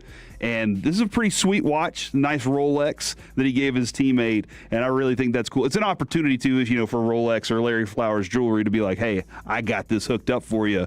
But this is a really cool thing, giving his teammate a Rolex. I always want to see other cool ways that they do this, like, fight to the death, whoever, Full metal jousting. Yeah, that'd be it's fine. I understand maybe you want to keep both teammates on the team. No, I get it. Boring, if that's the way that you want to do it. Come up with something creative, though. Don't just throw some cash at a dude. Don't just be like, hey, dude, here, let me give you $100,000. Figure out something cool. I want you to go with me to the Bass Pro Shop and help me select a boat. Or, go with me to help me, whatever it is that they're into, go with them for the product. But this is really cool. I like that from Nimmo, who obviously, good clubhouse guy, too. Yeah. One of those guys that everybody's like, all right, he'll always step up to the microphone. He'll always be there for his teammates. I'm looking forward to what he can do in this locker room this year. It was pretty cool to see Hellman say afterwards, too, like, he could have just took me to dinner, and I would have been cool with that. Like, that's all I needed. Just like a small gesture as a thank you. I didn't need a Rolex. But I do think that sets the bar pretty high. Mm-hmm. Whether it's the Rangers clubhouse or even around here, like Corey, if you ever want to produce the show, all you got to do is give me a Rolex and you can produce the show. I'll tell you what. I'll let it happen. Boss man Gavin Spittle would fire both of us immediately. I have zero clue. I know just enough to screw it all back up. One time, so we used to have a segment when we were Knights. The very last segment was Colby Sapp's News and Notes. And every once in a while, because I was like, what do I really need to, I can be on the microphone. So we would send Parker inside the studio and I would go produce. But all I would do is push buttons on the 360. And so it was just like monkeys and all sorts of sound effects, like Star Wars stuff. I had no clue what any of them were either. That's awesome, though. So I was just trying to learn it on the fly. And it would just freak Colby out the whole time. And he would be like, what is happening back there? And Kevin was like, this is hilarious. But yes, we would be fired very quickly if that happened. And it does appear, did I ask an over the Broadus and Chiafalo window question earlier? I was thinking about texting Jacob during the question and saying, please grab this and time it. We need to figure it out, yeah. Yeah, that question to Merriman, that might have broken a minute. That might have broken a minute about Rashawn Gary and switching to 4-3. That one was one I felt like I really needed to drop a whole lot of information in there. Yes, and I understand why you did it. Like, to give you credit and to discredit Chiafalo for his. I felt like just because he doesn't live here, he doesn't cover the Cowboys intently, so he needed some context to kind of understand where you were going. And he gave a great answer because you gave that context. But it was a lot. It was a lot. It was a lot. You know what, Tolos? I got to ask a question now. Do y'all enjoy the questions of that length, or do you want us to ask what happened to the beer? Ooh. See? That was a damn good question. Yes, Thanks, because Sean Sharif. you got straight to the point. That's what made it so good. You didn't dance around it. You were just like, all right, what happened with the beer? Yeah. It was that simple, and he knew exactly. He's like, oh, I would love to tell you. I think that's how you end an interview. That was a masterclass right there, if we're being honest, because we already know. So nervous. We already know from this station, from an interview that I did with Finley previously on a weekend show, he is a quote machine. If you ask him to tell a story, he'll tell a story, and you did it the right way. I'll tell you this: that was Thursday, and we're getting ready to wrap that interview up. And I'm looking at Kevin, and I keep giving him the thumbs up, thumbs down, like, what should I do? Because I thought he would recognize that it was the question I wanted to ask. Well, usually when I do thumbs up, thumbs down, that means I'm done with this interview, or we're good to go. Yeah. And so he was like, yeah, sure, that sounds good. We're about at clock. And I was like, no. And I couldn't say it because we had our microphones on and everything. And I was like, you need to turn your microphone, turn it off. turn the microphone off, and I'm like, thumbs up, no, on the question. And he was like, you can see, if you go back and watch the video, you can kind of see on his face, he's like, I was watching. Oh, that's up to you, man. And I was like, all right, screw it. So I thought the best way to do it was to be like, hey, I might screw all of our goodwill up right now, but... And so it turned out okay. See, but now you got me thinking it would have been kind of hilarious if you, like, just completely buttered him up with, like, that 2023 run was just magical, blah, blah, all the things that went into it. You went on for about that Rashawn Gary question length, and then just at the end, so what happened with the beer? From the 817, long questions are good. We like depth, real answers. That's from Mike again. And from the 214, I get worried for you when the questions take too long. Primarily because in my mind, your attention span may not be able to handle tying a bow on it. Is there breaking news happening? No, Jacob does have a time length on the question. Do we have any guesses? I'll go with about a minute. About a minute, Alec? Do you know the answer? No, okay. he just told me he has the time. I'm going to say 57 seconds. I think he made it under a minute. 1 minute and 9 seconds. Whoa! What is the record? Isn't it like the length of the question? Isn't the record like 139 or something like that? Oh yeah, it's like way 9 up there. seconds. Oh man. Okay, you know what? You might be G-Bag of the day. Go ahead and clip that one for future reference because we might bring that up in with Crosstalk with the G-Bag Nation because it is Eric Chiafalo. Hold on, didn't somebody break the record? Was it Broadus that broke him, or are we sitting still that Chiafalo? I'll ask Chiafalo in the break. I think it got broken. I'll ask him in just a minute to see where we stand on that. All right, so wanted to hit these real quick. 2026 real, not real predictions. The history records that could be broken this year. Shohei Ohtani, 50 home runs and 20 wins as a pitcher. That's a lot. That's a lot of work right there. That's a lot of work, but he showed last year that he could do it pretty consistently and stay healthy. Mm-hmm. So I'd love to see. I wouldn't bet against it. That's the thing with him. I won't bet against it. So is it more likely than not? I don't know, but I can't bet against it happening. Aaron Judge. Dude, I think we should just go ahead and make him Defensive Player of the Year just for what he's like done in the World Baseball Classic. Yeah, Gold Glove race is over. 63 home runs and a Triple Crown. Ooh. I would like that a lot. I think he can. It gets so rough just because there are so many good hitters now. I would like to see someone challenge him just because I am getting kind of fatigued with his offensive prowess. I would like somebody in the league to give him a run for his money, but I don't know. The voters don't seem to care. You saw what happened with Cal Raleigh. So it was last year.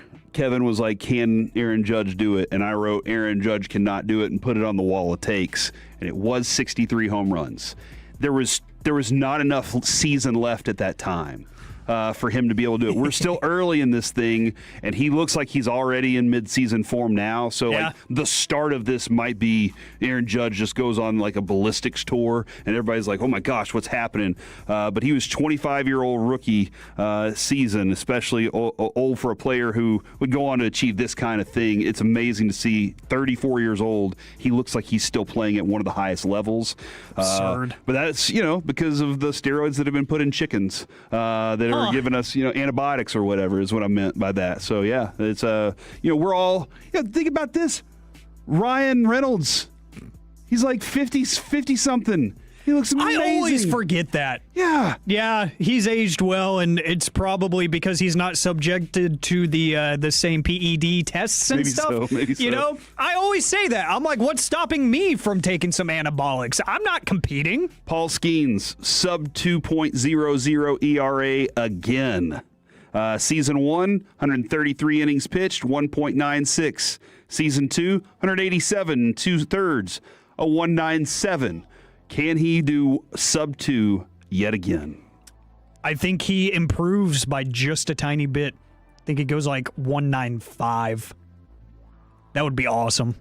Koufax averaged 323 innings in 3 seasons, and Kershaw averaged 194 in his first 3 seasons, whereas Skeens has is aiming for 200 in his 3rd season here. But this is pretty fascinating to see kind of what these numbers are. Paul Skeens, a special pitcher. Juan Soto, a 40-40 season, or are we all out on Juan Soto now after he did what he did? Yeah, he's a loser. He's not gonna have the mental fortitude it takes, because he's gonna go out there and go 0 for lose a game by 1 run and say that the better team did not win. So as long as he keeps telling himself fantasies, he's probably gonna have a 40-40 season, but that's gonna be in a dream that he has on a road trip at some point. So yeah, I would say no. I can't really vote in favor of him anymore. Yeah, that's it from the 682. Ryan Reynolds is older than Wilford Brimley was in Cocoon. And if you've ever seen Wilford Brimley, he looked old at that point. It just seems like old people looked older when we were younger, and now old people look the same age pretty much all the time. And I don't know if it's just the filler.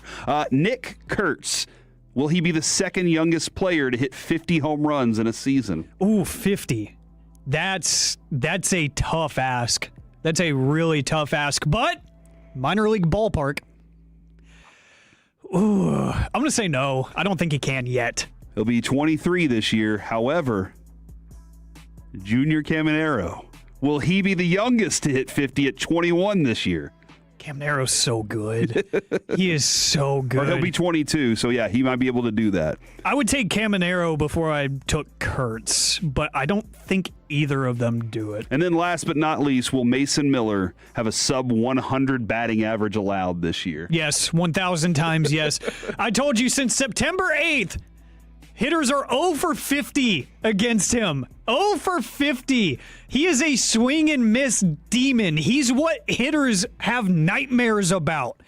Yeah, he can do anything he wants. He's awesome. That is some fun stuff we had here in the Expressway. 35 uninterrupted minutes of sports content in your ear holes. Coming up next, Chase the Money or Chase the Dream, and the new era of broadcasting. We do it next on The Fan. What a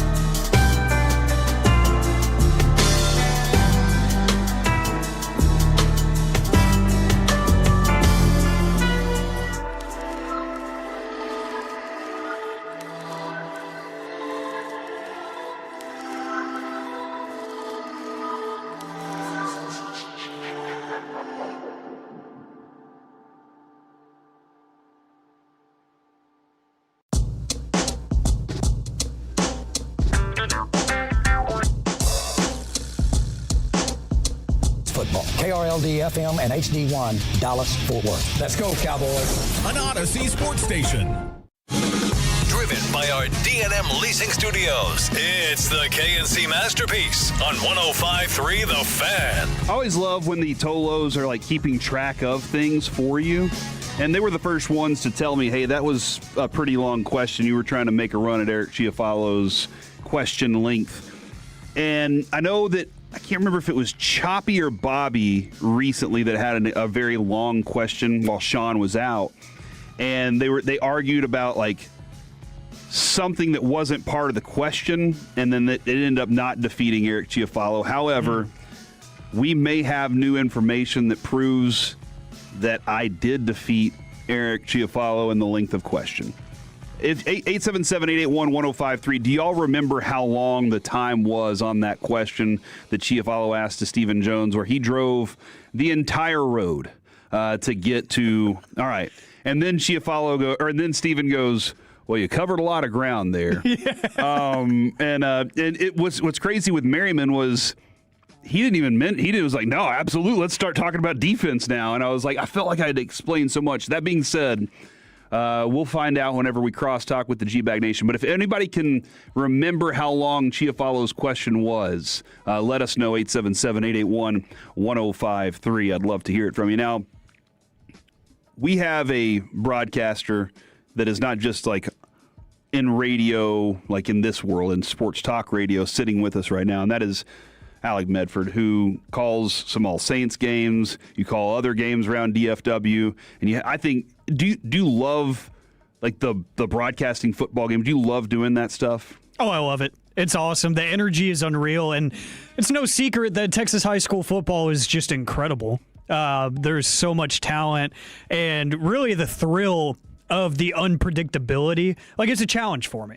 You know, like I think I'm decent at it, but I don't think I'm the best because you can't predict what's going to happen. Yeah. So I just love the nature of, like, we have a plan going into the show. So we do change things up and breaking news happens and whatnot. But, like, going into a game, like, you do your prep. Like, I know the players. I know the teams. I don't know what's going to happen. It's fun. Do you have special calls? Depends. Sometimes, like, it's seasonal. You know, like, you always call homecoming. So, like, a happy homecoming gets thrown in there. Sometimes I'll do an ode to, like, a Brad Sham with the walk the dog. You know, a lot of the times I just kind of throw in other people's bits. But, no, there's probably some buzzwords that if I went back and listened, I'm like, oh, I probably say that a lot. I need to talk to Eric Nadell. Maybe we should have him on just to get the history of the Jimmy Jack. Do you know the history of the Jimmy Jack when he says it's a 2-run Jimmy Jack? Jared's told me the story before. Okay. Yeah. All right. So maybe I just need to go, I can talk to Jared too. I know him. Yeah. Well. Big time. I worked for a group called Champion Sports Radio. They do high school sports around here. Too. I think I've sent both y'all in their direction. And I love Thomas Lee. He's a really good dude. He was really fun to work with. I was part of their studio host group. So I was with them and sideline reporting at the same time. That's how I first kind of got into this thing. But one of the things that I always loved that he would say is he'd go around the whole world with where they were and thank everybody, and then he'd say, and thank you for being here. And one night I was on with Dawson, and I was filling in with Dawson, and they said he did his intro, and I was like, hey, don't forget about the Tolo. And so you'll hear Dawson now go, and you. And I always love when he throws that in there, or maybe it was Dawson first. Anyway, either way, I just love the way broadcasters do things. Do you believe in miracles is a pretty special call. Yeah.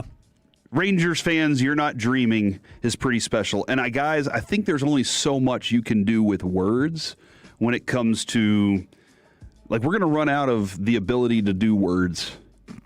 I just proved it right there. Yeah. One time somebody told me, he was like, I think we've done everything we can on an electric guitar. And I was like, I don't know. I think there's still a little room. So here's what I suggest. New ways to make sports exciting, like this Argentinian soccer broadcaster. Aguanta Caramusi como puede. Caramusi abrió la cancha otra vez con Cabrejas. El centro al área. Le queda Caramusi la volea. ¡Gol!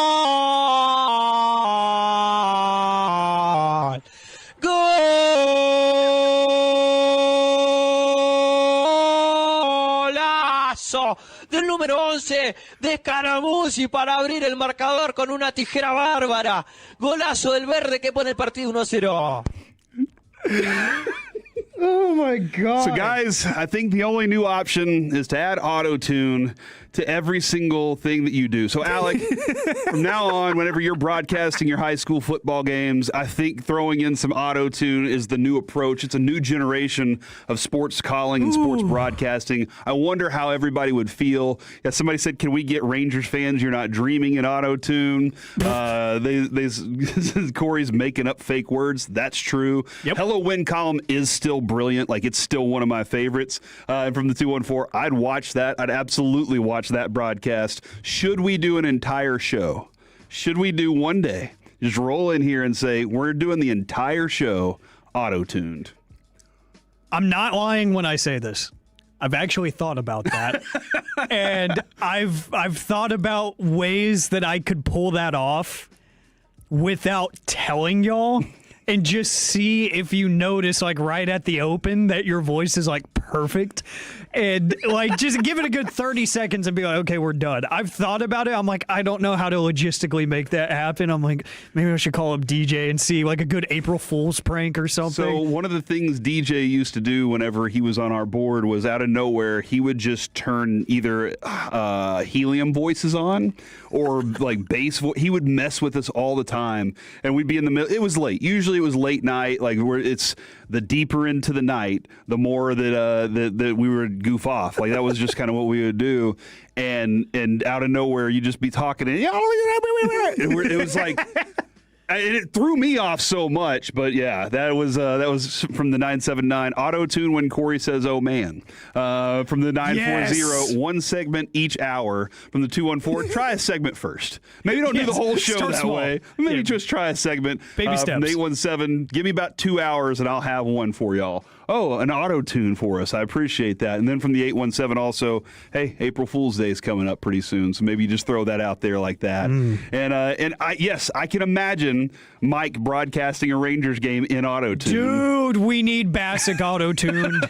I need that more than air. As a matter of fact, I think, was it Bobby that did an AI version of Mike calling a game, and it was really funny. I think that Bobby would definitely. We need to go just add auto tune on some of his stuff during the season and see how things go, because obviously Nate Dell's too classy for that. Matt Hicks is too classy for that. But Mike Sandler, though. Sandler, definite option. All right, Michigan star Yaxel Lindeborg evidently turned down $7 to $9 million from Kentucky as an offer to play because he wanted to play for Dusty May. He said when last year's top-ranked transfer withdrew from the 25 draft, he committed to Michigan, and it was the biggest recruiting win of Dusty May's coaching career. Michigan's investment in the Big Ten players provided dividends for them. Wolverines are going to head to the tournament as the number one seed in the Midwest region, and a lot of people getting excited about this tournament that's coming up. You got the first four in tonight. Michigan wasn't the only suitor, though, for him. The Wolverines did not even have the highest offer. In an interview with the Associated Press this week, he told them that Kentucky offered him between $7 and $9 million to play for them. Kentucky's roster has a price tag at the moment of $20 million, somewhere in that range. But even with that high-end number, it would have been worth it to have the investment for Mark Pope's team. They started the number at $7 to $9 million. They were pretty much going off on the route like, we'll pay him anything to come here, is what Lindenborg said. Industry sources handicapped the number Michigan gave him to around $5 million. So he took less. The interesting part of this is he said, I was raised without it, and I went my whole life without it. Anything was going to make me super, super happy at the time. Anything. I was thinking long term. What if I mess up my career because I chase money instead of a future? Another big reason I went was Dusty's the guy. He didn't talk about money at all. It was all about making me better and helping me achieve my goals. So this is where I asked, and I want to have this it's kind of an ethical conversation, a little bit more than that, but do you chase the money or chase the dream? 877-881-1053. Chase the money or chase the dream. In college, it seems like more and more players are definitely chasing the money. And I think before the money got involved, and I don't know exactly when the money got involved. But I think before it got involved, it was always, man, I can't wait to play for Texas, or I can't wait to put on this uniform, live in this city, play for this state, whatever it was always this kind of, there was an honor that went with it, but also the opportunity to get to the next level. You didn't want to go to a school that was going to not set you up for success to be seen. You wanted to go play on the biggest stage, know that your team probably had, 3, 4, maybe 5 big games that year, and that you were going to be seen by everybody and you were going to be one of those top picks. And at some point, that did definitely start to change, and now you're seeing, where can I find the biggest amount of cash? He said, I want to make sure I'm doing what's right for my future, even though that $7 to $9 million would have been pretty nice. Do you chase the money or chase the dream? It's a tough place to be, because if we're sticking purely to college sports in this scenario, there's, like you said, there are programs that are known for their success in developing certain positions, certain sports, and whatnot. So, like basketball, you want to go to Duke. Of course you want to go to Duke. If you are that talented, you want to go there because you know they are going to give you a pathway to the NBA in 1 year. You know that is going to happen if you are that 5-star recruit. So I'm sure they're going to give you a ton of money anyways because they're Duke. But if Duke gave me $2 million and my TCU Horned Frogs offered me $5 million, I'm like, I'm probably going to go to the NBA if I go to Duke, versus more money. But if you get to the NBA, you're going to make more money there anyway. So it's really odd. I can't blame anybody for taking more money because 99% of the time, you don't decide when you're done, when your career is over as a college athlete, a professional athlete. Your body decides that. You don't get to choose. So there's a finite amount of time that you have to make money. And we just got off the phone with Shawn Merriman, who, what did he say? The hardest part is right when you retire, figuring out how to live life after, because everything you ever knew is now gone. Sure, you might have money and whatnot, but in these cases, some of these college kids might not have money, and they might have to say, okay, that degree I've been working on, I have to really focus on that now. I have to really pivot to that as a real career. So I would chase the money just because I don't know what's going to happen next. I don't know if my body's going to give out on me. I don't know if I'm going to go to a bad situation. Maybe I get drafted number 1 overall and my career goes absolutely nowhere because I go to a poverty franchise. A lot of it's out of your control. So I will never blame these kids for chasing the money now. I knew coming into an industry in media was going to be, you might have to go start at a small market somewhere and you're not going to make anything. And then I also knew that even if I was in a big market, I might start out making very little and maybe one day make a little bit more. And that kind of has taken shape over time. It took a long time. We've been in this for 15 years now. But that was the advice that Brad Sham gave our class at UNT. Everybody's heard it. Do something you enjoy, and you'll never work a day in your life because it feels like fun. And, Alec, you've said this. When we walk into these doors and here, the 4 hours we get to spend on air are the most fun 4 hours of my day. I have a blast when I get home with my kids and everything, too, but work doesn't really feel, I'm not sitting there going, oh man, this is a work trip I got to go on. Yeah. I'm like, oh my gosh, I get to go do this. It's fun. It really is a lot of fun, and I look forward to it every day. I have a blast doing it, and then obviously the bills are still stressful. Like, that's just part of life. But I do not have the stress of being like, I don't like my job and I got to pay these bills. So I think that's one of the things that I enjoy a little bit more, is that I do like the job that comes along with it. Looking at the fan text, it's pretty split down the middle on the dream is a part of the money. The dream can get you the money. Michigan also had the commit from Texas Tech, Christian Anderson, before. Is it Hans Christian Anderson? Yeah, it was like when he was a freshman in high school, I think they gave him a... Wait, what'd you say? Hans Christian Anderson. Don't worry about it. So they almost had him? They were the first team that offered him freshman year of high school, and then Texas Tech threw a bag at him probably. From the 817, chase the money 100%. From the 817, man, what a mature young man. Chase the dream, the money will come. Money will follow. The dream growing up was never about the money. Money will come and go. but legends never die. I think that's a quote from Babe Ruth, if we remember this correctly. Legends never die. There's nothing left on the American bone. Get paid from the 469. If you're really good, chase the dream. If you're mid or low, chase the money. I kind of like it, honestly. Be real with yourself. I like it. Chase the money. When are you ever going to have the opportunity again, unless you are him and the next upcoming athlete, and endorsement deals are going to just land in your lap? From the 972, I get that, Corey, but I just can't get past the unpaid labor part, especially how much money comes from football or basketball. I totally get it. Look, I'm with you when it comes to anybody that's upset about NIL. I'm perfectly fine with NIL not existing the way that it does right now, as long as they don't take advantage of and exploit these athletes. Whenever you're making cash off the unpaid part of it, that doesn't work for me. And like these players, they raked it in. The schools raked it in for years, while players they don't care about the student part of the athlete. They just cared about the athlete part. The student part still has to wake up at 6, 7 in the morning and get their stuff done before they even go to practice. They still, have a lot of other struggles that they don't, they're not. Those struggles are different right now. But what I'm trying to figure out, I would love for them to figure out, is right now it's the Wild Wild West. We predicted about a 7-year window where it would be the Wild Wild West before some people came in and said, we got to neutralize this a little bit more. And I still think that there's room for both. But I do say never give up on the dream. Never give up on the dream.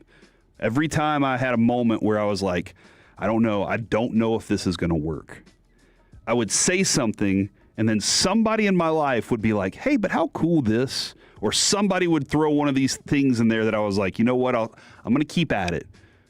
6 more months. And then all of a sudden, something might blow up for you. So always keep chasing the dream in some way, shape, or form. The money will find its way to you. Coming up next here on the KNC Masterpiece, the ESPN Top 50 College Quarterbacks of All Time. Oh, no. And poor Derek Carr. Next on The Fan.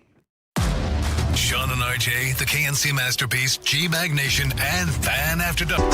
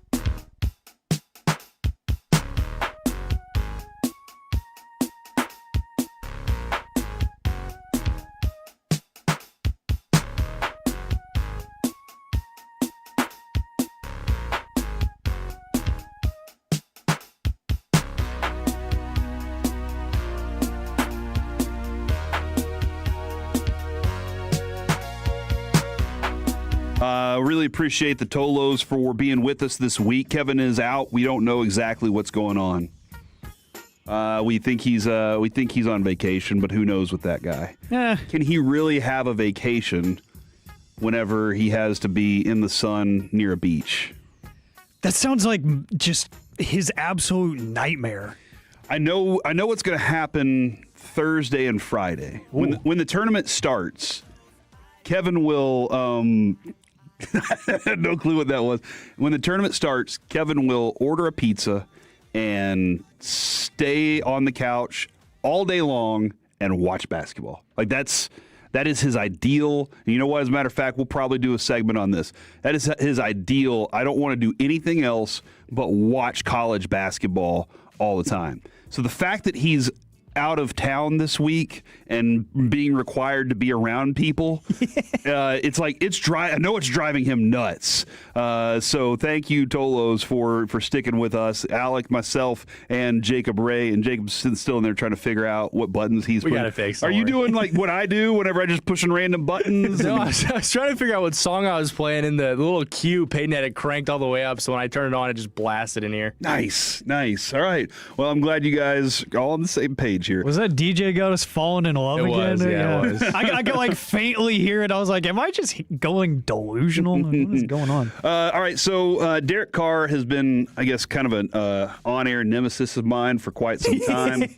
I just took numerous shots at him because we had some Raiders fans that would text in, and they were constantly like, oh, Derek Carr is going to prove it to you. And I'd be like, show me. Show me when Derek Carr will prove it to me. And then for like 3 games, or maybe 7, when he was in New Orleans, they looked like they were the best team in football. I was like, oh my gosh, they've figured it out. And then they fell completely apart. And I was like, oh, that's Derek Carr still. So I understand. Now, Derek Carr has hinted that he'd like to get back into football. He was like, kind of possibly wants to be part of that. Mike Florio said as of scouting combine week, the Saints hadn't heard from any team regarding a potential trade for Carr's contract rights. Through the first week of free agency, we're told the Saints still haven't gotten any inquiries. There are no takers for Carr if he were unretired, according to Florio. Injuries could change that. If a starter on a contender suffers a serious injury before the trade deadline, Carr becomes a potential alternative to the next man up on the depth chart. But you know what? Quite honestly, you still have a bunch of quarterbacks that are better than Carr that are out there. And like Aaron Rodgers, I don't know. I think Aaron Rodgers, just because he's still playing, is better than Derek Carr, and I think he has a better understanding of the game. Yeah. But that was, with that being said, I'm not trying to, just poo-poo all over Derek Carr here. It's just I'm kind of fascinated that, these teams are kind of looking at younger quarterbacks and saying those are going to be the answers. The Malik Willises will be the answer for us. Yeah, you would think that, at least for a little while longer after the Nick Foles thing in Philadelphia worked out so well, that it's like, oh, hey, surprise, the guy that's been around football for a very long time is going to pick up a system, and he's going to manage a roster that has talent pretty well. And you've seen the Kirk Cousins experience not work in Atlanta, so I think it's just a recency bias kind of thing where people are like, we'd rather roll the dice. The Cowboys and Joe Milton, they would rather roll the dice on a guy that has super huge upside but hasn't had a lot of experience in this game. But I knew that this was going to be the case when around combine time, people were trying to drum up that idea that, hey, the Saints might get some calls on him because this quarterback free agent class and this draft class just isn't that good. Derek Carr retired because his shoulder was about to fall off. Like, people forget that. It was more of a medical retire because he was like, I don't want to get surgery. My shoulder is so bad. And the team says, if you're going to play again, you're going to get surgery. You're going to get this fixed. And he said, I would rather just live with it and move on with my life. He made that decision. So medically, he might not even be in a place to play football right now. He could say it, and we have to take his word with a grain of salt because we haven't seen him do it. So I bet that's what a lot of teams are thinking. Like, this dude literally walked away from millions and millions of dollars because he didn't want to get surgery. Mm-hmm. So that alone has to be a red flag to teams to say, even if he was as good as people want him to be, we probably shouldn't give up draft capital and then pay that enormous contract that he has. The 469, I'd take Phillip Rivers again before Derek Carr. And then from the 214, didn't we just do this with Phillip Rivers? From the 682, I'd rather have Derek Carr over Aaron Rodgers at this point. I don't like Carr. And Aiden just lost his damn mind over there. He threw a computer out the window. Oh, no. He is furious. Those windows open? I think here's the thing when it comes to Aaron Rodgers. No, he just threw it through the window. With Aaron Rodgers, I think Aaron Rodgers is like he was an amazing quarterback at his young time and in his prime. Right now, I don't see the same dude, but I see a guy that thinks he's still the same guy, and he thinks he can still get away when he needs to go ahead and get rid of the ball.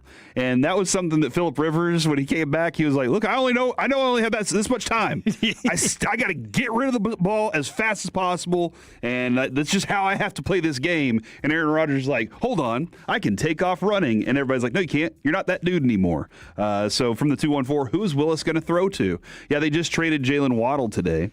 And got some picks in return. I think the best option right now is Carnell Tate. Like that might be the dude that they go for. So, man, the disrespect to former Cowboy Jalen Tolbert. That's crazy. Crazy amount of disrespect, man. Listen, remember, he led the team in receiving yards one year. I fought Mike over and over about what I thought Jalen Tolbert was going to be. I went and watched him on film, and I was like, dude, like this guy has a route tree that's fantastic. Yeah, didn't we all? He had one exceptional catch this year that we were all like, oh my gosh, he came back on that one and caught it, and it, still I think it's set up. Yeah, it was one of those games where you're just like, but he just did not live up to what my expectation of him was. That being said, we're talking quarterbacks here. Derek Carr has Dak beat Carr? Serious question. I don't know the answer to that. From the 601, I'd rather have Smokin' Jay Cutler than Derek Carr right now. All right, we're not going to just sit here and go find all the quarterbacks with cool nicknames and be like, I'd rather have that guy than Derek Carr. No, that's not what we're doing right now. Is it? No. Is it? He threw Windows out the window. Yeah, it is Windows. ESPN's top 50 quarterbacks of the 2000s has been released. Now, my question to you is, who, in your mind, is the greatest quarterback that you ever watched in college football? Now, college football specifically is what we're going at here, and we're trying to figure out who the greatest are. I have the top 10. I have the top 50 list, but that's a lot to deal with. But if you want to throw some of your quarterbacks out there, we can see where they land on this list, because I thought Fernando Mendoza changed my mind about him this year by watching him play. I was like, dude, he's got it all. No, not Dandy Don over Derek Carr. That's not going to happen. You wouldn't take Romo out of retirement before signing Derek Carr. I would definitely take Steve DeBerg. So nice job, you. I like it for getting that in there. The top 10 go as such, and I can't believe that these guys are on the outside. Trevor Lawrence is 11, who won his title with Clemson. Ooh. Johnny Manziel is at 13. And Johnny Manziel, for me, I don't know if anybody's seen the Tom Segura bit that they did. Have I talked about this yet? Tom Segura has a bit on Johnny Manziel, and he's like, look, this guy would show up, and he was the first and only quarterback to win as a redshirt freshman and win the Heisman, and then do it again. And he's just going on and on about it. He's just going on about how great he was. And he goes, and he during this documentary, he showed up to practice every day, still drunk, still hammered from the night before. And all of his coaches were like, yeah, but then on game day, he'd go out there and just, and they all just let it happen. And he goes, so the next year, he almost does it again. But he added a little more to his life, a little more, some more different things. And the coaches are like, this is amazing. And then he gets to the NFL and they're like, you need to clean up your act. And he's like, I don't want to play football anymore. And he goes, and that's the end of the story. Like, that's just what it was he was that great. Why didn't they just let him continue to play that way? But Johnny Manziel in college at A&M was something that you were like, throw it up to Mike Evans, bro, and just see what life happens. Yeah. Number 10, Robert Griffin III. Absolutely phenomenal. Number 9, Marcus Mariota. Lamar Jackson at 8 when he was at Louisville. Kyler Murray at 7 at OU. Deshaun Watson at Clemson at number 6. Your top 5 are exceptional. Number 5, Joe Burrow. Yeah. And quite honestly, not knowing who those receivers were at the time, I just knew they had good receivers. Joe Burrow was maybe the top of the list for me. 4, Tim Tebow, who was, I don't understand how he didn't convert into a good NFL quarterback other than his throwing mechanics were just atrocious. Yeah. Vince Young was phenomenal, but when it came to I can't run away from everybody like I used to in college, like he had the one switch that was I can run away at any point. And that threw off their offenses so much, nobody really understood how to coach him. Cam Newton played within his system better than anybody in the NFL, but when he was in college, he was amazing. He's number 2. And then Baker Mayfield falls in at number 1, which I think is really interesting because of Baker Mayfield's like history there. He never won a national title, so that's also interesting, but they have Baker Mayfield at number 1. Who was the greatest college quarterback you ever put your eyes upon? The greatest season that I ever saw belongs to Joe Burrow. Easily. His national championship run was the best season that I've ever seen. Body of work, I'm trying to decide if that is the same or not, because honestly... Gabriel.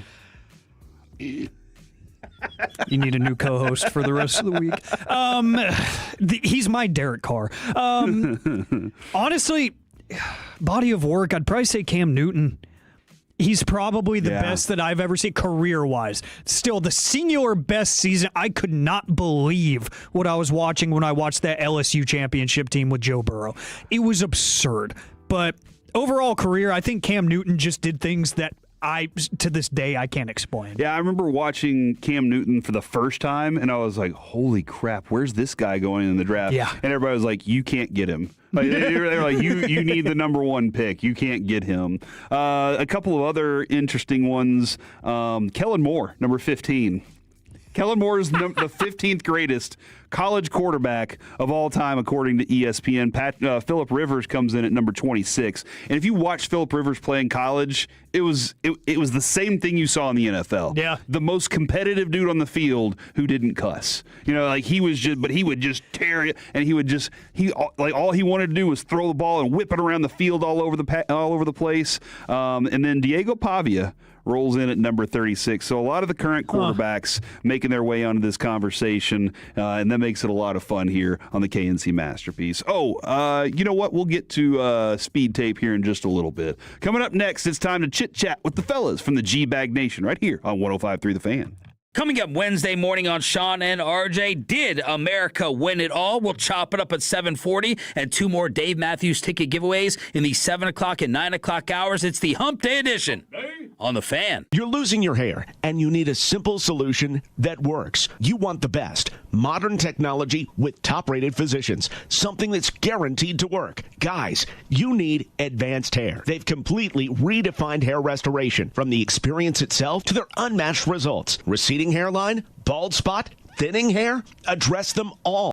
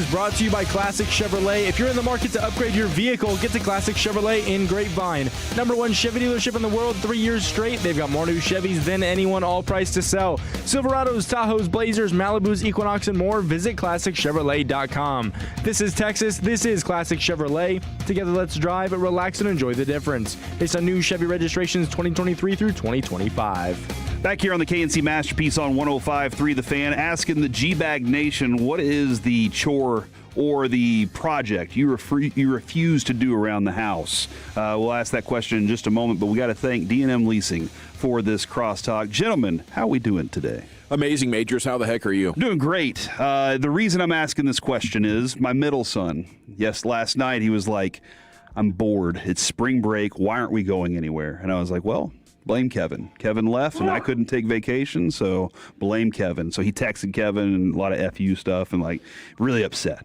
Nice. Yeah. And so I don't know if Kevin got him, because Kevin's on vacation. But I was like, you know what? Let me come up with some ideas. You could go walk the dog. You could go up to the track and run around the track. You could do some push-ups. And he's like, you're coming up with lots of things that you like to do, Dad. I was like, I never said I love to walk the dog. I just do it because it needs to be done. Because that's what dads do. And then I said, well, you've wanted to paint your room for a while. And he's 14. This is my 14-year-old. And he was like, yes. And I said, I know how to do that. Here are all the things you need, but I am not painting your room for you. Because before I got into radio, Adrian's dad was a contractor, a general contractor, and that's what he did, painting. And I worked for him for whenever I didn't have money, he would be like, I got jobs for you. So he'd hire me onto his crew, and I had to do the worst work. Yeah. Whatever was the grossest stuff was usually where I ended up doing. So I was like, dadgum. But I learned a lot. Painted every single house that we've been in. I painted all not the outside because I leave that to Rhino Shield, but every single house, interior, painted every single one because he taught me how to do it, and I was like, it's cheaper for me to do it. So I said, it is, dude. It's one of the jobs that if you're just willing to blast through it, you can save yourself a lot of money. Yes, exactly. So I always prefer to call CertaPro painters. Nice, but that's just kind of because I'm lazy. Yeah, and they do a bang up job. Great deal. I am at that point now where I'm like, I'm not doing any of that anymore. I've spent my career doing those things, and I'm retired from it. Yeah. As a matter of fact, when he sold his company and retired, I asked him, I was like, hey, we need a room done. Can you help out with the He was like, no. I am never painting again. My days are over. And I was like, it's kind of awesome. Kind of awesome to have that feeling of being like, never doing that again. So what is the one project around the house that you're like, I will never do that again? Because I hired I got a lawn guy, but if I would need to, I'll mow the lawn again. I liked mowing the lawn for a long time. And as a kid, that was the first thing my dad gave. Like, he was like, we're learning how to mow the yard. And I was like, yes. And I loved it. Yeah. Mowing the lawn is, it's nice because you kind of, it's relatively easy, and you just kind of get a little bit of distance from the inside situations. Yeah, get some time to think. Maybe you pop some headphones in, maybe you don't, but you could take your sweet time, and because it's proof in the pudding when you get done, look what I did, honey. I wasn't wasting time out here. Oh, yeah. And there's a satisfying feeling to it, too, whenever you sit down. I don't know, maybe you crack a coldie, NA, and then you just take a look and you're like, it looks so nice out there. Yeah. So you see that one blade sticking up and you got to go get the scissors. Yeah, you got to, sometimes you just have to scissor that lawn. Yeah. Every once in a while you got to scissor it. For me, it is lawn work, but it's pulling weeds. Because that's brutal. That's brutal. It is a pain in the butt, literally. But I get poison ivy so easily. Really? Like, it doesn't even have to be out there. It could have been in the dirt. And if I'm getting through the dirt to get a different weed, the poison ivy spores or whatever's in there. And so I will get poison ivy every time I attempt to pull any weeds. So are you like, I'm not doing it then, or do you have somebody you pay somebody to do it? Yeah. Nice. Yeah. Nobody in my family's going to do that. You kidding me, Majors? That's what I did tell the kid. I was like, hey, after you get done doing this one, I'll pay you $50 to paint your sister's room. Ooh. And he was like, no way. And I was like, come on, that's $50, dude. Yeah. Well, I'm trying to work. We'll negotiate. This is what I need to teach. These kids need to learn the art of negotiation. I mean, the process of taping things up, the floorboards, all the different windows and the door frames and all that. That's worth $50. That by itself, yeah, $50 job. Yeah. And then if you don't have all the right tools and the brushes and everything, it can really tax you. Mm-hmm. And I'm sure at 14 years old, he's going to hold up fine. But well, and the super high stuff too. Mm-hmm. Like I am not comfortable on that top ring of the ladder when you got to get way up there. Well, it says not to stand on that one, by the way. That's true. Yeah. Well, like the top standable one. Gotcha. But I'm like, dude, I'll go up like halfway up a ladder and do all the painting you want me to do. But if anything calls for super up there, I simply cannot and will not do it. And that's why if you walk in my house right now, you'll notice a spot. Oh, really? You'll notice a spot. That's the one that is like it's I never couldn't. getting... I was so fearful, and my wife was just like totally calling me out. I was like, I don't care. This is a disaster waiting to happen. Why am I up on a ladder 9 feet in the air right now? Mm-hmm. No, I get it. And then it's not just stand up there and try not to fall. It's accomplish something. Mm-hmm. Paint. So his clients the father-in-law's clients were all in like the Highland Park area. And he would, big and ceilings. these houses, vaulted ceilings, the outsides. I watched this one dude, Angel, just fly. He took his ladder, set it up, ran up the ladder, got to the second floor, took that ladder, put it on top of the roof, ran up another one like to the third floor, and started painting on the roof area. See, that should be an Olympic sport. Like Angel could probably win. He could medal. Yes, you know that would be a lot of fun. The top 50 quarterbacks of 2000s, according to ESPN, have come out. And they have their top 5 list. Joe Burrow 5, Tim Tebow 4, Vince Young 3, Cam Newton and Baker Mayfield round out the top 5. Who was the greatest single college quarterback you got to watch play the game? Wow. It's a great question. It's hard to go against Vince Young and Cam Newton because Cam was such a dominant. He was a beast. Dominant force. Absolute beast. And those are both championship quarterbacks. And then like Tebow definitely deserves some love. I think Johnny Manziel. There we go. Say what you want, but in terms of entertainment value as well, probably the most fun to watch and certainly belongs in that conversation of best. Yeah, Manziel was 13 on the list. Okay. And you're right, man. Like that, I think that bowl game where he just went and told the guys, we're not losing today. Was it Duke? Yeah. And I know, look, the opponent and all that, it was the Chick-fil-A Bowl, right? And he was like, we're not losing. And they were down. They came back and won. I was like, I don't know, man. I've seen some magical things from this guy. Well, when they went into Alabama, and said, "Hey, Nick Saban, I got a little something for you." Yeah, it's Johnny Manziel and Mike Evans. Yeah, watch this. Fernando Mendoza falls in at 14, which he had. I think that one play in the championship game took him from 30 to 14. It changed my opinion. It absolutely changed my opinion on the dude because I was like, he put his body on the line for that. And it looked like a great play. Like it looked like an iconic moment in college football history that I absolutely love. Kellen Moore, 15. Oh wow, man! Respect to Kellen, dude. I mean that Boise offense was a lot of fun. Video game numbers that absolutely nobody watched. Like he was actually incredible in college. Yeah. Yeah, I was actually at one of his first games because I think he started as a freshman. Mm-hmm. I think he started like 55 games or something in his career. So I was at one of his games in Eugene against Oregon with big expectations for the Ducks, and he and Boise State absolutely walloped him that night. Dang. And I thought maybe this guy might have something. But clearly he was just a college guy. That 15th is way, way too high when you start looking at who's behind him. Oh, yeah. No, there's some pretty special names that follow him up, Jaden Daniels being one of them. Sam Bradford in college, I know what Sam Bradford's career in the NFL was, and I told people, A, don't trust OU quarterbacks. B, this dude's made of glass, and his career turned out like that. But in college, he put up that's how he was able to win Heisman, was those video game numbers. And honestly, the best year is probably that Burrow year, that 2019 LSU was just ridiculous. Maybe you say, yeah, but look at the receivers. But honestly, I didn't know them at the time. I didn't know that Jamar Chase and Justin Jefferson were that yet. They turned into it whenever we saw them all develop. Heck, the NFL didn't either. They let Jefferson go to 19 or something? They did. Yeah, they did. Hey, what do you guys got coming up on the show, Graham, today? Another big day with NFL news. We'll get you up to speed on everything, including a rumor-rooski that was fun. We kicked it around last night. Matt Hicks is going to join you coming up at 3:20. We'll talk Rangers. Love Hicks. It's getting closer. Absolutely love that 9 days, buddy. We're that close right now. 9 days. I really thought we were still 3 weeks away. Ooh, it's upon us. 9 days, guys. 9 Ranger innings. season getting ready to start in 9 days. Coming up next, it's the G-Bag Nation. We've been the KNC Masterpiece until tomorrow. You've been Masterpiece.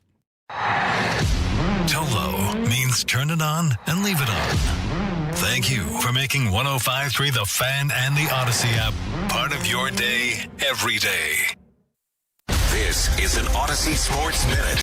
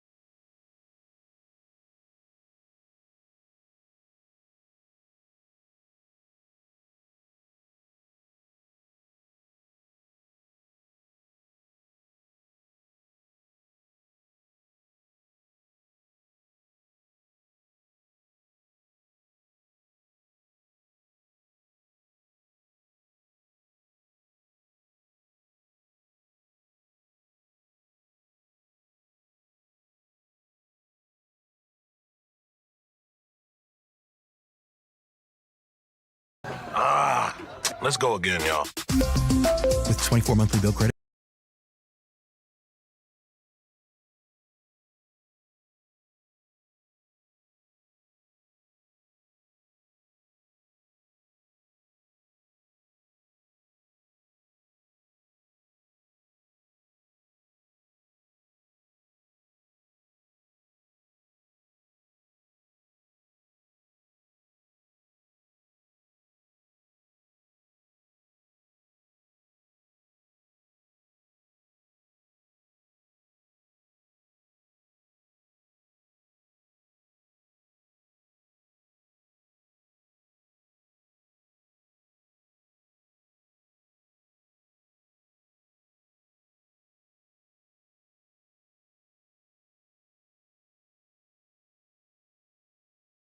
Exclusive home of Dallas Cowboys football. KRLD-FM and HD1, Dallas-Fort Worth. Let's go, Cowboys. An Odyssey sports station.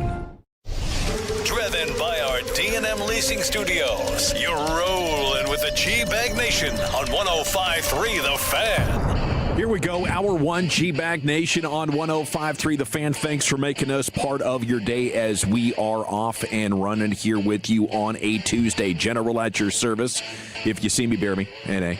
There's Eric Chiafalo here in studio, and in the Pimp Cup Master Control, 75 and 635, fixing to go flawless. You have one Lucius Alexander in the Pimp Cup. As we're 3 wide today, you do have Zach Wolchuk on paternity leave, and you have Brian Broaddus continuing on bereavement leave himself. Send him some love on social media. Let him know that he is missed. But, man, I was thinking quite a bit last night about the trade conversation we had last night in the 6 o'clock hour. Was hoping to see something more on it. Haven't, but thought it was worth bringing up again as Wolchuk texted in from Baby Duty that he's hearing the Cowboys might be trying to get Alex Highsmith from the Steelers. It's a move they need to make. You know, him or Grenard. I think instead of trading for guys you hope are going to be good, trade for a guy you know is good. If you want to, make the absolute most out of 2026. And Highsmith's one of those players. He does everything. You don't have to sacrifice to get pressures. You don't have to say, well, this guy's got short arms. This guy can't defend the run. This guy can't zone drop. What's he going to do for us? Well, Alex Highsmith can do a little bit of everything. So hoping we get some sort of momentum on that here at week 2 of free agency, Chief. Yeah, man, he immediately becomes your best pass rusher. Doesn't look like he has much guaranteed money moving forward on his contract either. Might he want a new one? Would they be trying to rework it?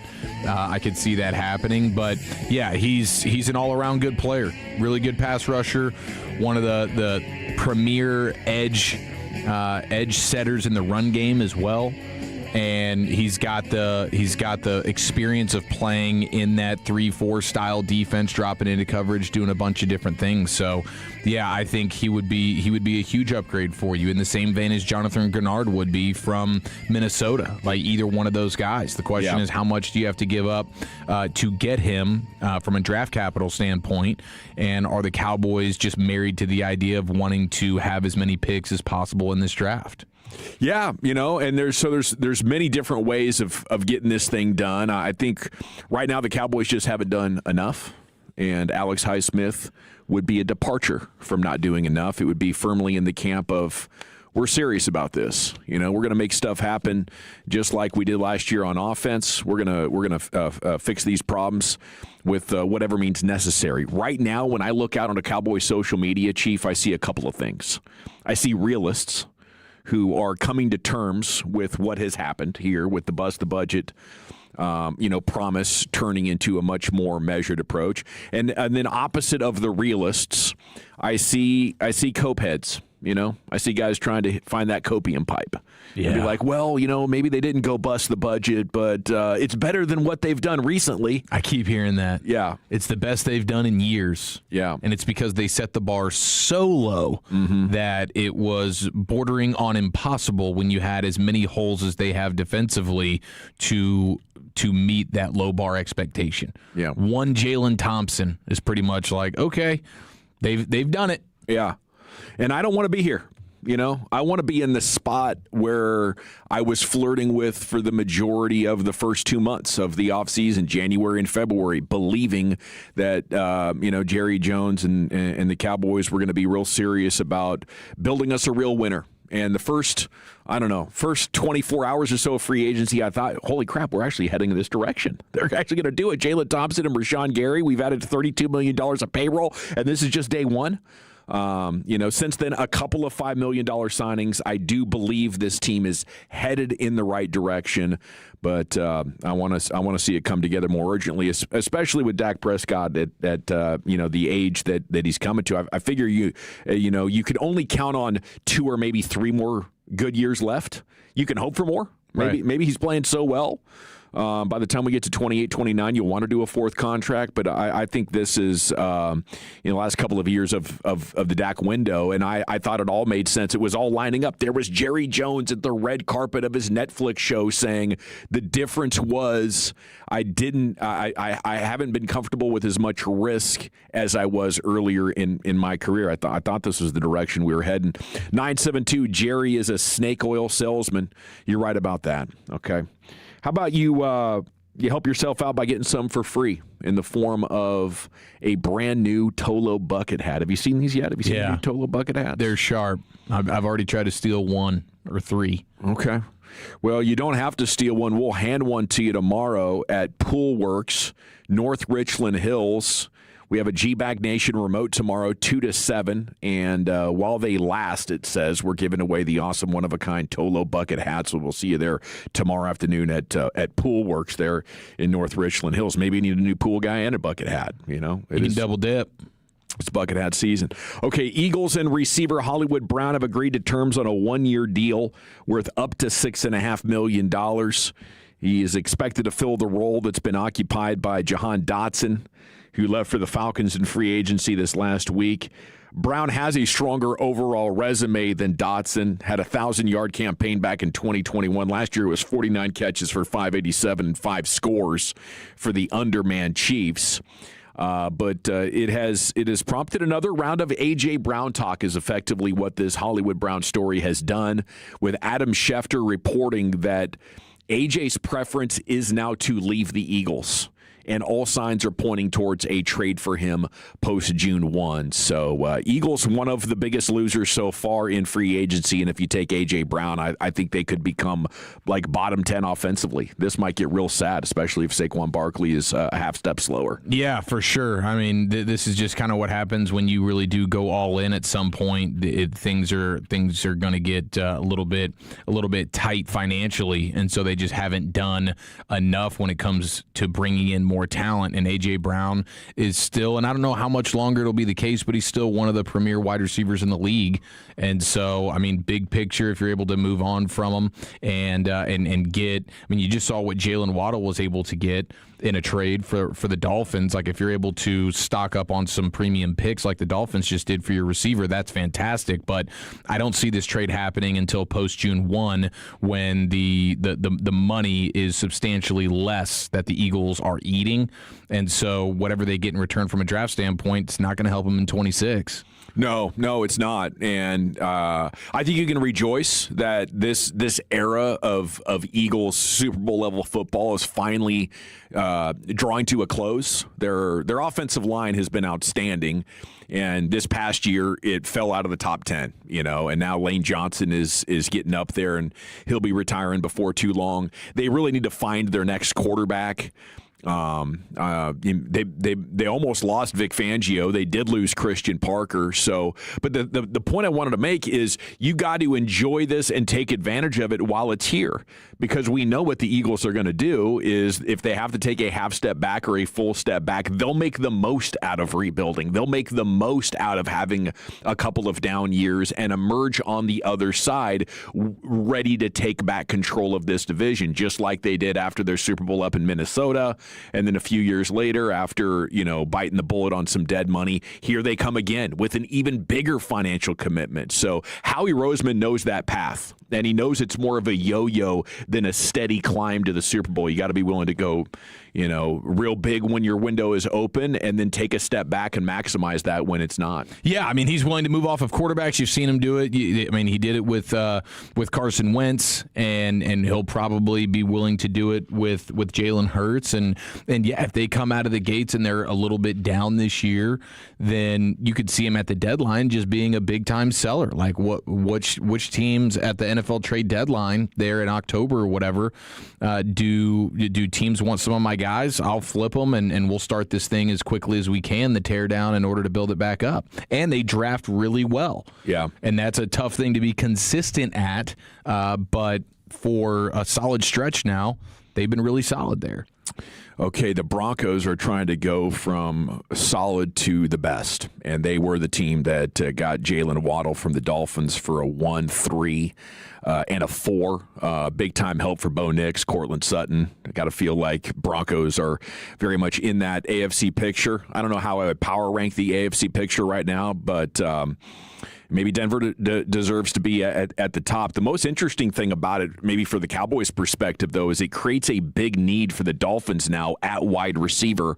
I thought we'd go to our very own South Beach insider, Eric Chiafalo, get an updated look at their draft scene, because I thought they were easily one of those teams that could take a Caleb Downs. They just traded Minkah Fitzpatrick, or one of your corners, or one of your edges if Bain or Bailey somehow would manage to fall to 11. But now wide receiver has to be amongst their biggest needs. That's funny you say that. Why do you not have much respect for wide receiver 1, Malik Washington, wide receiver 2, Jalen Tolbert, and wide receiver 3, Tutu Atwell? What, are you just not a big fan of some of these guys? And it sounds like they got 3 number 3s. I think they got 3 number 5s is what they really have right there. Greg Dulcich at tight end, not a household name, certainly not a big-time playmaker, but that's what they have right now. I mean, Devon Achane is the best they have as an offensive weapon. Could he be a guy that they're willing to maybe move on from? I don't know. I mean, it seems like everything's available. You flip it to the defensive side. Could you go make a play for Jordan Brooks, their linebacker who led the league in tackles last year, Pro Bowl level linebacker? Could you get him? Seems like anything's really on the table at this point for the Dolphins. And they're so bad in so many different spots that, yeah, you could make the case that 11, picking one spot ahead of the Cowboys in the draft, they could go a multitude of different directions. Every player you just named would make sense for them, but now more so maybe than 24 hours ago, the wide receiver spot absolutely makes some sense. So It'd be nice from a Cowboys lens to see another offensive player go off the board. Is it Mekhi Lemon? Is it Jordan Tyson? I don't know that Carnell Tate makes it that far, but they're definitely in the world of needing wide receivers now in a big way. Yeah, and it gets really interesting for the Cowboys with all the different scenarios and how many offensive players are going to go ahead of them. I think in the build-up to it, the conversation is going to get crystallized and concentrated on the idea of should they trade up, whether that's with Cleveland or Kansas City or one of these other teams, because we can sit here and hope that Miami has a need for an offensive player, but by and large, the consensus is your edges, Sonny Styles and Caleb Downs are going to be gone if you sit there and wait for them at 12. Like, there's a chance Bain is there, but we're crossing our fingers and holding our breath and hoping for things. And with the Cowboys' massive need at middle linebacker, I think you could justify it. Like, what's going to happen with your pick at 20 is you're going to hope it's an impact rookie, but it's probably a guy who's going to have growing pains if you start him and would be a net break even as far as trying to win you games with the 20th pick. If you do take a pass rusher, chances are he has some tremendous hurdles to climb, and that's why he's not a top 5, top 10 pick. I mean, and even the top 10 edges that get taken rarely live up to what their ceiling is and the hype and the potential. So I feel like because of how this draft, and so then you want to take an inside linebacker back there at 20. Well, now it's a small guy. Now it's a short guy, and is he going to have everything that it takes to hit the ground running? I think if you find one of those defensive players is available at 6, 7, 8, 9, and you can trade up and get a guy that you are much more sure is going to have a rookie-year impact, it'd be worth not having the bullets in the chamber to me.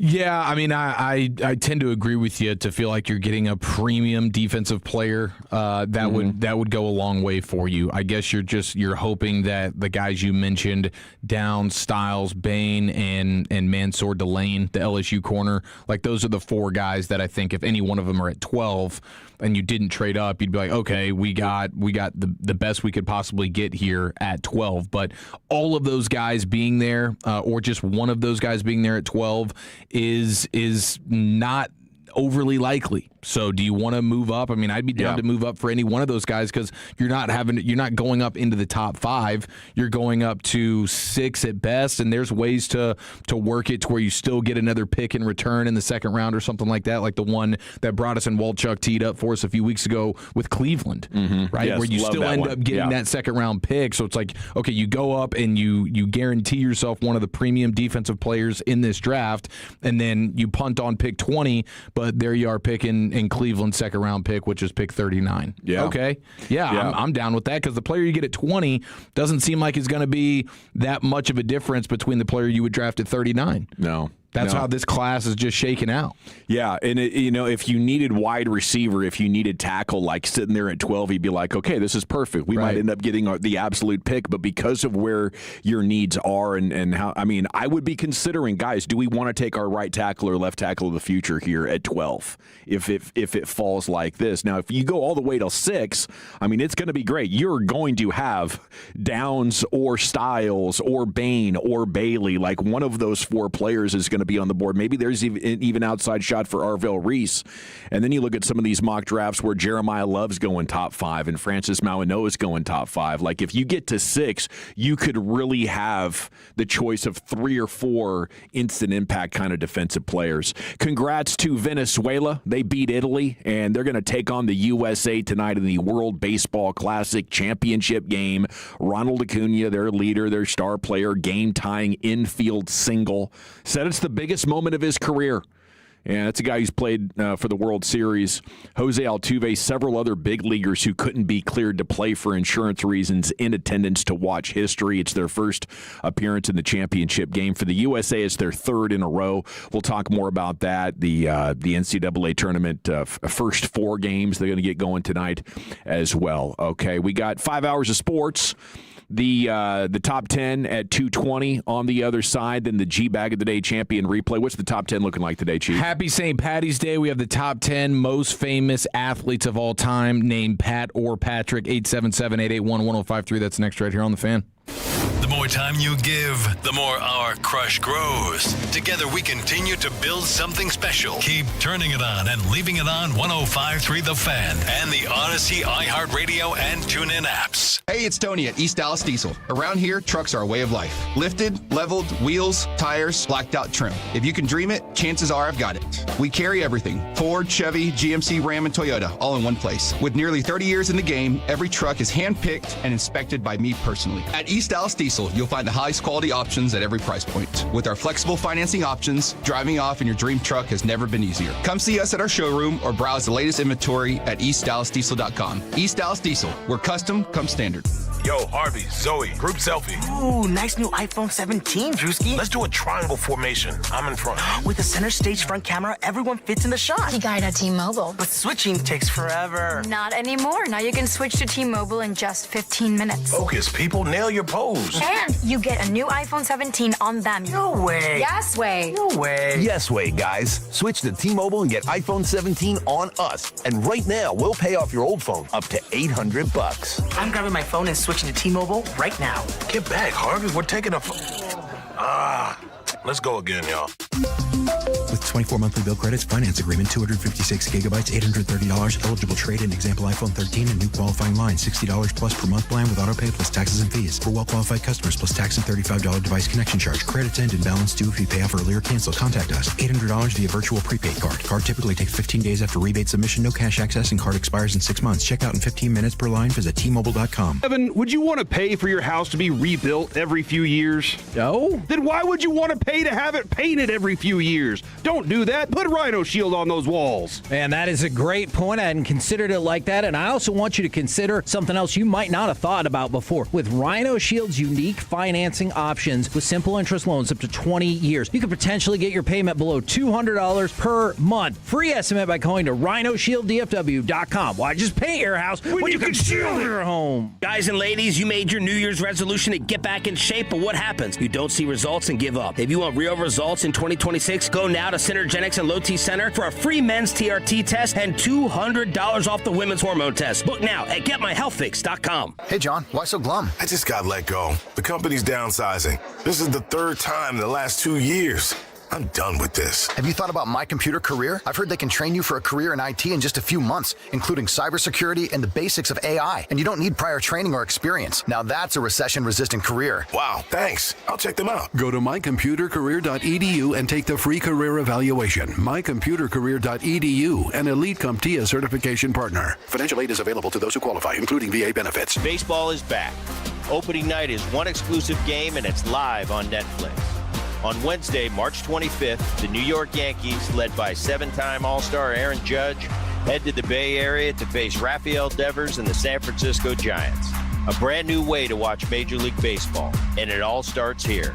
MLB opening night, Yankees vs. Giants, live on Netflix, Wednesday, March 25th at 8 p.m. Eastern, 5 p.m. Pacific.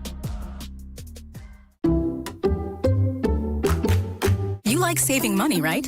We all do. That's why Allstate just lowered the price of car insurance. Not, but wait, there's a catch. Lower. Actually lower. So if you're shopping around or just want to see how much you could save, check Allstate first for a new lower auto rate that could save you hundreds. You're in good hands with Allstate. Not available in every state. Only applicable for new auto insurance business. Rates will vary by several factors, including how you purchase the policy. Potential savings vary. Allstate North American Insurance Company and Affiliates, Northbrook, Illinois. Best Buy Windows and Siding.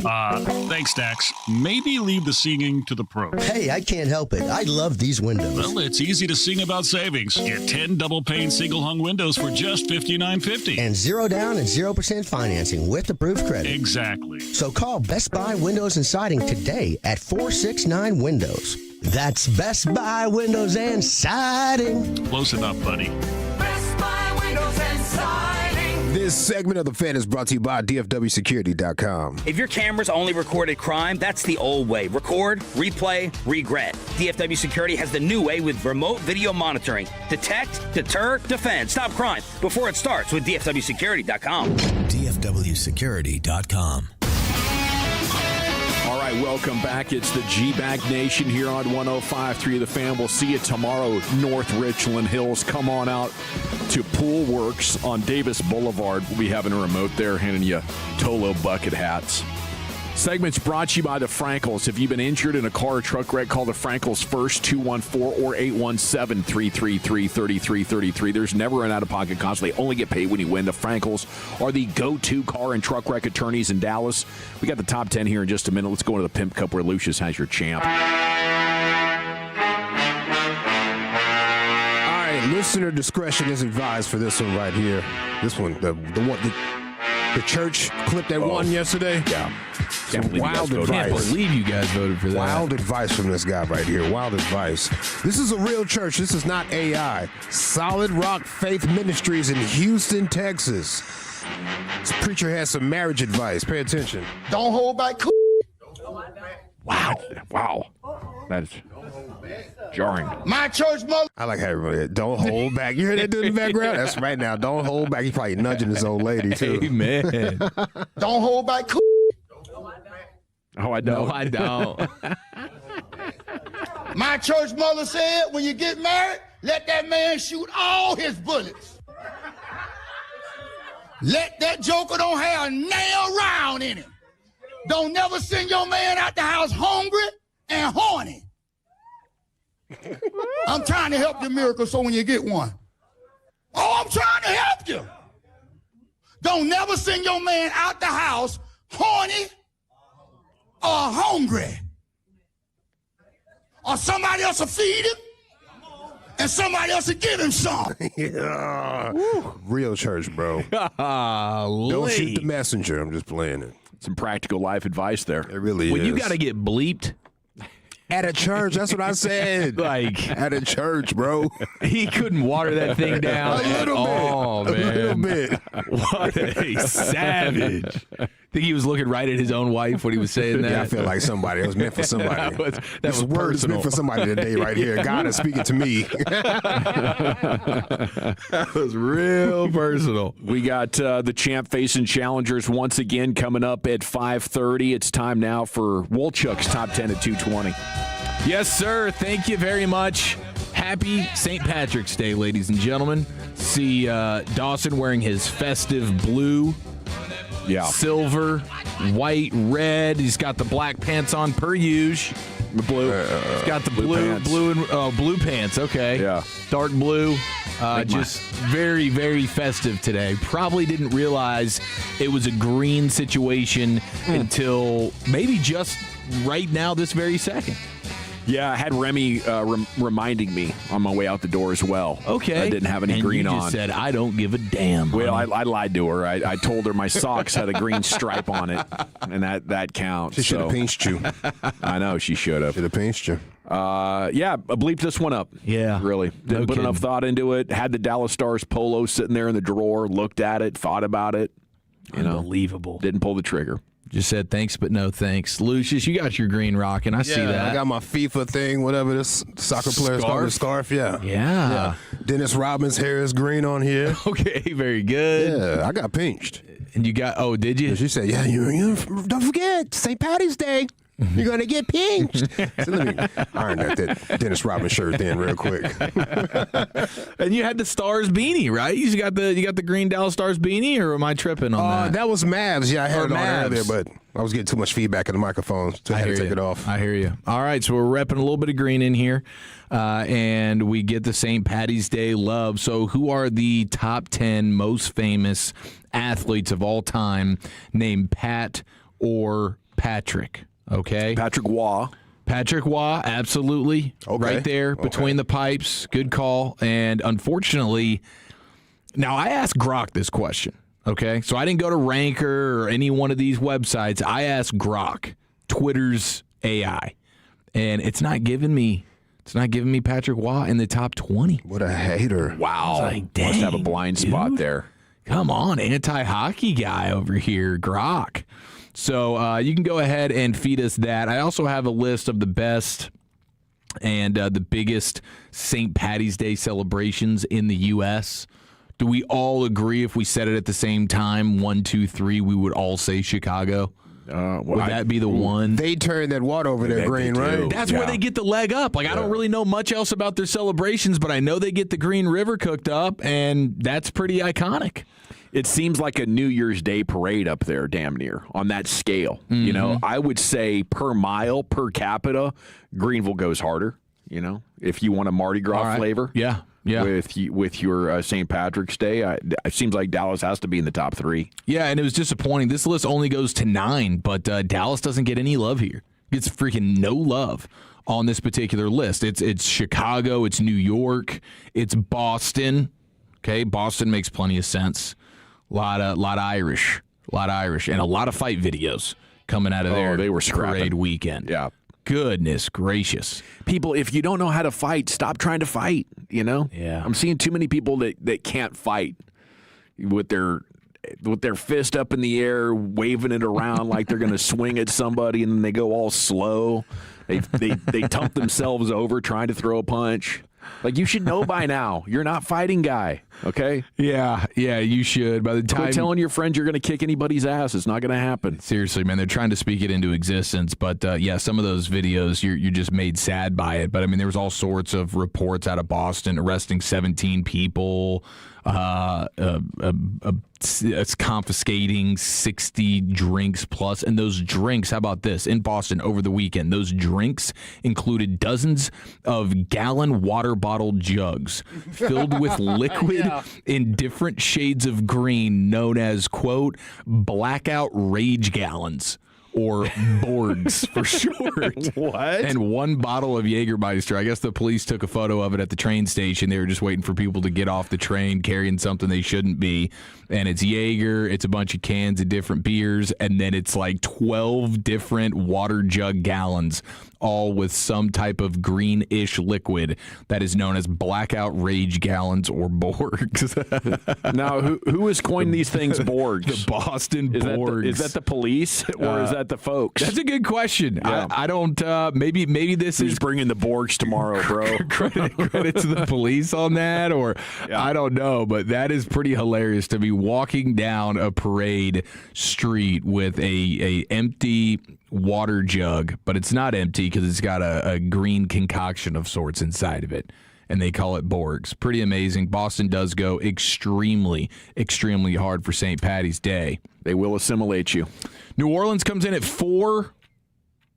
Savannah, Georgia also goes pretty hard apparently at 5. Cleveland, Ohio, filthy. Pittsburgh, and Kansas City. Those are apparently, allegedly, the top places to get your St. Patty's Day on in the United States of America. Now, to the real list at hand, 877-881-1053, your favorite Pat or Patrick in sports history, 877-881-1053. Pat Tillman getting some love. Absolutely. He will be on this particular list. We have... How about my man with the double knee pads, bro? Patrick Ewing out there. Patrick Ewing, thank you. Top 10 get hurt every time he moved. 100%. He is on this list in a big way. People are texting him in like crazy. Patrick Starfish being texted in. Little SpongeBob love there. Oh, he's got a last name. Yeah, so if you want, you could just text in your favorite Pat or Patrick of all time, in or out of sports. That'd be no problem.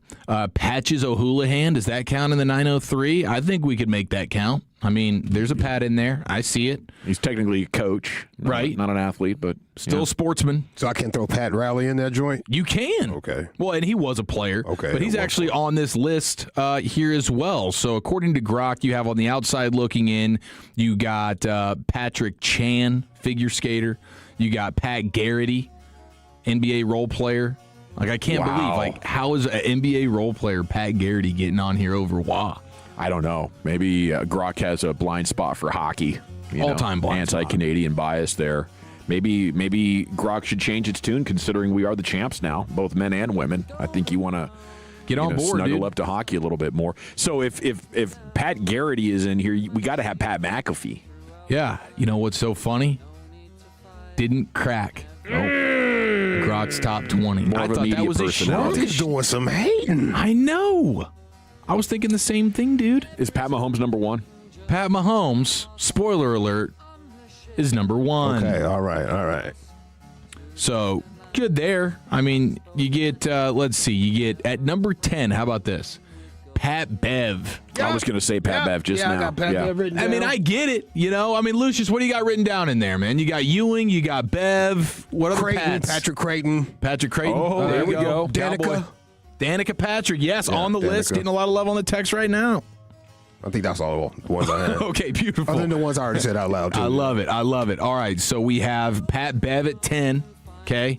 When I think of him now, I think about him boo-hooing to get into what, the play-in or whatever, and then unfortunately more recently getting a little bit violent.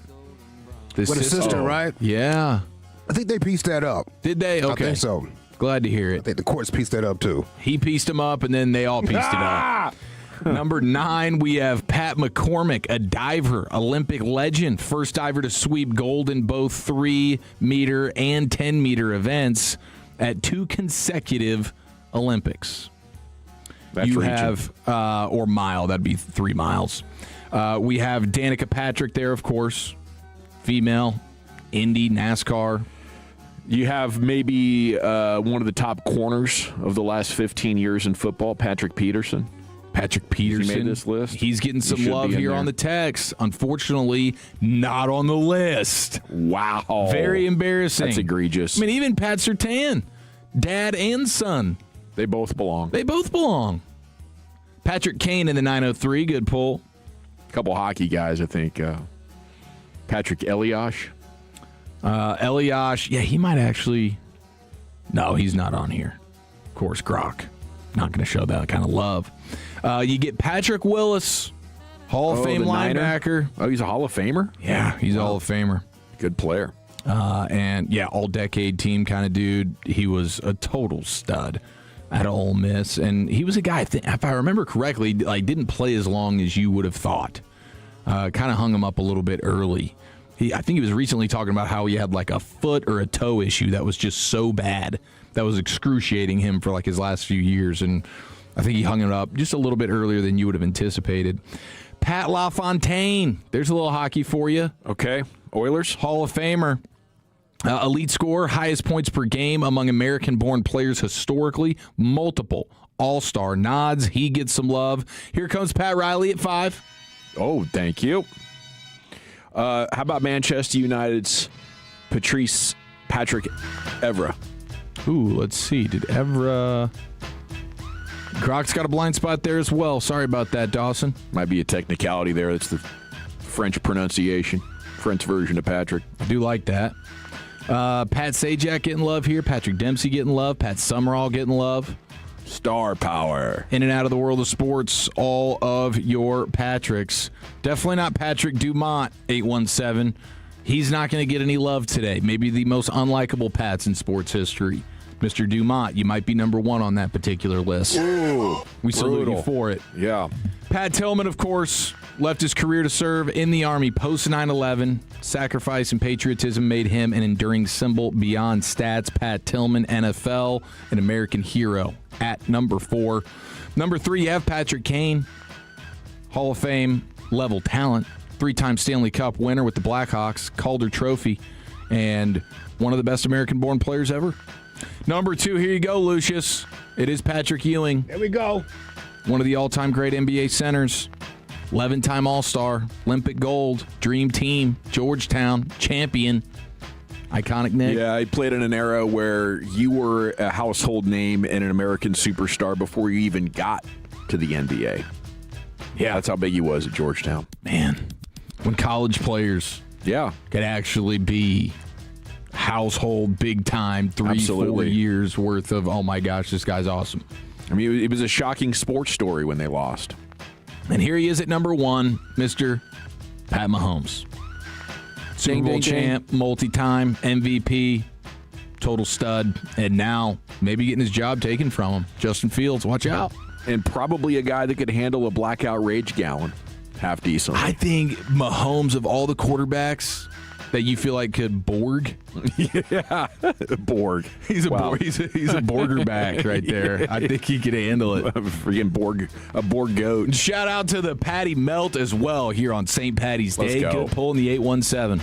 Okay, Matt Hicks talking Rangers with you coming up at 3:20. We'll go around the bases next, Chief. Yes, sir. We got a little WBC action for you. Who starts tonight, and Little Rangers as well next in the nation. Coming up Wednesday morning on Shawn and RJ, did America win it all? We'll chop it up at 7:40, and 2 more Dave Matthews ticket giveaways in the 7 o'clock and 9 o'clock hours. It's the Hump Day edition on The Fan. A family office is a team built to handle the 3 biggest financial responsibilities a family faces: wealth management, tax strategy, and estate planning.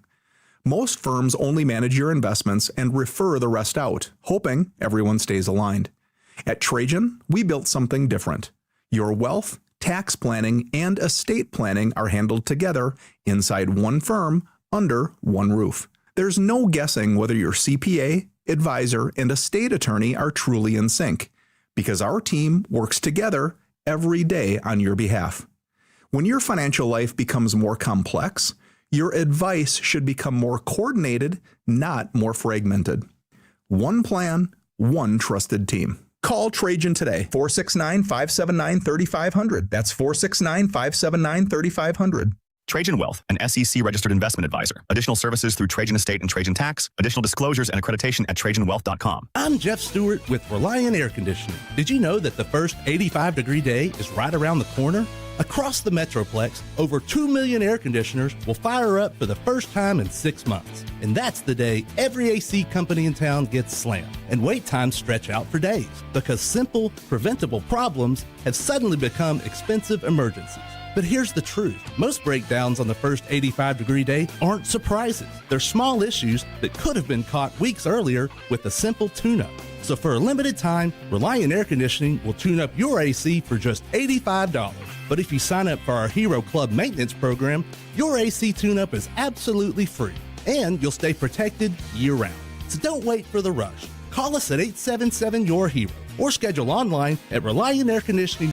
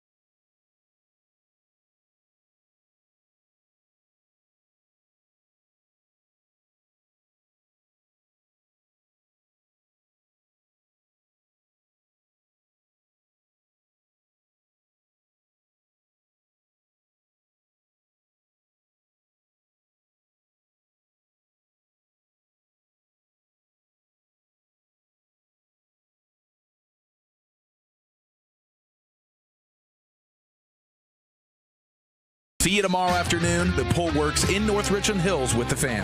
If you're in the market to upgrade your vehicle, get to Classic Chevrolet in Grapevine. Back-to-back #1 Chevy dealership 3 years straight. And they've got more new Chevys than anyone in their all-price of sale. Silverados, Tahoes, Blazers, Malibus, Equinox, and more. Visit ClassicChevrolet.com. This is Texas. This is Classic Chevrolet. Together, let's drive, relax, and enjoy the difference. Based on new Chevrolet registrations 2023 through 2025. Thank you very much, Lucius. It is the G-Bag Nation here here on 105 to the Fan, home of the Cowboys, home of the Rangers. We got Matt Hicks coming up at 3:20. He'll be giving you his Rangers insights from Surprise Matt Hicks 3:20. Here's Chief to go around the bases. WBC championship game, Team USA versus Venezuela, and of course some Texas Rangers for you right after this. You don't know how to play first base. Scott? That's right. It's not that hard, Scott. Tell him, Wash. It's incredibly hard. There's no crying in baseball. You play ball like a girl. Hey, for those that don't know, life-changing, the Tommy John underwear. To tie it with one swing. It's tied! My favorite sports graphic of 2026 was on my television last night, Venezuela and Italy. And it had two larger Italians as a couple sitting in the stands as they were putting up this graphic. Pasta consumption, most pounds per capita. Is it Italy? Is it Tunisia? Or is it Venezuela? Pasta consumption, most pounds per capita. Okay, this was Is this a trick question? This was a real... Clearly. This was a real Sweating stat, over here. A real stat graphic in the game last night. Is it Italy? A. Is it B, Tunisia? Or is it C, Venezuela? Pasta consumption. Tunisia. Yeah. I know her. Hold on. I got to figure out where Tunisia is at before I make my answer. But I think the last one is the right one. She likes her pasta. I'm going to say Tunisia, buddy. Wow, man, you guys outthinking the room. Italy comes in strong at number one. Wow. Should have phoned a friend on that one. Italy with 51.4 pounds of pasta consumption per capita. So I don't really understand how that all... Does that mean like the average person's taking in like 50 pounds of pasta per year? Yeah. Is that what that means? Uh-huh. Okay. It's not bad. 50...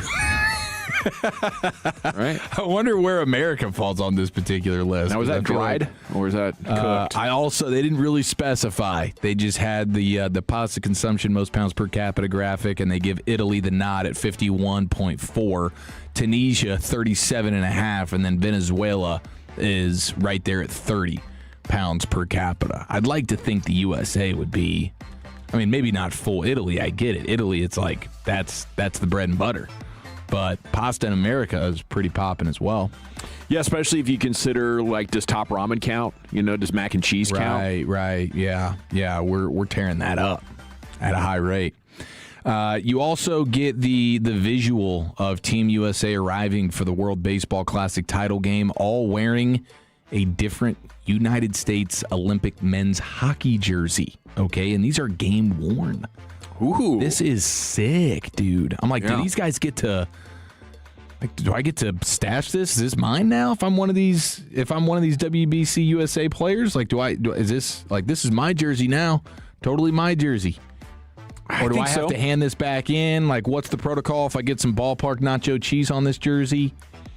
I mean, you'd have to imagine that there were roughly, 6 game-worn jerseys from that Olympic run?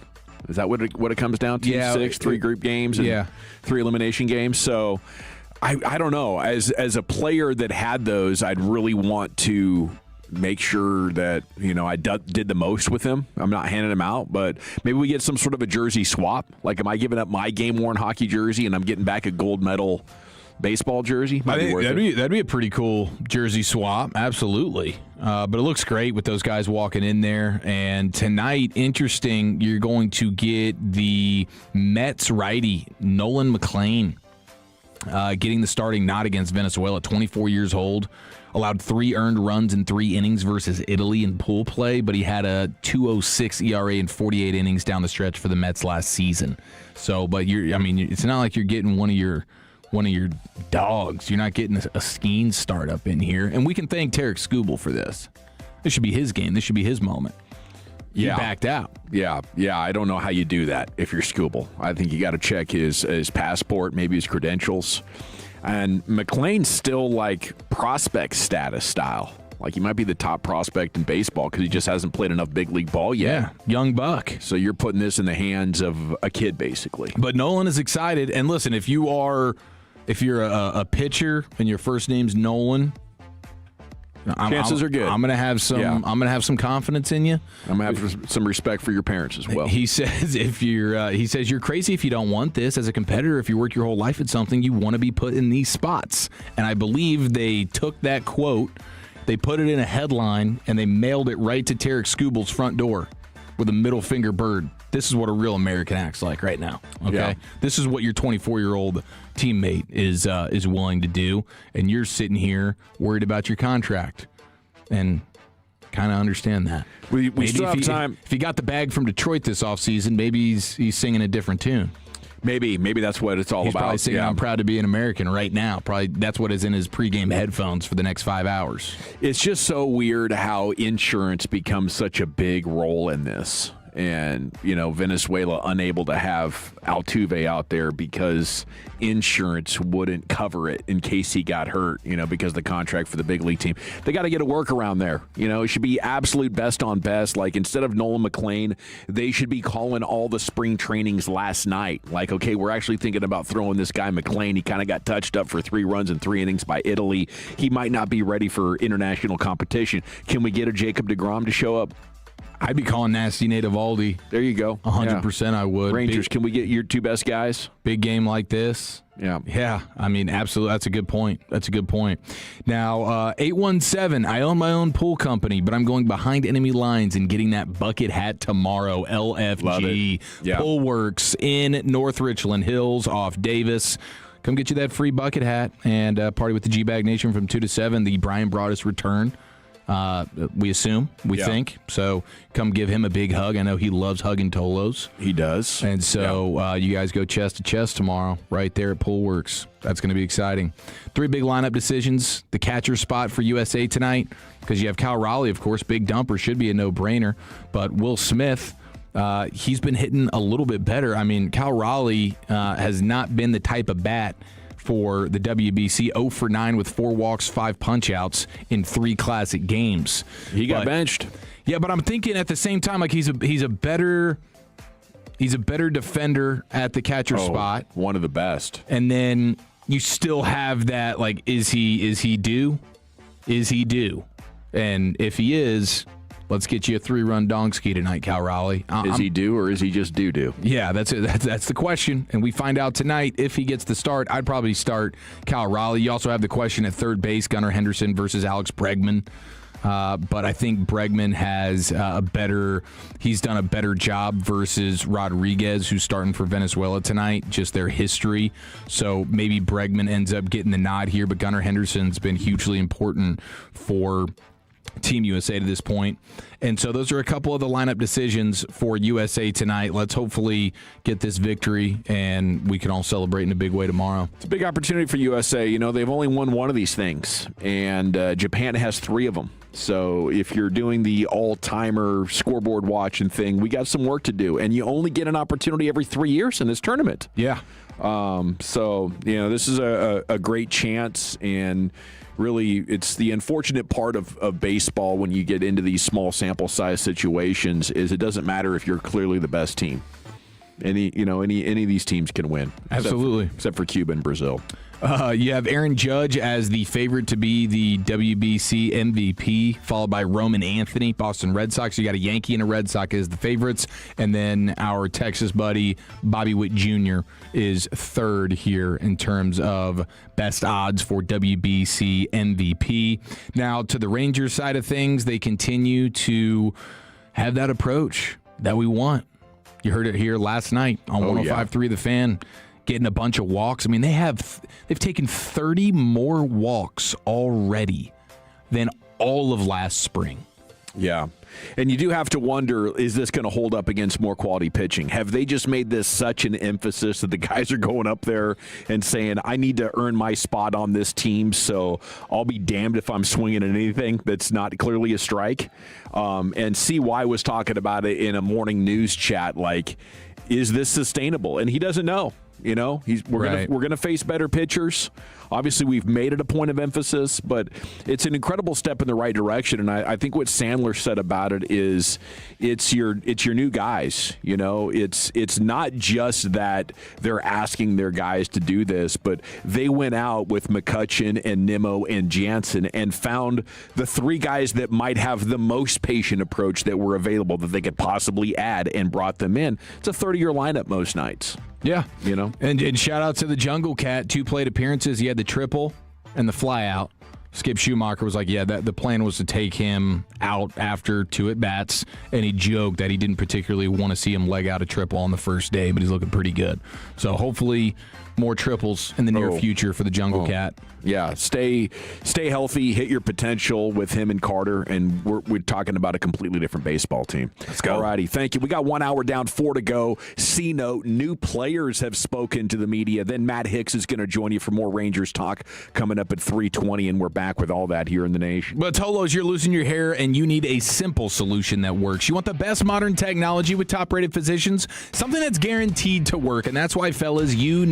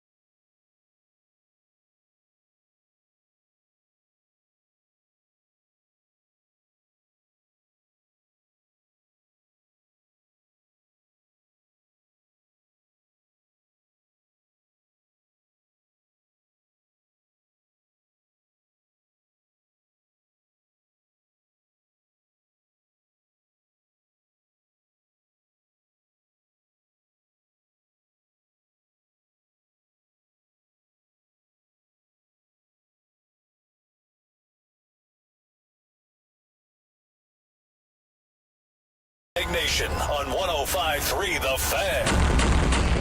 Here we go, Hour 2, G-Bag Nation on 105.3 The Fan. Let's do some C-Note here, Cowboys news of the evening, where we look at the top headlines around your football team and give you the details and our analysis of it. We're going to start with Mel Kiper's latest mock draft. I think this is the third version of his mock, and one of the interesting takeaways is everybody's picking the Titans to take Jeremiah Love right now, and Mel Kiper is in line with that. The Titans picking 4th. There for a while, he was going to the Saints constantly at 8, or the Chiefs at 9 at the latest, but then the Chiefs signed Kenneth Walker. The Saints found a running back, but it doesn't matter because at least if you look at the heavyweights, and with 5 weeks to go until the draft, when you get alignment, like it's Dane Brugler, it's Daniel Jeremiah, it's Mel Kiper, like the biggest of the big mock drafters, they all have Jeremiah Love going to the Titans there. From Notre Dame, the running back. And, you know, I just think it starts to create these scenarios where if you get enough offensive players going in the top 5 or 6 picks, trading up to Cleveland or trading up to Kansas City and, you know, getting a chance of taking an elite defensive player continues to go up. It's trending upwards for your Cowboys, and definitely needs some positive developments at this point. But getting to 12 with Mel Kiper, he's got Jermod McCoy, cornerback from Tennessee. If you watch his 2024 stuff, you will think this guy is so legit as a player. Like it's man coverage, it's zone coverage, it's physicality. He's coming up to support the run. I really like Jermod McCoy, and I think if it wasn't for his torn ACL, he would be in the conversation for top 5 player. Like I think he's that good, and I would not be scared of the ACL, Chief. We can't have Savone Revel PTSD here. ACLs don't end careers. 99% of the time, the player is 100% fine. Yeah, I mean, we need to look and see when is that Tennessee Pro Day, because he is going to have to work out and ball out. So let me see when that is supposed to be, because he not, punting on the workouts at the combine. It's like, okay, he's trying to buy himself a little bit more time, and perhaps he can put a lot of the injury questions to bed with a fantastic pro day, and then everybody can be like, okay, you know what? Now we can feel a heck of a lot more comfortable. And he's got till March 31st, so he's got another 2 weeks.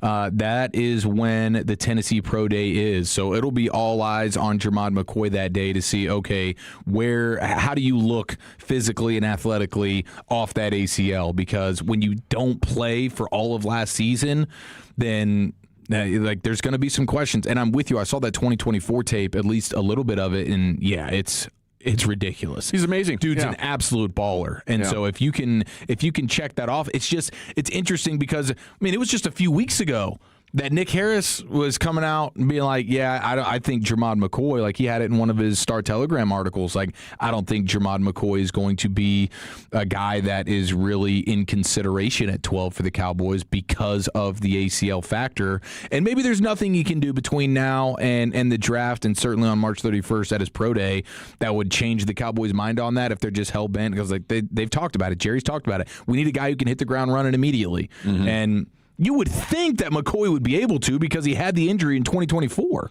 Yeah, January. Yeah. Late 2024, early 25. Okay. I think it was January of 25. So, yes, but to your point, it's going to be 18 or 19 months when you get to training camp since his torn ACL. It's not like he's trying to come back from something in 9 or 10 months as Savone Revel was. It's a year and a half.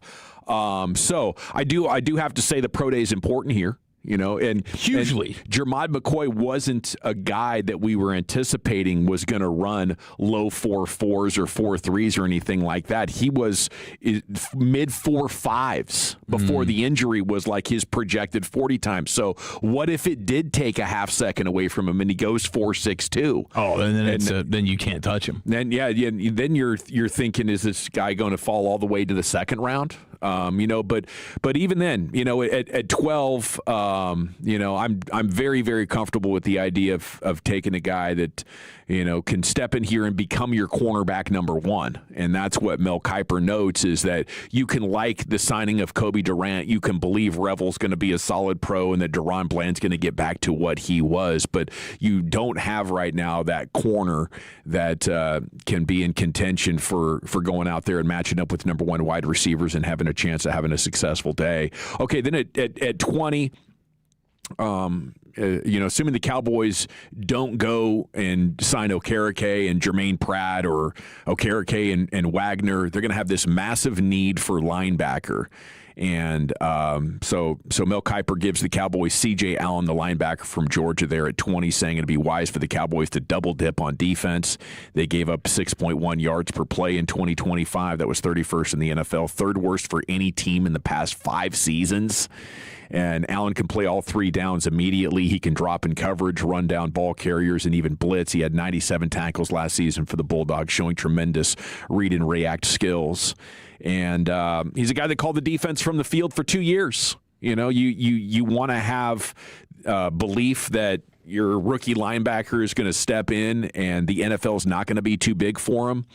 I think C.J. Allen's as close as you could hope for when you're looking at the 20th overall pick. And if that was the Cowboys draft, I'd say it's very successful. And depending on how C.J. Allen physically transitions to the league, could be amazing. That could be the 2 moves that set them up to have a very respectable defense. But they would have to be like all rookie team level hits. And, I think that's possible, but hard to bet on at this point. Okay, ESPN did a free agency wrap-up article asking their panelists a series of questions. Which was the most head-scratching move in the league? And Ben Solak, NFL analyst, picked one of the Cowboys' moves from last week. Chief, which one would you say it is? Head-scratching move for the Cowboys. I guess the Osa trade or the Rashawn Gary trade. I mean, Jalen Thompson, that's like a home run. Nobody's going to be upset at Kobe Durant. Like, everything else they did was so small outside of Jalen Thompson and Rashawn Gary. So I would say either the Osa trade or the trade for Rashawn Gary. Yeah, they went with the trade for Rashawn Gary, saying, I don't mind the fit for Gary in the Cowboys defense, a bulky edge on a team that needs more run-stuffing power, but the Cowboys traded a 4 for Gary's deal, which will average out at $19.5 million over the next 2 seasons. Now, they did adjust him. They got him to take a pay cut and then restructured it. But saying, was that really necessary when Boye Mafe and Bradley Chubb signed close to that amount, when Jonathan Grenard, a similarly strong run defender with a far better pass rush profile, was also available via trade? I'm surprised Dallas chose this option in a rich class of free agent rushers. So it's not that he doesn't like Rashawn Gary. It's that your other options, by comparison, might have been better, not having to give up draft capital for one of the other 2 guys or trading for a better player in Grenard. And to his point, I'd rather have Grenard than Gary, but we don't know how available Grenard is, and they're different players. Rashawn Gary is definitely more of a physical, edge-setting, run-defending guy, where Grenard's going to give you more of the high upside. He could go get 15 sacks. He has done 12 sacks in back-to-back seasons very recently in his career. Yeah, I mean, I don't think there's anybody in the league that would say Rashawn Gary's a better player than Jonathan Grenard. But you probably wouldn't be able to get Grenard for that 4th-round pick that you traded Rashawn Gary for, right? So you would have had to wait until you did the Osa deal and got that 3 and then flip the 3 perhaps for Grenard. But it doesn't seem like they want to move on from that pick. They want to hang on to it. So I get it. Like, for me in free agency, it would have been the Boye Mafe deal. And he would have ended up making more than what Rashawn Gary is, because he got, I think it was like a 3-year, $60 million deal. So he would be making a little bit more, but he's younger, and I think there's a little bit more upside there. And again, you're not having to trade for him. So, but what they did with his contract and reducing it the way they did, I feel a heck of a lot better about it. Yeah, I do too. I mean, to have Gary at $5.5 million, that's the kind of move that I want them to repeat across the roster. Let's bring all these numbers down even more aggressively to free up the cap space at this point to go make trades. Yes. Yeah. And no matter what they did, I mean, I guess if they got Grenard, you'd feel better, but they would need more bodies anyways. Like if you sign Boye Mafe, we're still looking at the draft right now saying like, yeah, could we get a Ruben Bain? Could he fall to 12? Like you would still want more edge rush help, but I do think some other players were probably a little bit better, in particular when it comes to the pass rushing. All right, the other angle from this article as we go through the C note here, Cowboys News of the Evening, is they were asked which team took the biggest step back last week in the NFL. Aaron Schatz says the Eagles.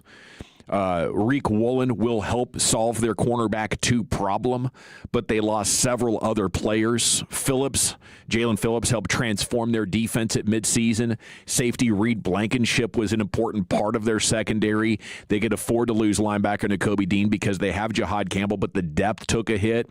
Arnold Ebiketie, the edge rusher, was a good addition to make up for the loss of Phillips, but with the top free agent safeties on new teams, the Eagles should improve that position through the draft now. The Niners, Seahawks, and Texans also getting nominated in there for the NFL team that took the biggest step back. And I don't think the Giants are going to be that much better. I'm not a believer in John Harbaugh, not a believer in the coaches that he got, not a believer in Jackson Dart. Washington is at least another year of building away from being legitimate. Like, this is going to be an NFC East year where the top team in the division might only have 10 or 11 wins. This is shaping up to be a year where, you know, the Cowboys don't have to be elite to get back into the playoffs. I just want them to shoot for much higher. Like, that should be a thing where you say, all right, we might not need the hottest start because we don't need 12 or 13 wins to win this division. But if we're a couple of games ahead at midseason, that's the time where I think you get super aggressive in free agency. Like it's, or I guess in the trade market there, the trade deadline in the middle of the 2026 NFL season. I think it's okay right now, especially because of how much more prevalent trades are in the NFL, to say, okay, we're building a team that if everything hits, we're feeling good, like we could be contenders. We're building a team to make the playoffs. And then once you get into the regular season, if the trades are available, I would hope that they would go ahead and push this thing over the top. Yeah, I mean, just you saying that makes me think of the idea, man, if Max Crosby ends up staying with the Raiders as the season starts, and then the Raiders end up being just probably not a very good team, even though they've brought in a lot of outside free agents, maybe Crosby could be had. You watch him play the first part of the season and show, okay, the knee's good enough, he's still productive. All of a sudden, Max Crosby now becomes a guy that you trade for at the deadline. Yeah, I would love that scenario. New player quotes. There was media availability over the weekend. Kobe Durant was asked, what are the Cowboys getting in him? Creating takeaways, getting the ball back. He had 6 combined last year, regular season and playoffs. 3 takeaways in the playoffs. They need that big time. He says, let Dak do what he does. He says they're getting a guy that the media says is too small. But, you know, it's not all about the size of the dog. It's the size of the heart in the dog. The land shark is coming to make plays and add on to this defense. He calls himself the land shark? Land shark, yeah. I like that, dude. The land shark, Kobe Durant. Yeah. Coming in for the Cowboys, man. That's pretty strong. I like that, dude. Yeah. I like that as a little nickname. I like that he calls himself that, too. I mean, we've had Kenny Gant, the shark. We've had the land shark bit from Saturday Night Live. And now you got your very own land shark here from Kobe Durant. Sam Howell, Dallas. Isn't that a beer, too, right? It is. Land shark? Yeah, the Dolphins were Land Shark Stadium at one point.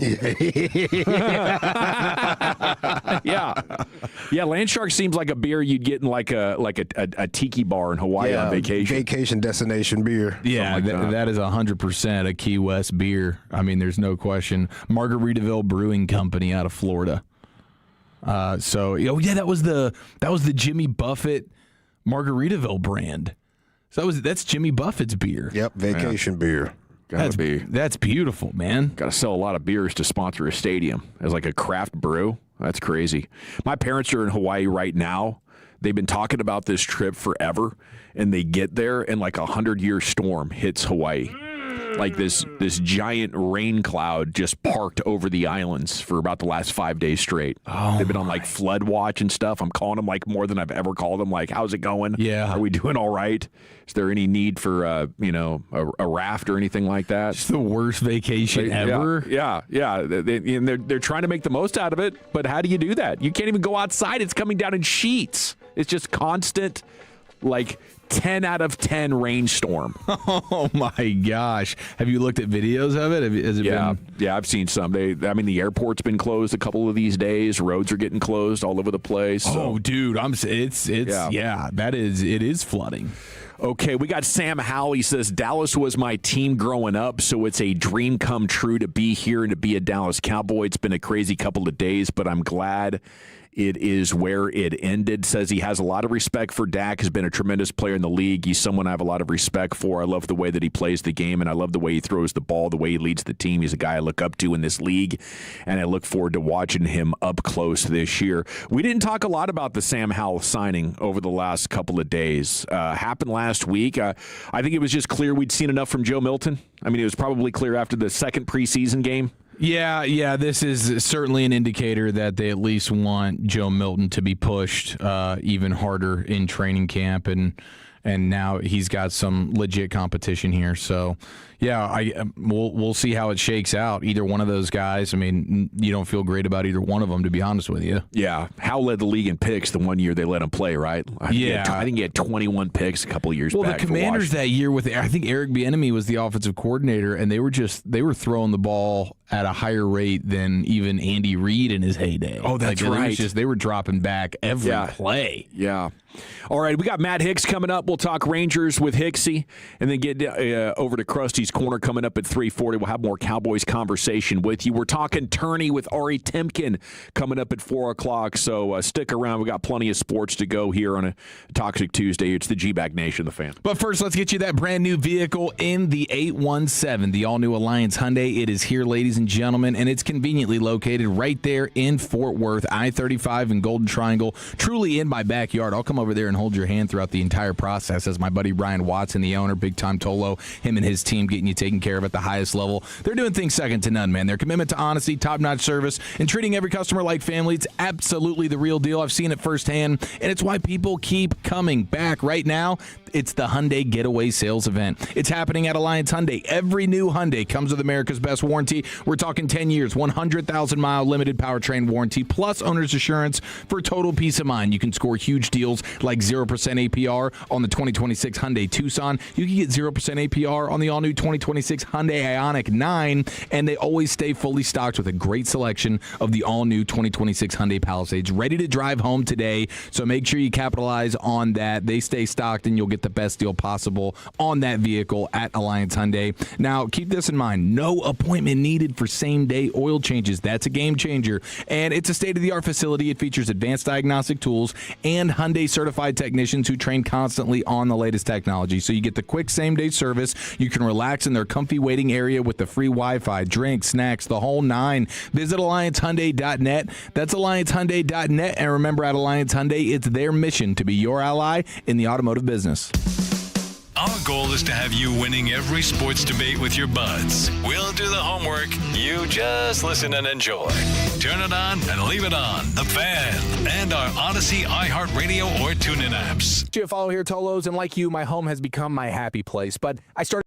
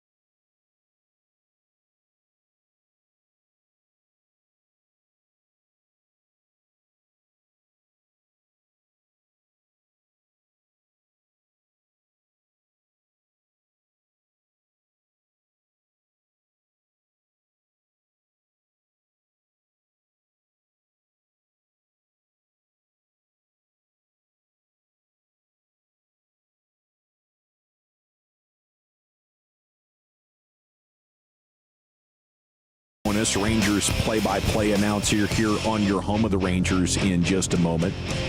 Segment is brought to you by the Frankels. Life is unpredictable. Accidents happen. If your loved one's been injured in a car or truck wreck, call the Frankels. There's never an out-of-pocket cost. They only get paid when you win. The Frankels, the go-to car and truck wreck attorneys in Dallas. It's starting to get exciting with the baseball season now 9 days away. They will be in Philadelphia next Thursday for the 3:15 start right here on your home of the Rangers. And then after that, after the weekend, they'll go to Baltimore. So Philly and then Baltimore, the first two series. And then April 3rd, the home opener there with the Cincinnati Reds in town.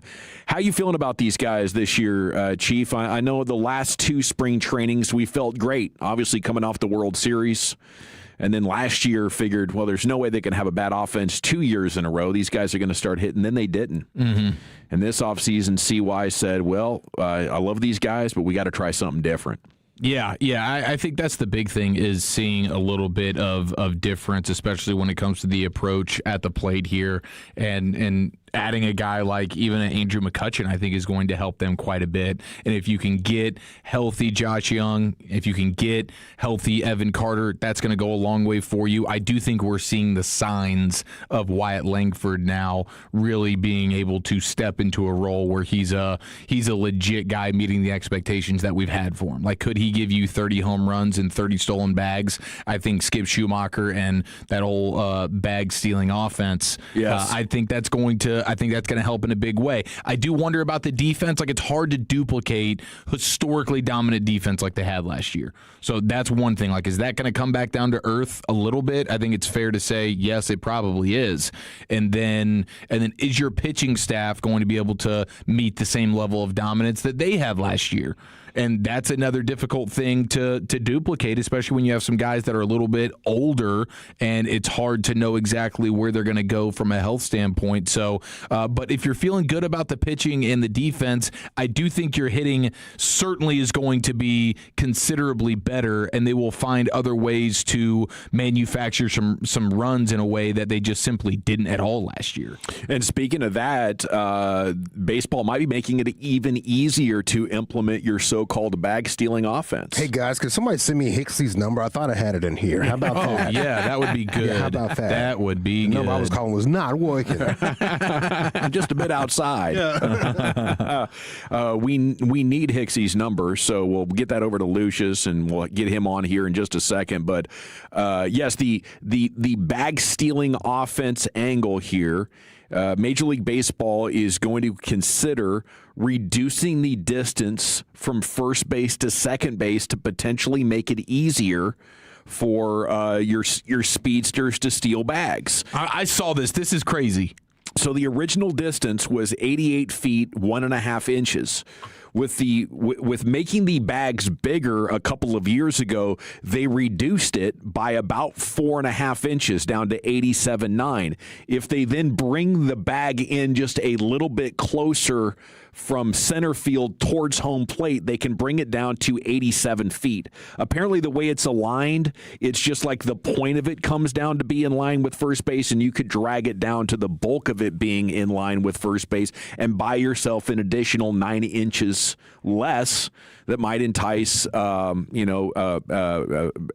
base runners to be more aggressive. Yeah, this is an interesting one. I don't know how I feel about it because, I mean, there's a couple of things that we all love. I mean, that's a pretty jarring difference, I would say, and you want to be able to have some of that. Like, okay, you're encouraging more action on the bases, but are you not going to get some of those 50-50 plays? Like, those are so fun.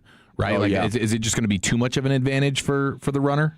It might be, and I can't wait to find out. I guess they're going to try it in a couple of the minor leagues, along with a couple of other rules. We'll talk about that a little bit later on as Matt Hicks joins you now here on your home of the Rangers. And good afternoon, sir. How the heck are you?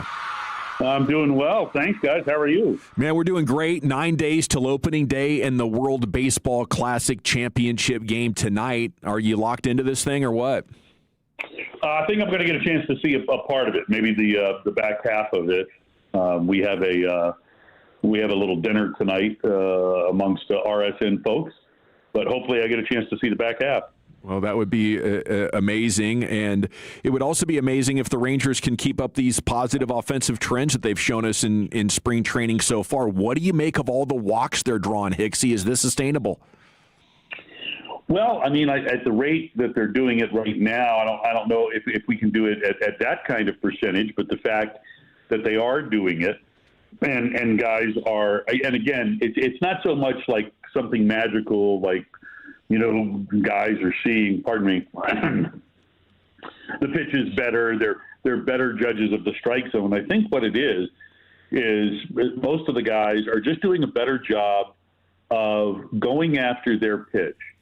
This is something that's been preached for the longest time, regardless of who the hitting coach has been here for the last 3 or 4 years.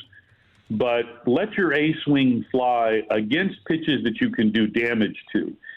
And if a pitch is not where you can do significant damage to, or you think you can, then let it go by. And sometimes that's a strike, but it's not in your zone where you need to be focused. And so depending upon the count, depending upon the situation, hitters will focus on a pitch in a certain spot where they know that they can be successful. And I think that they've almost to a man been able to do that. But what it means as well is that they're obviously being more selective, but not necessarily selective versus balls versus strikes, if that makes any sense.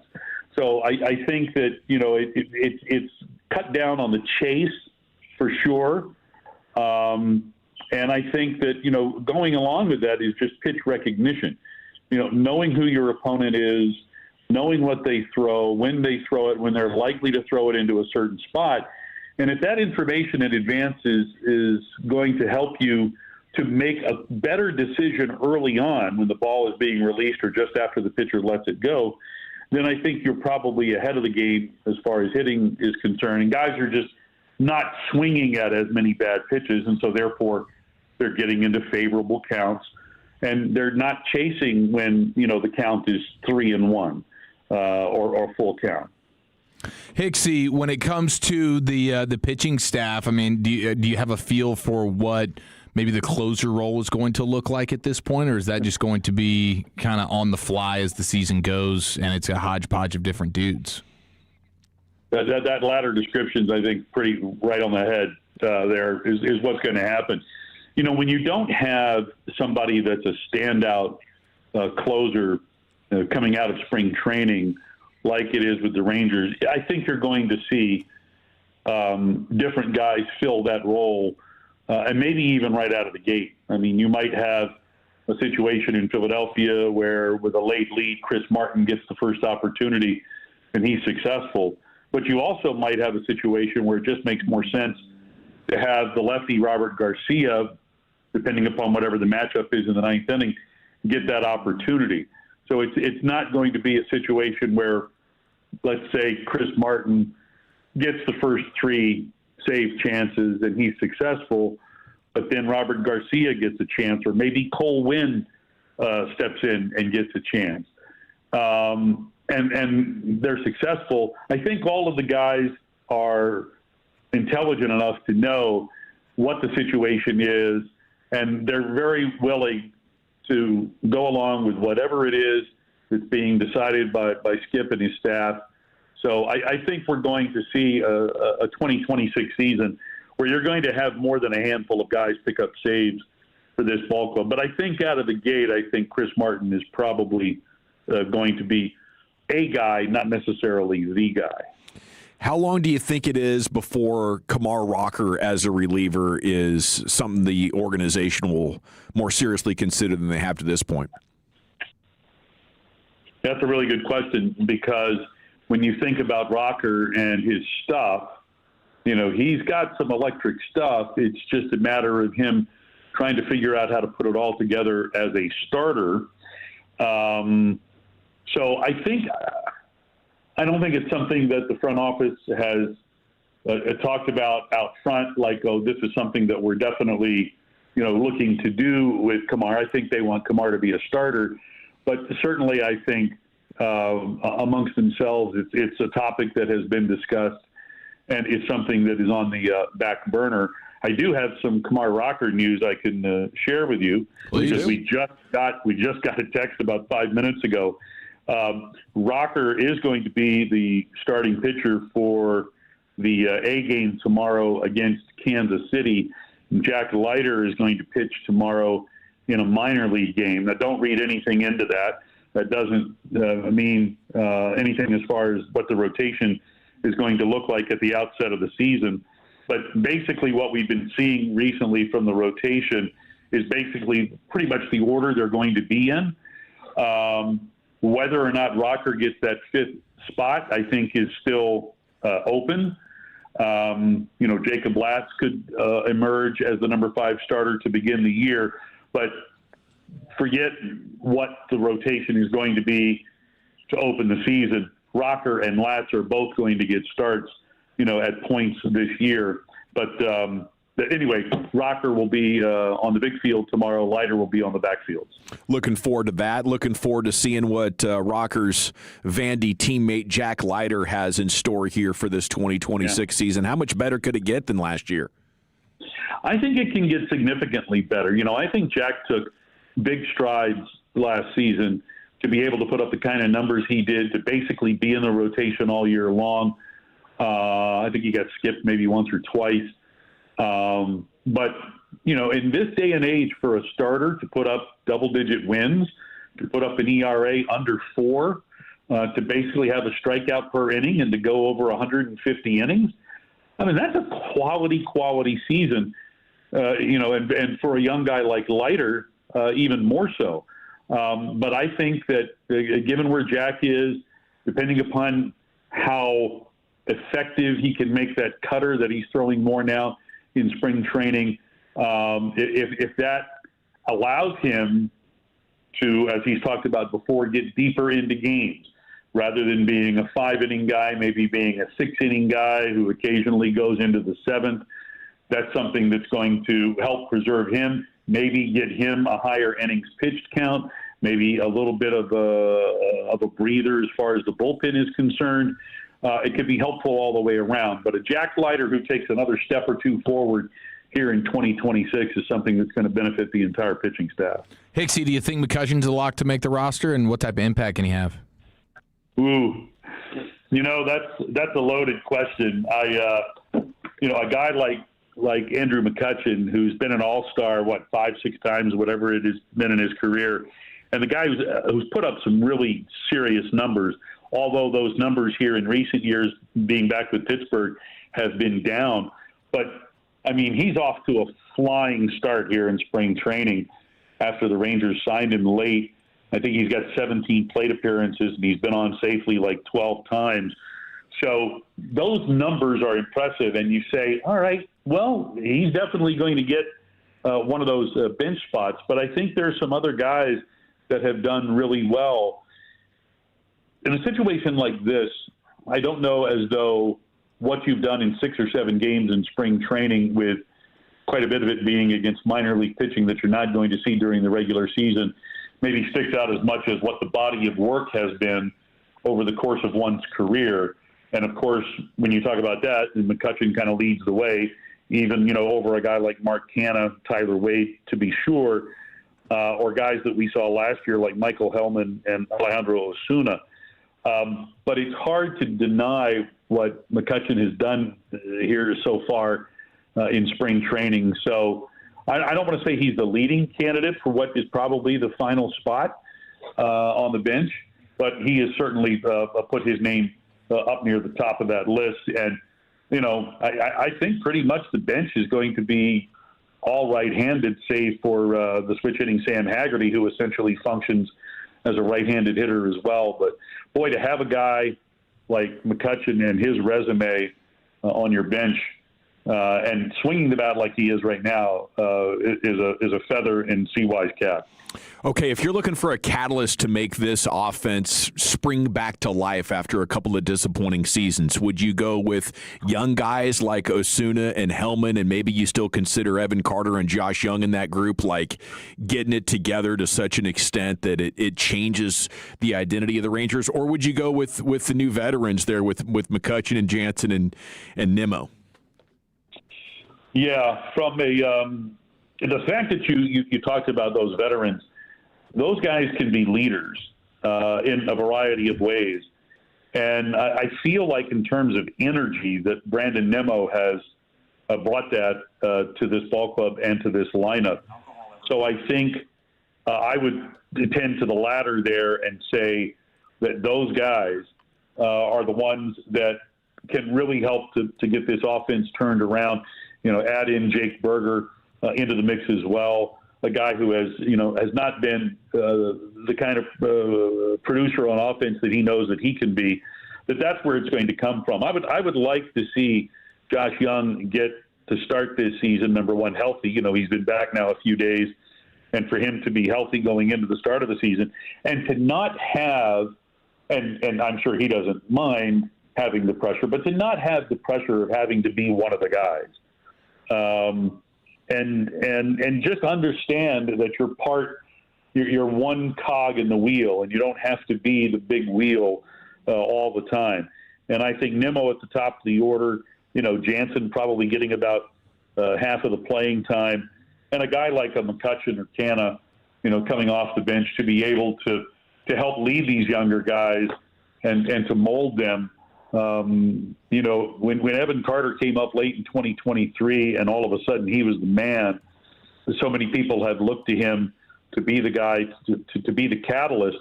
It would be good if at the start of the season he was just another one of the guys getting regular at-bats and being productive, as opposed to being, we've got to have productivity from Evan Carter or we're just going to go nowhere. Man, if they get productivity from Evan Carter, that would be something. Having a good spring. Are you more confident in his health or hitting lefties moving forward? Right now, I'm more confident in his health. I think he's had better at-bats this spring against lefties than what we saw from him last year at any time. And so I think that perhaps that can come along. But once the regular season starts, unless he's proven productive right out of the gate against lefties, I think, Sam Haggerty's going to see some playing time in Evan Carter's stead. And that's okay. But I think ultimately the Rangers want Evan Carter to be an everyday guy. But with the lineup that we have right now, the pressure isn't there for him to have to be that everyday guy. And, the fact that Ezekiel Duran's bat has come to life here in the last, week to 10 days is an encouraging sign. And it's always encouraging at spring training to see the guys fighting for spots all doing really well. And that's what's happening right now. So just to answer your question, I think we need to look to the veterans to be the leaders in that regard. And by the way, if you haven't talked to Nimmo yet, he'll bring energy to the broadcast as well. Just wind him up on a subject, and he's going to take that thing and run with it. Yeah, no question. The couple of weekends that I've been in the clubhouse, of course, Nimmo wasn't playing early on, so I didn't see him. And then when he started playing, he kind of just poked his head in there. So I haven't had a chance really to talk to him. But one guy that I had the opportunity to talk to that I think we're probably going to see, maybe not at the outset of the season, but certainly at some point during the year, is the catcher Willie McIver, who is a blast to talk to, very energetic, willing to talk about a number of topics. Nice. And right now, he is, I believe, the Ranger team leader in terms of ABS percentage overturned calls. Oh. And I actually talked with him about that last week, and he feels like he's much better at judging the strike zone when he's catching as opposed to when he's hitting. Very interesting, Matt. We can't thank you enough for your time and your baseball insights. Look forward to hearing you next Thursday on the opening day call, and between now and then, have a great time, man. We'll catch up with you soon.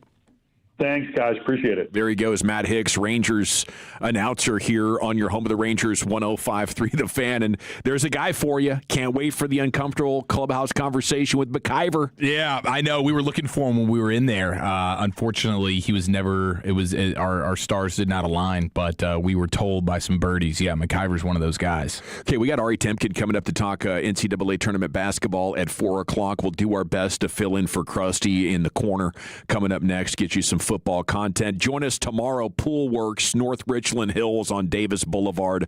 We'll be doing a live remote. We got a Tolo bucket hat, brand new for you, so come grab one. And we're back in the nation. I want to chat Men's T Clinic before we do anything else, though, because if you feel like you might be one of the 1 in 5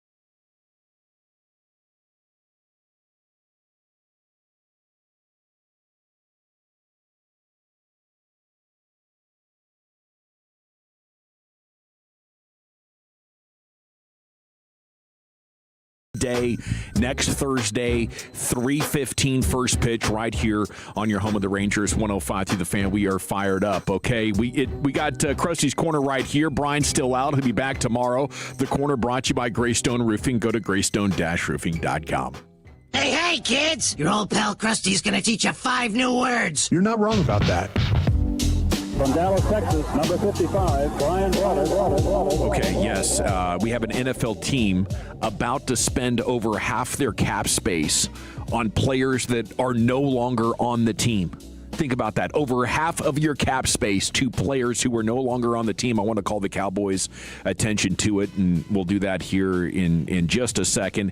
If you had not been made aware by now, you should know that Brian returns tomorrow after a very difficult 96 hours. So please be extra nice to him. Reach out on social media. Let him know that he is missed because he lost his mom over the weekend. So salute to Brian. Obviously, everybody knows him and appreciates his Cowboys takes, but going through a tough time right now, and I was surprised he's actually going to be back tomorrow. But we know two things about Brian, don't we? He loves his mom, and he's addicted to work. Yeah, 100%. And it is draft season, and I do think it'll be a little bit therapeutic for him to just kind of get out of what he's been in emotionally for the last few days and just talk some ball with his boys. Yeah, looking forward to having him back tomorrow.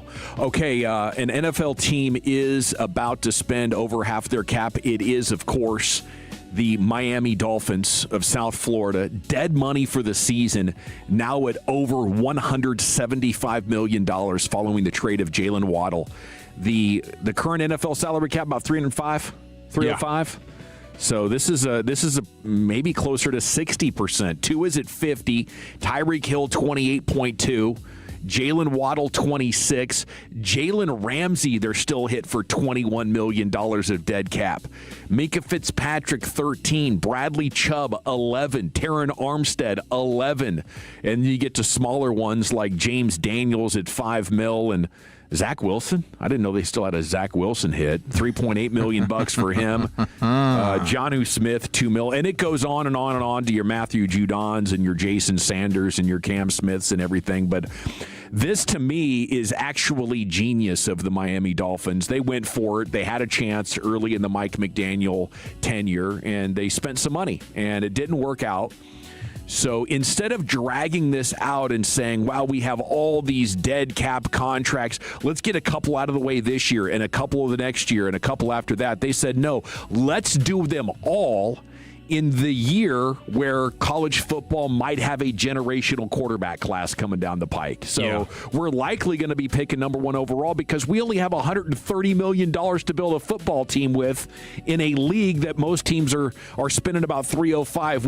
We have $130 million to build this team out. So, yes, when you're close, go for it. Do irresponsible things. Break out your credit card. Swipe that thing like there's no tomorrow. And then when you realize this is over, get it all done in 1 year. Don't drag it out because you're going to emerge on the other side of that with a clean cap situation, 1 year cutoff, and maybe the number one quarterback in the class. Likely your pick of quarterbacks in the class. Yeah, I think the only questionable decision here is like, why did you go do the Malik Willis thing? I mean, I guess you really think he can be awesome, but you're not putting anything around him to really give him a chance. And so you're paying him money. You could have just ran out there with Quinn Ewers. Hey, we drafted this guy. Give him a year. And he's probably not going to do all that well. And like you said, then you go get Arch Manning or whatever that quarterback is and what is supposed to be a decent class. Yeah, that's a good point. I suppose if you do find out Malik Willis is a great player, then you have maybe a top 5, top 10 pick. You get him a tackle, you get him a wide receiver, something like that. I guess it gives you multiple opportunities to find your next franchise quarterback. But yeah, Jalen Waddle traded from Miami to Denver. If Waddle is worth a 1, 3, and a 4, what is George Pickens' value? Yeah. This is maybe one of the weirdest trade value evaluations I've ever had to do. I know. Because at midseason I said, well, yeah, I'll consider trading George Pickens because he's probably worth 2 1s. Mm-hmm. And then people said, you're crazy for thinking that. I said, okay, so like a 1 and a 2? You're crazy for thinking that. Just a 1? Nope. Maybe a 2. By the time Nick Harris got done reporting on this thing, it was maybe a 3 and a 4 is what you would get for George Pickens. It's insane. Yeah, I don't get it. I know there's the off-field stuff, 1 year of true dominant wide receiver 1 production, but man, the talent, he's clearly better than a Jalen Waddle. Yeah. Like, what are we doing? And Jalen Waddle is really good. Yeah. Like, he might be one of the more underrated wide receivers in all of football. Okay, we got 2 down, 3 to go here. It's the G-Bag Nation on 105.3 The Fan. Sounds of the Sports Days coming up at 4:20, a mixed bag, football's finest. Chiefs can actually take this thing back to back to back. If you're annoyed by me talking so much with Brian out, good news. You're getting a reprieve from that. And we'll start with Ari Timken talking NCAA tournament basketball with us next year. It's the G-Bag Nation on 105.3 The Fan. But first, Tolos, let's talk about your hair. If you're losing it and desire to have it back, then Advanced Hair Restoration has the easiest guaranteed solution for you. It is a very simple one-day treatment, and it offers life-changing results. I've seen it with my own eyes. It's truly amazing how they do it. They put hair where you need it most, and then bam, it grows, and Advanced Hair has it all. Top-rated physicians, modern technology, and best of all, you get your very own natural hair that begins regrowing the very next day. Advanced Hair even guarantees it to grow for life. So go ahead and schedule that free consultation right now at 469-599-HAIR. And just for being a Tolo, you'll get $250 off and 250 free hair grafts. Advanced Hair has changed tens of thousands of lives. You need to be next. They're the team that I personally recommend. They're absolutely fantastic. So do not wait. Check out the before and afters online for yourself. 469-599-HAIR or advancedhair.com. When your friends say, "Hey, did you hear?" you can proudly say, "I heard it on the Fan," keeping you sports informed with some quality laughs along the way. Turn it on and leave it on. 105.3 The Fan, the Odyssey app, iHeartRadio app, and TuneIn app. This is an Odyssey Sports Minute. The NBA will vote to expand to 32 teams by adding a team in Las Vegas and finally returning a franchise to Seattle in a couple years. I'm not opposed to NBA expansion. It may force realignment, and it may take some getting used to as long as we aren't adding teams to the playoffs. The NBA has already watered down the end of the season with the play-in tournament, and adding more teams to that would make it even worse. I'm Adam Abdallah. Is your everyday congestion preventing you from enjoying life's big moments? Try Vicks Sinex Saline today and get yourself back in the action. Vicks Sinex Saline instantly clears everyday congestion with a gentle, ultra-fine mist. Sinex Saline's drug-free, no-mess formula instantly moisturizes and soothes dry, irritated nasal passages for quick and effective relief. Get back to enjoying life's biggest moments to the fullest without having to worry about everyday congestion holding you back. Just Sinex. Breathe. Use as directed. What if your instincts could pay off? With Robinhood Prediction Markets, you could put your sports IQ to work on the games you know best. It's not you against the house. It's you participating in a live market. Buy or sell your predictions all game long. Trade every play with Robinhood. Visit Robinhood.com/predict. That's Robinhood.com/predict. Futures and cleared swaps trading involves significant risk and is not appropriate for everyone. Event contracts are offered by Robinhood Derivatives LLC, a registered futures commission merchant and swap firm. Hi, I'm Kamiko, the founder of Miko's Hot Chicken. When we started our family restaurant, we were also raising a family. But let me tell you, it wasn't easy. Our Chase Inc. card was there to reward us on all of our business needs. Now we have a thriving location, and we're hungry for more. With the Chase Inc. Business Unlimited card, you can earn unlimited 1.5% cash back on every purchase, so your business can go from here to possible. Chase for business. Make more with yours. Real business owners compensated for their participation. Cards issued by JPMorgan Chase Bank and a member FDIC. Subject to credit approval. Terms apply. Whoa, Liberty Mutual customized this song for you. Whoa, like your car insurance, it's custom too. Yeah, Liberty Mutual's got the coverage that could save you money. Thanks to Doug and Limu. Well, now you can go and take that cruise. Liberty, liberty, liberty, liberty, yeah. When you want a new car, you want it now. That's why AutoNation moves at the speed of savings. Right now, put your tax refund to work at AutoNation. Even drive with 0 down plus 0 payments till June. No speed bumps, no detours, just great prices on new and used cars, trucks, and SUVs. Save on thousands of vehicles with 0 down plus 0 payments till June. Act fast, save now at your nearest AutoNation store. 60-month max term financing on approved credit. Interest accrues from date of purchase. See store for details. Expires 3/31/26. If someone broke broken tonight, would your camera stop it or would you just watch it tomorrow? That's the old way. Record, replay, regret. Remote video monitoring from DFW Security is different. Live agents intervene. Police are dispatched if needed, not after the loss, before it. The new way: detect, deter, and defend. DFW Security, tell them Sean for the Fans sent you. It's the best of the best. Stop crime before it starts with DFW Security. DFWsecurity.com. You've spent the last 10 years or more building a successful business, but the past year has been tough. Maybe you've fallen behind on payroll taxes and the IRS is trying to come after your business or you personally. Hi, I'm Dallas tax attorney Nick Namath with the law offices of Namath and Flores. If you're facing IRS wage levies, bank levies, or tax liens, call me, Nick Namath, today. Your first visit is free and always confidential. Call Nick Namath, the Texas tax attorney, at 972-484-0TAX or go to myiRSteam.com.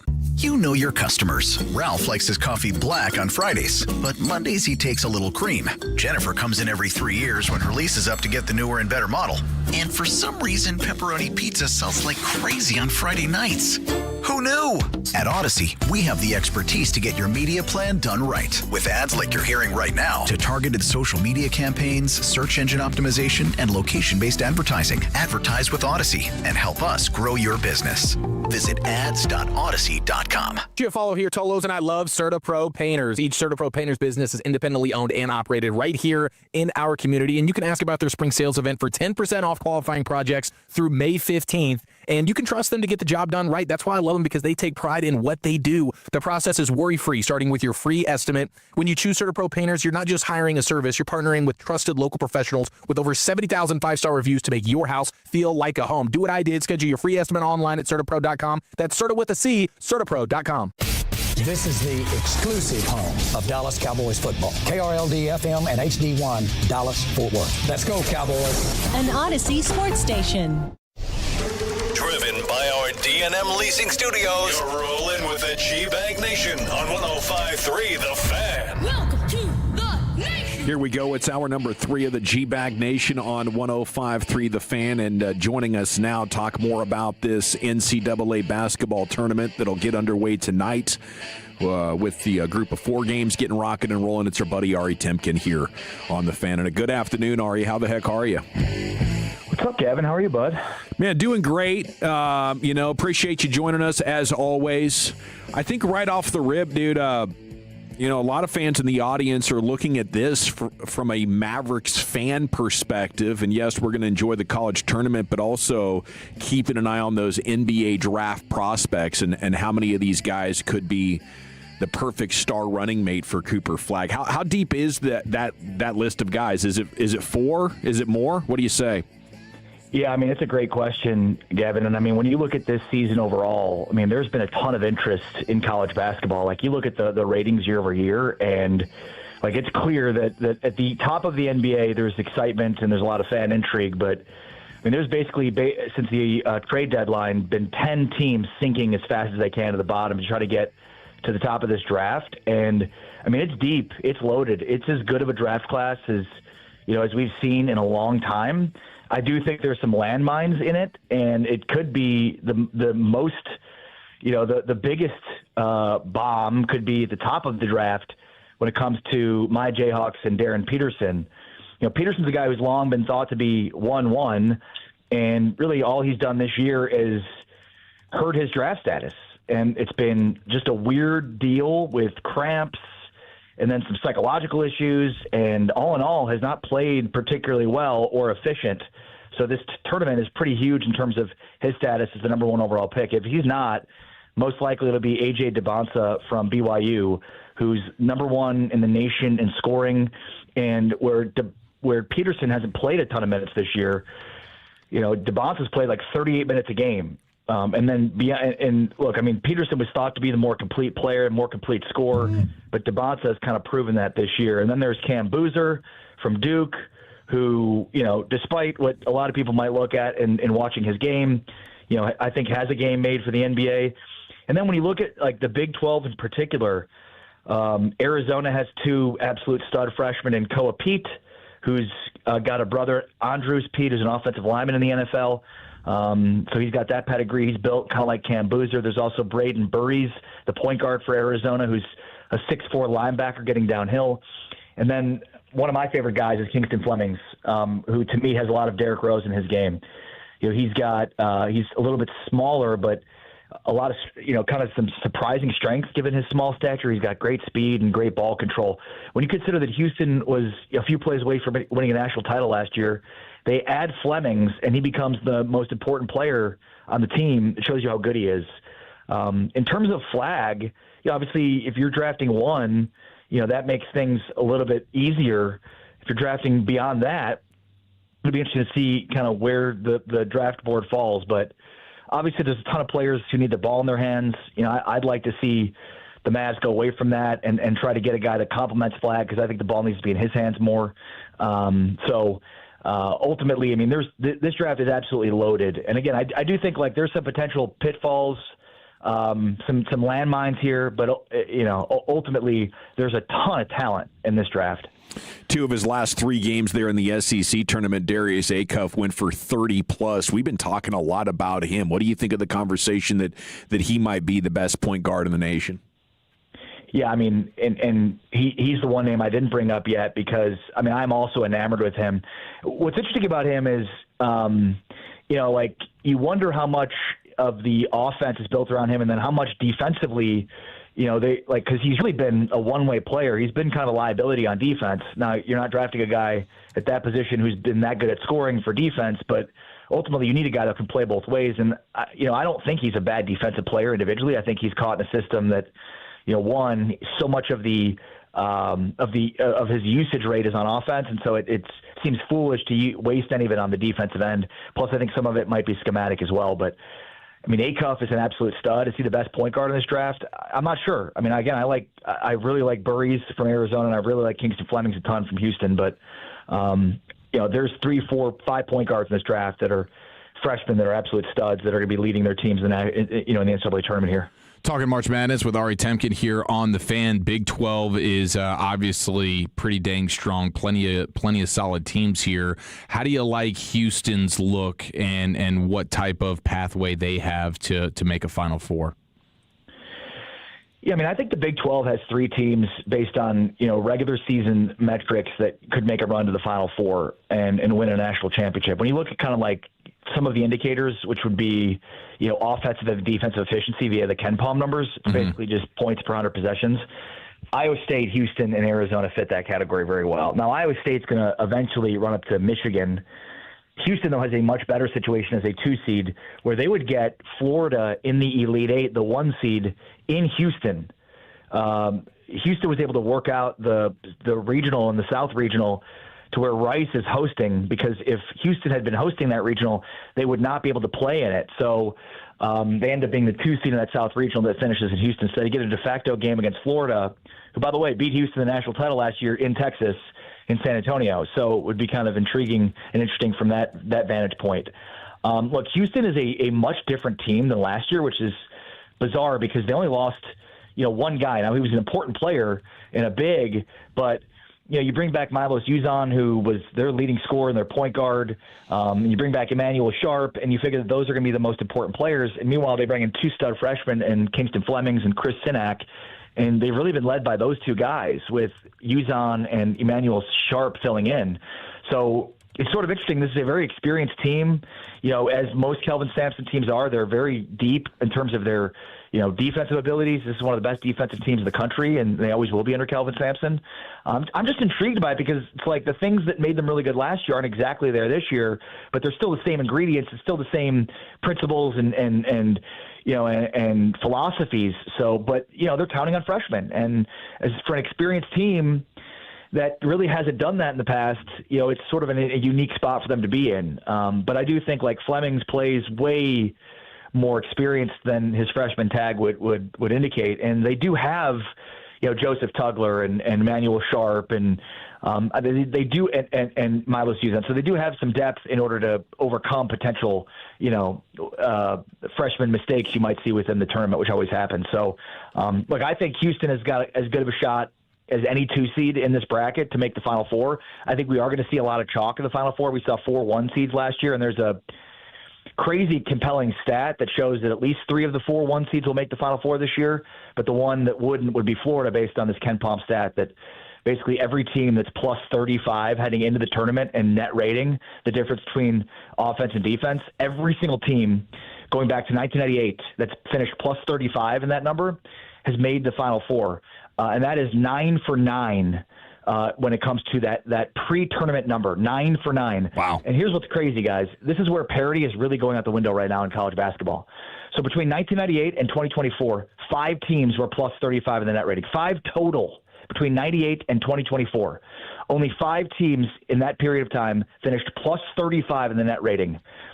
All 4 1 seeds in 2025 were plus 35 in the net rating. So between 98 and 2024, 5. In 2025, 4. This year, 3. So in the last 2 years now, that number is 7 pre-tournament at plus 35. So teams are dominating at the top in a way that we have never seen in recent history. And again, all 4 1 seeds made the Final Four last year. They were all preseason plus or pre-tournament plus 35 in the net rating, and obviously all made the Final Four. So 3 of the 4 this year are plus 35 in the net rating. Florida dropped just below at plus 33. Houston's also plus 33 during the SEC tournament.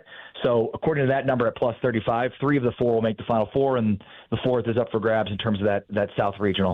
Wow. Okay, dude. I mean, what about the Alabama story with Aiden Holloway being arrested here just days before the tournament starts? How much of a blow is that for them? And do you expect to see him at all in the tournament? No, I can't imagine. It's a Class C felony. It seems pretty severe for him to get an opportunity to play in this tournament. But, I guess I wouldn't put it past Alabama.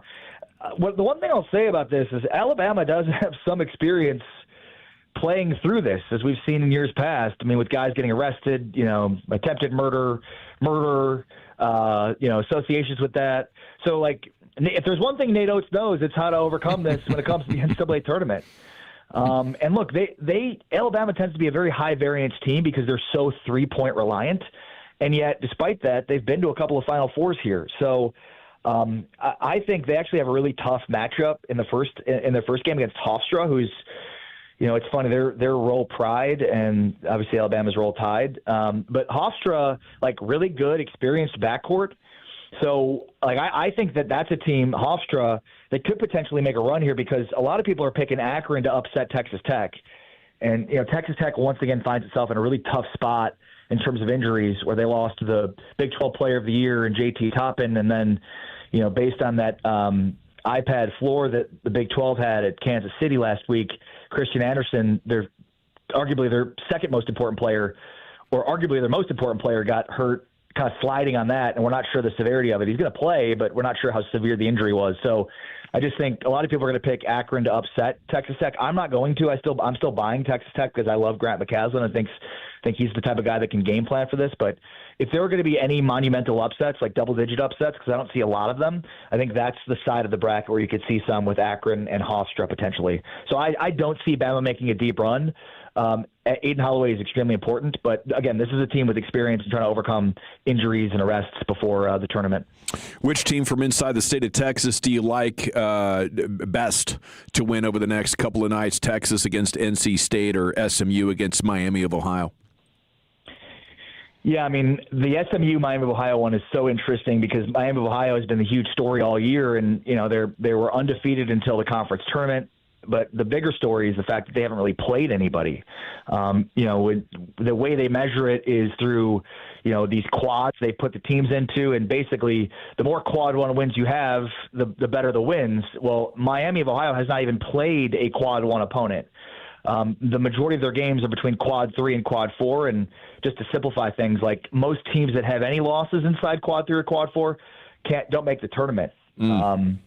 So, I mean, I do like SMU in that game, but I also think with Miami of Ohio hearing how bad they are all year, that there's an extra gear and motivation that they can have, and that's a really good team that's kind of have, a group that's played together for a long time. Some of those ingredients we've seen in the past that are conducive to winning in upsets, I could see that. I like Texas also. So, I mean, I like SMU to win, but I wouldn't be surprised. And I like Texas to beat NC State. I just think, some of these teams that have been on the bubble have really stumbled down the stretch, but Texas is not alone in that. And I think part of it is you're just you're pressing so hard to try to get those wins because every win you get brings you closer to getting to the tournament. And sometimes when you're pressing so hard, it's hard to win those games. And I think in the case of Texas, it feels like there's been a weight lifted off their shoulder and now they can just go play because they're in the tournament. Whereas before, sometimes you have teams that are just stumbling down the stretch of the season and it's partly because they're just pressing. And I think now they can kind of breathe a sigh of relief and you're in it. So I do like Texas to beat NC State, probably more so than I like SMU to beat Miami, Ohio. How many brackets you got? Over, under 3.5? 3. 3. Okay, very good. Nice work. All right, Temkin, you're the man. Thanks for the time, brother. It's great to hear from you. Anytime. Cheers, buddy. There he goes. Ari Timken, TuneIn Radio and Big 12 Studios. That's where you're going to find Ari Timken's fine work. He's amazing. Covering college sports and drilling down quite well on the Big 12. We got Sounds of the Sports Day coming up, Chief. Yes, featuring a potential record-breaking moment on the Fan from earlier today. That's next year in the nation. Shawn and RJ, the KNC Masterpiece, G-Bag Nation, and Fan After Dark. Live and local. Turn it on and leave it on. 105.3 The Fan and our Odyssey, iHeartRadio, and TuneIn apps. Why the long face? Summer's coming up, and in Texas, that means swimsuit season's hitting by late April. Don't panic because you got Souza Clinics. Real Texans dropping up to 20 pounds a month. It's medically supervised, rapid, safe, natural. No surgery, no pills, no shakes, no side effects. See for yourself. Real people with real results at weightlossfortexas.com. That's weightloss4 texas.com. You can also call 972-479-5187 for your free consultation. Call Souza Clinic today and leave those pounds in the dust. H-E-B is making price cuts across the aisles to help Texans save even more when they shop. From household essentials to daily must-haves, you'll find thousands of low prices are now even lower, with hundreds more price cuts added every week. Just look for the yellow and black price cut tags in-store and online and add up the extra savings every time you check out. Save even more with price cuts. H-E-B, another reason why here, everything's better. This is Ryan Watson, owner of Alliance Hyundai. During the Hyundai Getaway Sales Event, we have over 600 vehicles in stock, like the all-new 2025 Hyundai Santa Fe. Every new Hyundai comes with America's best warranty, 10 years, 100,000-mile limited powertrain warranty, and owner's assurance. Visit us at AllianceHyundai.net today. Hello, it's Pete Thompson from the Consumer Team. If your home or business has roof damage, be sure to call Blue Nail Roofing for a free inspection. Blue Nail's trained and certified inspectors will find all the damage to your property, the damage that insurance adjusters and other roofing companies often miss. Finding and documenting all the damage can mean a larger payment for your insurance claim. Call Blue Nail Roofing today, 855-255-1975, 855-255-1975, BlueNailRoofing.com. Wind or hail, call Blue Nail. If someone broke in tonight, would your camera stop it or would you just watch it tomorrow? That's the old way. Record, replay, regret. Remote video monitoring from DFW Security is different. Live agents intervene. Police are dispatched if needed, not after the loss, before it. The new way: detect, deter, and defend. DFW Security, tell them Shawn for the Fans sent you. It's the best of the best. Stop crime before it starts with DFW Security. DFWsecurity.com. So, you're ready to propose, huh? Yeah, man. She's definitely the one. What are we thinking about the ring? I got my wife's at Hellsberg. I couldn't recommend a better jeweler. I could use some help with that. Man, go to Hellsberg. I had no idea how many details you need to consider. Did you know you can get a natural or lab-grown diamond? I didn't. Figure out what she wants. Trust me, they'll make it happen. Start your story with Hellsberg. Shop in store or at hellsberg.com. Did you know about 1 in 3 people with plaque psoriasis may also develop psoriatic arthritis, which causes joint pain, stiffness, and swelling? Does this sound like you? Listen to what it sounds like to be a million miles away. Tremfya guselkumab, taken by injection, is a prescription medicine for adults with moderate to severe plaque psoriasis who may benefit from taking injections or pills or phototherapy, and for adults with active psoriatic arthritis. Serious allergic reactions and increased risk of infections and liver problems may occur. Before treatment, your doctor should check you for infections and tuberculosis. Tell your doctor if you have an infection, flu-like symptoms, or if you need a vaccine. Imagine being a million miles away. Explore what's possible. Ask your doctor about Tremfya. Visit Tremfya.com or call 1-800-526-7736. Before Orchard, selling your home meant one thing: waiting. Waiting for it to sell. Waiting to move forward. But with Orchard's Move First, Sell Later program, you can buy your new home first and sell the old one later on your timeline. No showings, no double moves. And your local Orchard agent handles smart repairs to attract stronger offers, so your home sells fast. Don't get stuck waiting. Buy before you sell and get top dollar with Orchard. Get a free home valuation at Orchard.com. That's Orchard.com. Hey, John, why so glum? I just got let go. The company's downsizing. This is the third time in the last 2 years. I'm done with this. Have you thought about My Computer Career? I've heard they can train you for a career in IT in just a few months, including cybersecurity and the basics of AI. And you don't need prior training or experience. Now that's a recession-resistant career. Wow, thanks. I'll check them out. Go to mycomputercareer.edu and take the free career evaluation. Mycomputercareer.edu, an Elite CompTIA certification partner. Financial aid is available to those who qualify, including VA benefits. Baseball is back. Opening night is one exclusive game, and it's live on Netflix. On Wednesday, March 25th, the New York Yankees, led by seven-time All-Star Aaron Judge, head to the Bay Area to face Rafael Devers and the San Francisco Giants. A brand new way to watch Major League Baseball, and it all starts here. MLB opening night, Yankees vs. Giants, live on Netflix, Wednesday, March 25th at 8 p.m. Eastern, 5 p.m. Pacific. During Lowe's Pro Savings Days, the job works in your favor. My Lowe's Pro Rewards members buy more and save more on materials they rely on every day. Get up to 25% off select molding when you spend $1,000 or more, and up to 25% off Pergo Evercraft laminate flooring. Put Pro Savings Days to work for you. Members get more at Lowe's. Valid through 3/27. Selection varies by location. While supplies last. Loyalty program subject to terms and conditions. Visit the Pro Desk or Lowe's.com/terms for more details. Subject to change.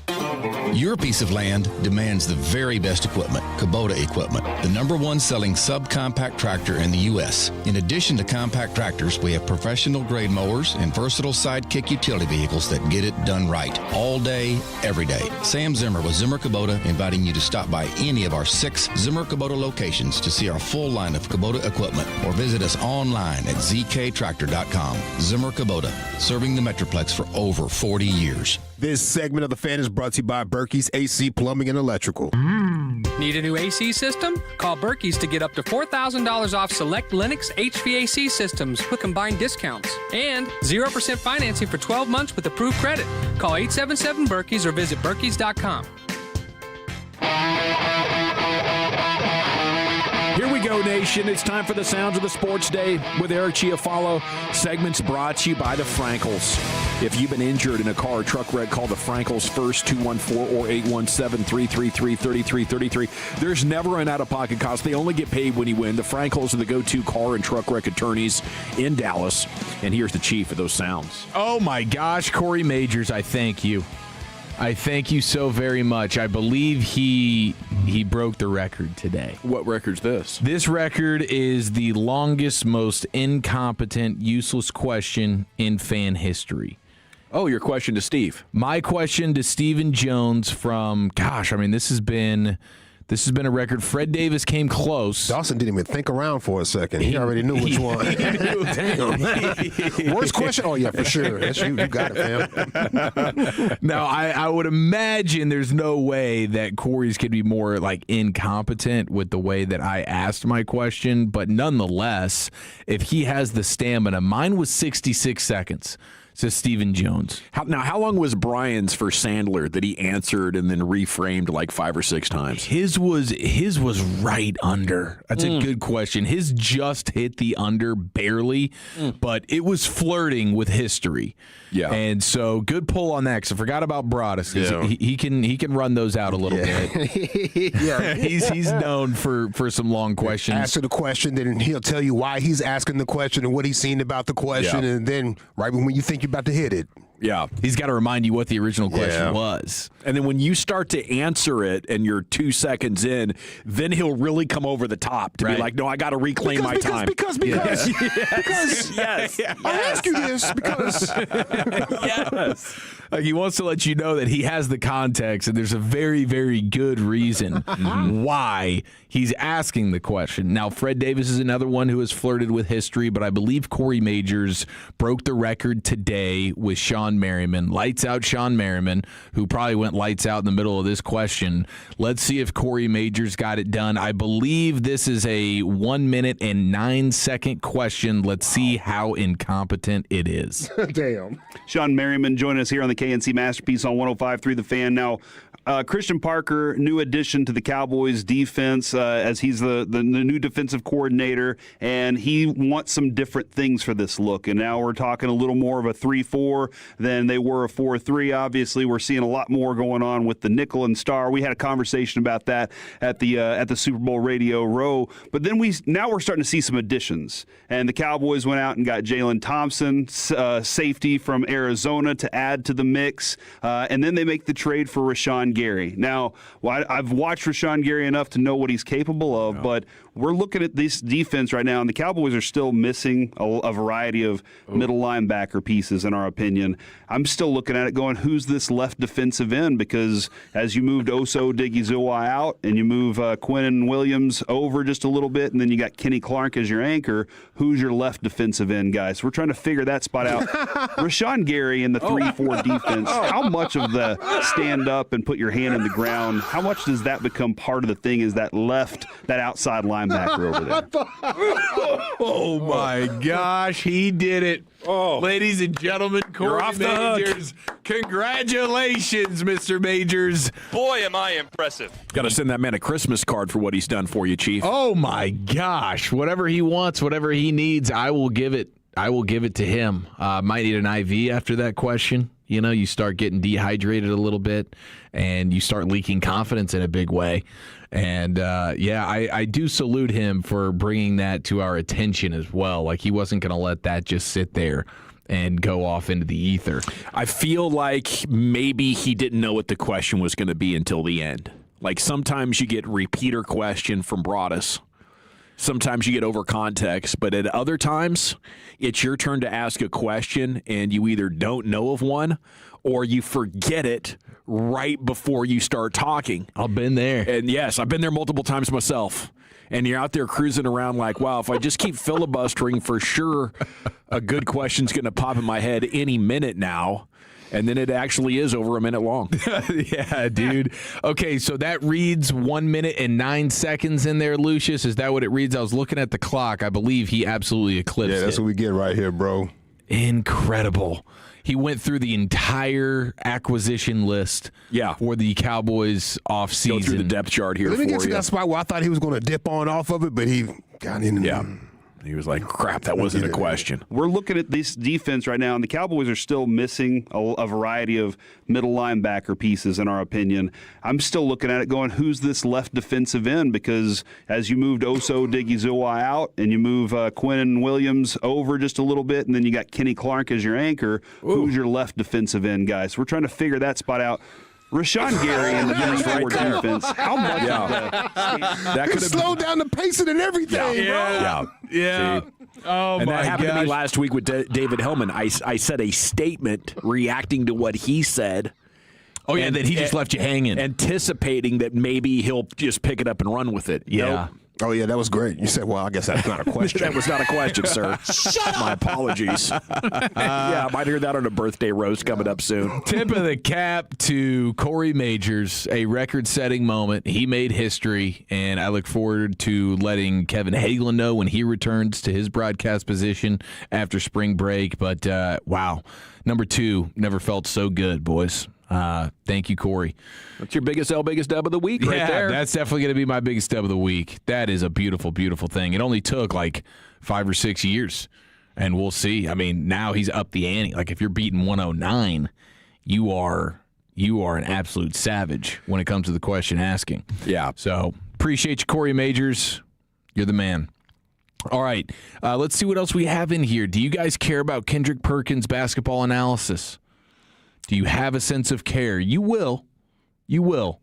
Because he loves him, some Arkansas point guard, Darius Acuff. Take it away, KP. I've been telling the world about Darius Acuff Jr. for the last 3 months, and I've been called everything but a child of God. See, here's the problem.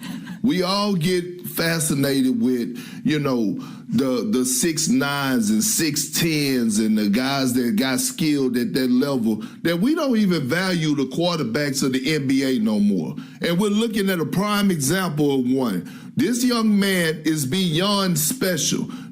Past college basketball, he is a guy that you want to draft to build your franchise around. He is the perfect example of a franchise player. If I'm an NBA GM and I had a number 1 pick, I'm taking Darius Acuff Jr. He's a 3-level scorer. He's efficient. And the most importantly, he's get others around him great looks and great shots. He make guys around him better. I call him Mr. Wi-Fi because when he's on the floor, he connects everything, and everybody connection goes through the roof. So when you're talking about what he's doing at the college level, freshman player of the year, SEC player of the year, he's going to be in the running for the college basketball player of the year, and on the big stage, he shines the brightest.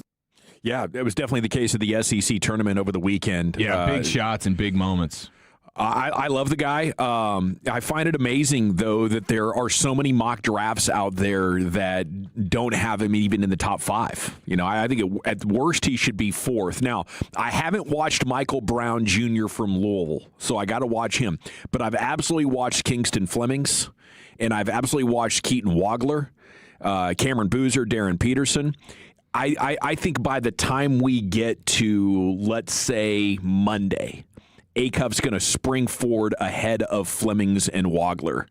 And if you spend a significant amount of time just watching them, you'll see that Acuff is in a completely different category. But the tournament has historically been the time where mock drafting in the NBA becomes serious. Right. So on the other side of this, 2 or 3 weeks down the road, I imagine the power rankings will reflect that. Yeah, guys start to really make a name for themselves in the tournament and having big moments in those big games for sure. And Acuff has already started to show that. And if Arkansas can go on a deep run here, he will be a huge reason why. And we have a little bit more of an in-depth scouting report of him coming up here in the mixed bag in a few minutes. But Kendrick Perkins calling him Mr. Wi-Fi there. I thought that was so we got 2 new nicknames. We got Kobe Durant, the land shark, for the Cowboys. Yeah. And now we got Acuff, Wi-Fi, who is the Wi-Fi. He's the ultimate connector. That's pretty fantastic. I don't know how I would answer that question. What do I think of Kendrick Perkins as a basketball analyst? I feel like he's been doing this for damn near 10 years, and he has some great moments.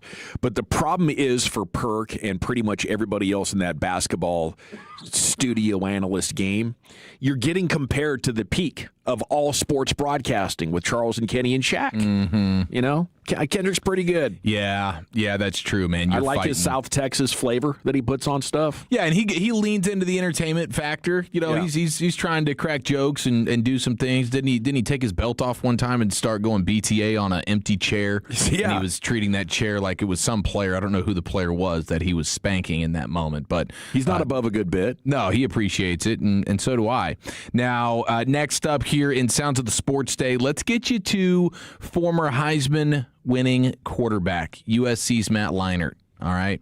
And he's on a podcast talking about, actually with Turtle from Entourage.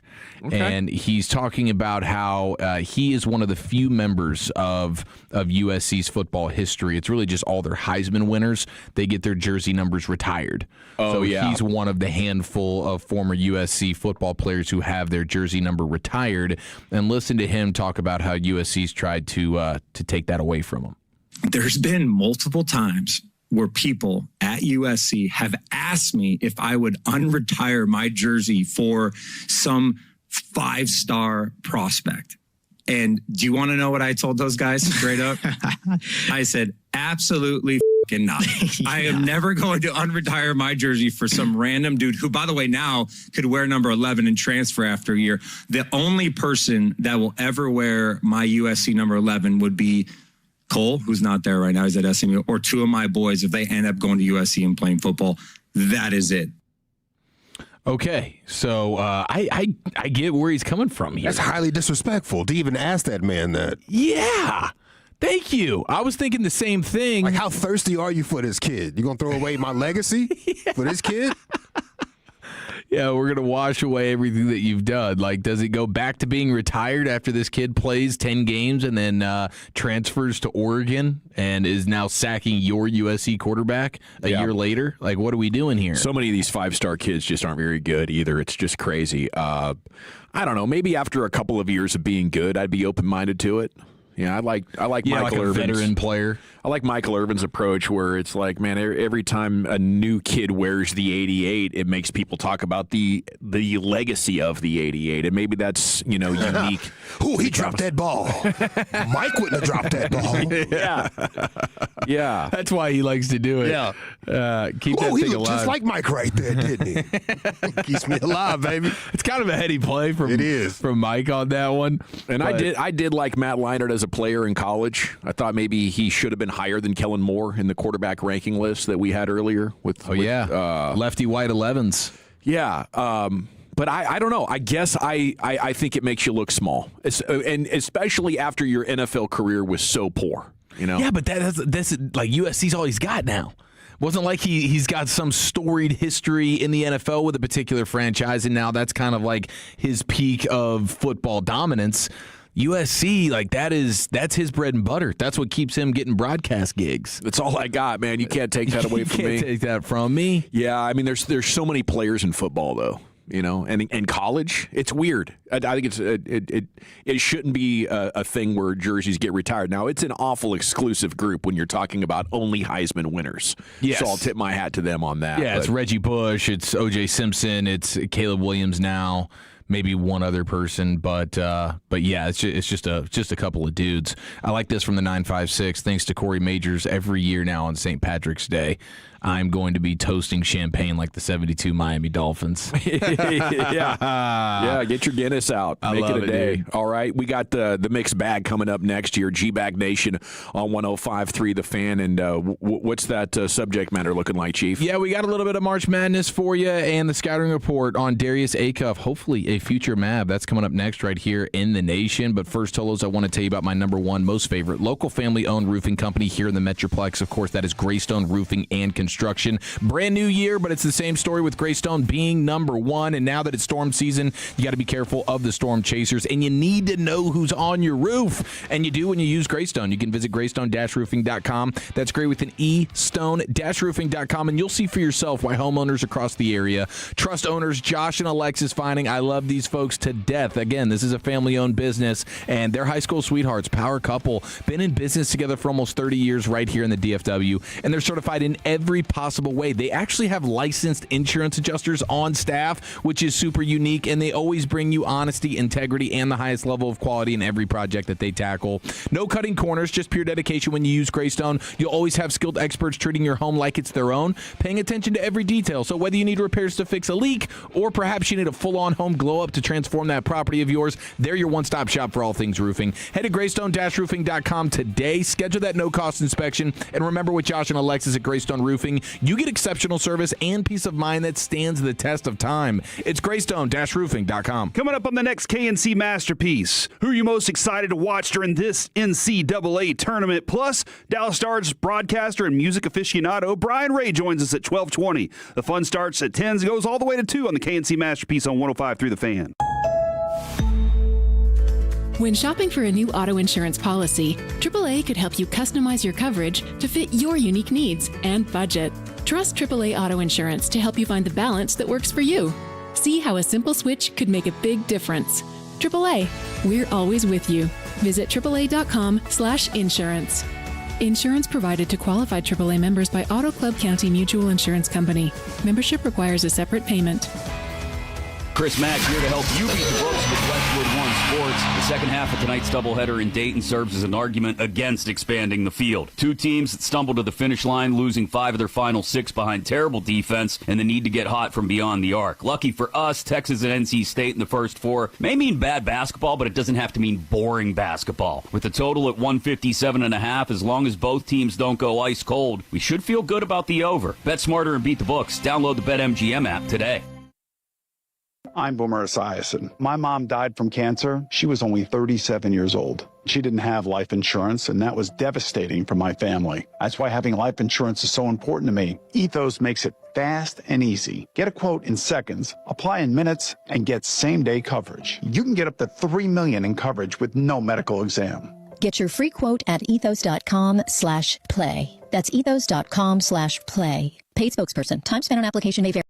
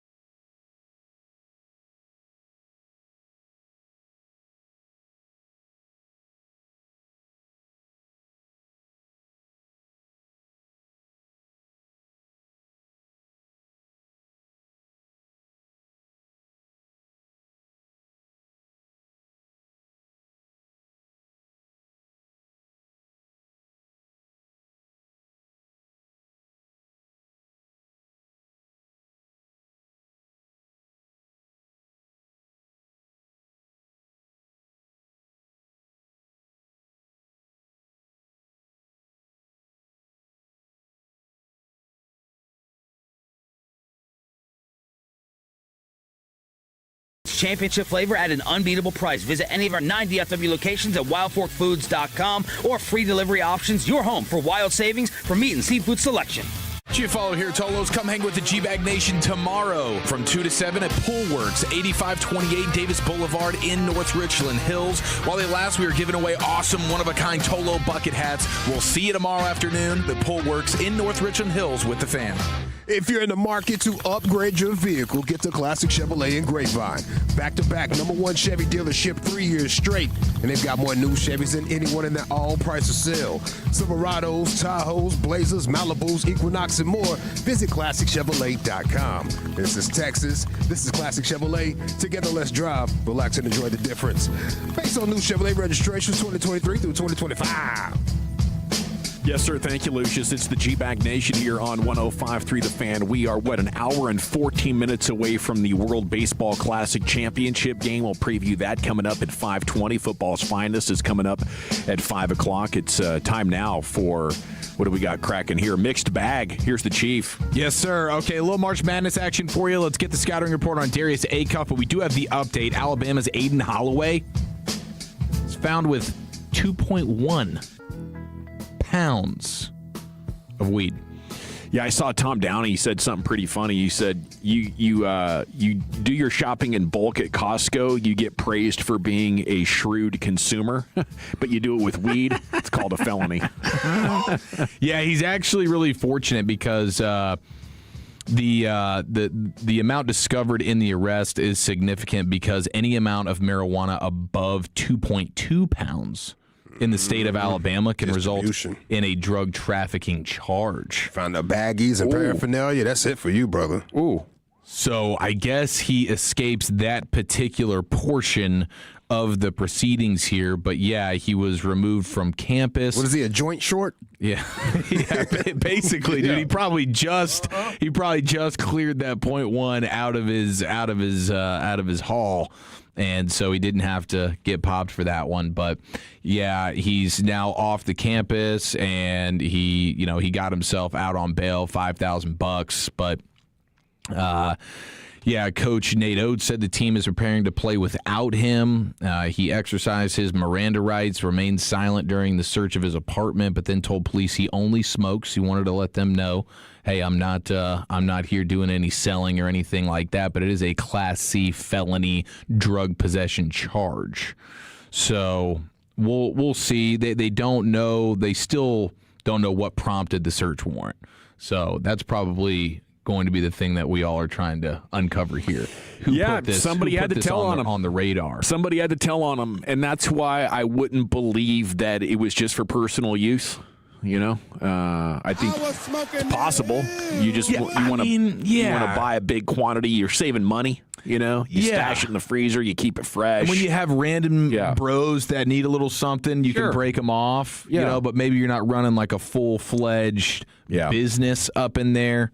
But, he had it kind of just scattered all throughout his apartment. They found it in a multitude of different spots. So he wanted to make sure it was always close. Like some people have a pistol that's always close unless they hear a window breaking or something. Yeah, dude, it was always in striking distance for sure for my guy. Man, it's just unfortunate because, this kid's life is just maybe not ruined, but irreparably harmed, I think, at this point. And, yes, I get it. There's law and order and laws and all that and everything. But, this is an irresponsible use of public resources, if you ask me. Like, can we have the police go find people that are doing crimes that actually hurt society? Like, nobody lost here. Let's just move along, Alabama. Welcome in. It's the 21st century. Yeah. There's got to be some common sense here. Like, what are we doing?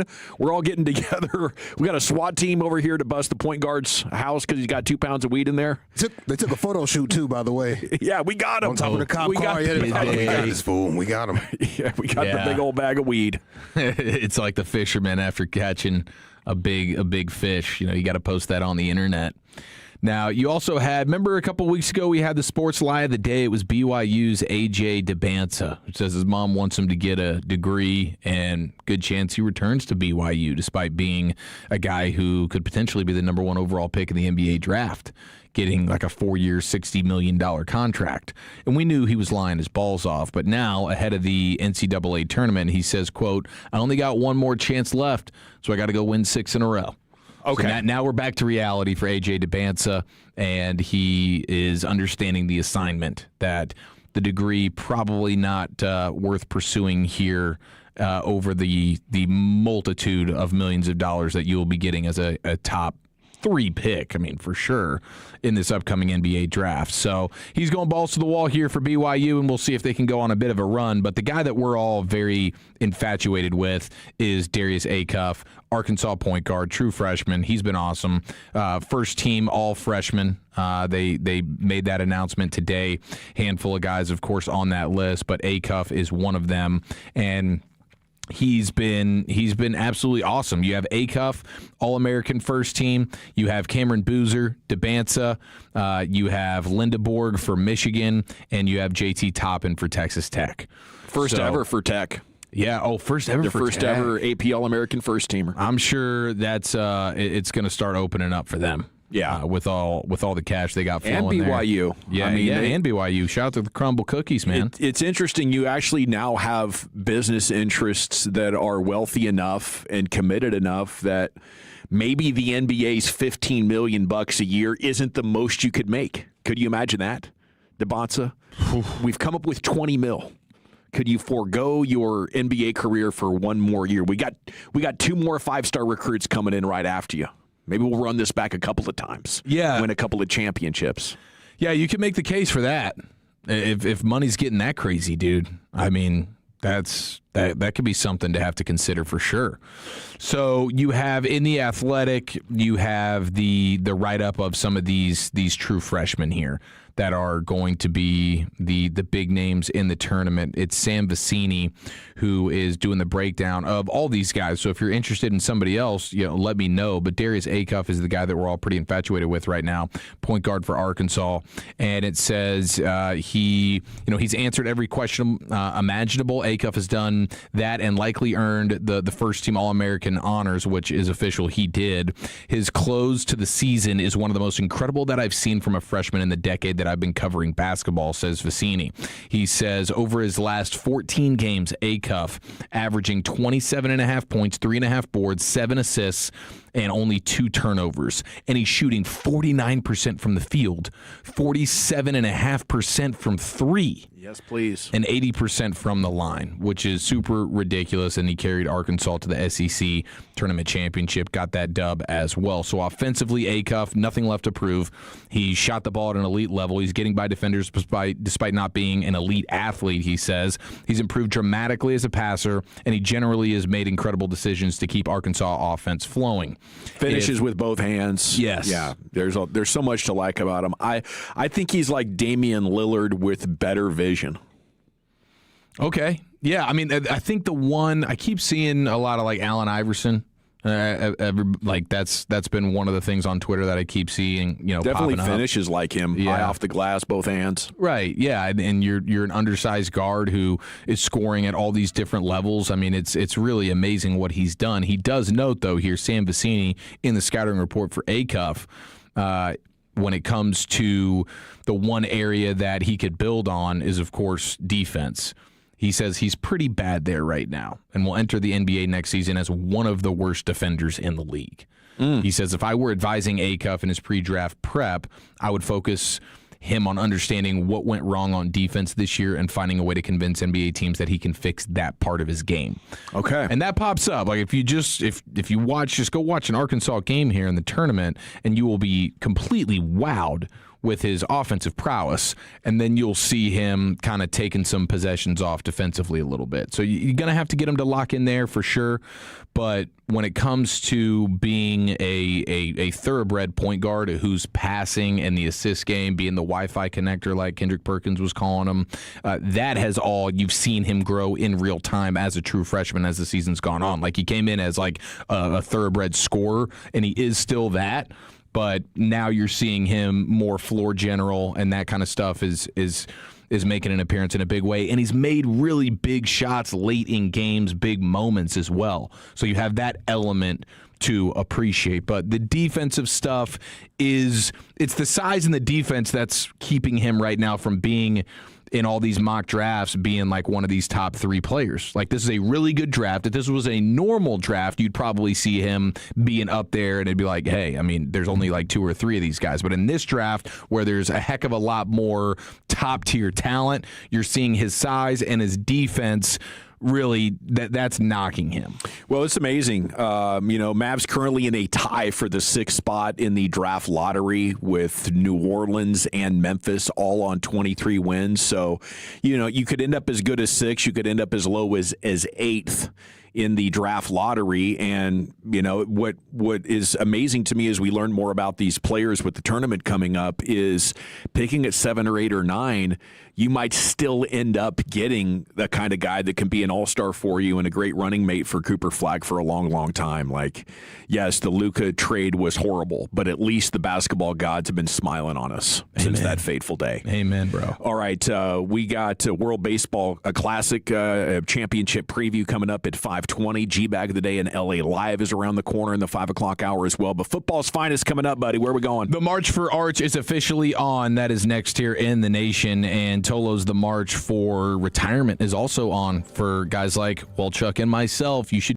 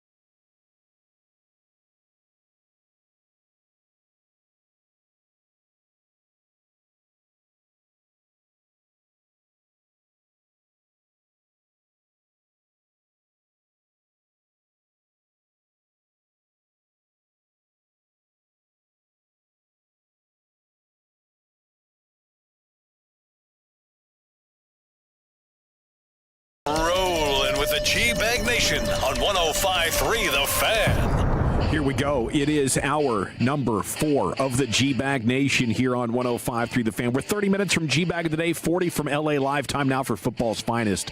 And here's your chief, Eric Chiafalo. Yes, sir. A big trade in the league. The March for Arch is on, and a former GM is essing on Wolchuk's pet cat. Right after this. But at the end of the day, it's about taking it a day by a time. A day and a day, just continuing to do that. You cannot lose games in the NFL and still win. To win games, you have to win the game, not lose the game. It doesn't matter. He pulls another rabbit out of his head. Okay, the Miami Dolphins trading Jalen Waddle to the Denver Broncos. First-round pick, third-round pick, and they swap fourth-round pick. So the Dolphins are going to be loaded in this year's draft. They're picking one spot ahead of the Cowboys in round 1. It opens them up to being even more in need for a wide receiver. So perhaps another offensive player can fly off the board before the Cowboys go on the board at 12.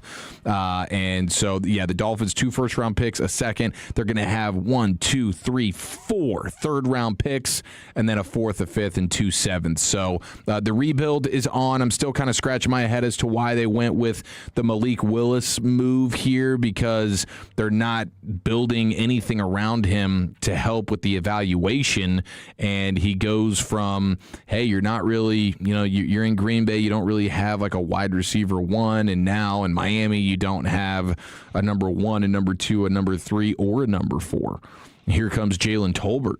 Maybe he ends up, former Cowboy now with the Dolphins. He's going to be getting he's going to be getting fed a little bit, but we'll see what they do with that number 11 pick. Going to get a wide receiver could definitely make sense for them. And it's funny because remember a couple of years ago when the Dolphins were at the height of their Mike McDaniel and Tua and Tyreek Hill powers, they played Sean Payton's Broncos in Miami, and they put up a 70 spot on them.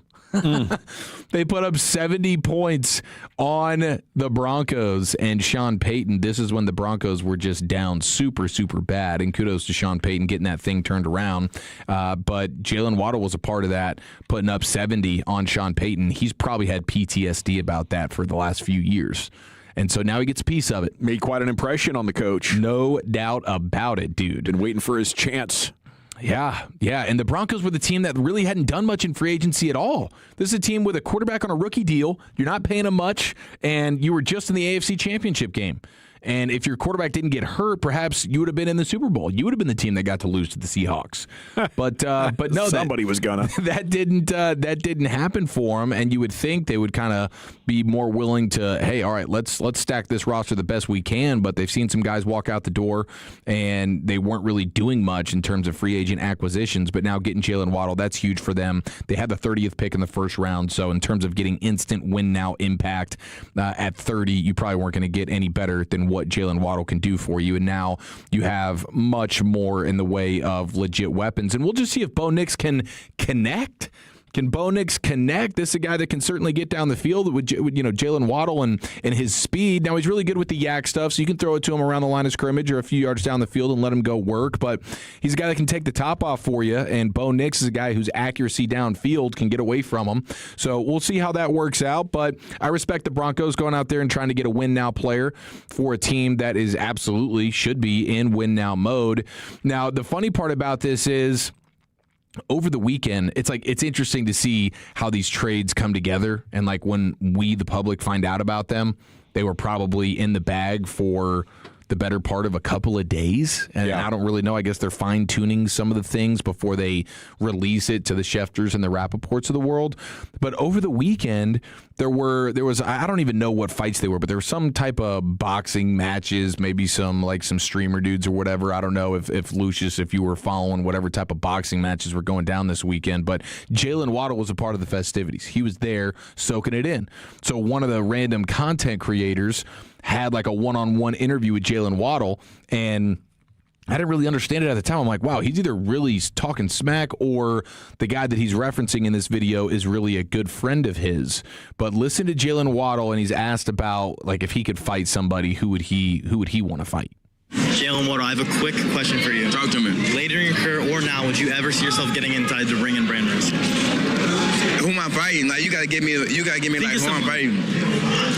Anybody. Pat Surtain. I beat the out of him. Oh, Pat Surtain. Beat the dog out of him. Oh my God. All right. There's a lot more people. There's a lot more people? But that's just top of my mind. I beat the dog out, bro. Yeah. yeah, sounded serious. Pretty funny. Now he's going to apparently get his chance. Yeah, now he, of course, is. Couple months. He's going to be teammates. He is now teammates with Patrick Surtain, who's the best corner in football for the Broncos, and they'll have their one-on-one battles all throughout OTAs and training camp and stuff like that. So you'd have to imagine Waddle knew that this trade was going down. And this is over the weekend. Yeah. So we find out on Tuesday, and this trade, like, Hayes in the barn on Saturday or Sunday, and Jalen Waddle's, like, putting that out there like that. Clearly, he's got a good buddy relationship with Patrick Surtain, but I thought that was amazing. So these guys are buddies? You think he's joking? I'm just thinking, yeah, like, if he knows he's being traded to the Broncos, he's probably buddies with them. You know, like, if I know I got, like, I'll talk smack on Walchuk. And if somebody didn't know, they'd be like, wow, what's going on? But, like, that's what you do. That's your buddy. Yeah. Right? So I don't think he would do that if he actually hated Patrick Surtain. Or he's very confident in his fighting ability. Yeah. You know? Now, from the look of Patrick Surtain's ability to just absolutely stay with a guy, I don't know if I'd pick many people in Patrick Surtain's weight class to be able to whoop him. You know? He just seems aggressive and has the reaction skills to handle just about anybody. But he pegged a guy, too. Some people are really confident in their fighting, or they just like fighting and don't mind the idea of losing. Yeah, dude, I know. I thought that was pretty awesome there from Jalen Waddle, who is now a Denver Bronco, and the March for Arch is officially on. You have the Dolphins, the Jets, the Cardinals. I mean, all three of those teams are going to be headed for a very high pick. I mean, they probably wouldn't call it the March for Arch, though, because I think that's a fun media thing. But, I mean, how sure can you be that he's going to be the best or even a top 5 quarterback by the time you get to the end of next year when it comes to draft projecting? Yeah, I mean, it's certainly an assumption. It's interesting because you have a lot of the draft folks were like, yeah, if Arch would have come out even in this year's draft, like the way he started putting things together by the end of the season last year, he would be a guy that, with the projection, his height and his weight and his speed and his arm, he meets all of the criteria. I'm sure some people would consider taking him ahead of Mendoza. Yeah, but I don't know, man. I don't know. I gotta be sold here. I hear you. I think by the end of the season next year, you will be sold on Arch Manning being a dog. Hey. And Texas has put so even some more talent around him, like going hard in the portal. They're going to be a more talented bunch, and I think that a lot of the smart quarterback evaluators are like, yeah, by the end of the season, Arch Manning was starting to meet the expectation, but everybody just kind of jumped ship from the early part of the season, and they're like, oh, wait, there's no way this guy is meeting those expectations. And then by the end, it was like, okay, you know, we got some respect for the way he's putting things together. So with one more season under his belt, more talent around him, I would imagine Arch Manning for sure is going to be the cream of the crop when it comes to next year's draft. And he should be a dual threat quarterback. Let me say that as well. Like I would totally agree with you if the plan was this dude's going to run for 800 yards this year. I think he'd be unstoppable. Mm-hmm. Yeah, for sure. I mean, he's got that type of capability athletically. So that's going to be, I mean, this college football season, I'm so freaking fired up for it. And there's supposed to be a bunch of good quarterbacks, and Arch Manning is just at the top of that list. Now, and then you still have the conversation of what does that do for a George Pickens type of, you know, a trade? What does that do for his value? A.J. Brown's value as well. When you see a wide receiver like this, who Jalen Waddle is probably not a wide receiver 1, but he's he's like a top tier wide receiver 2. And he's like 3 years younger than Brown, right? Yeah, he's definitely younger than Brown, but he's a little bit older than George Pickens. He's 27, will be 28 in November. Yeah, right. See, so there you go. And Pickens is 24 right now. I guess will be 25 during the season. So yeah, this just goes to there's no way the Cowboys could possibly trade him for less than what Waddle got if this deteriorated. It seems like things are going fine for George Pickens. You know, the video yesterday, he and Ceedee are having the Starsky and Hutch off season, rolling around town, having a great time. Like, there's no stress. You know, there's no reason to believe that George Pickens is going to crash out mid-negotiation like Micah Parsons did last year. So I totally expect him to be back. But, I mean, the Cowboys didn't put the exclusive tag on him, you know. They have said we're not ruling out anything. And they've kind of, set this precedent with the Micah trade that 4 or 5 players instead of one might be exactly what this team needs right now. So you can't rule it out. Tolo Tony in the 214, who I have a lot of respect for, who is he texts in all the time with some great football takes. He's taken Waddle over George Pickens, and I'm scratching my head right now, Tony. You're gonna have to give me an explanation for that, my friend.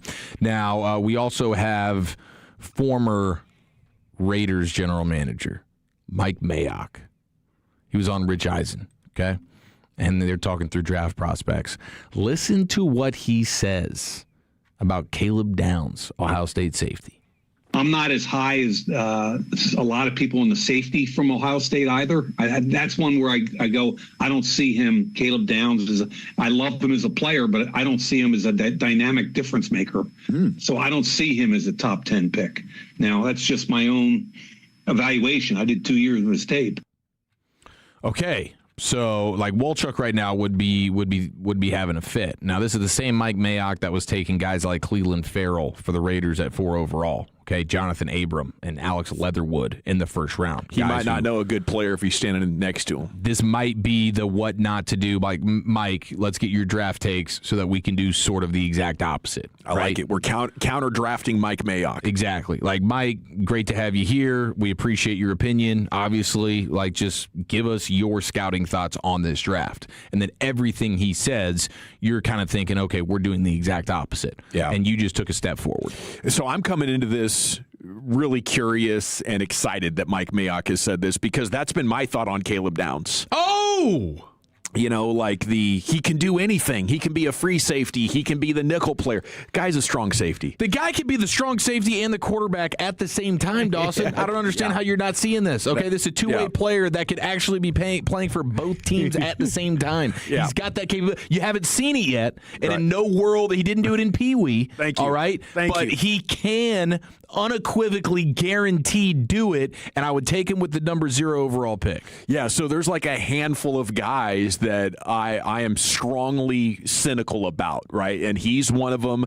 Jeremiah Love is one of them, right? And I think, now I would never say this in Zach Wolchuk or Brian Broaddus' presence, because I sort of concede that they have the experience and the acumen to outperform me. But I'm tracking these things, and if I'm right, I'm going to give them unmitigated hell about this next year. I'm so glad you said that, because that's been something that I've meditated on a little bit this draft season, is like, you know what? I am looking forward to some of this stuff coming to fruition.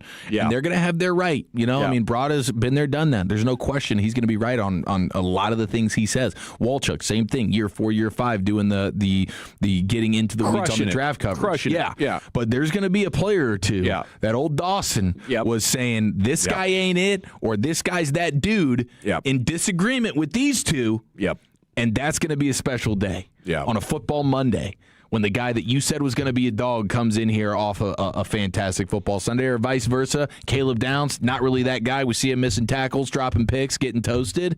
I mean, stuff like that's going to be a lot of fun, just to sit there and watch you dance on those dudes. Not a great athlete, short arms, not locking guys up in man, not center fielding. He's a box safety. And you know what? If he was 30 pounds heavier, I'd be like, wow, this is a perfect middle linebacker. But we're talking about him like he's a safety. So I'm not sold on him. I think Lee Hunter's a day 3 pick. They're talking about Lee Hunter, Texas Tech defensive tackle, going round 2. I don't think he can do anything but hold the point against, he's stronger than hell. Might be the strongest defensive lineman out there, but I just don't think you get anything else. And then Jeremiah Love. I think people have seen so many of the highlight reels of Jeremiah Love that they're just like, this guy's incredible. And there's an echo chamber that Jeremiah Love is incredible. Yeah. Go watch down in, down out of Jeremiah Love and tell me it's not maddening and frustrating how often he's behind the line of scrimmage going like, oh, where do I go? Where do I go? Oh, I'll fall forward for 2 yards. Oh, I'm behind the line of scrimmage getting tackled again. Wow. When it breaks out, it's amazing from Jeremiah Love. Right. And you could put together a 20-minute highlight reel of his time in college and all of the great runs that he's gone on. I think down in, down out, he's going to keep you behind the chains too much. Vision matters, dude. It does. All right, you have Dan Duggan, who covers the Giants. How about this one? Quote, expect more chatter about the Giants using the 5th pick on a corner, such as LSU's Mansour Delane. So we talk about a guy like Delane being there at 12, and there's certainly a case to be made that he won't be there at 12 because he flies off the board, but I wasn't thinking it'd be as high as 5. And the guy who covers the Giants is saying, watch out, Mansour Delane might be off the board with the Giants at 5. I think they're both of them, McCoy and Delane, are good enough to be top 5 picks if you really need a corner. It's going to be fascinating to see as this thing approaches. Like, are teams really going to say, yes, we'll take a middle linebacker, we'll take a safety, or are they going to say, like, wait a minute, these guys are good enough to be the best corner on our team for another decade? And the ability to take away opposing wide receiver number ones is significantly more important than that play that you get in the box. 443, this Caleb Downs take might be the absolute worst football take ever by Gavin Dawson. Hey, how about you, man? Hey, I love it. You and Get in Corey line. Majors both making history. You get your butt in line. We'll be reviewing this thing. Trust me, at several different junctures. I can't wait, dude. We got to put some bet payoffs on the line for some prospects. I think that's what we need to do. Okay. And I say that because I have no skin in the game, and I get to watch you guys all burn in flames. Before we get there, we need to preview the World Baseball Classic Championship and give you everything else that's been breaking throughout the broadcast day coming up next in the G-Bag Nation. I want to chat Frankels with you before we get there, though, because life is unpredictable. You never know when you or a loved one could be injured in a car or truck wreck, and when it happens to you, it's traumatic. You might have pain and suffering on board. You might need an ambulance ride to the hospital. You might be in there for a while, and then when you get out the physical therapy and the medications and the doctor's appointments, you're probably in your head right now thinking, wow, that sounds like it could be tens of thousands of dollars, and you'd be right, but that's not all. Because then you look at pain and suffering on board for the rest of your life. You look at maybe having to change careers, career re-education. You might not be able to play with the kids, the grandkids like you had imagined the rest of your life going, all due to somebody's negligence. The Frankels make sure you make a full recovery, and the people responsible for the wreck are going to write that check. You know, if it is an 18-wheeler or a commercial vehicle company, rideshare, something like that, you should know they're going to go get the best possible attorneys they can to defend themselves, and you need to fight back with the Frankels because their names command respect in North Texas courtrooms, and they used to be the guys that would work for the high-priced insurance companies, trying to get them off of their obligation, but now they fight for us, the victims of negligence here in North Texas, and they are one phone call away. So put the number in your phone. If you're hurt, not your fault, just call the Frankels, 214 or 817-333-3333. Jump online, frankelfirm.com, Principal Office, Dallas, Texas. Cowboys fans, the NFL offseason is heating up. Before summer temperatures come on with a full blitz, schedule a first-time $59 AC tune-up and professional cleaning with on-time experts. Proud partner of the Dallas Cowboys. Here's the truth. Dirt, dust, and debris are the #1 killers of air conditioners. Most companies do a quickie system check, but at the On-Time Experts, we remove all that harmful buildup. Go to theontimeexperts.com and schedule your $59 tune-up today. The On-Time Experts, a proud partner of the Dallas Cowboys. Attention. Have you racked up $10,000 or more in credit card debt? Are you barely getting by making minimum payments?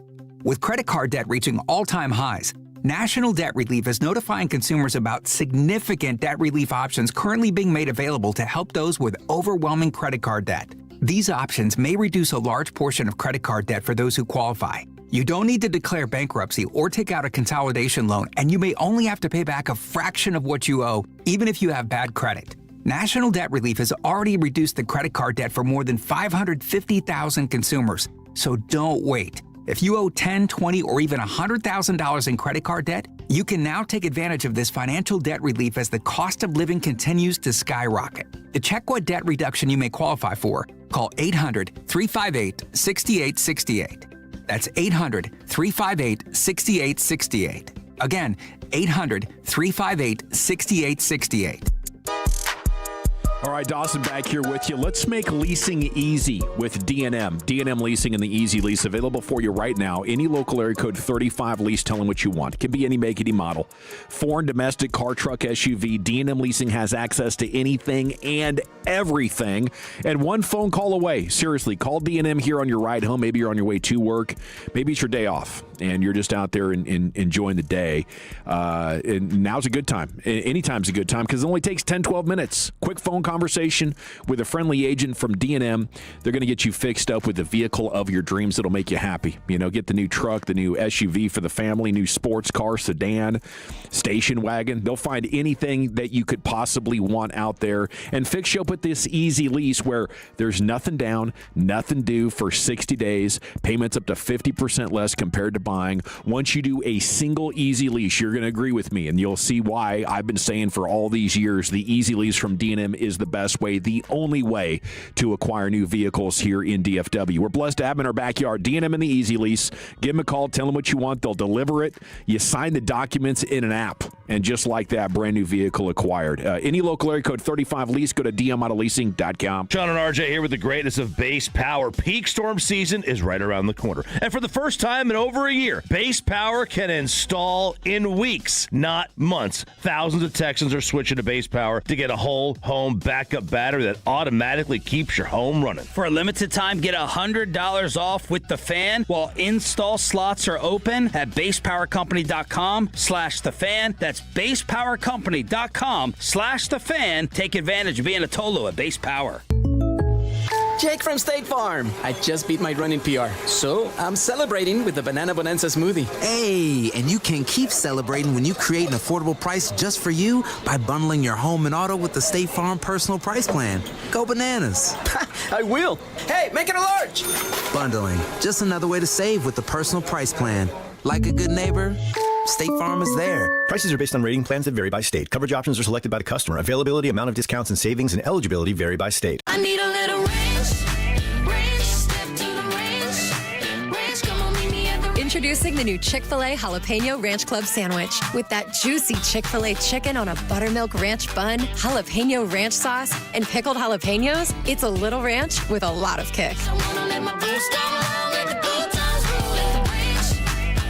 The new Chick-fil-A Jalapeno Ranch Club with original spicy or grilled filet. Available for a limited time only. Order ahead on the Chick-fil-A app. Baseball is back. Opening night is one exclusive game, and it's live on Netflix. On Wednesday, March 25th, the New York Yankees, led by seven-time All-Star Aaron Judge, head to the Bay Area to face Rafael Devers and the San Francisco Giants. A brand new way to watch Major League Baseball, and it all starts here.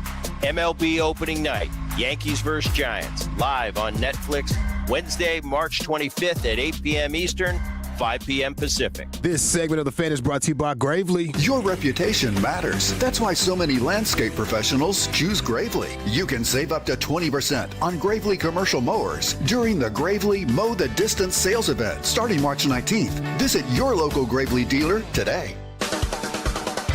All right, something to put on your schedule real quick for tomorrow. We're going to be at Pool Works on Davis Boulevard in North Richland Hills, and we're giving out the new Tolo bucket hats. One-of-a-kind Tolo bucket hats. We'll see you tomorrow afternoon while supplies last, 2 to 7 there in North Richland Hills. It's time to hit the expressway. We go commercial-free to the top. G-Bag of the Day is coming up here in 6 minutes. Now, the 443 says, when Dawson talks about Caleb Downs, it sounds like a guy who's never watched football. The 940 says, Dawson has worse football takes than my 6-month-old, which is hard to do. I can imagine. I don't imagine your 6-month-old is forming many sentences, but I'll take it in stride. Because the 817 says, finally, somebody makes some sense, Gavin. I'm with you all the way on those three guys. Thank you very much, 817. Another blind scout in the audience. 214. Yeah, we're going to start the Blind Scout Society. It'll be a podcast. BSS. Perfect. Did you see him? Yeah, I've seen him. yeah. 214, what Gavin said about Downs in terms of size, etc., was valid. TBF. What, does that mean to be frank? Yeah, to be fair. To be fair. All righty. Thank you for that. USA making its third straight appearance in the championship game coming up 7 o'clock on Fox in Miami. I thought earlier it was 6, but it is definitely 7. Looking to bounce back after losing to Japan in the final in 2023. Again, we have won this tournament one time. Japan has won it 3 times. The Dominican Republic once. So get this. You're back on the heels of Japan, and maybe come 2029, you're going to even that all-time race. We did get a little bit of news here as, and what the hell happened to my story? All-star closer Mason Miller will be available for Team USA in this championship game. Manager Mark DeRosa has said. Apparently, manager Craig Stammen of the Padres said Miller's availability for the final would depend on how Miller was feeling after he pitched the final 2 innings of Sunday's semifinal victory against the Dominican Republic. He has recorded 35 pitches of 100 miles an hour or more during the tournament itself, and he's been instrumental for Team USA's success in the World Baseball Classic up to this point, securing saves in 2 of the team's victories while recording 10 strikeouts in 4 innings of work. Bro has been absolutely on fire. He's ridiculous, dude. He is no one to screw with right there. What he's able to do, and that's why it's like you're sitting fastball and then bang, here comes the breaking ball in a full count. Yeah, I don't know what I'm supposed to do. He's something, and it's cool that he's pitching in this thing. It's just a shame the way it's structured inside the calendar. There's got to be a better way to do this. I know. I know. Is it mid-season? Is it the end of the season with the non-playoff teams? I mean, what do you do? I think it needs to be at the All-Star break. I mean, you had Mark DeRosa, who is not a guy that we can really trust to have good ideas or be thinking properly at any given moment based on what we've seen from him throughout this WBC. But he says he believes that every player would volunteer to play in the WBC if it's moved to the All-Star break. He says they would be more prepared, more dialed in. We'd be dealing with way less restrictions and way less guidelines on the pitching if it was moved to mid-season, no question about it. And there's been a lot of people, former players and things like that, that have echoed that. And I do think it would give you that buildup. It's like the 4 nations, or like what we just saw with the Olympics with the hockey. Right, like these guys are all now, they're calloused for the season. Yeah. They're in mid-season prime mode here, and you get sort of that build up to, okay, now we have all these guys that are ready to go, and like he talks about the restrictions and stuff like that. Like that's been something that is a bummer about the way they do this, because these pitchers just simply cannot be ready, and even the hitters are not in mid-season form. You're not getting the best version of really anybody unless you get a random guy or two that just happen to come out kind of hot. Yeah, there's inefficiencies and inconsistencies across this tournament. Maybe that's why it still hasn't quite broken out into mainstream sports culture. But speaking of the advantage for some pitchers compared to the others, it's probably unfair that Venezuela had to pitch last night. And now their manager, Omar Lopez, is saying he got text from 3 different big league clubs asking him to not use relievers that he used last night. Mm-hmm. USA has 2 days between games. Venezuela coming right back and having to get it done tonight with a taxed bullpen. Yeah, it waters it down. It does, and I get it from these teams' perspectives. Like, you have a whole season to play right now. You are financially liable for all of these guys. Yeah. So I totally understand it. You know, if the Rangers were in one of these spots and like, hey, man, sorry, I really don't want you to run this guy back out there. And that's why I'm a little bit surprised that Mason Miller's going to get a little bit more run here, but at least he had the day off. Yeah. He got the crucial day off, which can be big. There's no way you would do that on back-to-back days at this point in the calendar. Meanwhile, the Venezuela manager, Omar Lopez, also said they're not paying any attention to the political undertones that this game might have. It'll be interesting to see what could happen in the stands, as Miami is not only the city in America with the most Cuban folks, but it's also the city with the most Venezuelans. But this is just 2 months after the capturing of their president, Nicolas Maduro. He said, I'm not going to answer anything about the political situation. I work in baseball. I think for us, it's important to win tonight to keep our country happy, celebrating, and making noise that for the first time we're going to be in a final. You know, I think that is the goal tonight. So he's trying to keep his guys locked in. By the way, the 214 clarifying on TBF. Yeah. Is actually that blind fool. He was talking about you. Right on. Right on. It makes much more sense now. Keep those tags coming in. It's time now to go into the Pimp Cup, where Lucius Alexander has your G-Bag of the day. The Blind Scouts Association, is that what you said? Yeah, BSS. Yeah. Or BSA. Society. Association, one of the two. All right, G-Bag of the day. Hey, that's all right, bro. G-Bag of the day. We do it every weekday on the Fan 530. My name is L.A. Lucius Alexander. All right. Our winner and champ right here is going for day 2. I don't know if it's going to make it a day 2. I'm not sure. It's got some challenges up against it right here. You got some John Blaze? I got some John Blaze for you. This is a church clip that won, though, right here. This is a real live church. It's in Houston. Solid Rock Faith Ministries. I keep giving you some love out here, Solid Rock. I keep giving you some love. He's got some marriage advice for you people out here. That's Solid Rock? Yeah, Solid Rock Faith Ministries. Oh, it's solid. As a rock. Don't hold back.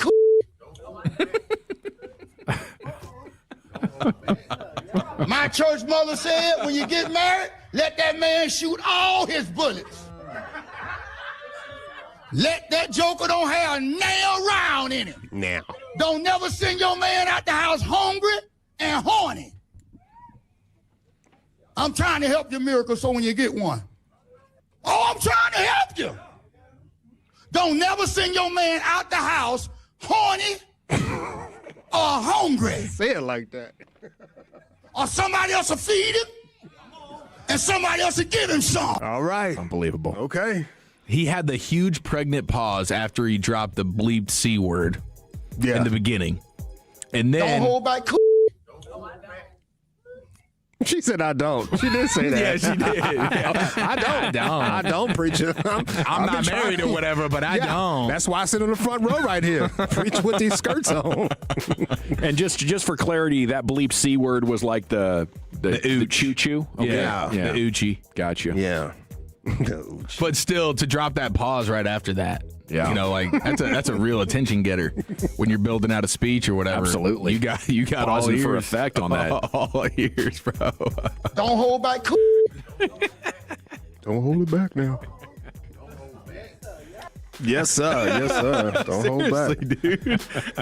Don't hold it back. He had to gather himself a little bit after that. Yeah. Okay, let's go to the Charlotte Hornets announcer, Eric Collins. He's awesome on the mic. Pause. You know what I'm saying? He's amazing. Yeah, he's really exciting to listen to when he calls the play-by-play of the games. What podcast he's on? He's on a running back podcast. Michelle Beadle, Chandler Parsons, Lou Williams. Listen to this right here. Let me ask you this. We obviously know how fun the Hornets are to do their play-by-plays. Is there an opposing player that you really have circled that you can't wait to call this game? And did the Hornets tell you, like, hey, chill out, like, don't get too excited when Anthony Edwards does something crazy? Is there play? I just love greatness. I love watching Shai Gilgeous-Alexander, man. He just freaking torches us every single time. There's certain guys that I think if you watch enough of the Hornets broadcast, you can tell that I'm not necessarily huge fans of. Name them. But actually, I do like, believe it or not, there's some villains in the league that I really like. Like, I like Isaiah Stewart. I think he's a fun player. I like Jalen Duren. I think he's a fun player. I like talking about that body of his, man. Cut up like coleslaw. I think everyone likes watching Nikola Jokic. Cut up like coleslaw. I like watching that body of his, man. I like watching that body. Body all glistening. Wow. I'll tell you what, though. Quick Google search. I didn't do it.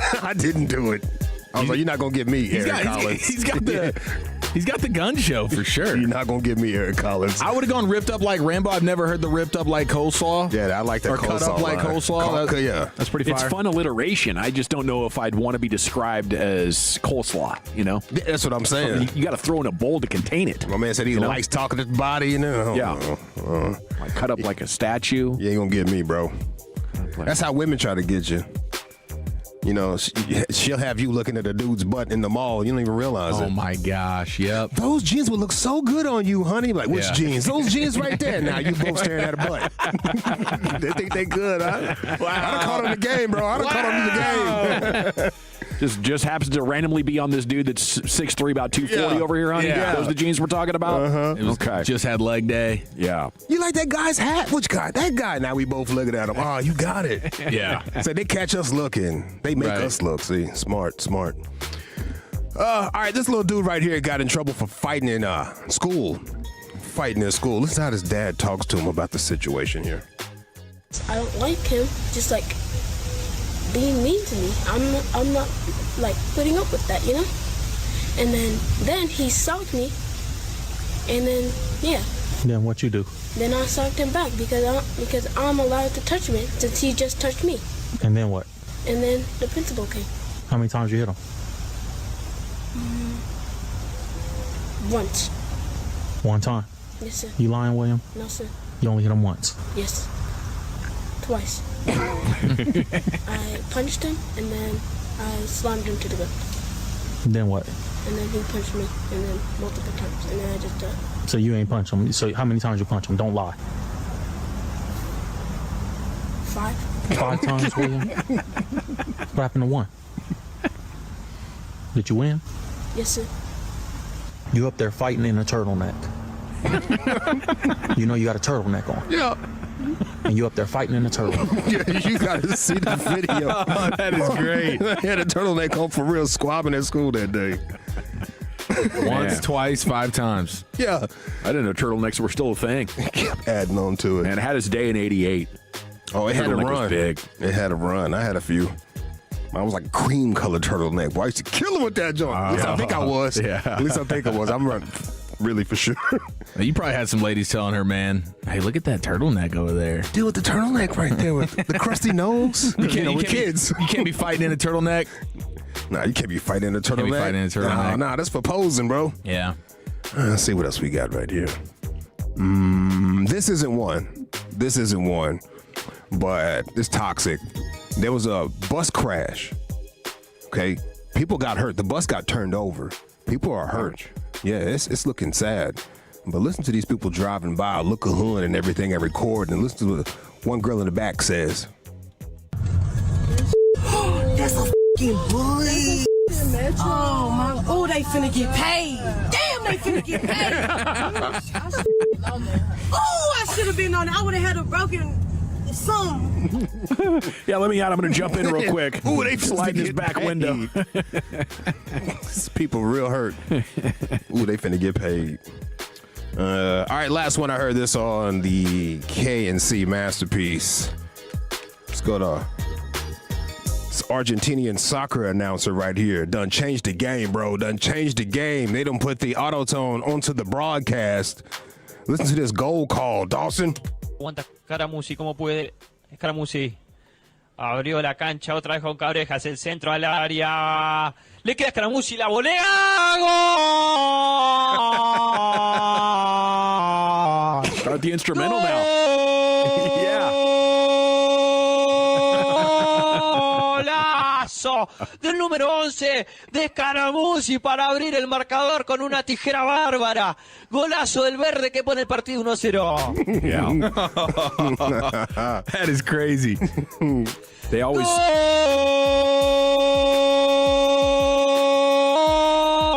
Golazo. They always include que bárbaro at some point, which I think means how strong or very strong or something like that. I was listening for that part. Get that on the World Cup, bro. Yeah. You think he's doing that live? Well, and you got to bring up the music underneath him, too, really to get the dance vibes, the party vibes going. That's how the Mexican League announcers really get it jamming. Wow. Yeah. Okay, dude. That feels like a guy who's revolutionizing the sport of broadcasting right there. I would say so. Yeah. Alrighty, it is time to vote here for the G-Bag of the day. Is it our champ, the church clip from down south? Don't hold back, ladies. Okay, you got the Charlotte Hornets announcer Eric Collins on the Run It Back podcast talking about players he enjoyed calling games for. Dad talks to son about fighting in school. That was pretty good. Yeah.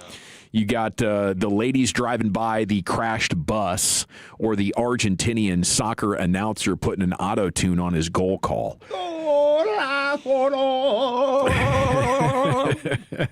I'll go with the dad talking to his son about fighting. Chief, give me the auto-tune announcer. Lucian? I'm going to have to do the right thing here, Mr. Dawson. I'm going to go with the church clip. Okay, we're tied at 1.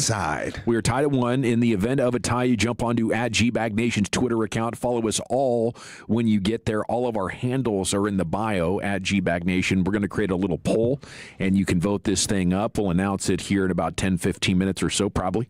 And speaking of that, it's time to stay in the Pimp Cup. Here's Lucius in LA Live. Hey, it's a Toxic Tuesday. Let's get into it right after the great Rick J. Well, all right, you squares, it's time you smoke. Fire up this funk and let's have a toke. It'll make you dance to some of everything.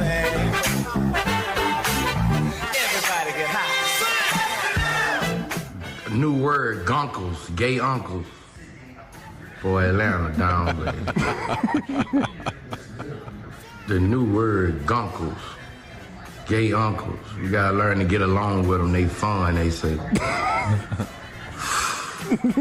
Oh, man. This is LA Live for Tuesday, March 17th, 2026. Shout out to all the gunkles out there. This is a Toxic Tuesday edition of LA Live. That was Lil Boosie. Welcome in, folks.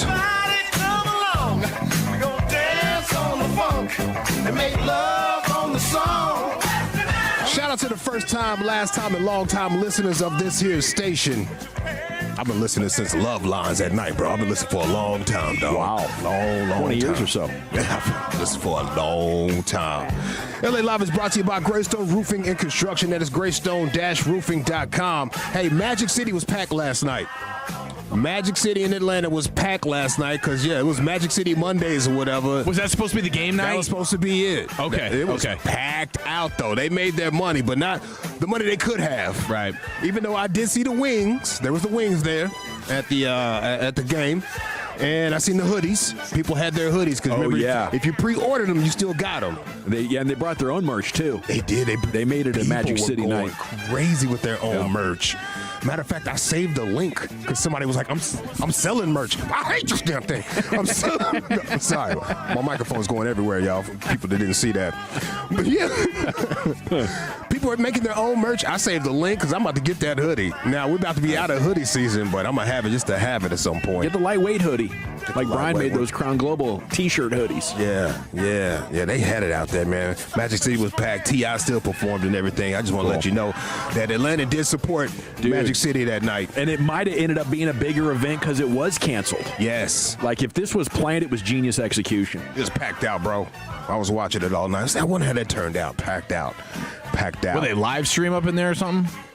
You know how people do. So when they pop in the club, they go live or take photos and it's putting on the Instagram stories or whatnot. And I definitely follow Magic City's Instagram stories for sure. There's some links in there as well. Pause. Man, the early days of smartphones and gentlemen's clubs, security would freak out. Oh, my God. Yeah. If they saw you, like, just checking your phone, they would come over, snatch it from you, and start checking your pictures. Oh, my gosh. Yeah, it should be something. Now it's promotion. All right, let me do this because this is going to be a weird LA Live here. Hey, if someone calls a drug test a piss test, they're definitely about to fail a drug test. Okay, that's good. That's good. That's facts. That's facts, man. That's good. Hey, there was a lot of things I had lined up to talk about, but I just wasn't feeling it, bro.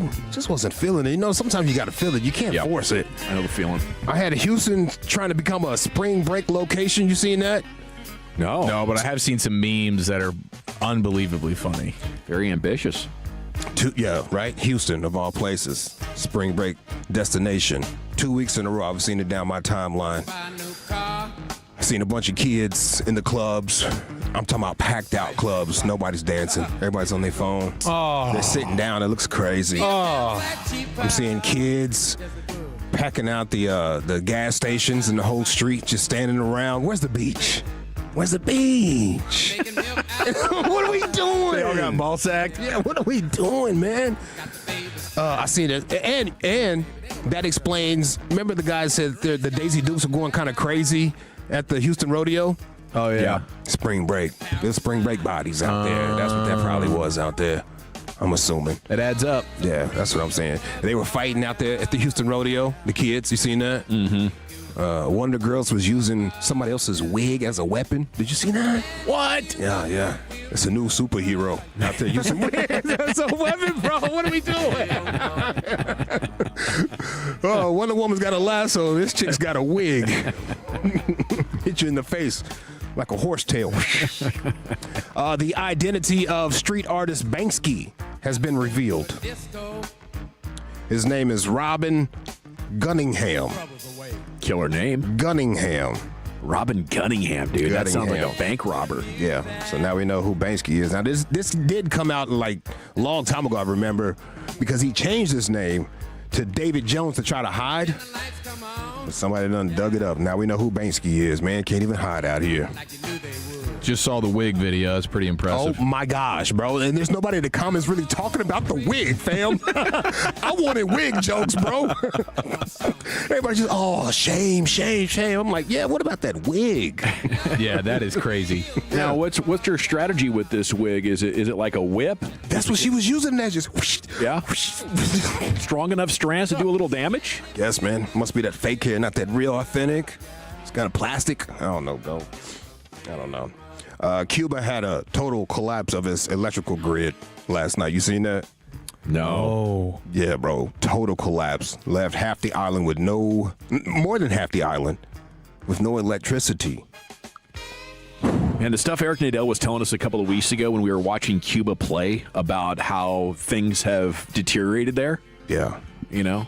It always sounded like a simple, down-to-earth, less pressure environment. Like, hey, we got food. We're chilling on an island, right? Everybody's friendly and happy. Now it's like there's mountains of garbage and gas is $16 a gallon. You can't get food. It's a mess. Like it is. It's turning into a humanitarian crisis. It's eerie looking at this all dark like that. It's a mess, bro.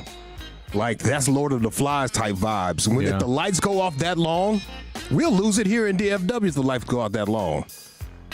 Approximately 10 to 11 million people without electricity. Nearly the entire island. And then hours later, they got hit with an earthquake in Cuba. Oh. A 6-pointer. When it rains, it pours, bro. You don't find that suspicious? Yeah, no kidding, dude. Yeah. That's all the stuff I had lined up to really want to talk about. I was going to go into topic trees and everything on it, but I just wasn't feeling it. Because I got a question for you boys, man. Okay. What do you think the most exhausting decade of life is? Like age for your age? Yeah, the most exhausting decade of life. Oof. I'd say it's when your kids are between 1 and 11 or maybe 0 and 10. So, but that's we can't predict that for each individual. So I would say definitely, I'm coming off my 40s. It feels like the 50s are going to be exhausting, but I think the 40s for sure. 40s yeah. Was tough. Yeah.